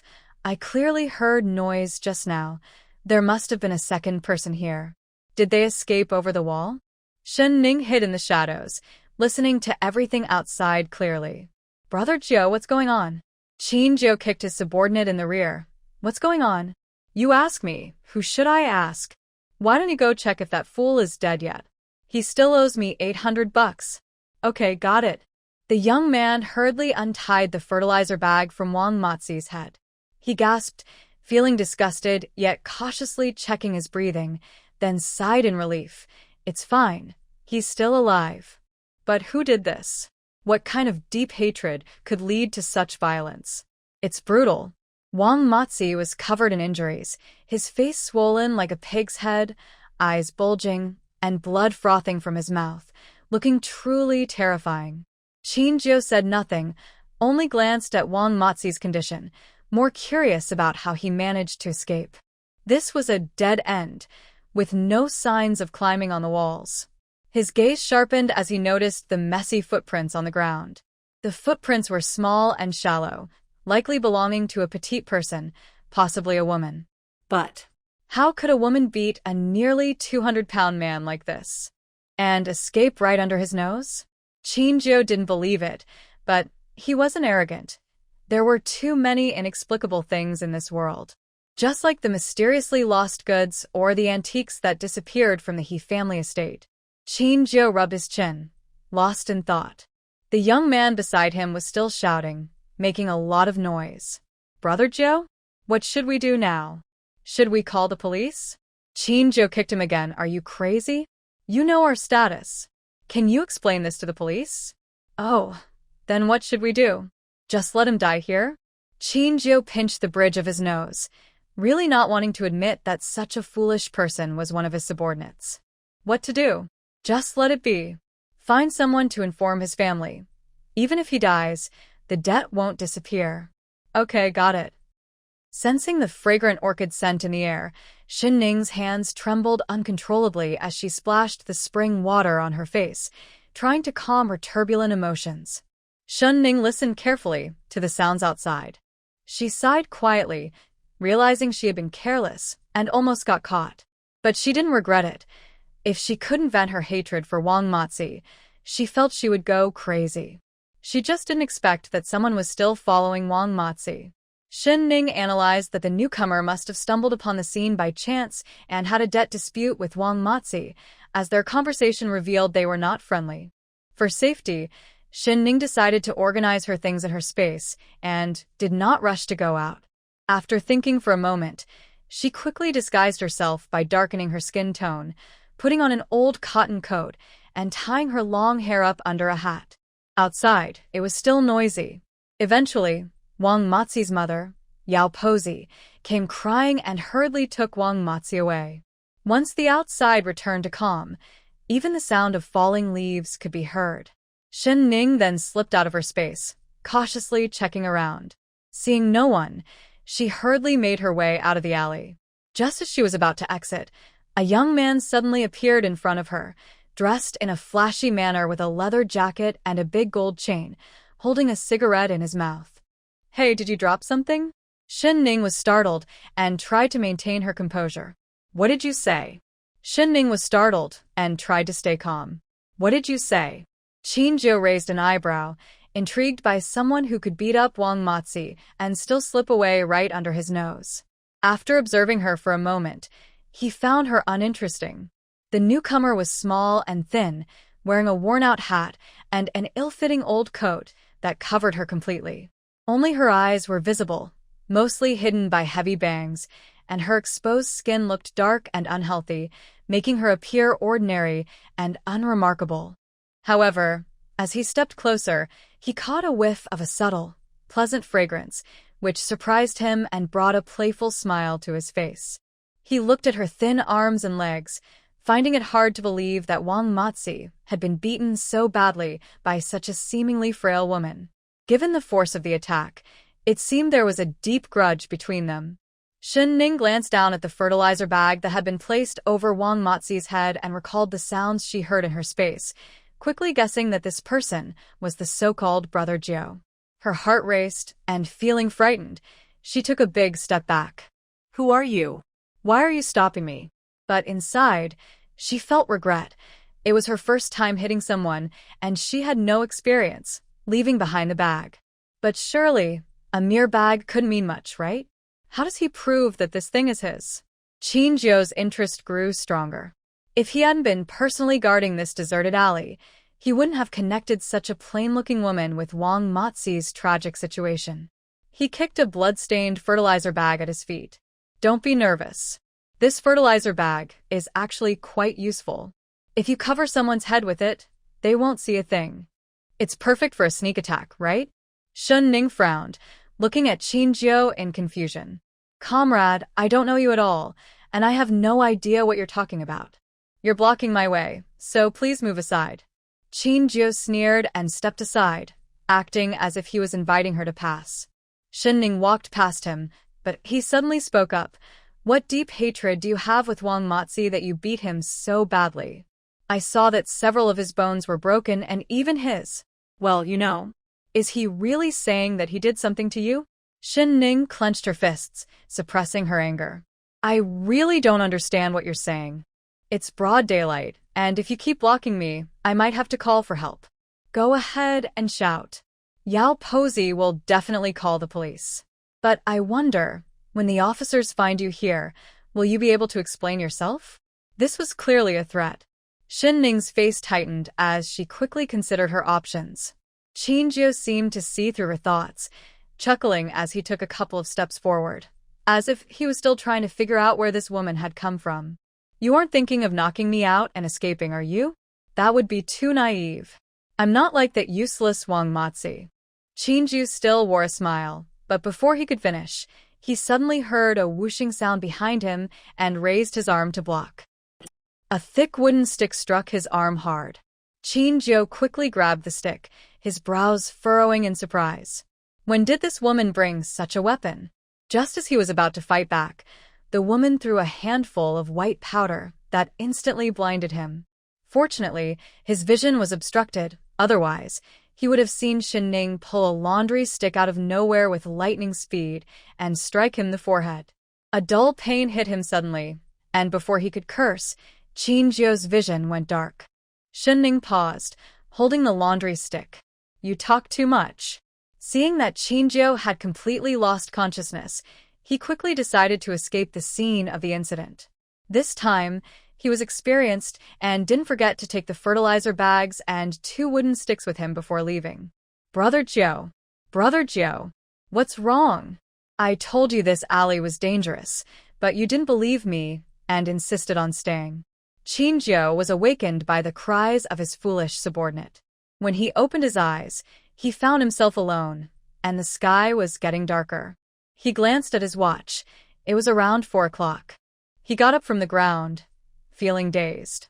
He had a large bump on his forehead, and his left forearm hurt badly at the slightest movement, likely a fracture. His memories before fainting slowly came back to him. Qin Jiu cursed, feeling like he hadn't suffered such a loss in a long time. But he couldn't understand where that woman had gotten such a large stick. Did she learn some kind of ninja technique? Qin Jiu had been in this line of work for years and had heard that there were techniques from the East that were good at hiding oneself. Could she be a spy? He had only been curious, which was why he had waited here for so long. Now, He stood up and kicked the wall in frustration, causing dust to fall everywhere. Holding his swollen forehead, Chinjo swore to catch that woman, break her into pieces, and feed her to the dogs. After all, he wasn't a good person himself, and taking out a couple of troublemakers would be a good deed. His foolish subordinate, Lu Meng, was still chattering away. Brother Jiu, which idiot dared to hit you? Could it be those people from before? I told you, Brother Jiu, you're too high profile. Now we're in trouble. They actually followed us here. This guy was so noisy. If it weren't for their childhood friendship, Chinjo would have punched him. Lu Meng, if you shout one more time, I'll break you into pieces and feed you to the dogs. Lu Meng immediately fell silent, towering at 6 feet 1 inch and built like a bear, now looking like a bullied little wife. Chinjo frowned. What about Wang Baozhu? Is he dead? Not yet, but he's seriously injured, with multiple fractures and internal bleeding. He's probably finished. Even if he recovers, he'll be half useless. His mother is crying and trying to raise money. Chinjo nodded. All right, let's go to the hospital. Even though he wasn't sure who that person was, he instinctively thought that Wang Baozhu would definitely have some clues. Skin Ning had already returned to the village, and her heart was racing. She worried that her disguise was too poor and might be seen through. But then she thought the person she was worried about was from the underworld. They wouldn't come to this remote village to look for her. She was a good citizen, and all she needed to do was stay quiet in the village, study hard, and prepare for the college entrance exam in a few months. If all went well, she would be able to leave here without any problems. Thinking this way, it didn't seem so scary anymore. She just wondered how Wang Baozhu was doing. She scoffed, recalling the beating she had given him. It was enough to keep him occupied for a while. Even if he survived, he would likely be left with a lifelong injury. As for the old lady taking care of him, that would be quite a burden. But this was just the beginning. Thinking of the torment from her past life, she felt she needed to prepare a big gift for Wang's family before she left. Inside the hospital, Chinjo had his arm in a cast and a large bump on his forehead. Lu Meng stole a glance at Chinjo, wanting to laugh but holding back. It was rare to see someone make such a big mistake against him. Luckily, that person only wanted to escape. Otherwise, if they had stabbed him, he wouldn't even know where to go to mourn. Chinjo had a dark expression and signaled to Lu Meng, who quickly closed the hospital room door and pressed Wang Baozhu's injury. Wang Baozhu, who had been unconscious, was jolted awake by the pain. His eyes were swollen and bloodshot, barely able to open, and he could only squint to see 2 figures standing in front of him. He wanted to scream in fear, but a cold, sharp knife pressed against his neck stopped him. He swallowed hard. Let's talk. His voice was hoarse, as if his vocal cords were also injured, weak and barely audible. Lu Meng raised an eyebrow and withdrew the knife. Even with Wang Baozhu's feeble protest, he wasn't worried about attracting attention. Wang Baozhu, Chinjo said, looking at his miserable state, feeling a strange sense of relief. He had been careless and fell for that woman's trick, but luckily she didn't intend to harm him, otherwise. Chinjo shuddered at the thought of ending up like Wang Baozhu, unable to control himself. That would truly be a fate worse than death. He cleared his throat. Wang Baozhu. Do you know who I am? Jejo Go, Wang Baozhu replied. Chinjo nodded in satisfaction. What were you doing in the alley? Who did this to you? Why were you attacked? At that moment, Wang Baozhu felt a sense of relief, as if he had been given a second chance at life. He truly thought he was going to be in serious trouble. I just saw Shen Ning go into that alley and I wanted to follow and see what was happening. I didn't expect to be attacked as soon as I got there. Help. That person really wanted to hurt me. It felt like they were trying to kill me. Wang Baozhu still remembered the intense pain and overwhelming fear. Shen Ning? Chinjo repeated the name, picturing a thin, dark-skinned woman, feeling a sense of confusion. He wanted to ask more, but Wang Baozhu was clearly in a state of panic, trembling uncontrollably on the hospital bed, with a foul liquid spreading around him. Chinjo stepped back in disgust. At that moment, he heard Yang Yao crying in the hallway, "Officer, you have to help me." My son has always been honest, and now he has been harmed. Qin Jiu frowned and quickly left the room, instructing, send someone to keep an eye on Wang Baozhu. Also, find out more about this, Shen Ning. We need to gather all the details about what happened. Aunt Yao was crying and shouting, but when the police asked her questions, she couldn't provide any useful information. Wang Baozhu was too frightened to even identify the attacker. He couldn't open his eyes and would scream and tremble whenever someone got close. When Aunt Yao learned that her son had been seriously hurt, she broke down completely, crying with deep sorrow. Even without any evidence, she blamed Shen Ning for the incident. If Shen Ning hadn't turned herself in, her son wouldn't have ended up in the police station, and this tragedy wouldn't have happened. The more Aunt Yao thought about it, the angrier she became, her eyes filled with rage. The hospital was demanding payment for the medical bills. Looking at Wang Baozhu's condition, Aunt Yao felt her heart ache. Since her son was already in such a state, what was the point of saving money for him? With determination, she reached into her pocket. But before she could reach the payment window, a tall, strong man pulled her away in the stairwell. Aunt Yao trembled in fear, her teeth chattering. Who are you? Lu Meng smiled slyly, trying to appear a bit gentler, but Yao Baozhu was nearly frightened by his insincere grin. Who are you? Help! Help me! Her cries for help suddenly stopped as her eyes fell on the stack of money Lu Meng pulled out. Swallowing hard, she asked, "What do you want?" Lu Meng grinned and handed her a bill. "I'm a friend of Brother Ma. I heard he got hurt, so I came to see him. Take this money for now." Before he could finish, Yao Baozhu snatched the money from his hand, her eyes shining with excitement. Thank you. Thank you. You are such a good person." Lu Meng was taken aback, but then laughed again. "Hey, ma'am, who did Brother Ma offend? Who is so cruel to him?" Yao Baozhu immediately perked up, crying and recounting the whole story. She repeatedly cursed Shen Ning during her tale. This has everything to do with that little troublemaker. My ma chased her into the alley and got into trouble. Lu Meng listened patiently. Is that it? Anything else to add? Yao Baozhu, her eyes swollen like walnuts, shook her head in confusion. No, it's just that Shen Ning is the troublemaker.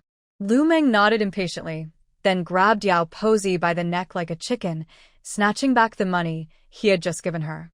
Yao Baozhu was shocked and hadn't even had time to ask what was happening when Lu Meng shoved a piece of paper with a red handprint in front of her. You've said your piece. Now it's time to hear me out. This is an IOU from your son to our boss for $800, clearly written. Yao Baozhu recognized a few words, struggling to focus on debt, 800 and Wang Ma. Terrified, she backed away, clutching her pocket tightly, finally understanding that he was here to collect a debt. No, if he was here to collect, it meant Wang Ma was in danger. She absolutely couldn't let that happen. But Lu Meng grabbed her hair and pulled out a sharp knife, pressing it coldly against her face. Money? Life? If you pay, both you and your son can live. If not, we'll take action, and you two will join each other in the afterlife, and the money will still belong to me. The choice is yours. Yao Baozhu was completely terrified, trembling as she pulled out all the cash she had. Lu Meng sneered and threw the person down. Yao Baozhu tried several times but couldn't get up. Her legs felt as weak as noodles. Lu Meng didn't care and counted in front of Yao Baozhu. There are a total of 286 here. He glanced at Yao Baozhu and tossed 6 yuan onto her, saying, "Don't say we're heartless. Take this 6 yuan to buy some pain relief for your unfortunate son.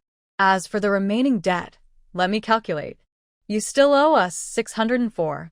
We'll come back in a couple of days." No. Yao Baozhu rolled her eyes and fainted from anger.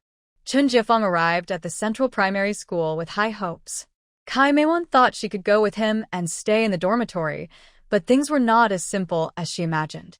As a new teacher, the school only provided him with a bed shared with 3 other male teachers in one dormitory. Kai Meijuan's hopes for a separate room were nowhere to be found. The teacher's dormitory was tight, with more teachers than available spaces. Not only Chen Jiefeng, but even many experienced teachers with over 10 years of service had not received housing yet. Kai Meiwan felt a surge of anger and frustration. Before moving to the city, she had made bold claims. Now, returning to that drafty rural place was absolutely out of the question. Jiefeng, since the school can't solve our housing issue for now, why don't we rent a place instead? Chen Jiefeng felt a jolt in his heart. His monthly salary was 32 yuan, which was decent, but he was frugal and reluctant to spend money on rent. If Kai Meiwan returned to the countryside, she could earn some work points and receive food at the end of the year, which might help them out. But if she insisted on staying in the city, the expenses would add up, especially with rent costing an extra 5 or 6 yuan each month. He couldn't afford that. He looked around and said heavily, Meiwan, you know my family's situation. I'm just starting at the school, and it's important to build good relationships with my colleagues. If we move out. Kai Meiwan sensed his hesitation and coldly replied with a hint of threat. What? You don't want me to stay in the city? Don't forget how you got this teaching position. You want to? Chen Jiefeng felt a twitch on his forehead, and a sense of displeasure rose in his heart, mixed with a growing resentment. However, he had not yet established himself at the school, so he had to keep her happy. He forced a smile and said, Meiwan, you're overthinking it.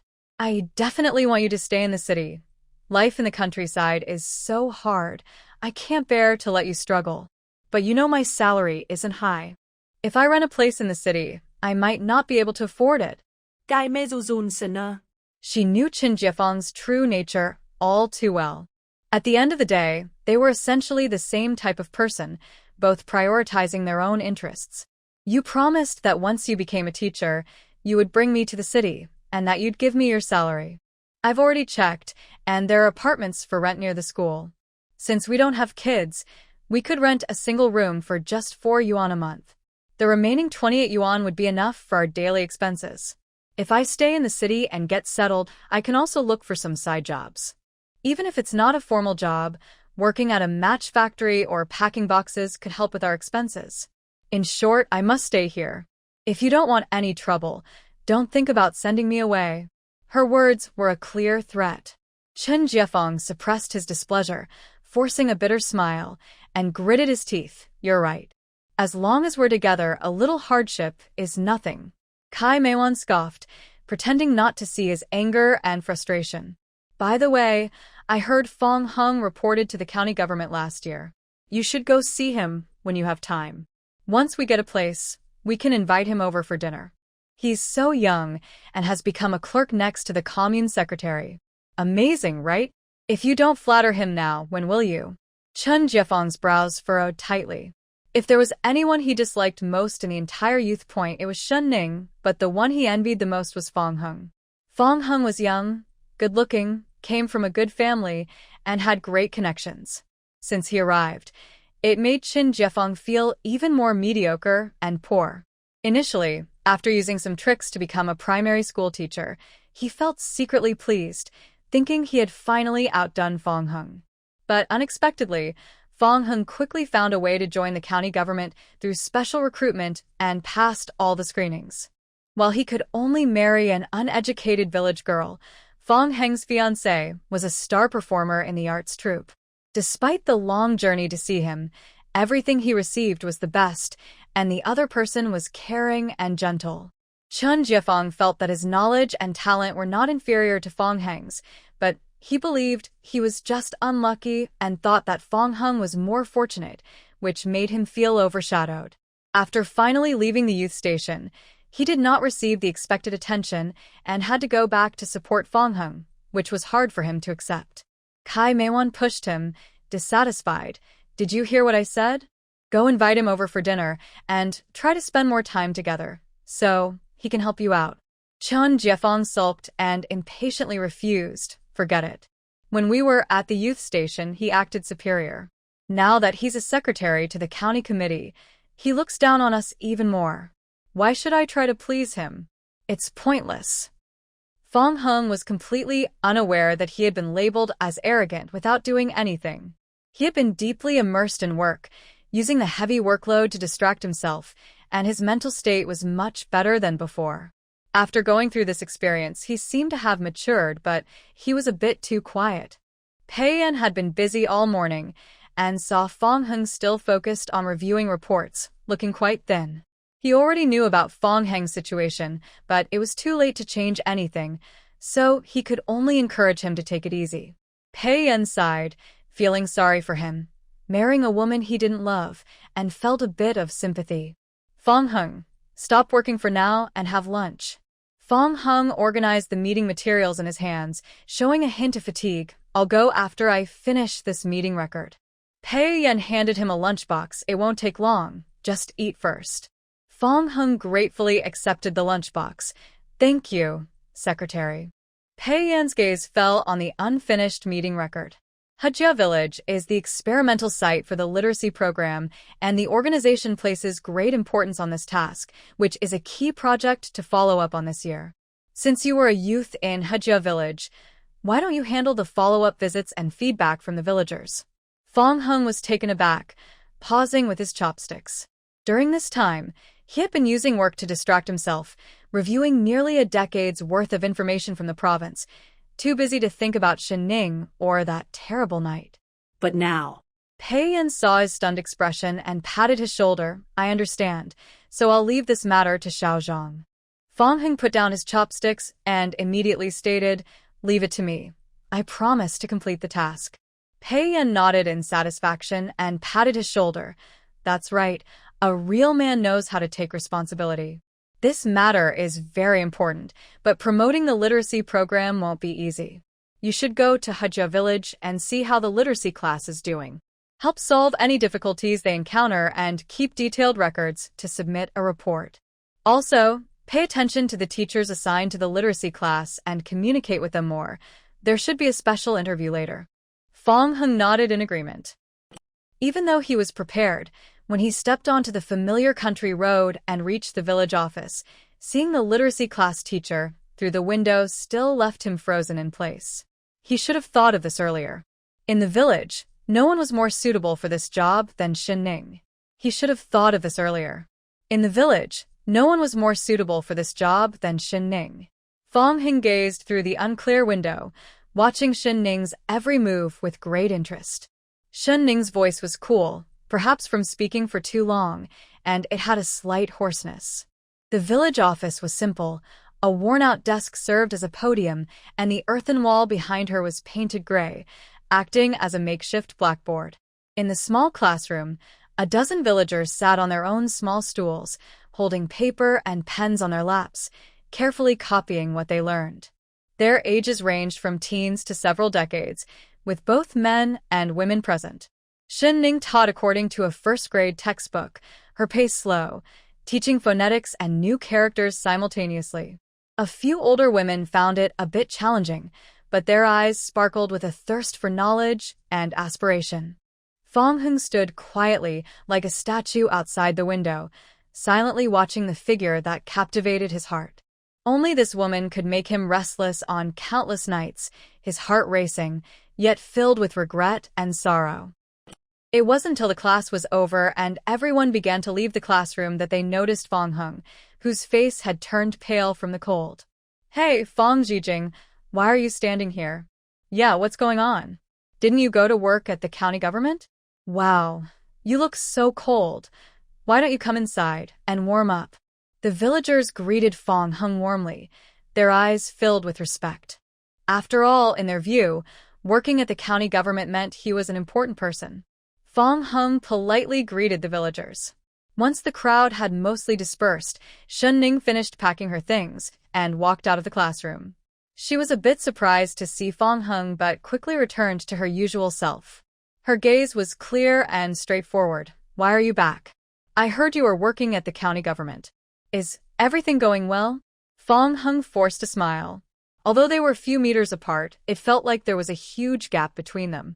Everything is fine. I'm back to follow up on the literacy program and gather feedback. If you encounter any difficulties, feel free to reach out to me. Ning smiled slightly.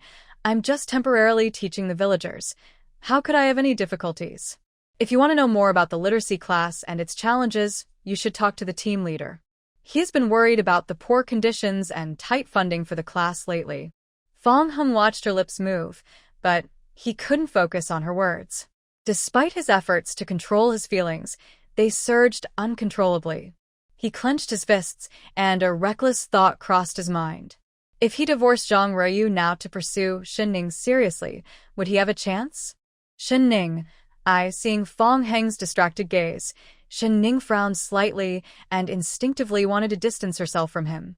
I have things to do, so I'll leave first. The team leader went to the mountain. You can find him there. By the way, I didn't get to properly congratulate you last time. Wishing you a happy marriage. When you and Comrade Zhang have the banquet, remember to let me know. I'll definitely contribute generously. Fong Hung felt a sharp pain in his heart, filled with anguish. Ning Ning, do you really have to do this? You know. Shin Ning interrupted him sharply, her gaze intense and a hint of anger in her eyes. Comrade Fong Hung, please call me Comrade Shun or Shin Ning, which is more appropriate. What do you think? Fong Hung seemed to be stung by her gaze, as if suddenly realizing something. He immediately lowered his eyes, his tone filled with bitterness. Yes, you're right. I misspoke. The atmosphere became tense and awkward. Seeing Fong Hung with his head down, looking troubled by emotions, Shin Ning felt even more annoyed. To her, Fong Hung was like a big hassle. He was fine in social situations, but when it came to feelings, he was confused and unclear. Her rejection had been clear, yet Fong Hung always seemed to live in his own world, day after day, lost in thought. Shin Ning sighed, wanting to distance herself, but Fong Hung didn't take the hint and kept coming closer. Fortunately, a bright figure caught Shin Ning's eye from a distance, followed by Jiang Yuanyuan's warm voice. Ning Ning.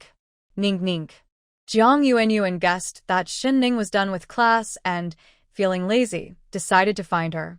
However, upon seeing Fong Heng's back from afar, she was startled. Afraid that he might say something awkward, she quickly dashed over to stand between them. Shin Ning found it a bit funny but appreciated Jiang Yuanyuan's kindness, teasing, "Hungry? Finally decided to come out of your little room." Jiang Yuanyuan awkwardly touched her nose. Over the past few days, she had been studying using Shin Ning's methods and felt like she was finally getting the hang of it. She didn't want to interrupt this intriguing experience. So, for the past few days, Shin Ning had been helping her with lessons, and she confidently patted her chest. Thank you, Ning Ning. I'll take over for the next few days, so you can rest well. By the way, how about I treat you to lunch at the state-run restaurant in town? You can order anything you like. Afterward, we can go see Sanya. Fong Hung could see Shin Ning's coldness towards him and Jiang Yuanyuan's wariness. Suppressing his bitterness and frustration, he slightly stepped aside, saying, "Then you both carry on. I won't disturb you." Jiang Yuanyuan seemed to just notice him. "What are you doing here? Li Jiqiang has been looking for you since he heard you were back. You should go see him. The new recruits are driving him crazy." At this moment, the youth station was in chaos. The yard was filled with scattered and broken items. Kai Meiwan and the new female youth, Guat Saixia, were fighting, pulling each other's hair and refusing to let go. They looked so fierce that it seemed like they wanted to tear a piece of flesh from each other.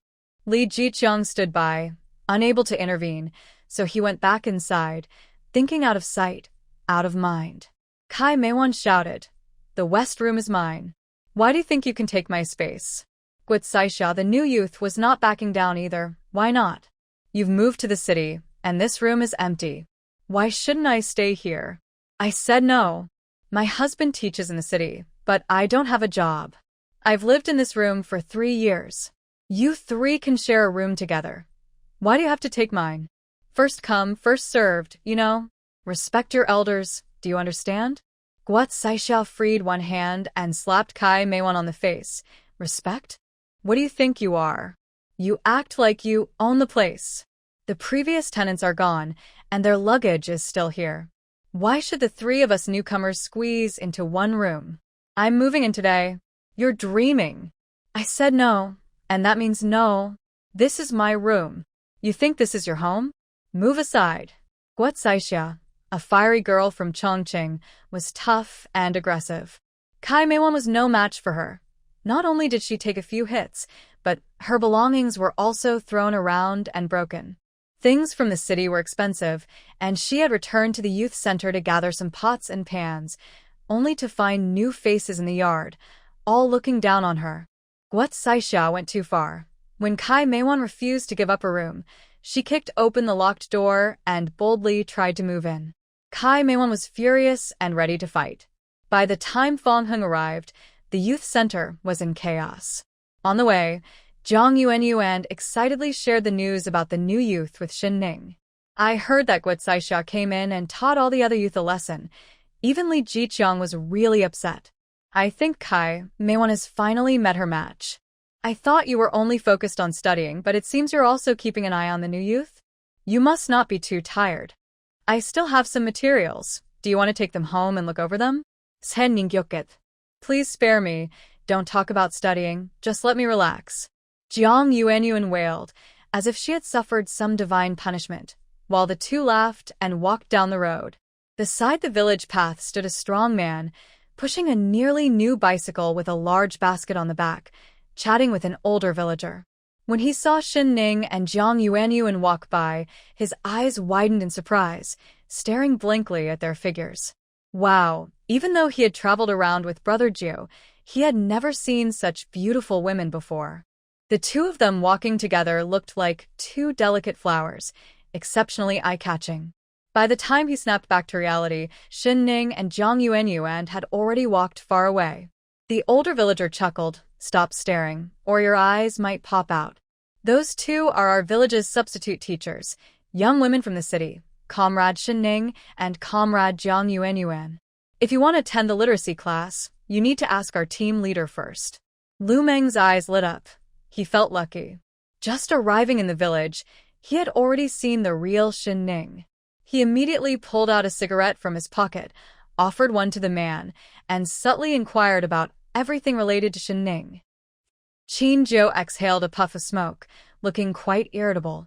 I asked you to investigate the person who ambushed me in the alley that day. Why is there still no news? Lu Meng scratched the back of his head, looking a bit guilty.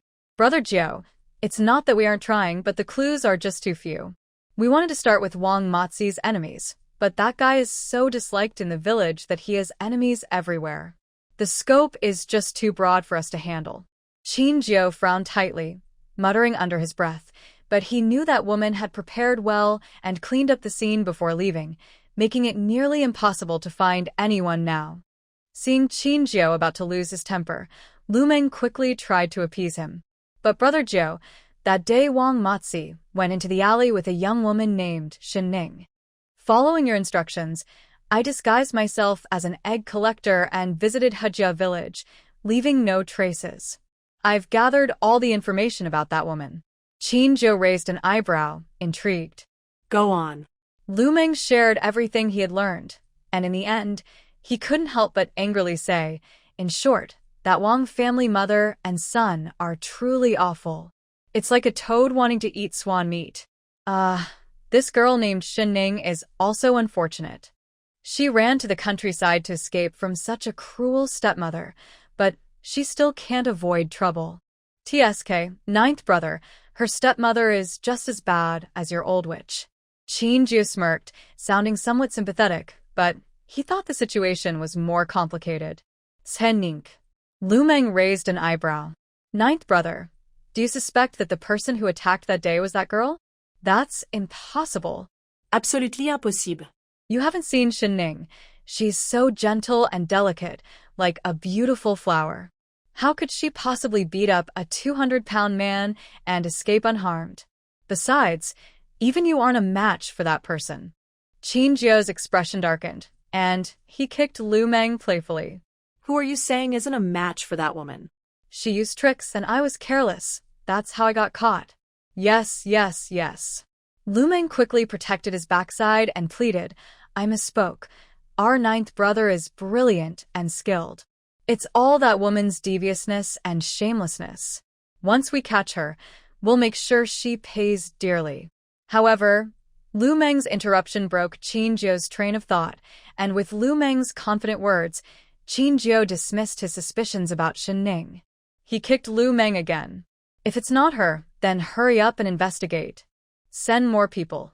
Even if we have to dig deep, we need to find that woman. Days passed, and the village was quiet. Everything was calm and safe, and Shen Ning's anxious heart slowly settled.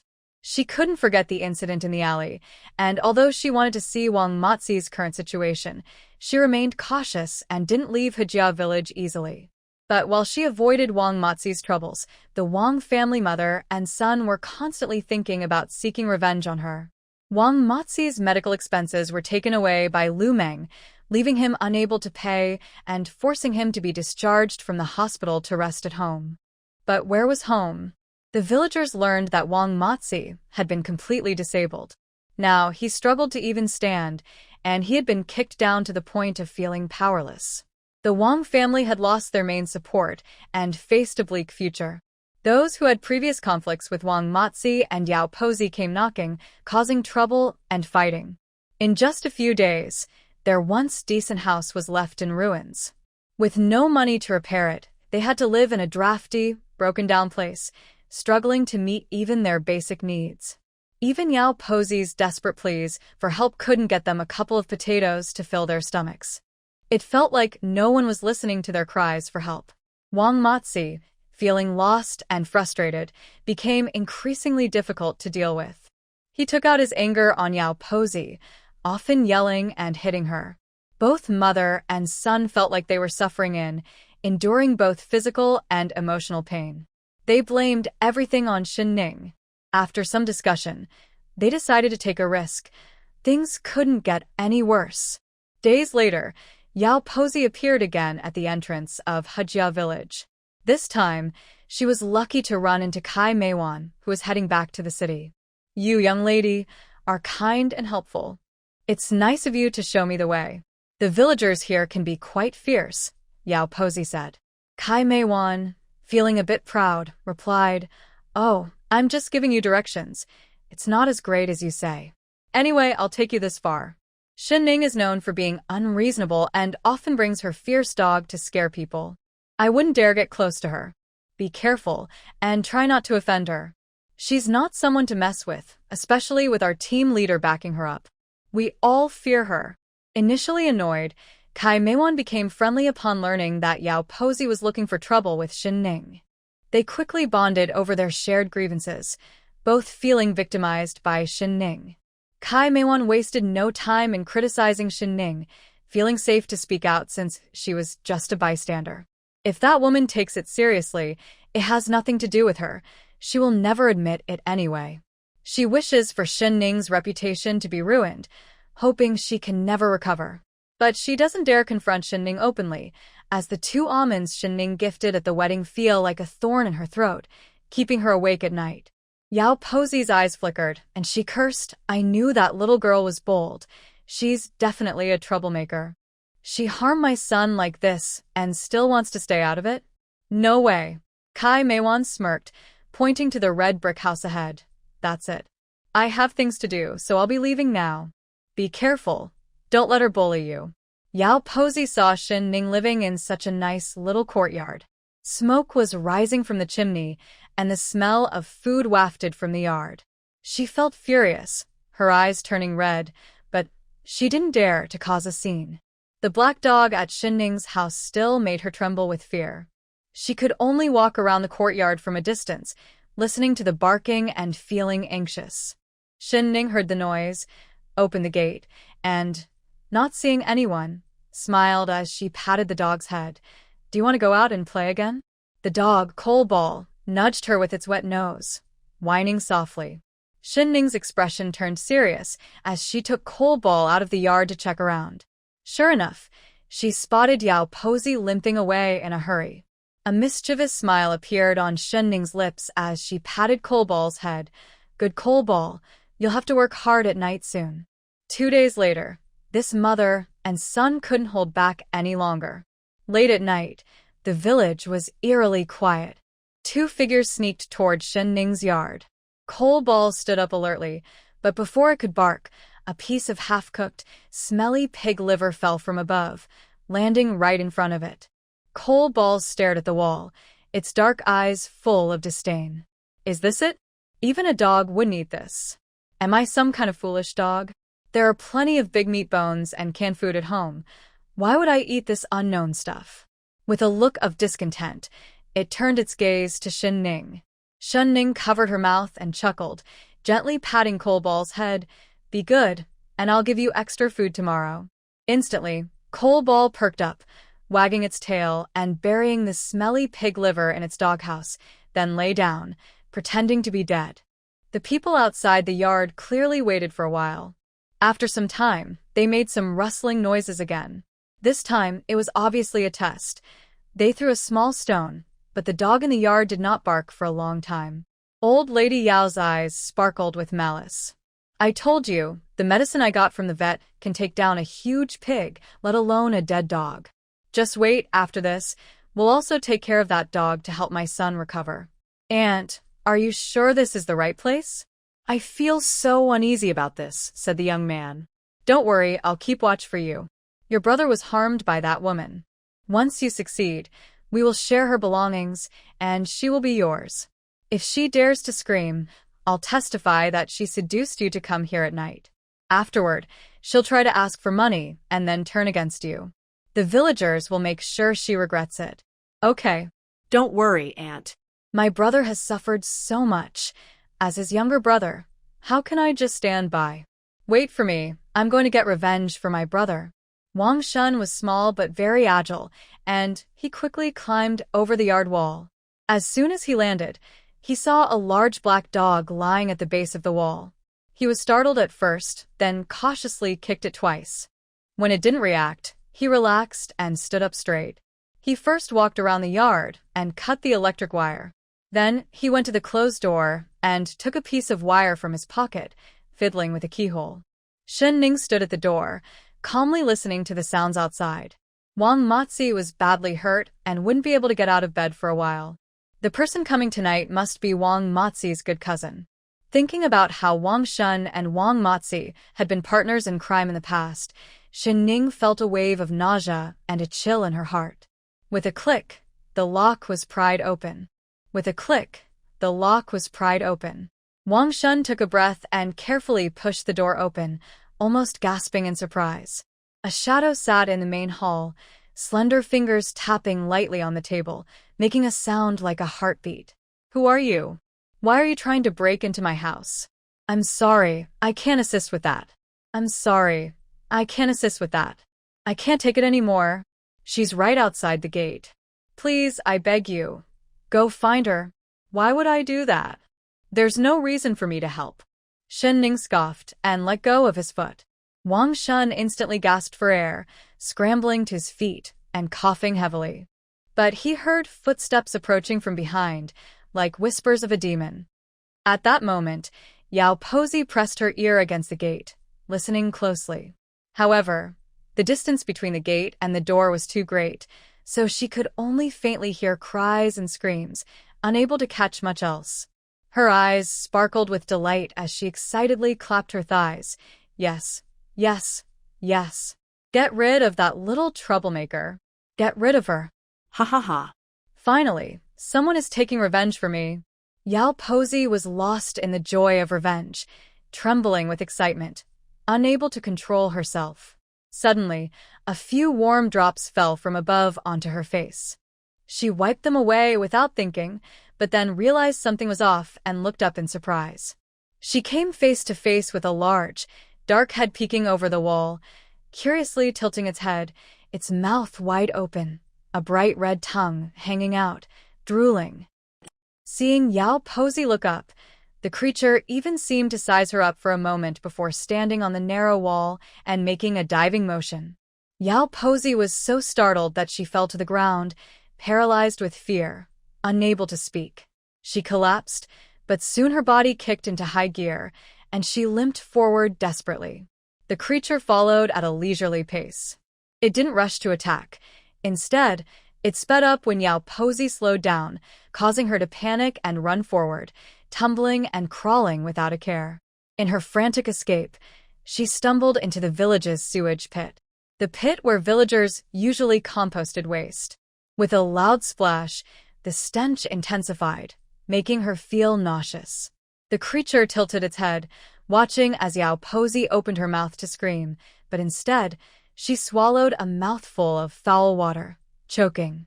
She struggled for a long time, floating and sinking in the pit, gradually disappearing in the unbearable stench. Though the sky was still dark, Xin Ning felt the gloom that had been hanging over him finally lift. On the night of the beginning of spring, it was so cold, yet Xin Ning felt her blood boiling. The thrill of avenging her great grievance made her tremble with excitement. She wanted to shout and laugh out loud, but tears had unknowingly smeared her face. Then she heard a soft whimper beside her. A wet tongue licked her hand, and Xin Ning snapped back to reality. She wiped her face and finally smiled, patting the dog's head. Let's go. There's still a lot to take care of. In Wangjia village, Wang Baozhu was nervously waiting, curled up in a tattered blanket, eyes wide open, anticipating the return of his mother and Wang Shun. Imagining how miserable Xin Ning must look tonight, he felt a thrill of excitement. A warm sensation spread through him, and he grimaced in frustration, hitting the bed. Those two useless fools, why aren't they back yet? How can it take so long to deal with a girl? Wang Baozhu began to worry that they might have had a conflict over the spoils at Xin Ning's house, causing the delay. The more he thought about it, the more anxious he became. He spent a sleepless night waiting for dawn, but there was still no sign outside. As the sun rose high in the sky, the two still hadn't returned. Wang Baozhu, now hungry and thirsty, felt a growing sense of fear. Could something have gone wrong? That girl wouldn't have called the police. Would she? No way, no way. Women in such situations usually keep quiet. How could it become widely known? He tried to reassure himself while attempting to sit up, but every movement of his broken ribs was excruciating. Breathing heavily, he grew more irritable, cursing, "These two fools can't even handle a little girl?" As time passed and the house remained silent, his fear intensified, leaving him with a sense of abandonment and helplessness. He genuinely worried that Wang Shun and his mother might have taken the money and left him behind. Regret washed over him for treating his mother poorly lately. Could they really have abandoned me and run off with the money?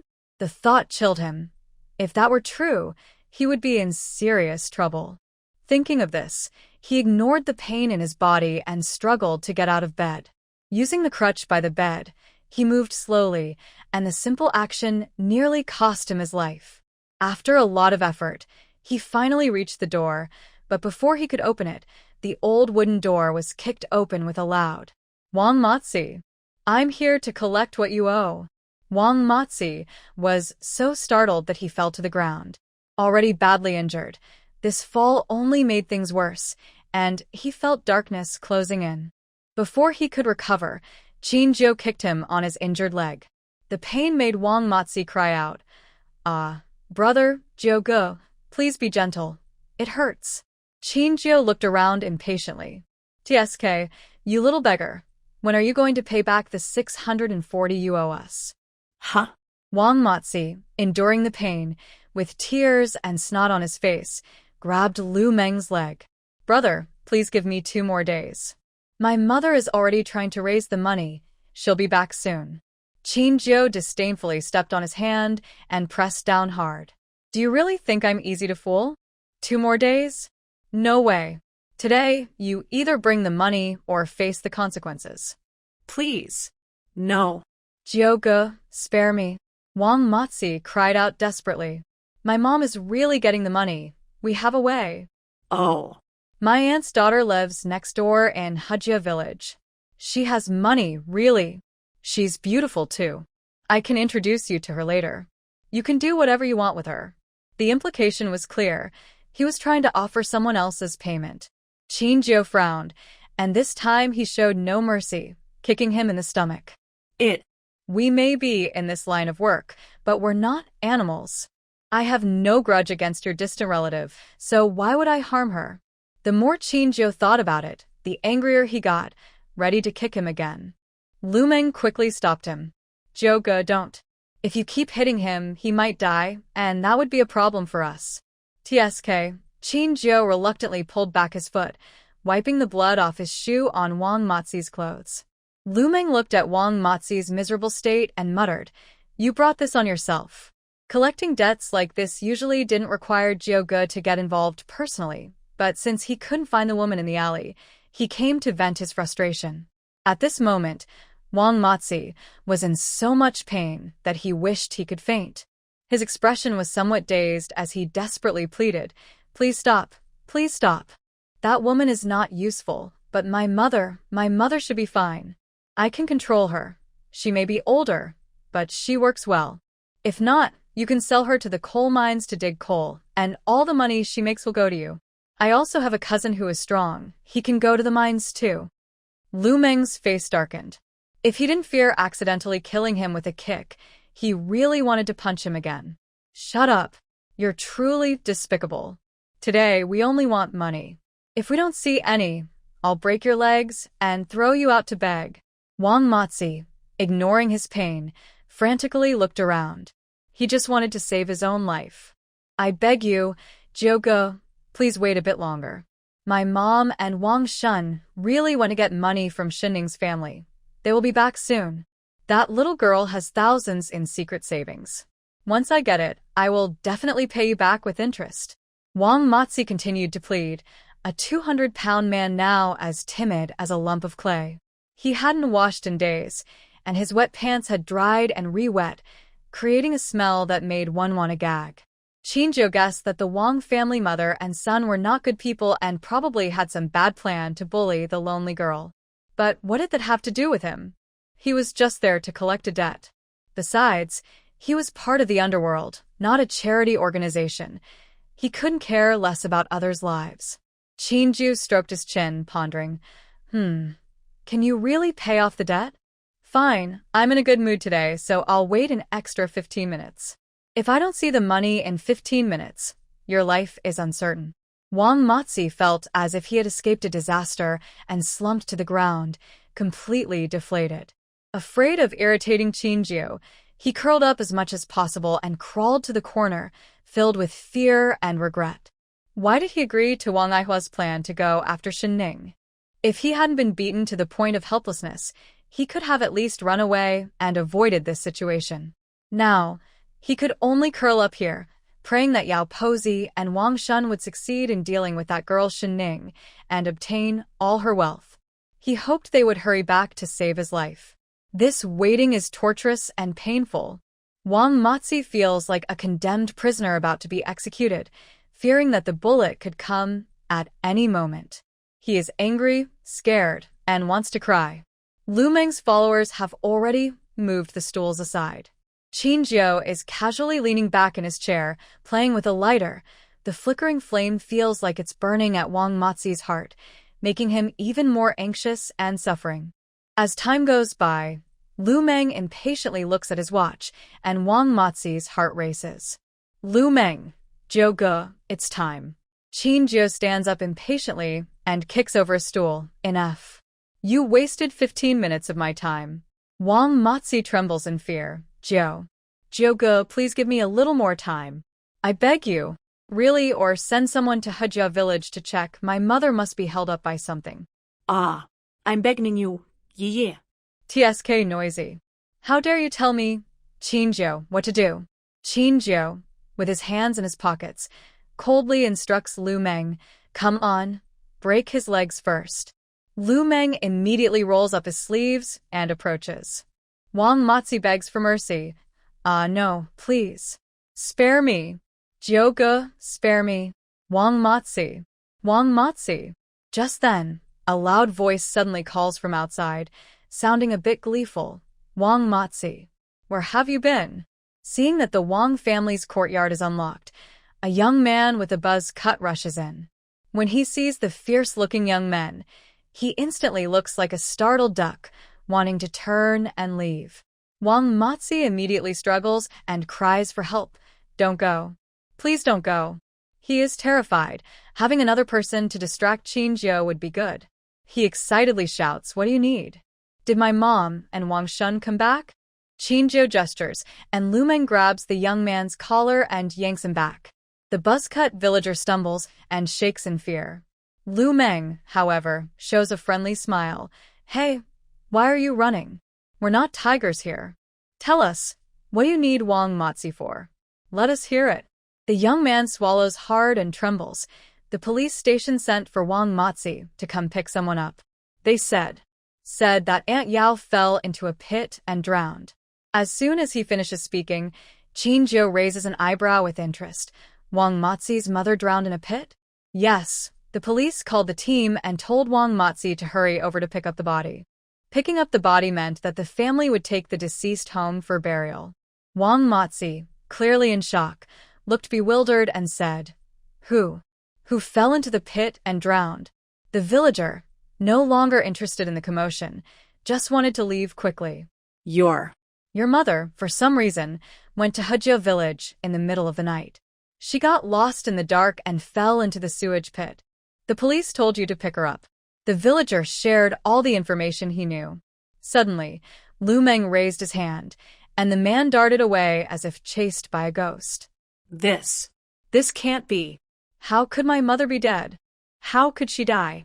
What about Wang Shun? He went with my mother. Where is he? I know it.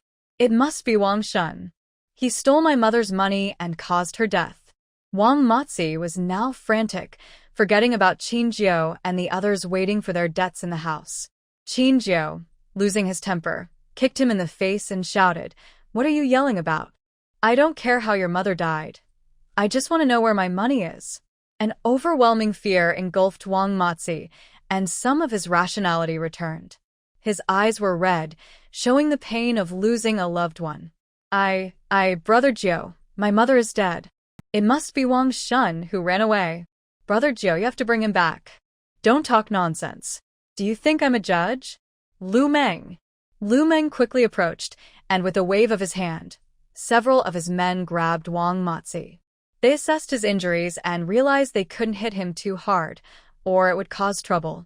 After looking him over, one of the men, after some consideration, began to strike his still swollen face repeatedly. Soon, blood flowed from Wang Baozhu's mouth, and he lost a few teeth. Meanwhile, two others searched the house, but Wang Baozhu's family was very poor. After all, he was a gambler. What savings could he possibly have? However, Lu Meng wasn't worried. He pulled out a piece of paper from his pocket. I suspected you were broke and wouldn't have money to pay me back. Luckily, your land is worth something, so we'll use that to settle your debt. As he spoke, the other two men held Wang Baozhu down, forcing his bloodied thumb to leave a red print on the voluntary transfer document. After finishing everything, Lu Meng finally stood up satisfied. Brother Jiu, we didn't lose out this time. After finishing everything, Lu Meng stood up satisfied. Brother Jiu, we didn't lose out this time. Wang Baozhu was still lost in the news of Yao Pozi being drowned in the cesspit, unable to regain his senses. When he finally reacted, he stared blankly at the transfer document with his handprint on it, terrified, and hugged Lu Meng's leg.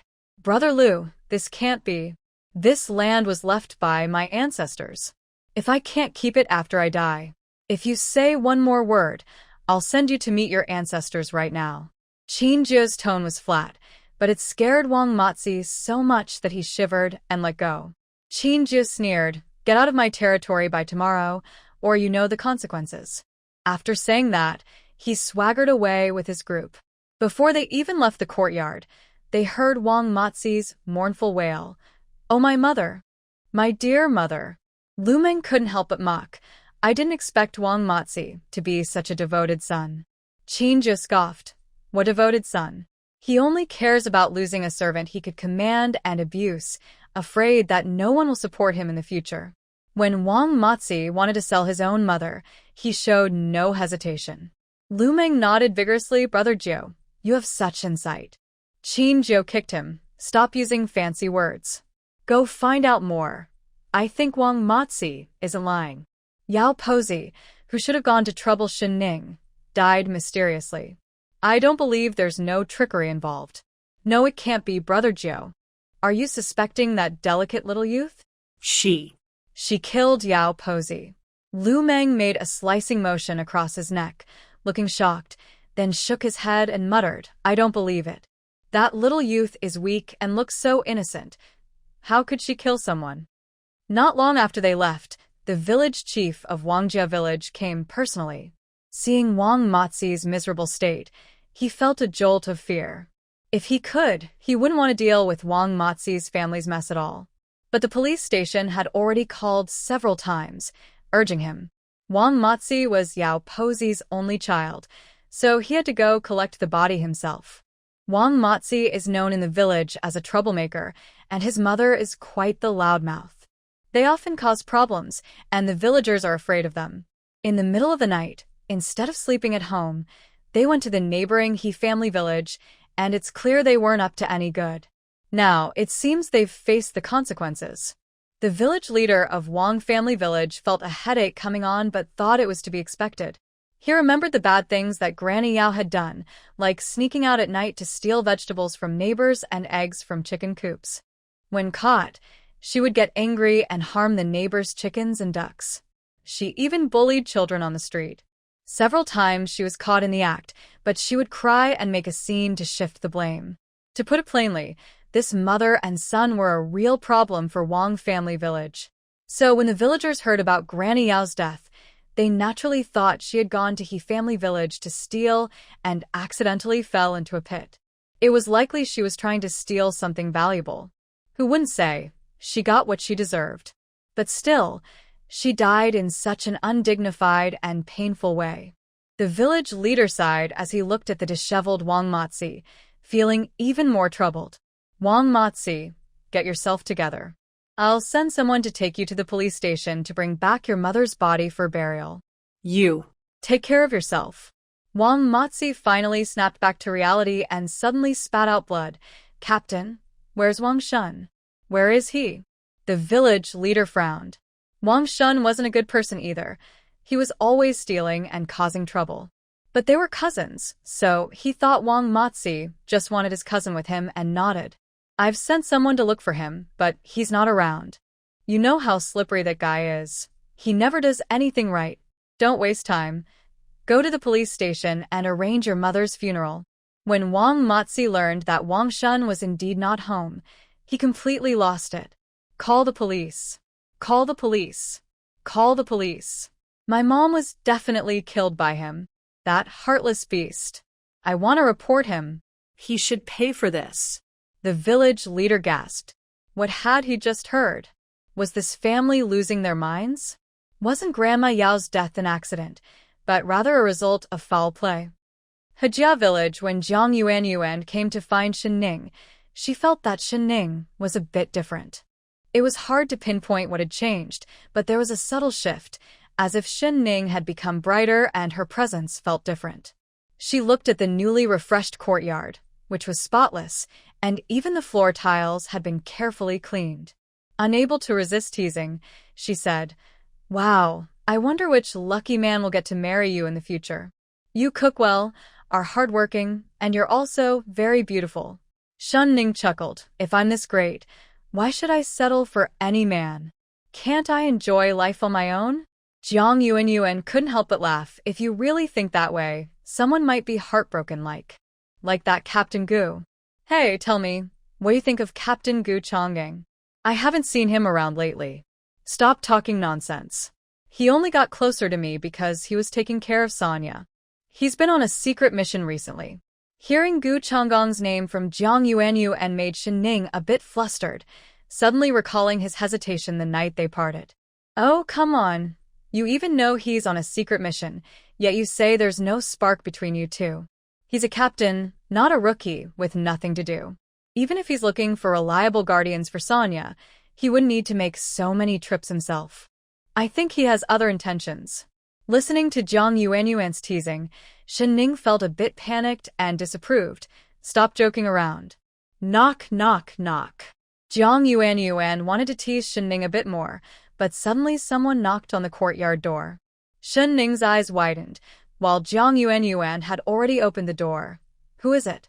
"Oh, police officer Yu." As the two approached the courtyard, The coal ball had already started barking loudly and fiercely. Shinning peeked out and saw the two people at the door, and she couldn't help but feel that it was fate. It turned out to be familiar faces from when Jianya was caught, the ones who took her statement. They had also crossed paths at the hospital before. Shinning hadn't spoken yet, but the young male officer laughed. I thought that name sounded familiar. It really is you. You really know how to attract trouble. The young officer looked to be in his 20s and seemed a bit reckless. He glanced at Shinning's pretty face and swallowed his words. Don't be scared. We're just doing our job, visiting villagers to ask about the situation. Wong then smiled at Jiang Yuanyuan. You must be Comrade Jiang. I just went to your place but found no one. Your neighbor said you would be here. The female officer accompanying him was named Xiaoying. She had a square face and looked quite capable and full of energy. Jiang Yuanyuan responded warmly, her eyes curious. Is it because of that old lady Yao who drowned in the sewage pit? Didn't you investigate that yesterday? Why are you back? Wong replied, it's because. Xiaoying deliberately coughed, interrupting Wong. He immediately turned red and stopped speaking. Shinning warmly invited them in and offered them tea. What do you want to ask? Xiaoying took the teacup, appearing somewhat casual, but she carefully observed the furnishings in Shinning's room. Do you know Yao Hong? Shinning nodded, looking annoyed. Of course I know her. She caused trouble for me before, and even went to the police station. Xiaoying nodded. After that, did you meet her privately again? Shinning shook her head. No. Xiaoying quickly asked, do you know Wang Shun? Shinning looked confused. Wang Shun? Who is that? I don't know him. Xiaoying pressed. Where were you around 2 in the morning yesterday? What were you doing? Shinning replied, at home, sleeping. Did you lose anything at home? Did you hear any noises last night? Xiaoying asked rapidly, not giving Shinning much time to think. After finishing her questions, Xiaoying's gaze was sharp, fixed on Shinning's delicate face, trying to detect any signs of unusual behavior. But Shinning appeared calm, even a bit bewildered. I didn't lose anything. We have coal balls at home, so it's always safe. I slept soundly through the night and didn't hear anything. Did a thief come into the village? Xiaoying didn't respond to her question and turned to look at the big dog basking in the sun in the yard, which was well-fed and had shiny fur. Noticing her gaze, the black dog immediately stood up and stared at her. No wonder I heard that big dog barking before you knocked on the door. It was quite alert. Xiaoying asked, your home is really clean. Did you do a big cleaning? Shinning looked in the same direction and smiled slightly, but her smile held a hint of bitterness. I'm used to it. Back in Sioux City, I had to get up before 4 every day to clean the house. My stepmother liked everything to be spotless, and I had to kneel on the floor to scrub the tiles one by one. Yuan looked at Shinning with sympathy and a bit of righteous anger. Xiaoying remained calm and said, I'm sorry, I didn't mean to bring up something sad. Shinning shrugged. It's fine. It's all in the past. I'm doing well now.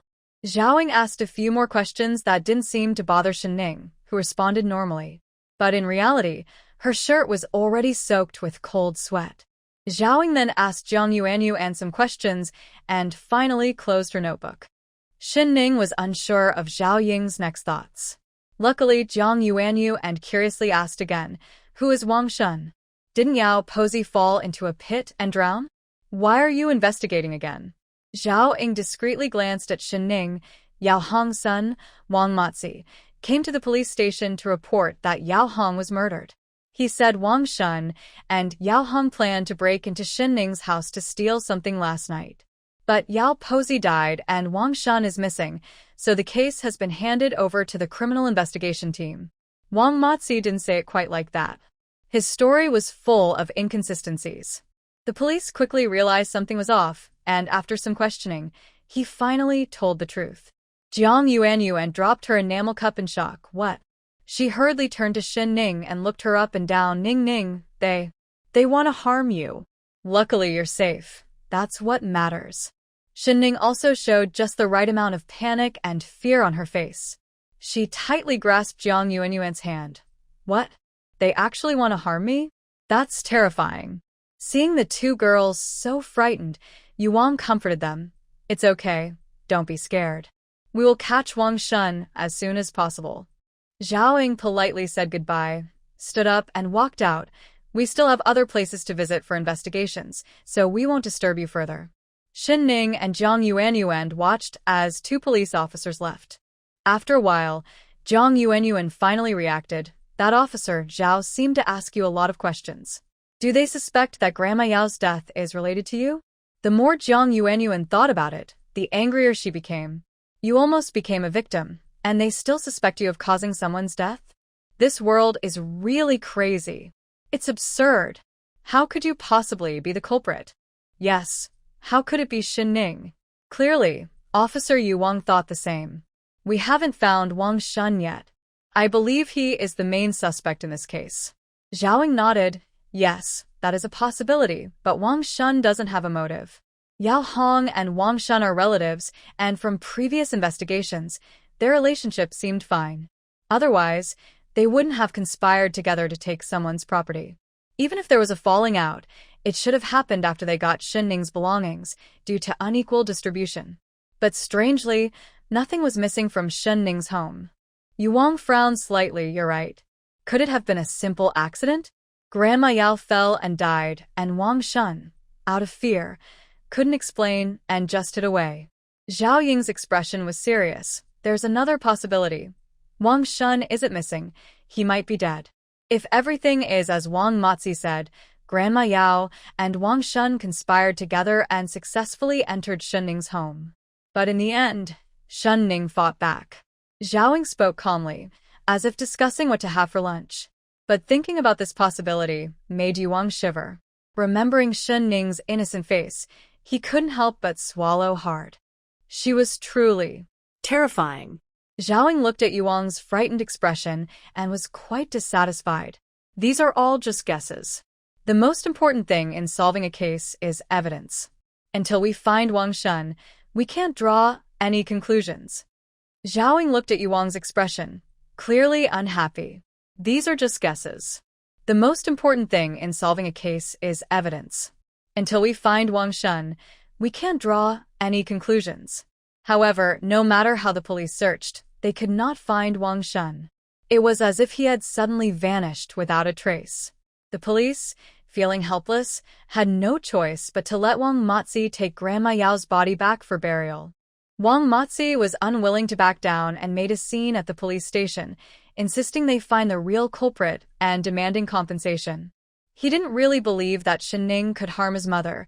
He was just desperate and trying to blame her to get something for himself. Anyway, my mother is a relative of Xin Ning's stepmother, so she is Xin Ning's elder. If it weren't for her, my mother wouldn't have died, and in such a terrible way.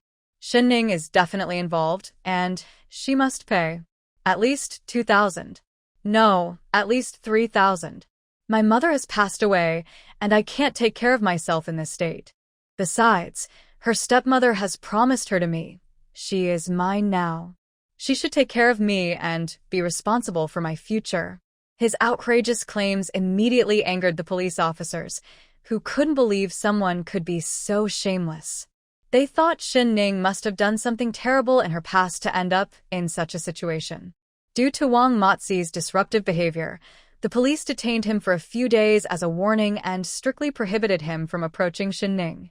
In the end, the village leader from Wang's village stepped in to take care of the body of Yao Pozi and arranged for a hasty burial. It seemed like the case would remain unsolved until they could find Wang Shun to uncover the truth.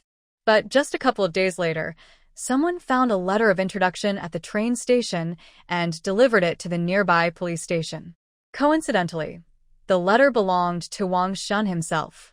The day before the incident, Wang Shun had obtained the letter under the pretense of visiting relatives and had indeed bought a ticket to the neighboring province for the day after the incident. Upon investigation, it turned out Wang Shun had no relatives in that province. The police quickly listed him as a major suspect and issued a warrant for his arrest. When Xin Ning heard the news, she finally felt relieved. When she found the letter and the train ticket on Wang Shun, she suspected he planned to steal her belongings and flee to another province to avoid trouble. Since that was the case, She would let things unfold naturally to create the illusion that he was fleeing out of guilt, completely clearing her name. Ning gently patted the coal ball's head, looking into its dark eyes and rubbing its large head. The coal ball stuck out its tongue and licked her palm, showing no signs of aggression, but rather appearing a bit silly. Ning smiled softly, her thoughts drifting away. Sun Miao, Wang Baozhu, Wang Shun, Yao Pozi. She repeated their names in her mind, a faint smile playing at the corners of her lips. Unknowingly, those wretched people have received their due punishment. It's just unfortunate that Wang Motzi has managed to live a little longer. I wonder where that disgusting cockroach of his is hiding now, struggling to survive. But thinking back, the beating he took in the alley almost cost him his life. Not to mention the man who appeared in the alley didn't seem like someone easy to deal with. Wang Motzi owes him a lot of money, and with Granny Yao gone, no one is left to work for him or be his blood bag. It's easy to imagine that dragging his half-broken body through life won't be easy for him. Ning suddenly felt a sense of relief. But when she thought of Wang Aihua lurking in the shadows, her expression darkened again. She looked at the coal-black eyes and asked, "You will always be with me, right?" "Coal, I'm not in a hurry. As long as Wang Baozhu is in prison, Wang Aihua will come eventually." As for the person hiding behind Wang Aihua, Ning would not let him escape either. There have been several murders in Hejia village recently. The village has been extremely quiet during this time. Ning rarely settled down, spending half her day teaching villagers and the rest of the time seriously reviewing high school knowledge. Everything seemed to be moving in a positive direction. But one day while she was teaching, she unintentionally glanced out the window and spotted an unexpected visitor. While Ning was writing on the board, she caught sight of Qinjiu's figure out of the corner of her eye. The chalk in her hand broke from her grip, and she quickly bent down to pick up the pieces, allowing her bangs to cover her expression. She soon composed herself, stood up again, and calmly wrote the new words on the blackboard. Her handwriting was very neat and strong, which was quite different from her appearance. Qinjiu, looking through the window at the young teacher at the podium, began to doubt his judgment. This young teacher looked too well-behaved, with a delicate, fair face and eyes that seemed to speak. Her smile could warm anyone's heart. When answering villagers' questions, her tone was gentle and patient, showing no signs of impatience. She appeared both sweet and soft, with no hint of aggression. It wasn't until the last girl who asked a question left the classroom that Ning slowly organized her lesson plan, preparing to lock the classroom door. Qinjiu approached, and the sound of his footsteps made Ning feel a bit nervous. But she maintained an innocent demeanor, taking a small step back to create some distance and asked, "Comrade, who are you looking for?" Qinjiu stood still, allowing Ning to carefully observe his appearance. He was quite handsome, even a bit charming.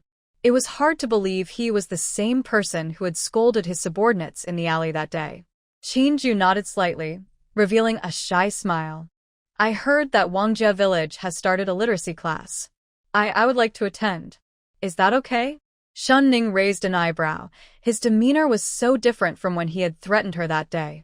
If she hadn't seen his frightening side with her own eyes, she might have doubted her own perception. "What's wrong? Is it not allowed?" Qinjiu seemed a bit anxious, looking like a diligent student eager to learn but afraid of being turned away. Ning felt uneasy. Qinjiu took a step closer, his dark eyes full of curiosity, staring at Ning's fair cheeks and then at her slender limbs. "Can I really not sit in on the class?" Ning stepped back 2 paces, though she didn't show any discomfort. "You don't look like someone who hasn't been to school, so please don't joke like that." Qinjiu sighed. "I really haven't been to school. My stepmother was afraid I would outshine my younger brother, so she kept me at home and wouldn't let me go to school." He spoke sincerely, but Ning didn't believe a word. "Excuse me, I need to go home. This literacy class is specifically for the villagers of Wangjia village, and as you can see, there isn't enough space for extra people. If you really want to attend, wait for the team leader to arrive and ask him. I'm just a substitute teacher. My word doesn't count." After saying this, Ning took a slight step aside, wanting to leave quickly. But Qinju stared intently at her face. You really don't recognize me? But I feel like I know you very well. Ning frowned, her tone slightly offended.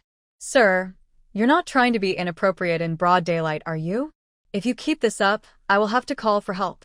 The young girl in front of him had a serious expression, her guarded gaze fixed on him, as if he were some kind of villain. Qinju's lips twitched, looking a bit speechless. I'm not that desperate. I wouldn't be interested in someone as thin as you. His gaze fell on Ning's chest and quickly moved away, showing clear disdain in his eyes. Ning was taken aback. After realizing what had happened, her almond-shaped eyes widened, and a blush of embarrassment appeared on her fair face. She tightly hugged the lesson plan in her hands, shot Qinju a fierce glare, and turned to leave. Just then, a gentle breeze blew, lifting Ning's hair. Qinju suddenly froze, his smile fading. He quickly grabbed Ning's arm and pulled her back. With his other hand clenched into a fist, he swung it straight toward Ning's head. Stop. What are you doing? Li Dania came looking for someone and happened to witness the scene. He immediately shouted in anger, his voice rising in pitch, regretting that he hadn't arrived sooner. But Qinju's fist did not pause, and Ning seemed stunned, frozen in place. The force of Qinju's punch even stirred Ning's hair, finally stopping just at her temple. Suddenly, he changed his fist into a palm and patted the chalk dust off her hair. Qinju was very surprised by Ning's reaction. She seemed truly untrained in combat.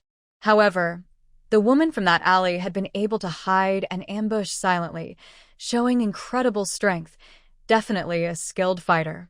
Could he have guessed wrong? Was she just an ordinary young person, not the dangerous woman who had attacked him in the alley? Ning was indeed startled by his sudden move. Although her senses were sharper and her strength greater due to the effects of the spiritual spring, she had never learned martial arts. Her previous successful ambush was merely due to the advantage of space and Qinju's carelessness. So, she couldn't dodge in time when Qinju grabbed her. But when he raised his fist, she controlled her instinct to flinch. She decided to take a gamble. If Qinju's fist did come down, she could pretend to be seriously injured, which would allow her to send this unexpected trouble to the police station for a while, giving her some peace. However, if possible, she really didn't want to attract the police's attention again.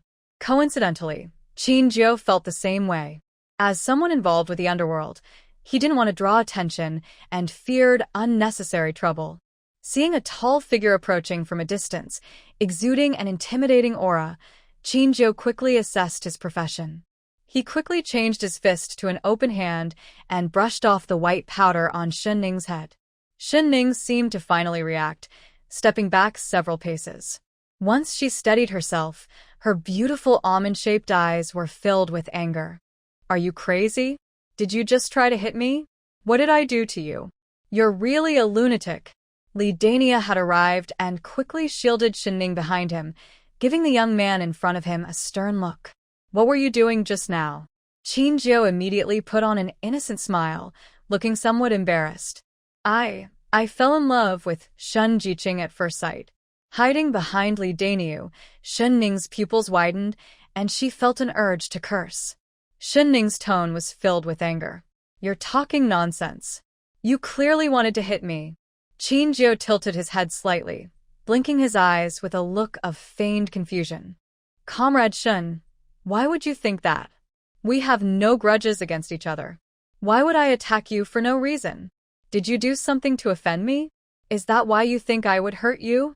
Seeing Ning's furious expression, Qinju felt pleased, raising his tone slightly on no grudges and offending me, adding a hint of meaning to his words. Since her rebirth, Ning had rarely faced difficulties, and she didn't expect to encounter someone like Qinju, who is such an unpredictable factor. Looking at Qinju's half-smiling face, Ning felt an uneasy premonition.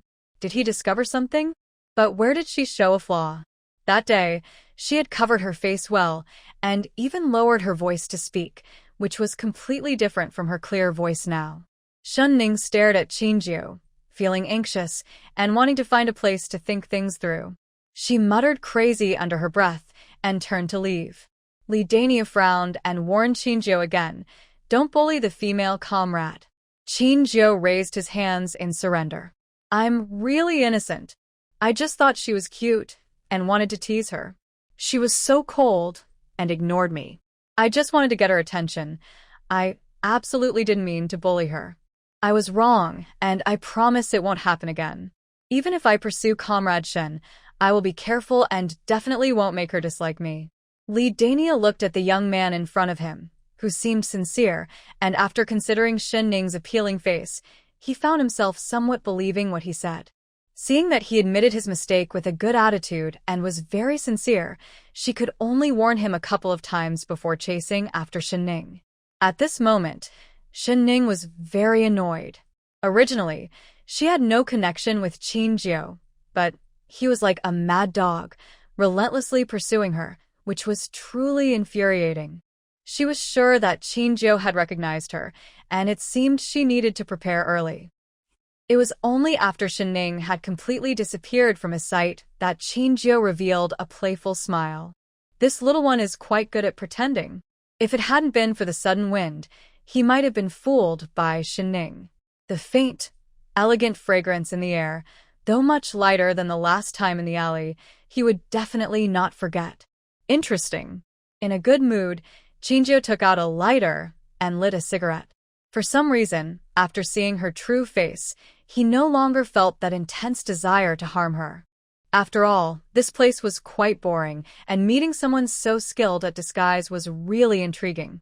However, since she had caused him such a big loss, it wouldn't be right not to see some consequences. Shen Ning was lost in thought as she hurried home when she suddenly saw a jeep parked by the roadside and abruptly stopped.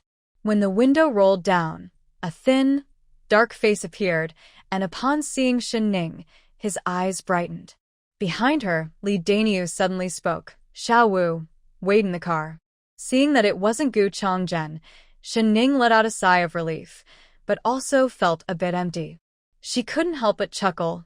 Every time she did something wrong, he would catch her, and now that she hadn't run into him, it felt a bit strange. Shen Ning quickly pushed that absurd thought out of her mind. Li Dania had caught up and asked with concern, "Comrade Shen, are you okay? Who is he? Does he usually bully you?" Shen Ning shook her head slightly. She didn't want to escalate the situation. Adjusting her emotions, she smiled at Li Daniu. "No, it's our first meeting. By the way, Comrade Li, what brings you here? Did your mission end? Is there something you need to talk to me about?" Li Dania's honest face showed a hint of pain and struggle, but he said nothing. Instead, he forced a bitter smile and took out a small velvet gift box from his pocket, solemnly handing it to Shen Ning. "It's nothing, just our company commander asked me to give you the money for the meal you were owed last time." Shen Ning was taken aback. Meal money?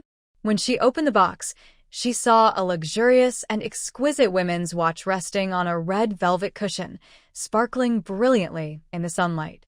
The silver watch face and black leather strap are understated yet elegant. It's truly beautiful. This isn't right. It's too valuable. I can't accept it." Shen Ning immediately liked the watch, but she could tell it was quite expensive, likely a high-end item from abroad. She felt a strange unease. Why would Gu Chongying give her such an expensive gift? It didn't make sense. Suddenly recalling Jiang Yuan's earlier teasing, she felt a bit displeased, but instinctively thought Gu Chongying wasn't that kind of person. Confused by such a valuable gift, she quickly declined. "What does this mean, Captain Gu? It's just a meal of dumplings. Do you really think I'm running a black market?" Li Daniu pressed his lips together and remained silent, his eyes slightly red. Shen Ning's heart sank and she cautiously asked, "Is something wrong? Where is Captain Gu?" Li Dania's eyes turned redder. He wasn't good at hiding his emotions. He looked up at the sky, trying not to cry. Taking a deep breath, he stubbornly pushed the velvet box into Shen Ning's arms. "I have to go now. This watch is a gift from our captain to you. Keep it as a memento." With that, Li Daniu clenched his fist and turned to leave. Seeing his expression, Shen Ning felt a terrible suspicion arise. Worry flooded her heart, and without thinking, she chased after him. Wait, Comrade Li, what do you mean? What happened to Captain Gu? Li Daniu seemed torn. He wanted to tell Shen Ning the truth, but remembered Gu Chonggong's earlier instructions. His tightly clenched fist slowly relaxed. Turning around, he tried to keep his emotions steady. The captain is fine. He just got promoted and transferred away from Haisheng. He always felt he owed you a meal, so he asked me to give you this. Don't feel burdened. The captain said he had taken a watch from you before, and now he's returning it. Shen Ning nodded but still felt heavy-hearted, sensing that the watch was not just a farewell gift, but something more. She didn't dare think further, gripping the small gift box tightly and forcing a smile. Okay, I understand. You take care, Comrade Li. But just as she took a couple of steps, she heard hurried footsteps behind her and a shout. You woman! How can you be so heartless? He's lying to you. Can't you see that? Ning turned around and saw Li Dania trying to cover Xiao Wu's mouth, but Xiao Wu struggled and shouted, Our company commander is going to die. Xiao Wu. Li Daniu scolded immediately. With red eyes, Xiao Wu cried, Even if you scold me, I will say it. Today, I will tie up this Shin Jiqing and make her send the company commander off for the last time. The small box in her hand suddenly fell to the ground. Ning hurriedly picked it up, her voice trembling slightly. What do you mean someone is going to die? Li Dania's eyes were red. It's our company commander. During a mission, we were ambushed by enemies, and there was a traitor in our secret team. The company commander fought bravely to protect state secrets, despite his injuries. Thankfully, the mission was completed, but he missed the best time for treatment. After coming out of surgery, he has been in a coma. His condition is getting worse by the day, and he might not make it. Li Dania sniffled, unable to hide his sorrow. Before going into surgery, the company commander sensed something was wrong. He told me that if he couldn't survive, I should give this watch to you after he passes. He didn't want me to tell you the truth, only said that this watch was to cover his meal expenses. At this point, Li Dania was in tears. I have my own selfish reasons. I thought, since the company commander liked you so much and often looked at your photo during missions, I couldn't bear for him to leave without expressing his feelings. If you could send him off for the last time, he would be very happy and wouldn't have any regrets. If you could send him off for the last time, he would be very happy and wouldn't have any regrets. Li Daniu finished, already in tears. Ning felt a deep pain in her heart, unable to describe the emotion. She remembered that night when Gu Chongzhen touched her head, hesitating to speak. He had told her to wait for him to come back. He had also said that if she was bullied, she could find him, and he would support her. Scenes from the past flashed through Ning's mind like a slideshow, making her eyes sting and her heart feel heavy. Shen Ning was unsure of her feelings for Gu Chonggang. There was respect, fear, gratitude, trust, and perhaps a little bit of affection. But he was dying. Shen Ning tightened her grip on the gift box. Out of both emotion and reason, she felt she should go see him. Regardless of personal feelings, Gu Chonggang was a hero worthy of respect and admiration. When she arrived at the hospital, the strong smell of disinfectant made her frown uncomfortably. Li Daniu, with red eyes, led Shen Ning to Gu's hospital room. Xiao Wu looked at Shen Ning with hope, saying, Comrade Shen, please talk to the commander. Maybe it will help him wake up. Everyone knew the hope was slim, yet they couldn't help but wish for a miracle. Shen Ning nodded, feeling heavy-hearted, and gently pushed open the door to the room. She immediately saw the person in the hospital bed. He was tall but severely thin, with cracked lips and thick bandages covering his body, with several different tubes extending from under the blankets. The 4-drip made a drip-drop sound, echoing in her heart, both sour and bitter. Gu Chonggang lay there quietly, his face pale and lifeless. Only the beeping of the machines at the bedside confirmed that he was still alive. Zhang Xuebing, standing by the bed, glanced at Shen Ning. He remembered this young woman. Previously, when they were fighting against human traffickers in Jixing, he noticed that the commander paid a lot of attention to her. Thinking of the photo in Gu Chonggong's wallet, He pursed his lips and stepped aside. Shen Ning noticed the cup of water and cotton swab in Jiang Xuebing's hand and said softly, "Let me do it." Jiang Xuebing nodded, but worried that she might feel uncomfortable. "Okay, then you keep him company. I'll step outside for a bit." He retreated to the door and left it slightly ajar. Seizing the opportunity, Shen Ning replaced the warm water in the cup with the spiritual water from her space. She remained silent, using the cotton swab to apply the spiritual water to Gu Chonggong's cracked lips. In reality, she was carefully dripping the spiritual water into his slightly parted lips. However, the drops flowed out from the corners of his mouth. He couldn't even swallow on his own anymore. Shen Ning was taken aback, having grown accustomed to Gu Chonggong's imposing presence and authority. But now, Gu Chonggong was weak and pale, hanging by a thread. Shen Ning felt a mix of emotions swirling in her heart, and she couldn't tell them apart. But she knew she wanted him to live. A person as good as Gu Chonggong shouldn't have such a short life. Thinking this, she used a cotton swab to pry open Gu Chonggong's mouth, holding his chin with one hand, and with her mind, she gathered a small stream of spiritual spring water from the space around them, forcefully pouring it into his mouth. However, Gu Chonggong, who had lost the ability to swallow, could only take in a tiny bit. Most of the water trickled down the corners of his lips, soaking the pillowcase. Shen Ning lowered her eyes. There was little she could do, and whether Gu Chonggong could survive was left to fate.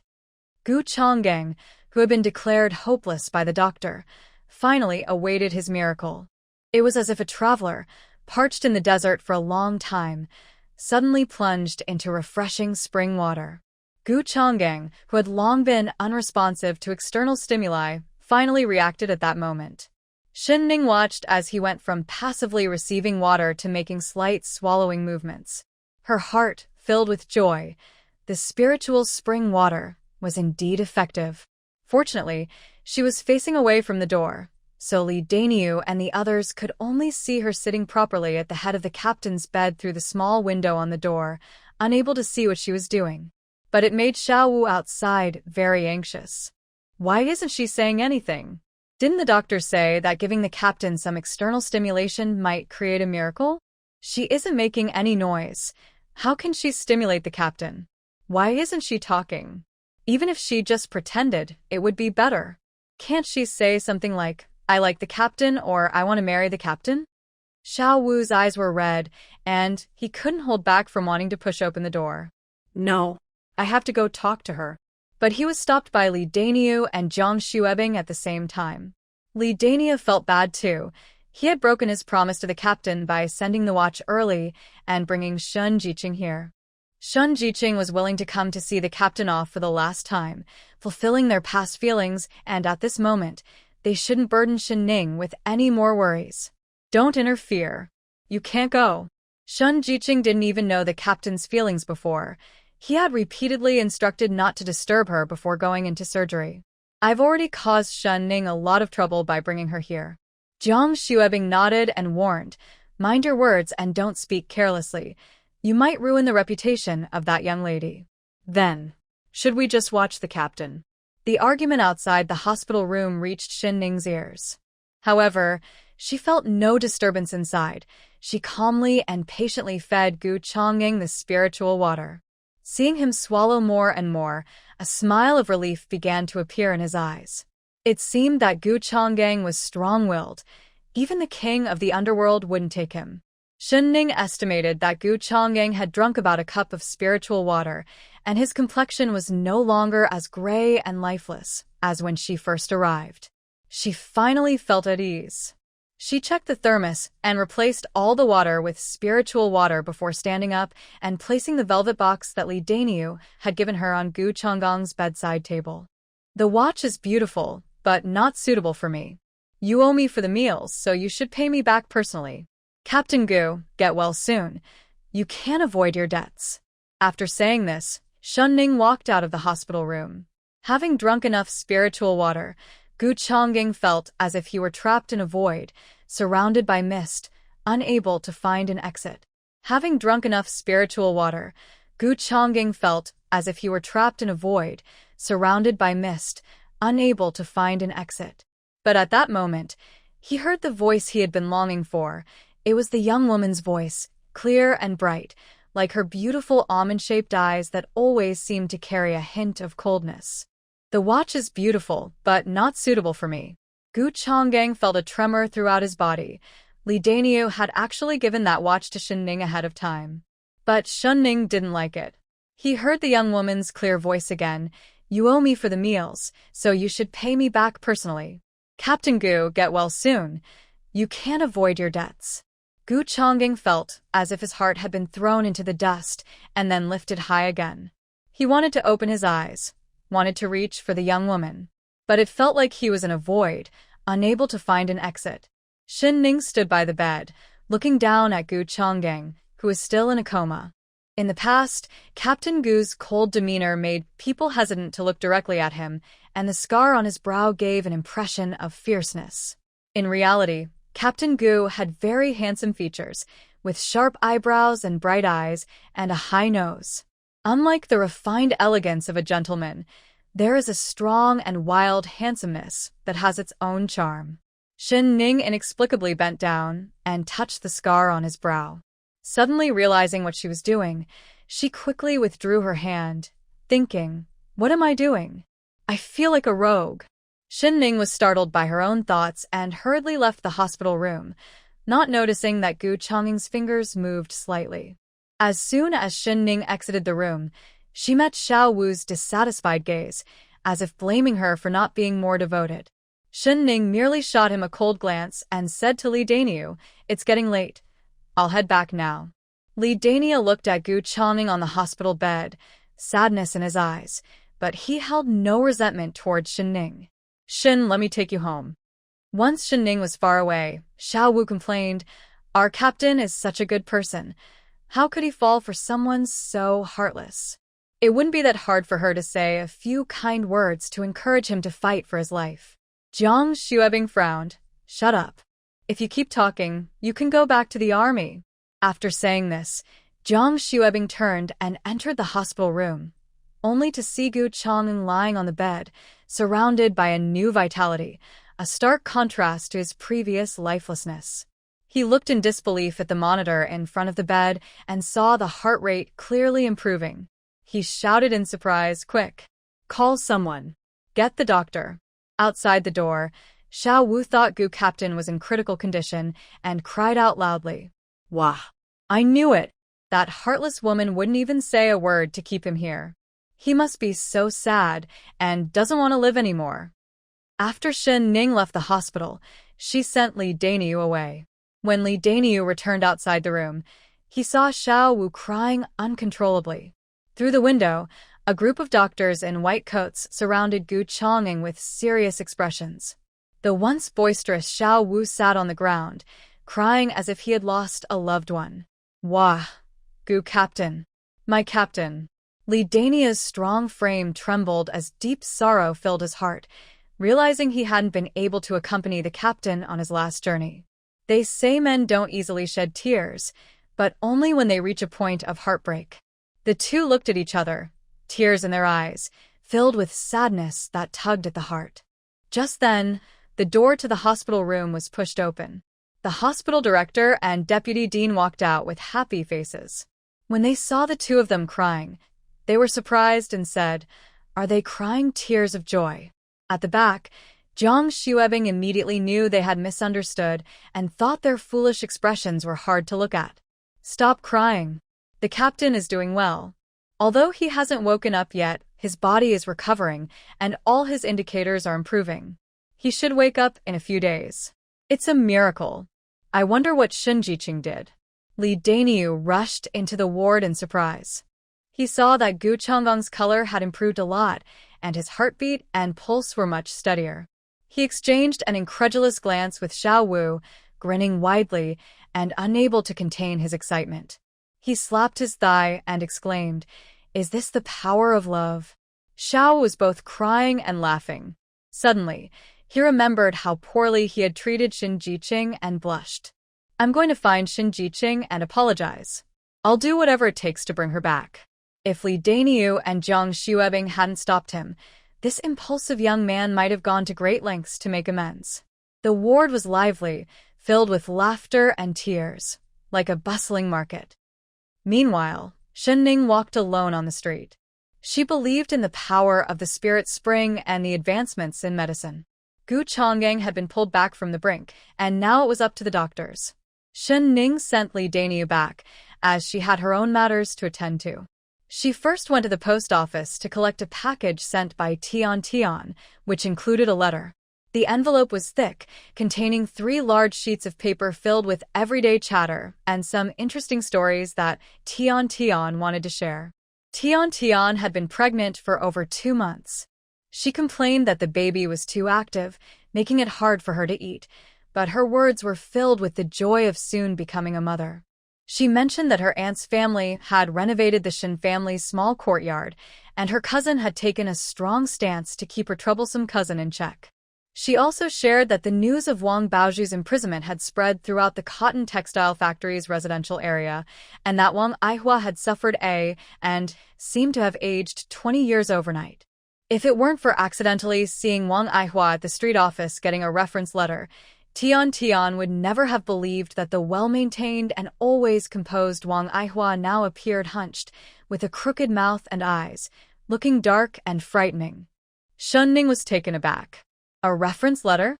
Wang Aihua went to the street office for a reference letter? Where could Wang Aihua be going? To the Northwest Forest Farm? Or to visit someone in prison? Or perhaps to find someone who could secretly help her? In any case, this good stepmother could no longer sit still. Shenning raised an eyebrow, feeling that the chance of Wang Aihua coming to cause trouble for her was greater. After all, Yao Pozi was dead, and Wang Motzi was injured, not knowing where they were hiding to beg for money. Wang Aihua had lost her henchmen, and her 2 children were in a tough spot. One was in labor reform at the Northwest Forest Farm, and the other was serving time in prison. TSK. A smile crept onto Shenning's lips. Just thinking about it was satisfying. She found herself increasingly looking forward to meeting Wang Aihua again. Suppressing her excitement, Shenning continued reading.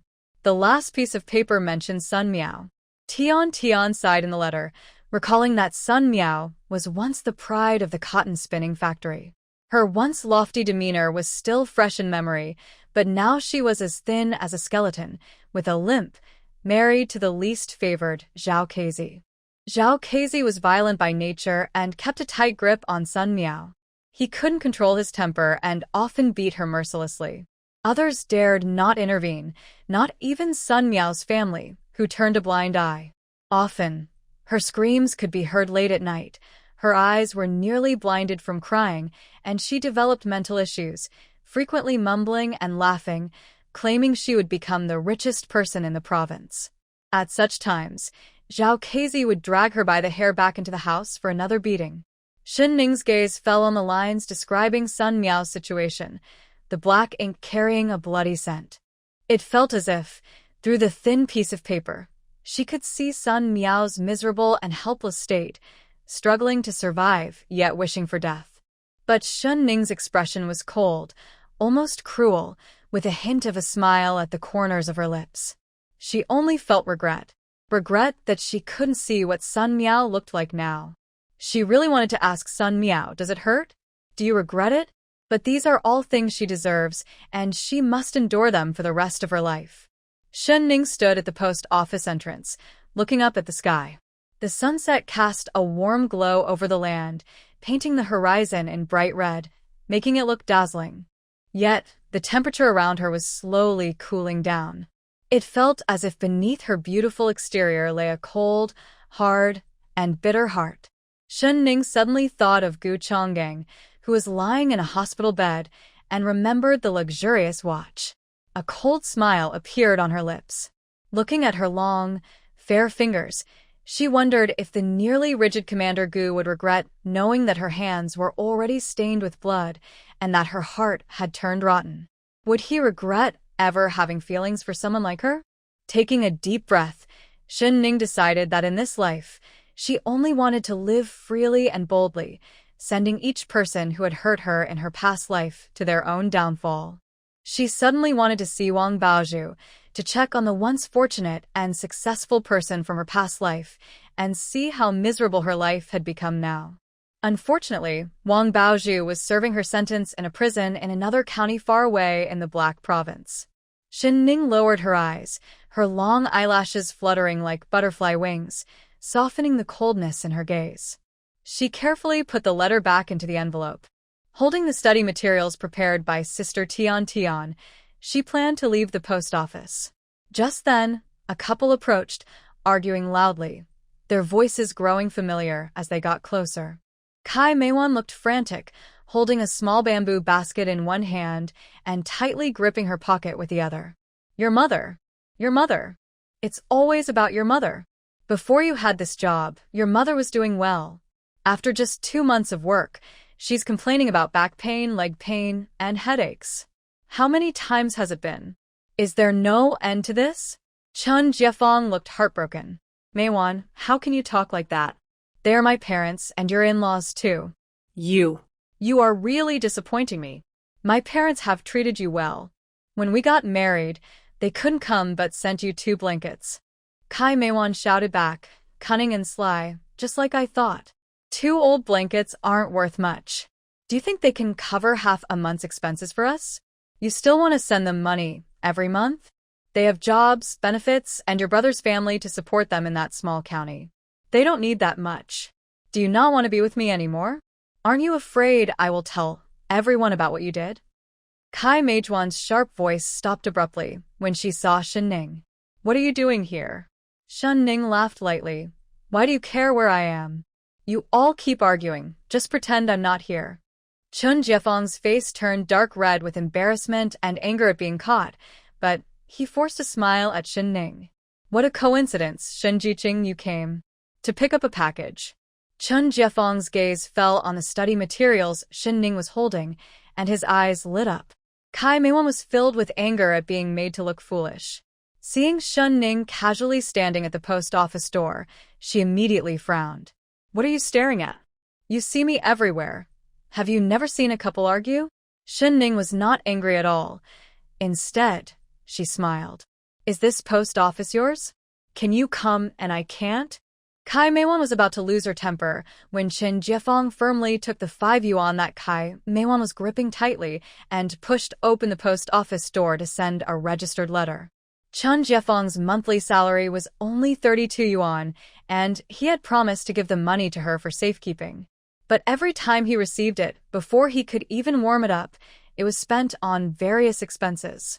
Originally, she planned to save at least 7 yuan each month.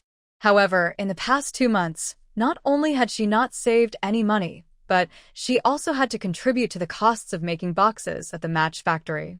Kai Meiwan felt like she was going to be sick. Everything here was different from what she had imagined. In just 2 months, Chun Jiefeng's mother had already asked for inspection fees 3 times.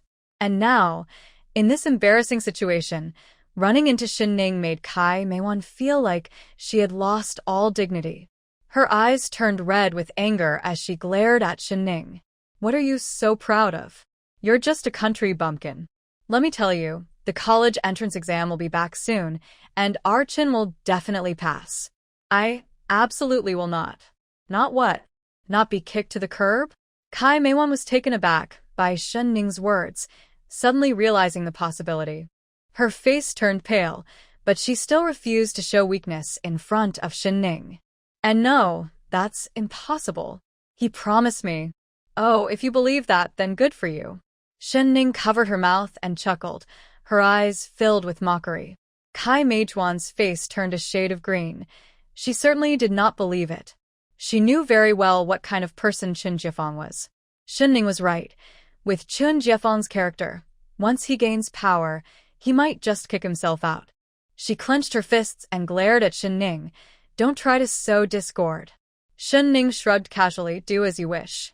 If you want to learn from Wang Baozhu and forage for wild vegetables, go ahead. No one is stopping you. TSK, if I were you, I would call Chun Jiefeng's family and ask what illness requires so much money each month. Kai Meiwan wasn't too foolish. After a little nudge from Ning, She rushed into the post office. Luckily, she had remembered the phone number of Chun Jiefeng's parents' workplace. When Chun Jiefeng saw Kai Meiwan enter, he ignored her and continued with his business. Sending registered mail and making phone calls were at two different counters, located at opposite ends of the hall. It was rare to witness such a dramatic scene, and Shinning wouldn't miss it. Peering through the glass door of the post office, she took out a snack from her pocket, her eyes sparkling with excitement. Too bad Jiang Yuanyuan wasn't there. Sharing the moment with a friend would have made it even better. 3 minutes later, Kai Meiwan hung up the phone with a dark expression and turned towards the counter for sending registered mail. Chun Jiefeng was signing his name, looking quite pleased with himself. In the past 2 months, he had been thriving at school. The school had a cafeteria and teachers received meal allowances, so he always ate well before heading home. He had tricked Kai Meiwan into giving him money in various ways, which he sent back to his parents in the countryside.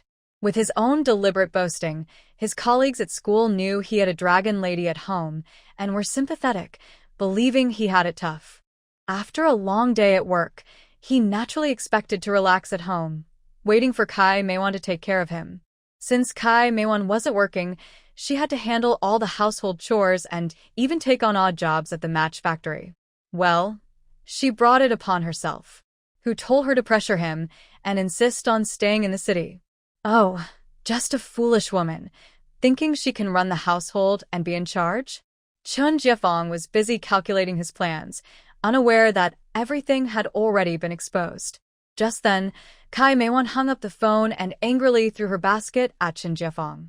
Chun Jiefeng, how dare you? Give me my money back. Chun Jiefeng had just handed a signed letter to the staff when he was caught off guard by the flying basket. He considered himself a cultured and respectable person, and was both shocked and angry.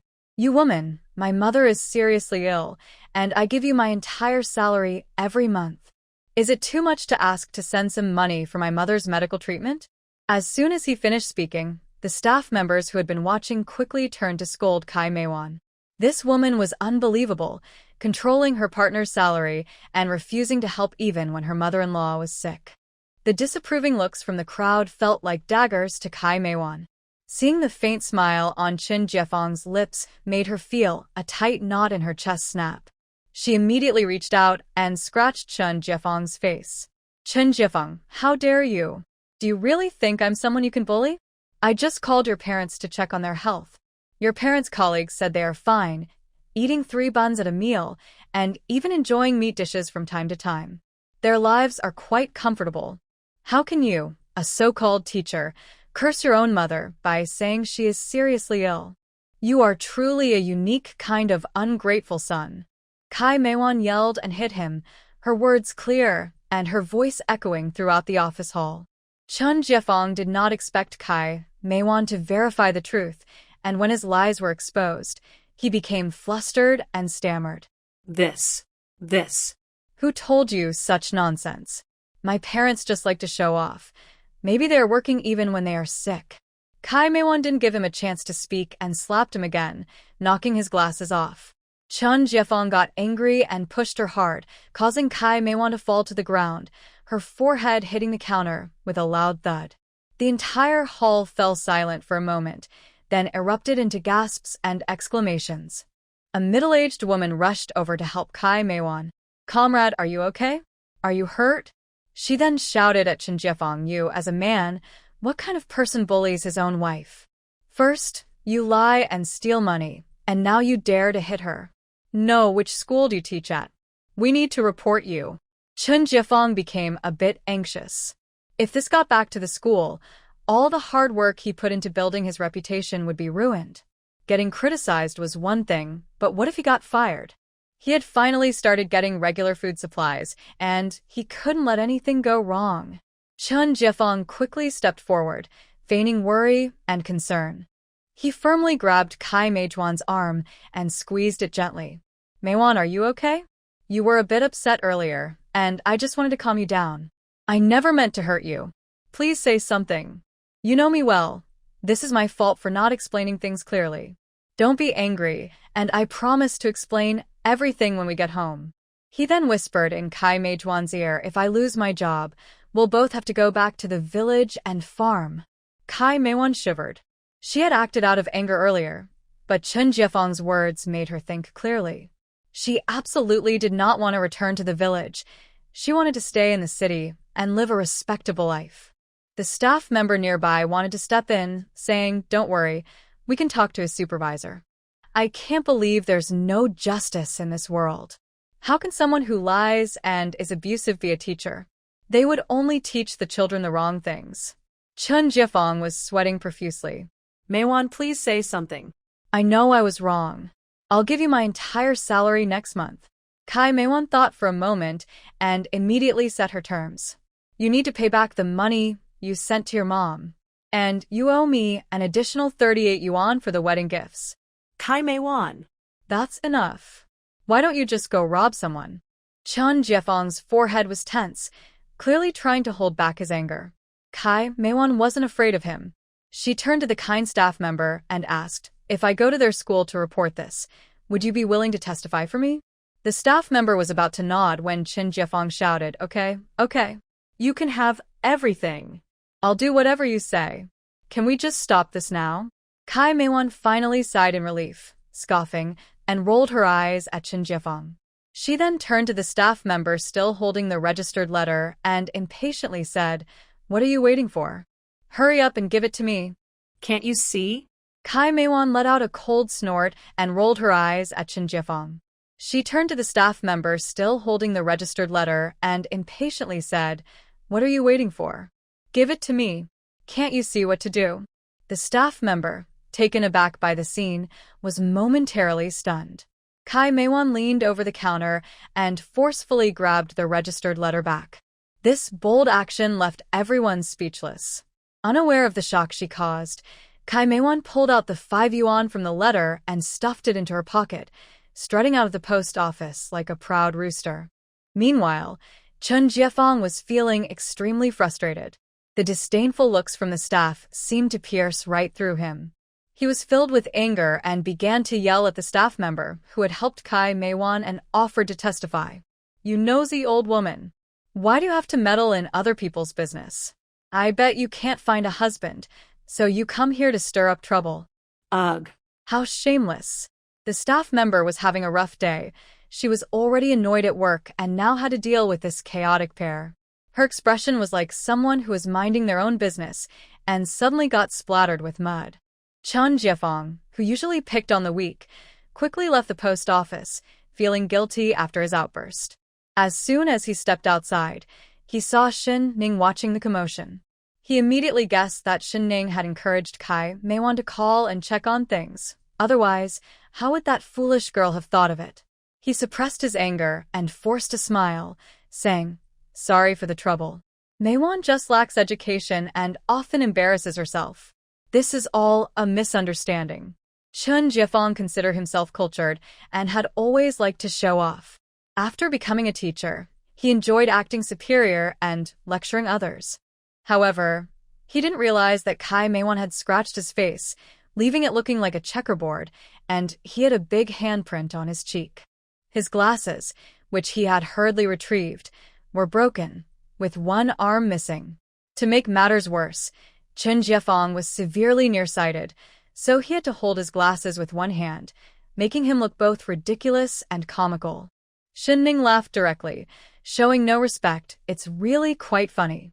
You make all these underhanded plans and then blame the person who exposes you, complaining that others didn't leave you any dignity. Isn't that laughable? Chen Jiefeng was taken aback, as if someone had forcefully stripped away his cover in broad daylight. You. If he could, Chen Jiefeng didn't want to offend Shen Ning. She was too unpredictable. Those who crossed her never ended well. So, even though he was furious, he couldn't show it. He could only grit his teeth and pretend not to understand, continuing, Shen Ning, there might be some misunderstanding between us. You can't judge me based on your assumptions. We both came from the same youth education program and should help each other. If you keep causing trouble for me, it will hurt our relationship. His gaze fell on the study materials in Shen Ning's arms. He had to work hard to get the news about the college entrance exams from the deputy director. Yet, Shunning, a simple village girl, had received the information even earlier than he did. What was worse, there were hardly any study materials available for purchase, even at inflated prices, yet Shunning had a complete set. Chun Jiefeng's thoughts twisted, and the greed in his eyes was sickening. If you have any questions about studying, feel free to ask me. I still have some high school textbooks we can share and help each other. He spoke in a condescending tone, pretending to care for Shunning, giving her advice with false sincerity. I know you have some issues with me, but that's all a misunderstanding. You need to understand that once the college entrance exams are back, our competition will be millions of candidates from all over the country. At such a critical time, I hope you can put aside past grievances and focus on the bigger picture. Let's discuss and improve together. Shunning felt like she would be sick if she listened any longer. Shut up. With your grades, you think you can tutor me? Do you really not know your own worth? She adjusted the study materials in her hands. You clearly want to take advantage of my study materials, yet you speak so grandly. You're in your 30s and have no shame at all. I truly pity the students you teach. They have to deal with a morally corrupt teacher like you. You lack knowledge and decency. You speak without thinking, and I see you're just making noise. Can you please stay away from me and stop being so annoying? Chun Jiefeng was initially stunned, taking a long time to react, his face showing a mix of emotions like a colorful palette. He couldn't believe that Shunning, with her pretty and gentle face, would curse so harshly. He felt a mix of embarrassment and anger, trembling and unable to speak for a while. You. I really misjudged you. I thought you were different from those loud women like Kai Meiwan, but it turns out you are just the same. Ignorant and crude. Chun Jiefeng shook his head, looking pained and disdainful, as if he didn't want to associate with Shunning. As he walked down the steps, he continued to lecture her. Just wait and see. You won't listen to good advice, and you'll regret it sooner or later. Shunning watched him coldly, smiling lightly, and suddenly her eyes sparkled with mischief as she looked at the steps beneath Chun Jiefeng. Then, a small handful of soybeans fell from her oversized coat sleeve.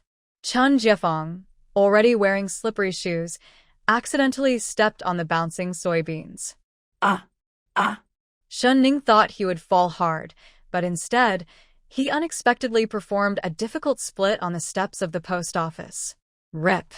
With the sound of his pants tearing and a strange noise from his back, Chun Jiefeng's face turned pale with pain, feeling as if 100 wild horses were trampling through his mind. Oh. His back, his leg, and well, it hurts so much. Chun Jiefeng felt like rolling on the ground in pain, but his back was strained, and his hips felt like they were torn apart, making it hard to move. He lay on the steps like a big toad, tears and snot streaming down his face. It hurt so much. In his pain, Chun Jiefeng just wanted to curse. Forget about being polite or dignified. Chun Jiefeng looked so awkward and ridiculous that Shunning couldn't help but burst into laughter. Ha ha ha, how come I haven't cried yet, and you're already in tears? TSK. People these days have no shame. Truly unbeatable. Even heaven can't stand it anymore. How does it feel to be in such a mess? Not so nice, right? Chun Jiefeng, with one hand on the ground, had already lost one of his glasses several meters away. He touched a few yellow beans and felt like cursing, but even a slight movement made him dizzy with pain. He had a bad feeling that his injury was serious this time. Shunning, hurry. Take me to the hospital. My back is hurt. And my leg, it feels like it's broken. Shunning chuckled lightly. Hey, don't try to trick me. We're not close, so ask someone else. Or you can find someone to tell Kai Meiwan. Chun Jiefeng was surprised that Shunning really just walked away without caring. He was so angry, he wanted to lash out and shout.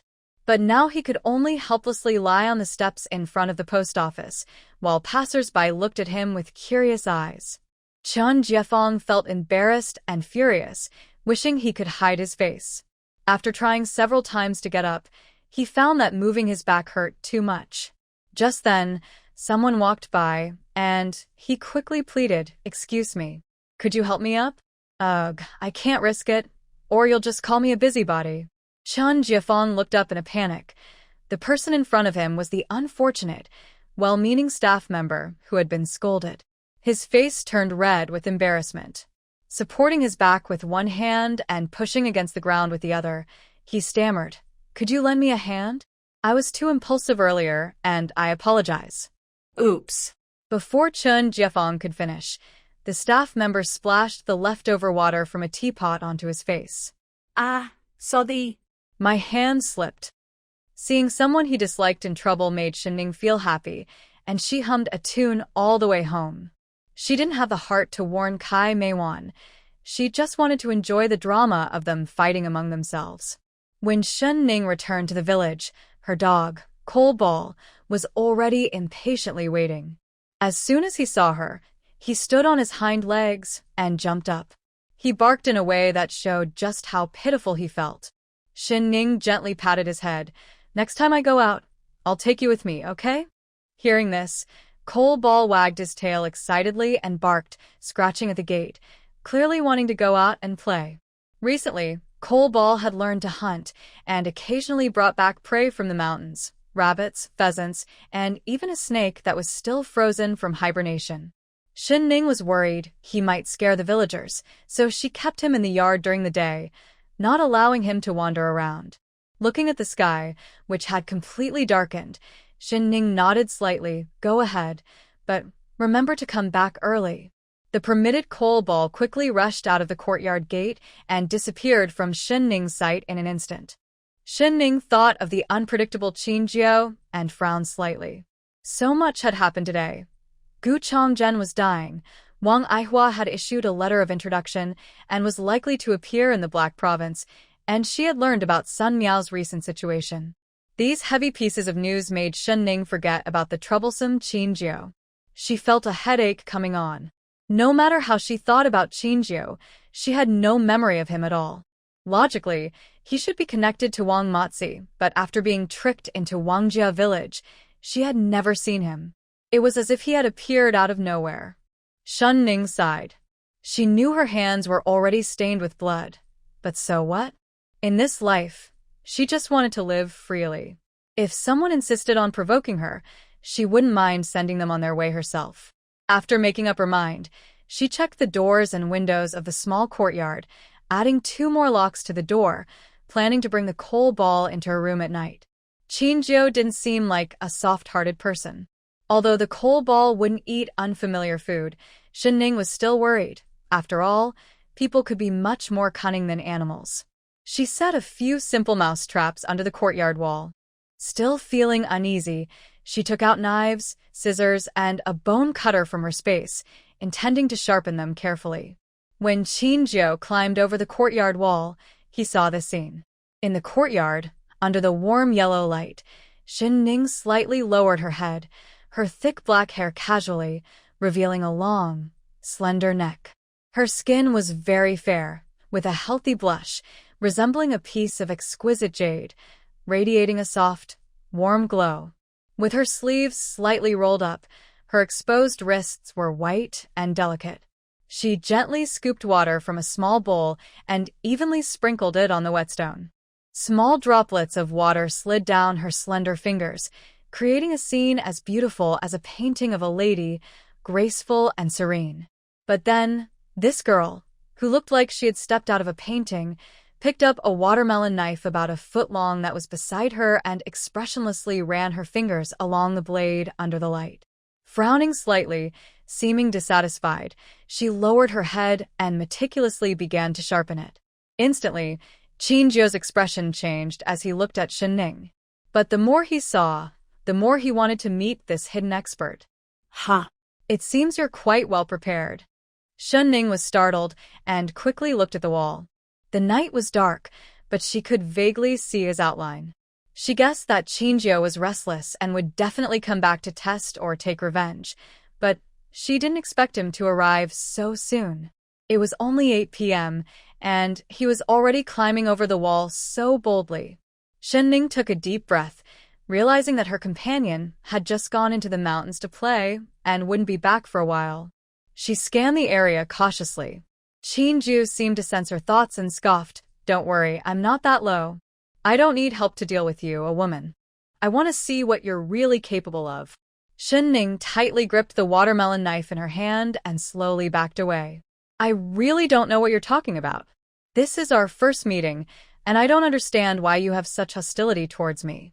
But I know if you don't leave, I will call for help." Qinju looked around, then lightly jumped, skillfully avoiding a few simple traps, and landed in the yard. He sneered, "If you could put down that watermelon knife and tone down your hostility, maybe I would believe your words." Shenning stiffened, feeling like she was locked onto by a venomous snake. Her gaze narrowed. Since he recognized her, denying it was pointless.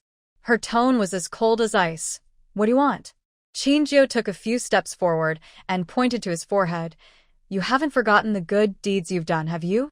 Why don't you kneel and apologize to me? I might consider it." Dream on. "I have no grudge against you, yet you block my way in the alley.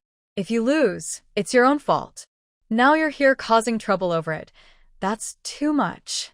Shenning's face was cold as she directly refused. Qinju suddenly darkened his expression. "Who are you calling weak? You think I can't handle a little girl like you? I was careless that day. Believe me, I could crush you with one hand right now." Shenning shrugged. "I don't believe it." "You." Qinju was frustrated. He had always lived a reckless life, with no concept of being a gentleman or the differences between men and women. In his world, everything was settled with fists, and strength ruled above all. "All right, it seems you're quite confident in your skills. How about we try again? This time, I'll let you go first. If you lose, you have to kneel and bow 3 times, calling me Grandpa 3 times, and then apologize to me." His conditions were harsh and even humiliating. Seeing that Shenning didn't respond, he smirked. "If you admit defeat now, you won't have to call me Grandpa 3 times. Fine.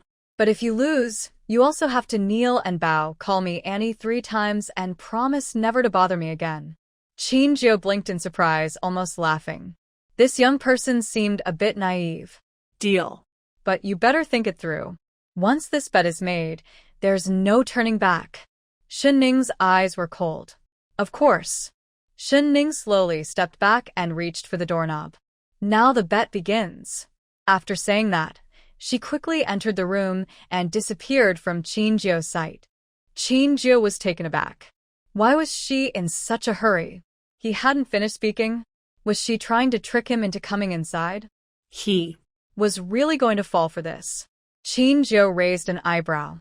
Last time, he had underestimated her, but this time, he was determined to teach this bold woman a lesson. He kicked the door open without any hesitation and confidently walked into the main room. Qinju scanned the room, but didn't see Shenning. His gaze landed on the open doors of the kitchen and bedroom. He felt a sense of caution and quietly reached for a small military knife tucked at his waist. "Shenning, if you're trying to play tricks, I don't have time for hide and seek." "What's wrong? Are you afraid to face me directly?" But the house remained silent, and Qinju felt like he was performing a monologue. "I'm just curious about what kind of martial arts you practice that makes you so strong.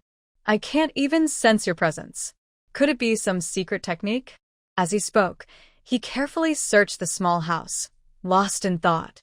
He had seen Shenning enter, yet he couldn't find her anywhere. Just then, the lights in the room went out. The originally bright room suddenly fell into darkness. Qinju's heart raced, and in the dark, his senses felt heightened. But in reality, Shenning was hiding by the front door. When she swiftly entered the room with a weapon, she quickly concealed herself in a hidden space. As Qinju searched the inner room, she emerged from her hiding spot and pulled down the power switch at the entrance. The room was plunged into silence and darkness. Qinju was not like the weak bullies Wang Shun or Wang Matzi. His grandfather was skilled in martial arts and was a well-rounded martial arts master. He had lived with his grandfather since childhood, absorbing knowledge and showing talent in martial arts.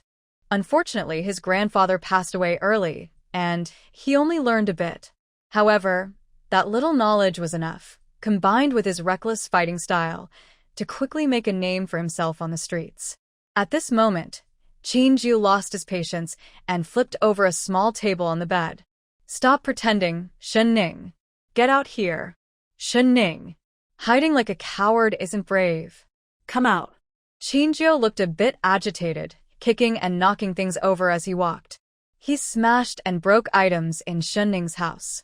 Just as he kicked over a dresser near the door, a sudden gust of wind rushed from behind him. It was the same familiar move. Qinju quickly sidestepped to avoid it and kicked out sideways. Even though Shen Ning was strong, she was no match for Qinju, who was trained in martial arts. Realizing her attack had missed, she immediately retreated into her hidden space. Qinju, startled by the empty kick, felt a chill run down his spine. His expression turned serious. The woman had been so close just moments ago, yet she had vanished without a trace. This was unbelievable. If it weren't for the lingering scent of orchids in the air, Qinju might have thought he was imagining things. He cautiously scanned the dim room, where only faint moonlight illuminated the silence, broken only by his own heavy breathing. "Come out. Shen Ning. I warn you, don't make me angry." Smack. Before Qinju finished speaking, Shen Ning quietly emerged from a corner behind him, swinging a thick wooden stick toward his head. Despite Qinju's quick reaction and attempt to dodge, he was still hit his left shoulder. He let out a muffled grunt, but then his right hand tightly gripped the military dagger, glinting coldly as he lunged at Shen Ning. But something shocking happened again. He was sure he had torn Shen Ning's clothes, and if he went a bit deeper, he would draw blood, yet he missed again, and Shen Ning vanished from his sight. Qinju's collarbone was broken by Shen Ning's strike, and he could no longer lift his left arm. His face turned pale, and he lost the earlier confidence in his voice. He suddenly realized that Shen Ning had held back. If she had used a knife, he would have been left as a one-armed hero. Though it was early spring and still chilly, beads of sweat appeared on Qinju's forehead. A strong desire to retreat began to grow in his heart. Yet he held onto his pride and refused to give in. Qinju shouted angrily, "What kind of skill is it to hide and run away?" Shen Ning scoffed, "Winning against you is my skill." Her clear voice rang out, and a flash of determination appeared in Qinju's eyes as he charged forward again with his dagger. Shen Ning anticipated his movements and instantly vanished as he approached, only to reappear behind him. As if to retaliate for Qinju tearing her clothes, Shen Ning changed her weapon. With a 1-foot-long watermelon knife, she swung it fiercely, completely breaking down Qinju's mental defenses. What was the difference between this and finding himself locked in a room with a chainsaw-wielding maniac at midnight? He prided himself on coming from a martial arts family, with few rivals among his peers. When he discovered Wang Baozhu had been beaten, he was indeed curious. After suffering a setback and realizing his opponent was just a woman, he felt naturally unconvinced and wanted to regain his honor. But he never expected to end up in such a situation. He was already at his limit, yet his opponent remained calm, like a cat toying with a mouse. The sharp blade that appeared in the night seemed like the last straw that broke the camel's back. Everything felt so strange. In fact, Shen Ning was far from as relaxed as Qinju thought. Every time she entered and exited the space, the location was always the same. This required her to put in a lot of effort to estimate Qinju's position, ensuring that when she exited the space next time, she wouldn't run into him directly. The two were at a standstill for a while. Qinju was completely scared, with injuries all over his body. He even suspected that Shen Ning was letting him off easy. When the blade brushed past his scalp, Qinju's mental defenses completely crumbled. He even lost the courage to continue fighting and felt a strong urge to escape, but just then, he heard the frantic barking of a black dog outside. Qinju gritted his teeth. "I give up. I give up." As soon as he finished speaking, the lights in the room turned on with a. Qinju turned around sharply and saw Shen Ning's beautiful face. She looked just as delicate and obedient, but at that moment, to him, she seemed like a vengeful spirit from. It is said that ghosts have no shadows. Qingjiu quickly looked down and saw Shen Ning's bright yet dark shadow under the light, instantly feeling relieved. Then he remembered their previous bet, and his fair face turned red. He no longer had the previous arrogance, and just stared at Shen Ning. Shen Ning closely observed his actions, contemplating whether to take action and end it all. But Qingjiu closed his eyes, sighed heavily, and with a defeated expression, he knelt down and quickly bowed his head 3 times. Aunt. Ning. Qingjiu quickly stood up again. A real man accepts his losses. I was arrogant and ignorant, and I truly am not your match. You can do whatever you want with me. I accept it. Shen Ning was taken aback, not expecting Qingjiu to keep his promise. However, her tone remained cold, with a chilling aura surrounding her. I dislike trouble, but I'm not afraid of it. Today is just a small warning. If you dare to have thoughts about me again, I will definitely kill you. Shen Ning's tone was flat, with no hint of emotion. Qingjiu looked into her dark almond eyes and trembled in fear. After years in the underworld, he had seen all kinds of people and knew Shen Ning was not joking. She had the ability and the means. He hesitated. You really will let me go? Shen Ning snorted coldly. What else? Just a little conflict and you want to kill? Do I look like some kind of twisted murder? Qingjiu suddenly tensed up, his gaze fixed on the watermelon knife still stained with his blood. The droplets of blood slowly slid down the blade to the tip, and then with a plop, fell to the ground. How could it be so different? It was like a killer had possessed him. But Qingjiu didn't dare to say that. No. He thought Shen Ning was even scarier than a killer. He swallowed hard, suddenly feeling a sense of happiness at having survived. Qingjiu didn't even dare to walk out of the room through the door Shen Ning had opened. He cautiously watched her while opening the window behind him. He stepped out onto the windowsill, moving carefully, his eyes fixed on Shen Ning. Wait. He jumped in fright. What's wrong? You broke my thing, pay me for it. In just a few seconds, Qingjiu felt like he had walked through the gates of. After reacting, he quickly sighed in relief and pulled out all the money from his pockets, treating it as a price for his life.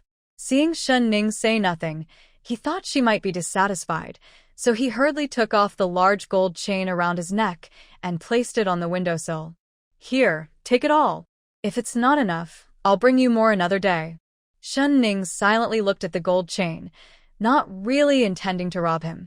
Qingjiu quietly shifted again. Wait. Qingjiu nearly knelt again in fear, feeling both scared and angry. What do you want from me? Shen Ning frowned and asked her burning question. How did you recognize me? Huh. Qingjiu was taken aback, seemingly not expecting Shen Ning to stop him just to ask such a simple question. After thinking for a moment, he honestly replied, I've always had a keen sense of smell. That day in the alley, you had a strong fragrance of orchids. At the village office, I had already dismissed my doubts, but when the wind blew, I smelled that familiar floral scent again. My nose is very sensitive. Although your scent was very faint, I could still recognize it right away. Shen Ning finally understood, recalling the blooming orchids in her space and their rich fragrance, nodding slightly. No wonder that day, despite wearing height-increasing insoles, broadening her shoulders, intentionally darkening her skin tone, and lowering her voice, he still recognized her at first glance.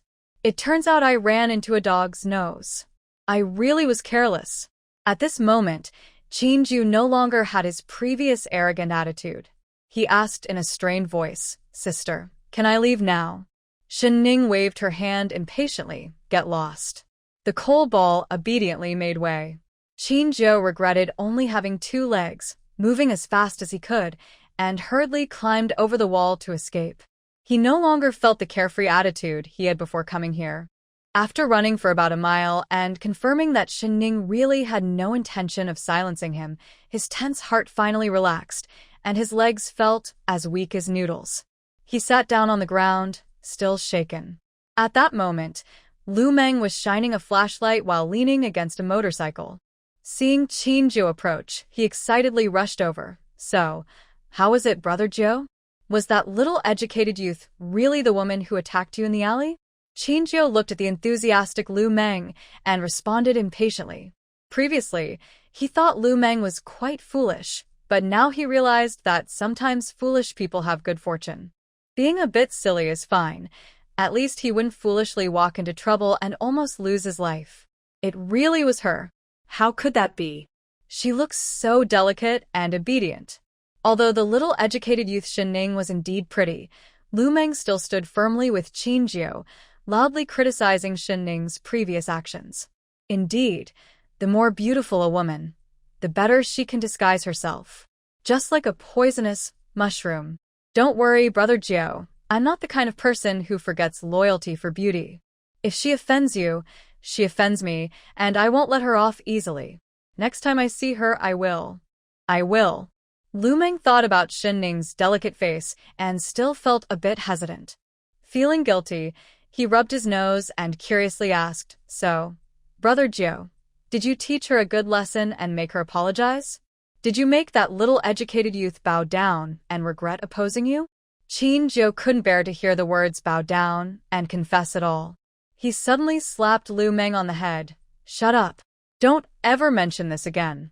Lu Meng was a bit dazed from the slap. Brother Jiu, have you lost your mind? Risking another slap, Lu Meng shone the light on Qinjiu's face. At this moment, Qinjiu's eyes were wide open. Lu Meng was startled and realized something was wrong. With the flashlight's beam, he saw that Qinjiu was covered in injuries, and even his carefully styled hair had been partially cut off. Jiu. Brother Jiu, what happened to you? How did you end up like this? Lu Meng thought of a possibility and was immediately scared. Could it be that Shinning did this? She actually managed to hurt you like this? Oh my goodness. Brother Jiu, I'm gathering the guys right now, and we're going to get that woman and make her apologize to you. Qinjiu seemed to just realize something and suddenly knocked the flashlight out of Lu Meng's hand. Who are you calling a dead woman? Do you want to die? Are you trying to embarrass me even more? I can't even beat a little girl, and you're talking about getting weapons. Shut up. I said, from now on, don't mention this again. Shinning is now my sister. My real sister. The only sister. I dare you to say anything else. Shinning didn't know that her beating had not only completely subdued Qinjiu, but also unexpectedly gained her a little brother. She was happily counting the money Qinjiu had left her. Meiqiu was still angry, thinking I just left home for a little while and my house got torn down. He was anxiously circling around Shinning, barking, woof woof woof. If Shinning hadn't stopped him in time, Meiqiu would have chased after Qinjiu, determined to bite off a piece of him. All right, don't be mad. We have compensation. Look here, there are at least 20 big bills, and this big gold chain. We're not losing out on this. Shinning picked up the gold chain and weighed it in her hand, estimating it to be at least 2 taels. She couldn't hide her smile. Thinking about Qinjiu, who looked refined and handsome but dressed like it was surprising to see him wearing such a heavy gold chain without it weighing him down. But now it was a good deal for her. Shinning remembered his 3 loud knocks and the 3 shouts of Annie. Whether he was sincere or not, he was indeed someone who kept his promises, and she figured he wouldn't bother her again in the future. However, she was a bit too happy too soon. The next day, just as dawn broke, Meiqiu began barking anxiously in the yard. As soon as Shinning opened the yard door, she saw 2 neat rows of about 10 young men dressed in flashy clothes standing outside. Hello, big sister. Their voices were quite loud, making Shinning's eardrums hurt. Still in a daze, 2 rows of people quickly made way. At the back of the line, Qinjiu flashed a big smile, showing off his white teeth, and said, Sister, you're awake. Then he kicked Lu Meng beside him in frustration. Hurry up. Can't you see? Breakfast will get cold. Okay. Big sister, here's your breakfast. This is what Brother Jiu personally queued up to buy early this morning. It's from the most authentic sweet cake shop in the alley, and the soy milk is freshly ground. The meat buns just came out of the pot and are still warm. Eat them while they're hot. Lu Meng's eyes sparkled as he looked at Shinning, as if he were worshipping a deity. In just one night, she managed to get Brother Jiu to behave so well, which was truly impressive. Shen Ning felt a bit confused by all the commotion, her pupils slightly trembling as her gaze fell on the breakfast that Lu Meng was holding high. Villagers passing by the courtyard curiously peeked in, but quickly fled when Qinjiu shot them a fierce glare. What do you mean, Qinjiu? Qinjiu, with bandages on his hands and bruises on his face, had bright eyes as he scolded the others. What are you all standing around for? Hurry inside and see if there's anything that needs fixing. Clean up for Sister Ning quickly. Qinjiu's loud voice startled Shen Ning, causing her to frown and abruptly stop everyone. Despite being only 1.6 meters tall, she managed to scare 7 or 8 big men into stepping back in unison. They looked at Qinjiu with pity, as if saying, "What should we do, brother? The sister won't let us in." Shen Ning rubbed her nose, feeling a bit of a headache. She realized she couldn't easily trust a man's promises. "Didn't you say yesterday that as long as I win?" Qinjiu became anxious, fearing Shen Ning would reveal the bet's details. Thankfully, Shen Ning wasn't one to embarrass someone publicly. "Didn't we agree that if I win, you won't bother me anymore?" Qinjiu smiled, looking somewhat flattering. "Sister.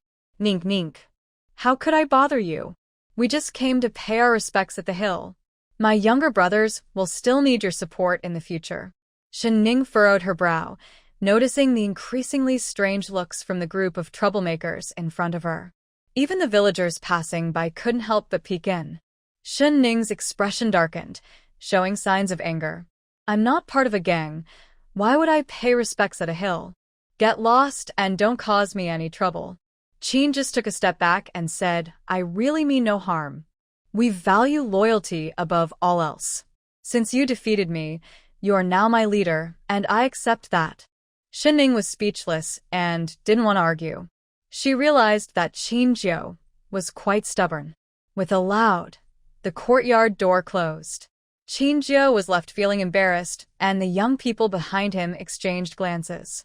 Lu Meng tugged at Qinjiu's sleeve. "Brother Jiu, why don't we leave for now? It's not good for so many of us to block the big sister's door. The village elders love to gossip, and they will definitely talk about this. I think the big sister doesn't want to attract attention. Otherwise, why would such a capable person be in this small mountain village?" Qinjiu thought for a moment and surprisingly found Lu Meng's words quite reasonable. "Let's go. I'll come back tomorrow. My sister must be annoyed with you all. That's why she doesn't want to talk to me." Qinjiu took a big bite of his meat bun, turned around, and rode off on his motorcycle. Compared to the excitement outside Shen Ning's courtyard, the hospital was just as lively. Xiao Wu was anxiously pacing back and forth in the room. "Don't stop me. I need to find Comrade Shen Ning. Yesterday, when she was here for a while, our captain's condition improved immediately. If she is willing to take care of him, maybe he will wake up right away." "Are you out of your mind? Comrade Shen is not related to old Gu. Why would she take care of him? If you keep talking nonsense, just get out." Li Daniu also advised. "Exactly." Little Shen returned the watch our captain gave her. "It's clear she doesn't have feelings for him. Yesterday you yelled at her, so why would she want to come?" Xiao Wu wiped away tears, thinking that if he hadn't been careless and fallen into the enemy's trap, the captain wouldn't have been so badly injured while trying to save him. He would do anything for Shen Ning to take care of the captain. He knew what Jiang Xuebing and Li Dania said was true, but he felt helpless and could only place all his hopes on Shen Ning. Watching the captain die would be worse than dying himself. He leaned over Gu Chonggong's bedside and cried loudly. His crying made everyone feel heavy-hearted. Gu Chonggong found the noise unbearable. There was a lot of commotion and muffled crying around him. He recognized Xiao Wu's voice and sighed inwardly. This kid, Xiao Wu, really cares. It seems I haven't been exercising enough lately. I lack any strong presence. I need to add 2 extra hours of practice from now on. A grown man crying all the time is really annoying to hear.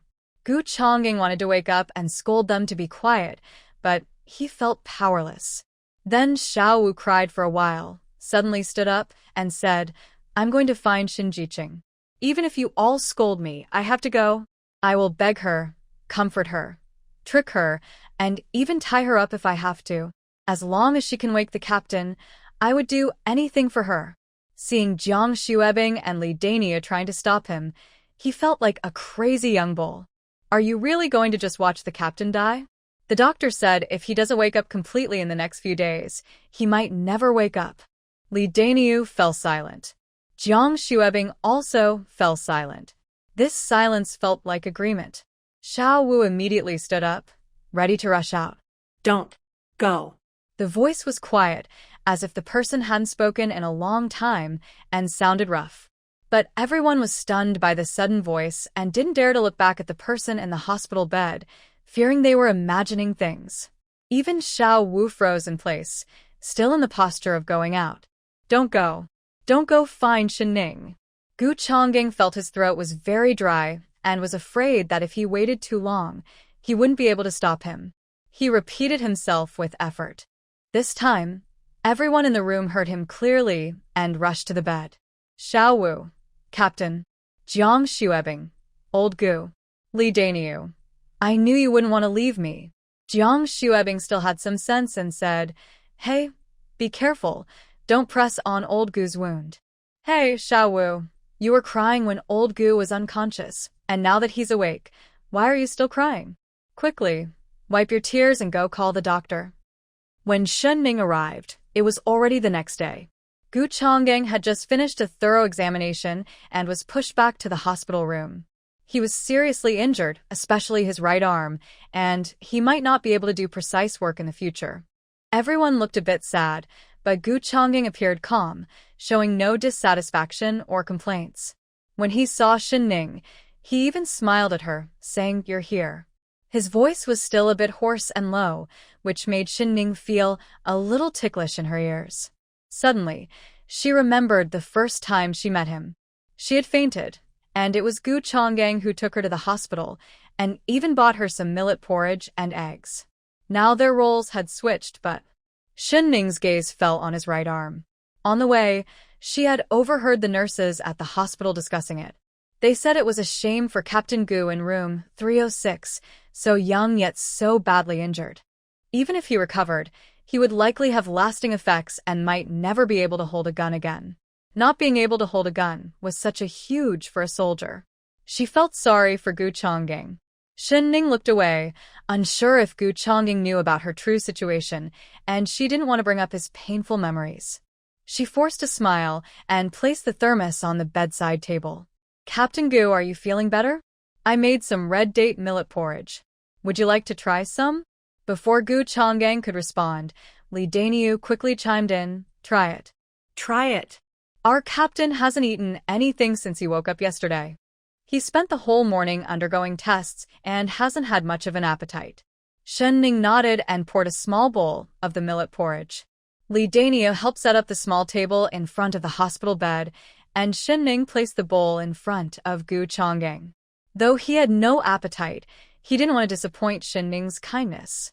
His right hand was tightly bandaged and unable to move, so he slowly stirred the porridge with his left hand. The golden millet mixed with red dates had been cooked into a thick, fragrant consistency. The aroma of the rice blended with the sweetness of the red dates, gently warming his heart. As Gu Chongying absent-mindedly sipped the porridge, his previously scattered thoughts began to calm down upon seeing Shenning. Noticing this, Li Daniu quickly left the room with the thermos, giving the two some privacy. The room fell silent, and as they accidentally locked eyes, Shenning felt her heart race and grew a bit flustered. Shenning tried to stay calm as she took 2 warm eggs from her small bag and gently tapped them on the table until they were covered in cracks. Gu Chongying's attention was completely on her, his gaze fixed on her long, fair fingers as she carefully peeled away the rough eggshell. The sunlight softly fell on her, casting a gentle golden glow around her. Her expression was focused, her head slightly bowed, with a few strands of hair falling on her cheek, and her petal-like lips were slightly pursed. Gu Chongying never imagined that one day his heart and mind would be completely occupied by a young girl. He even found himself feeling a flutter of sweetness just because she brought him a bowl of porridge and peeled an egg for him. Gu Chongying's thoughts were a bit chaotic. He remembered moments during missions when, at life-and-death moments, he was not as calm as before. His mind was filled with memories of Shinning. He even worried that if he were gone, Shinning might be bullied and wouldn't have anyone to support her. He was also concerned that she might forget him quickly, as if she had no feelings. It felt like this force was pushing him, struggling to make him wake up. After peeling the egg, Shinning noticed Gu Changzhen staring at her in a daze, not knowing what he was thinking. She held out the round, soft egg to him and said, "Hey, why are you in a daze? Eat the egg." Gu Changzhen seemed to snap back to reality as he met the caring gaze of the young girl and took the egg from her hand. The accidental touch made his cheeks heat up, his fingertips tingle, and his heart race. Fearing Shinning would notice something, he quickly lowered his eyes and stuffed the egg into his mouth. Shinning was shocked, her eyes wide, and Gu Changzhen realized he was choking. He hurriedly grabbed the bowl in front of him and took a few sips of porridge. He couldn't let his life, which he had fought hard to save, end because of an egg. Perhaps used to Gu Changgen's cold and serious demeanor, Shinning found this moment particularly amusing and couldn't help but smile. Her bright, clear eyes sparkled with joy, and her fair skin glowed with health.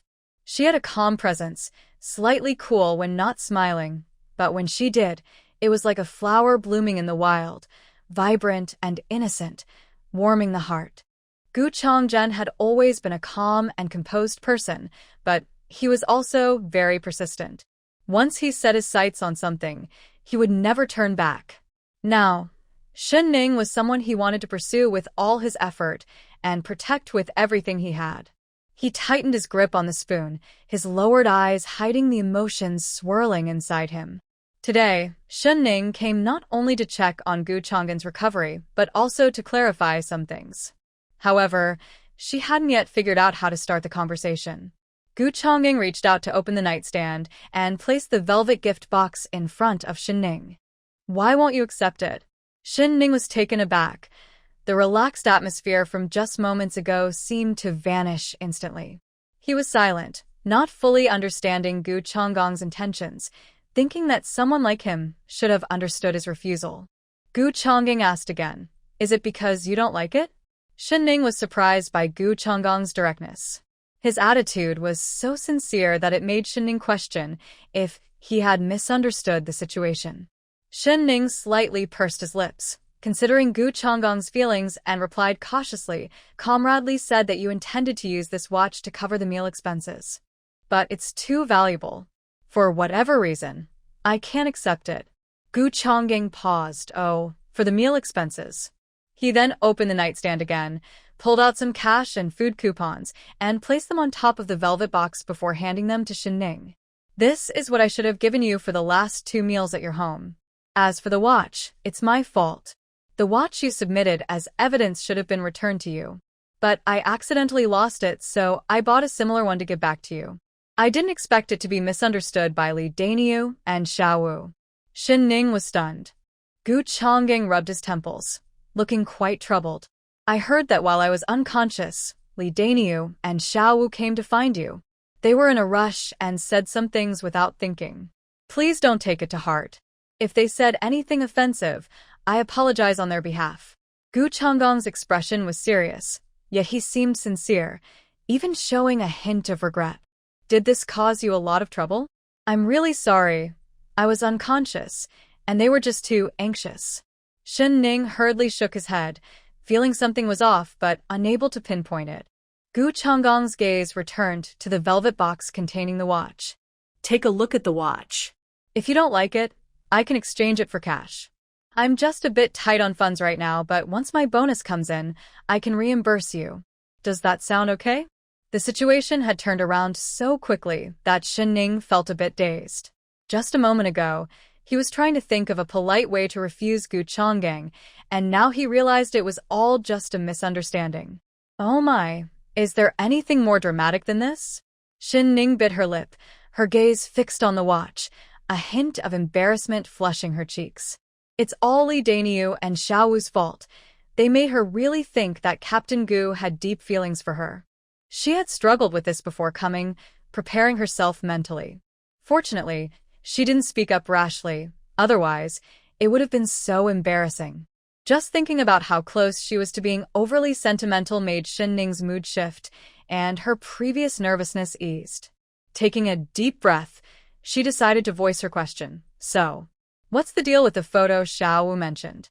He said. Gu Changgang was taken aback and suddenly laughed, pointing to his military coat pocket. This photo should have been given to you earlier, but I kept forgetting.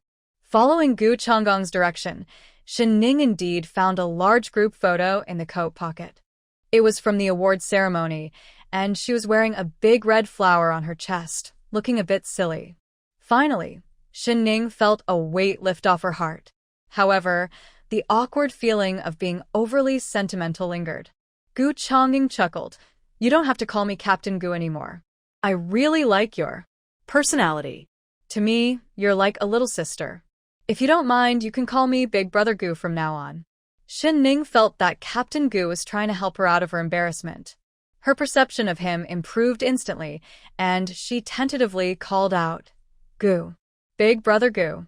Her perception of him improved instantly, and she tentatively called out, Gu. Big Brother Gu. Oh, good. Gu Changgang raised an eyebrow, looking quite pleased.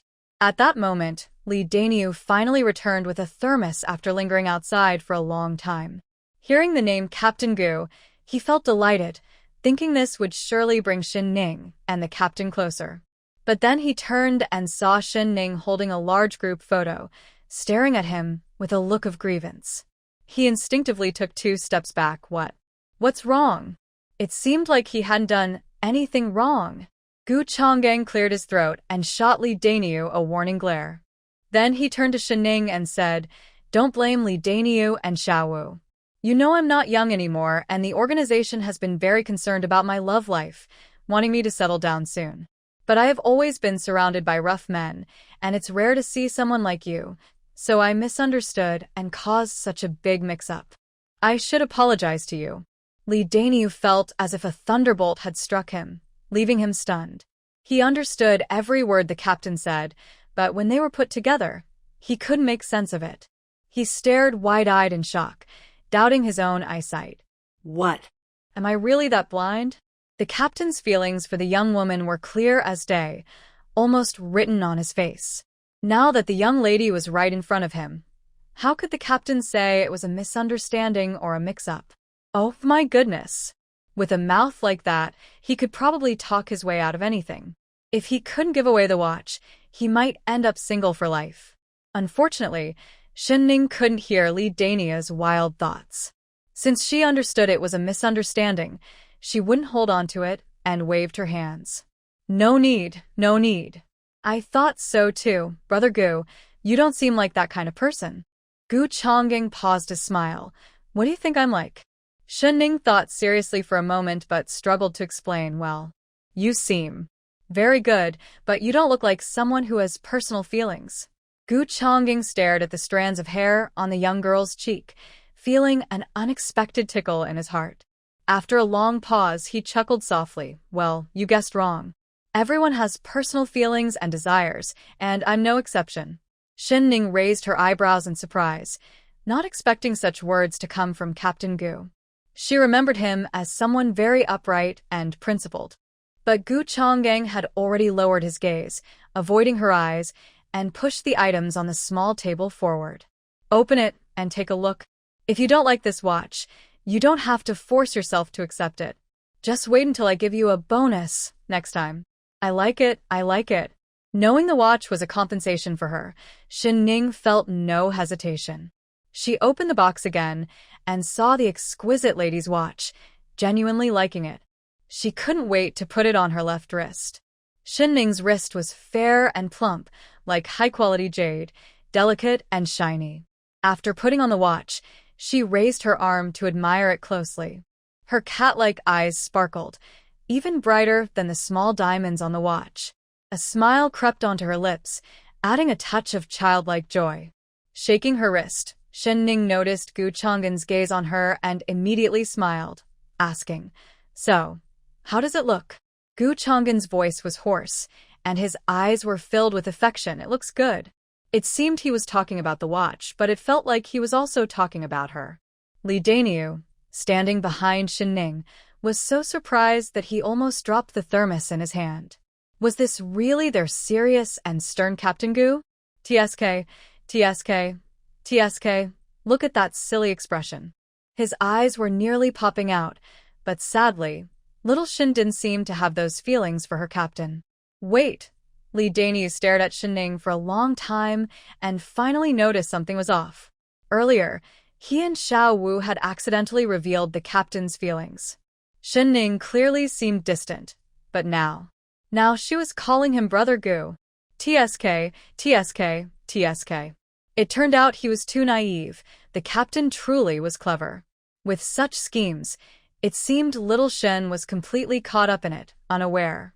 Li Dania looked down at Shinning, who was happily playing with her watch, already thinking about how much to give as a gift in the future. Gu Changzhen naturally noticed Li Dania's teasing smile, as if he had caught him in a secret, and shot him a warning glance. Li Daniu immediately stood up straight, pressed his lips together, and made a zipping motion. No wonder the captain sent Xiao Wu back to training right after waking up. He was afraid that the fool would give everything away. Shin Ning was still admiring her watch, like a child who had received candy, when Gu Changzhen cleared his throat. Since you called me Brother Gu, you can come to me whenever you face trouble.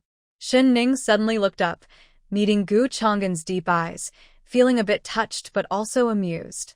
Do you think I'm a difficult person? How could I have so many troubles? Shin Ning's voice trailed off as she thought about it. Every time she met Brother Gu, she was either arguing or getting into trouble, making her feel a bit guilty as she touched her nose. I wasn't like this before. It's just that they are too. Yes, you're great. They must be the ones going too far.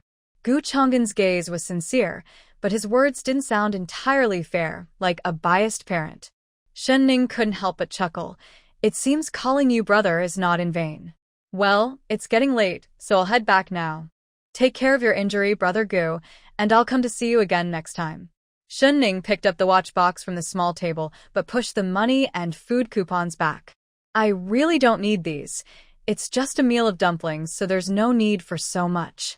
Li Daniu immediately understood and joked. Hey, the food at this hospital is really bad. Commander, you're hurt so badly. Eating this bland stuff every day won't help you recover. I'll go to the state-run restaurant outside and buy you some meals. But the doctor said you should have less salt and oil and eat light, so I'm afraid the food outside might not be that good.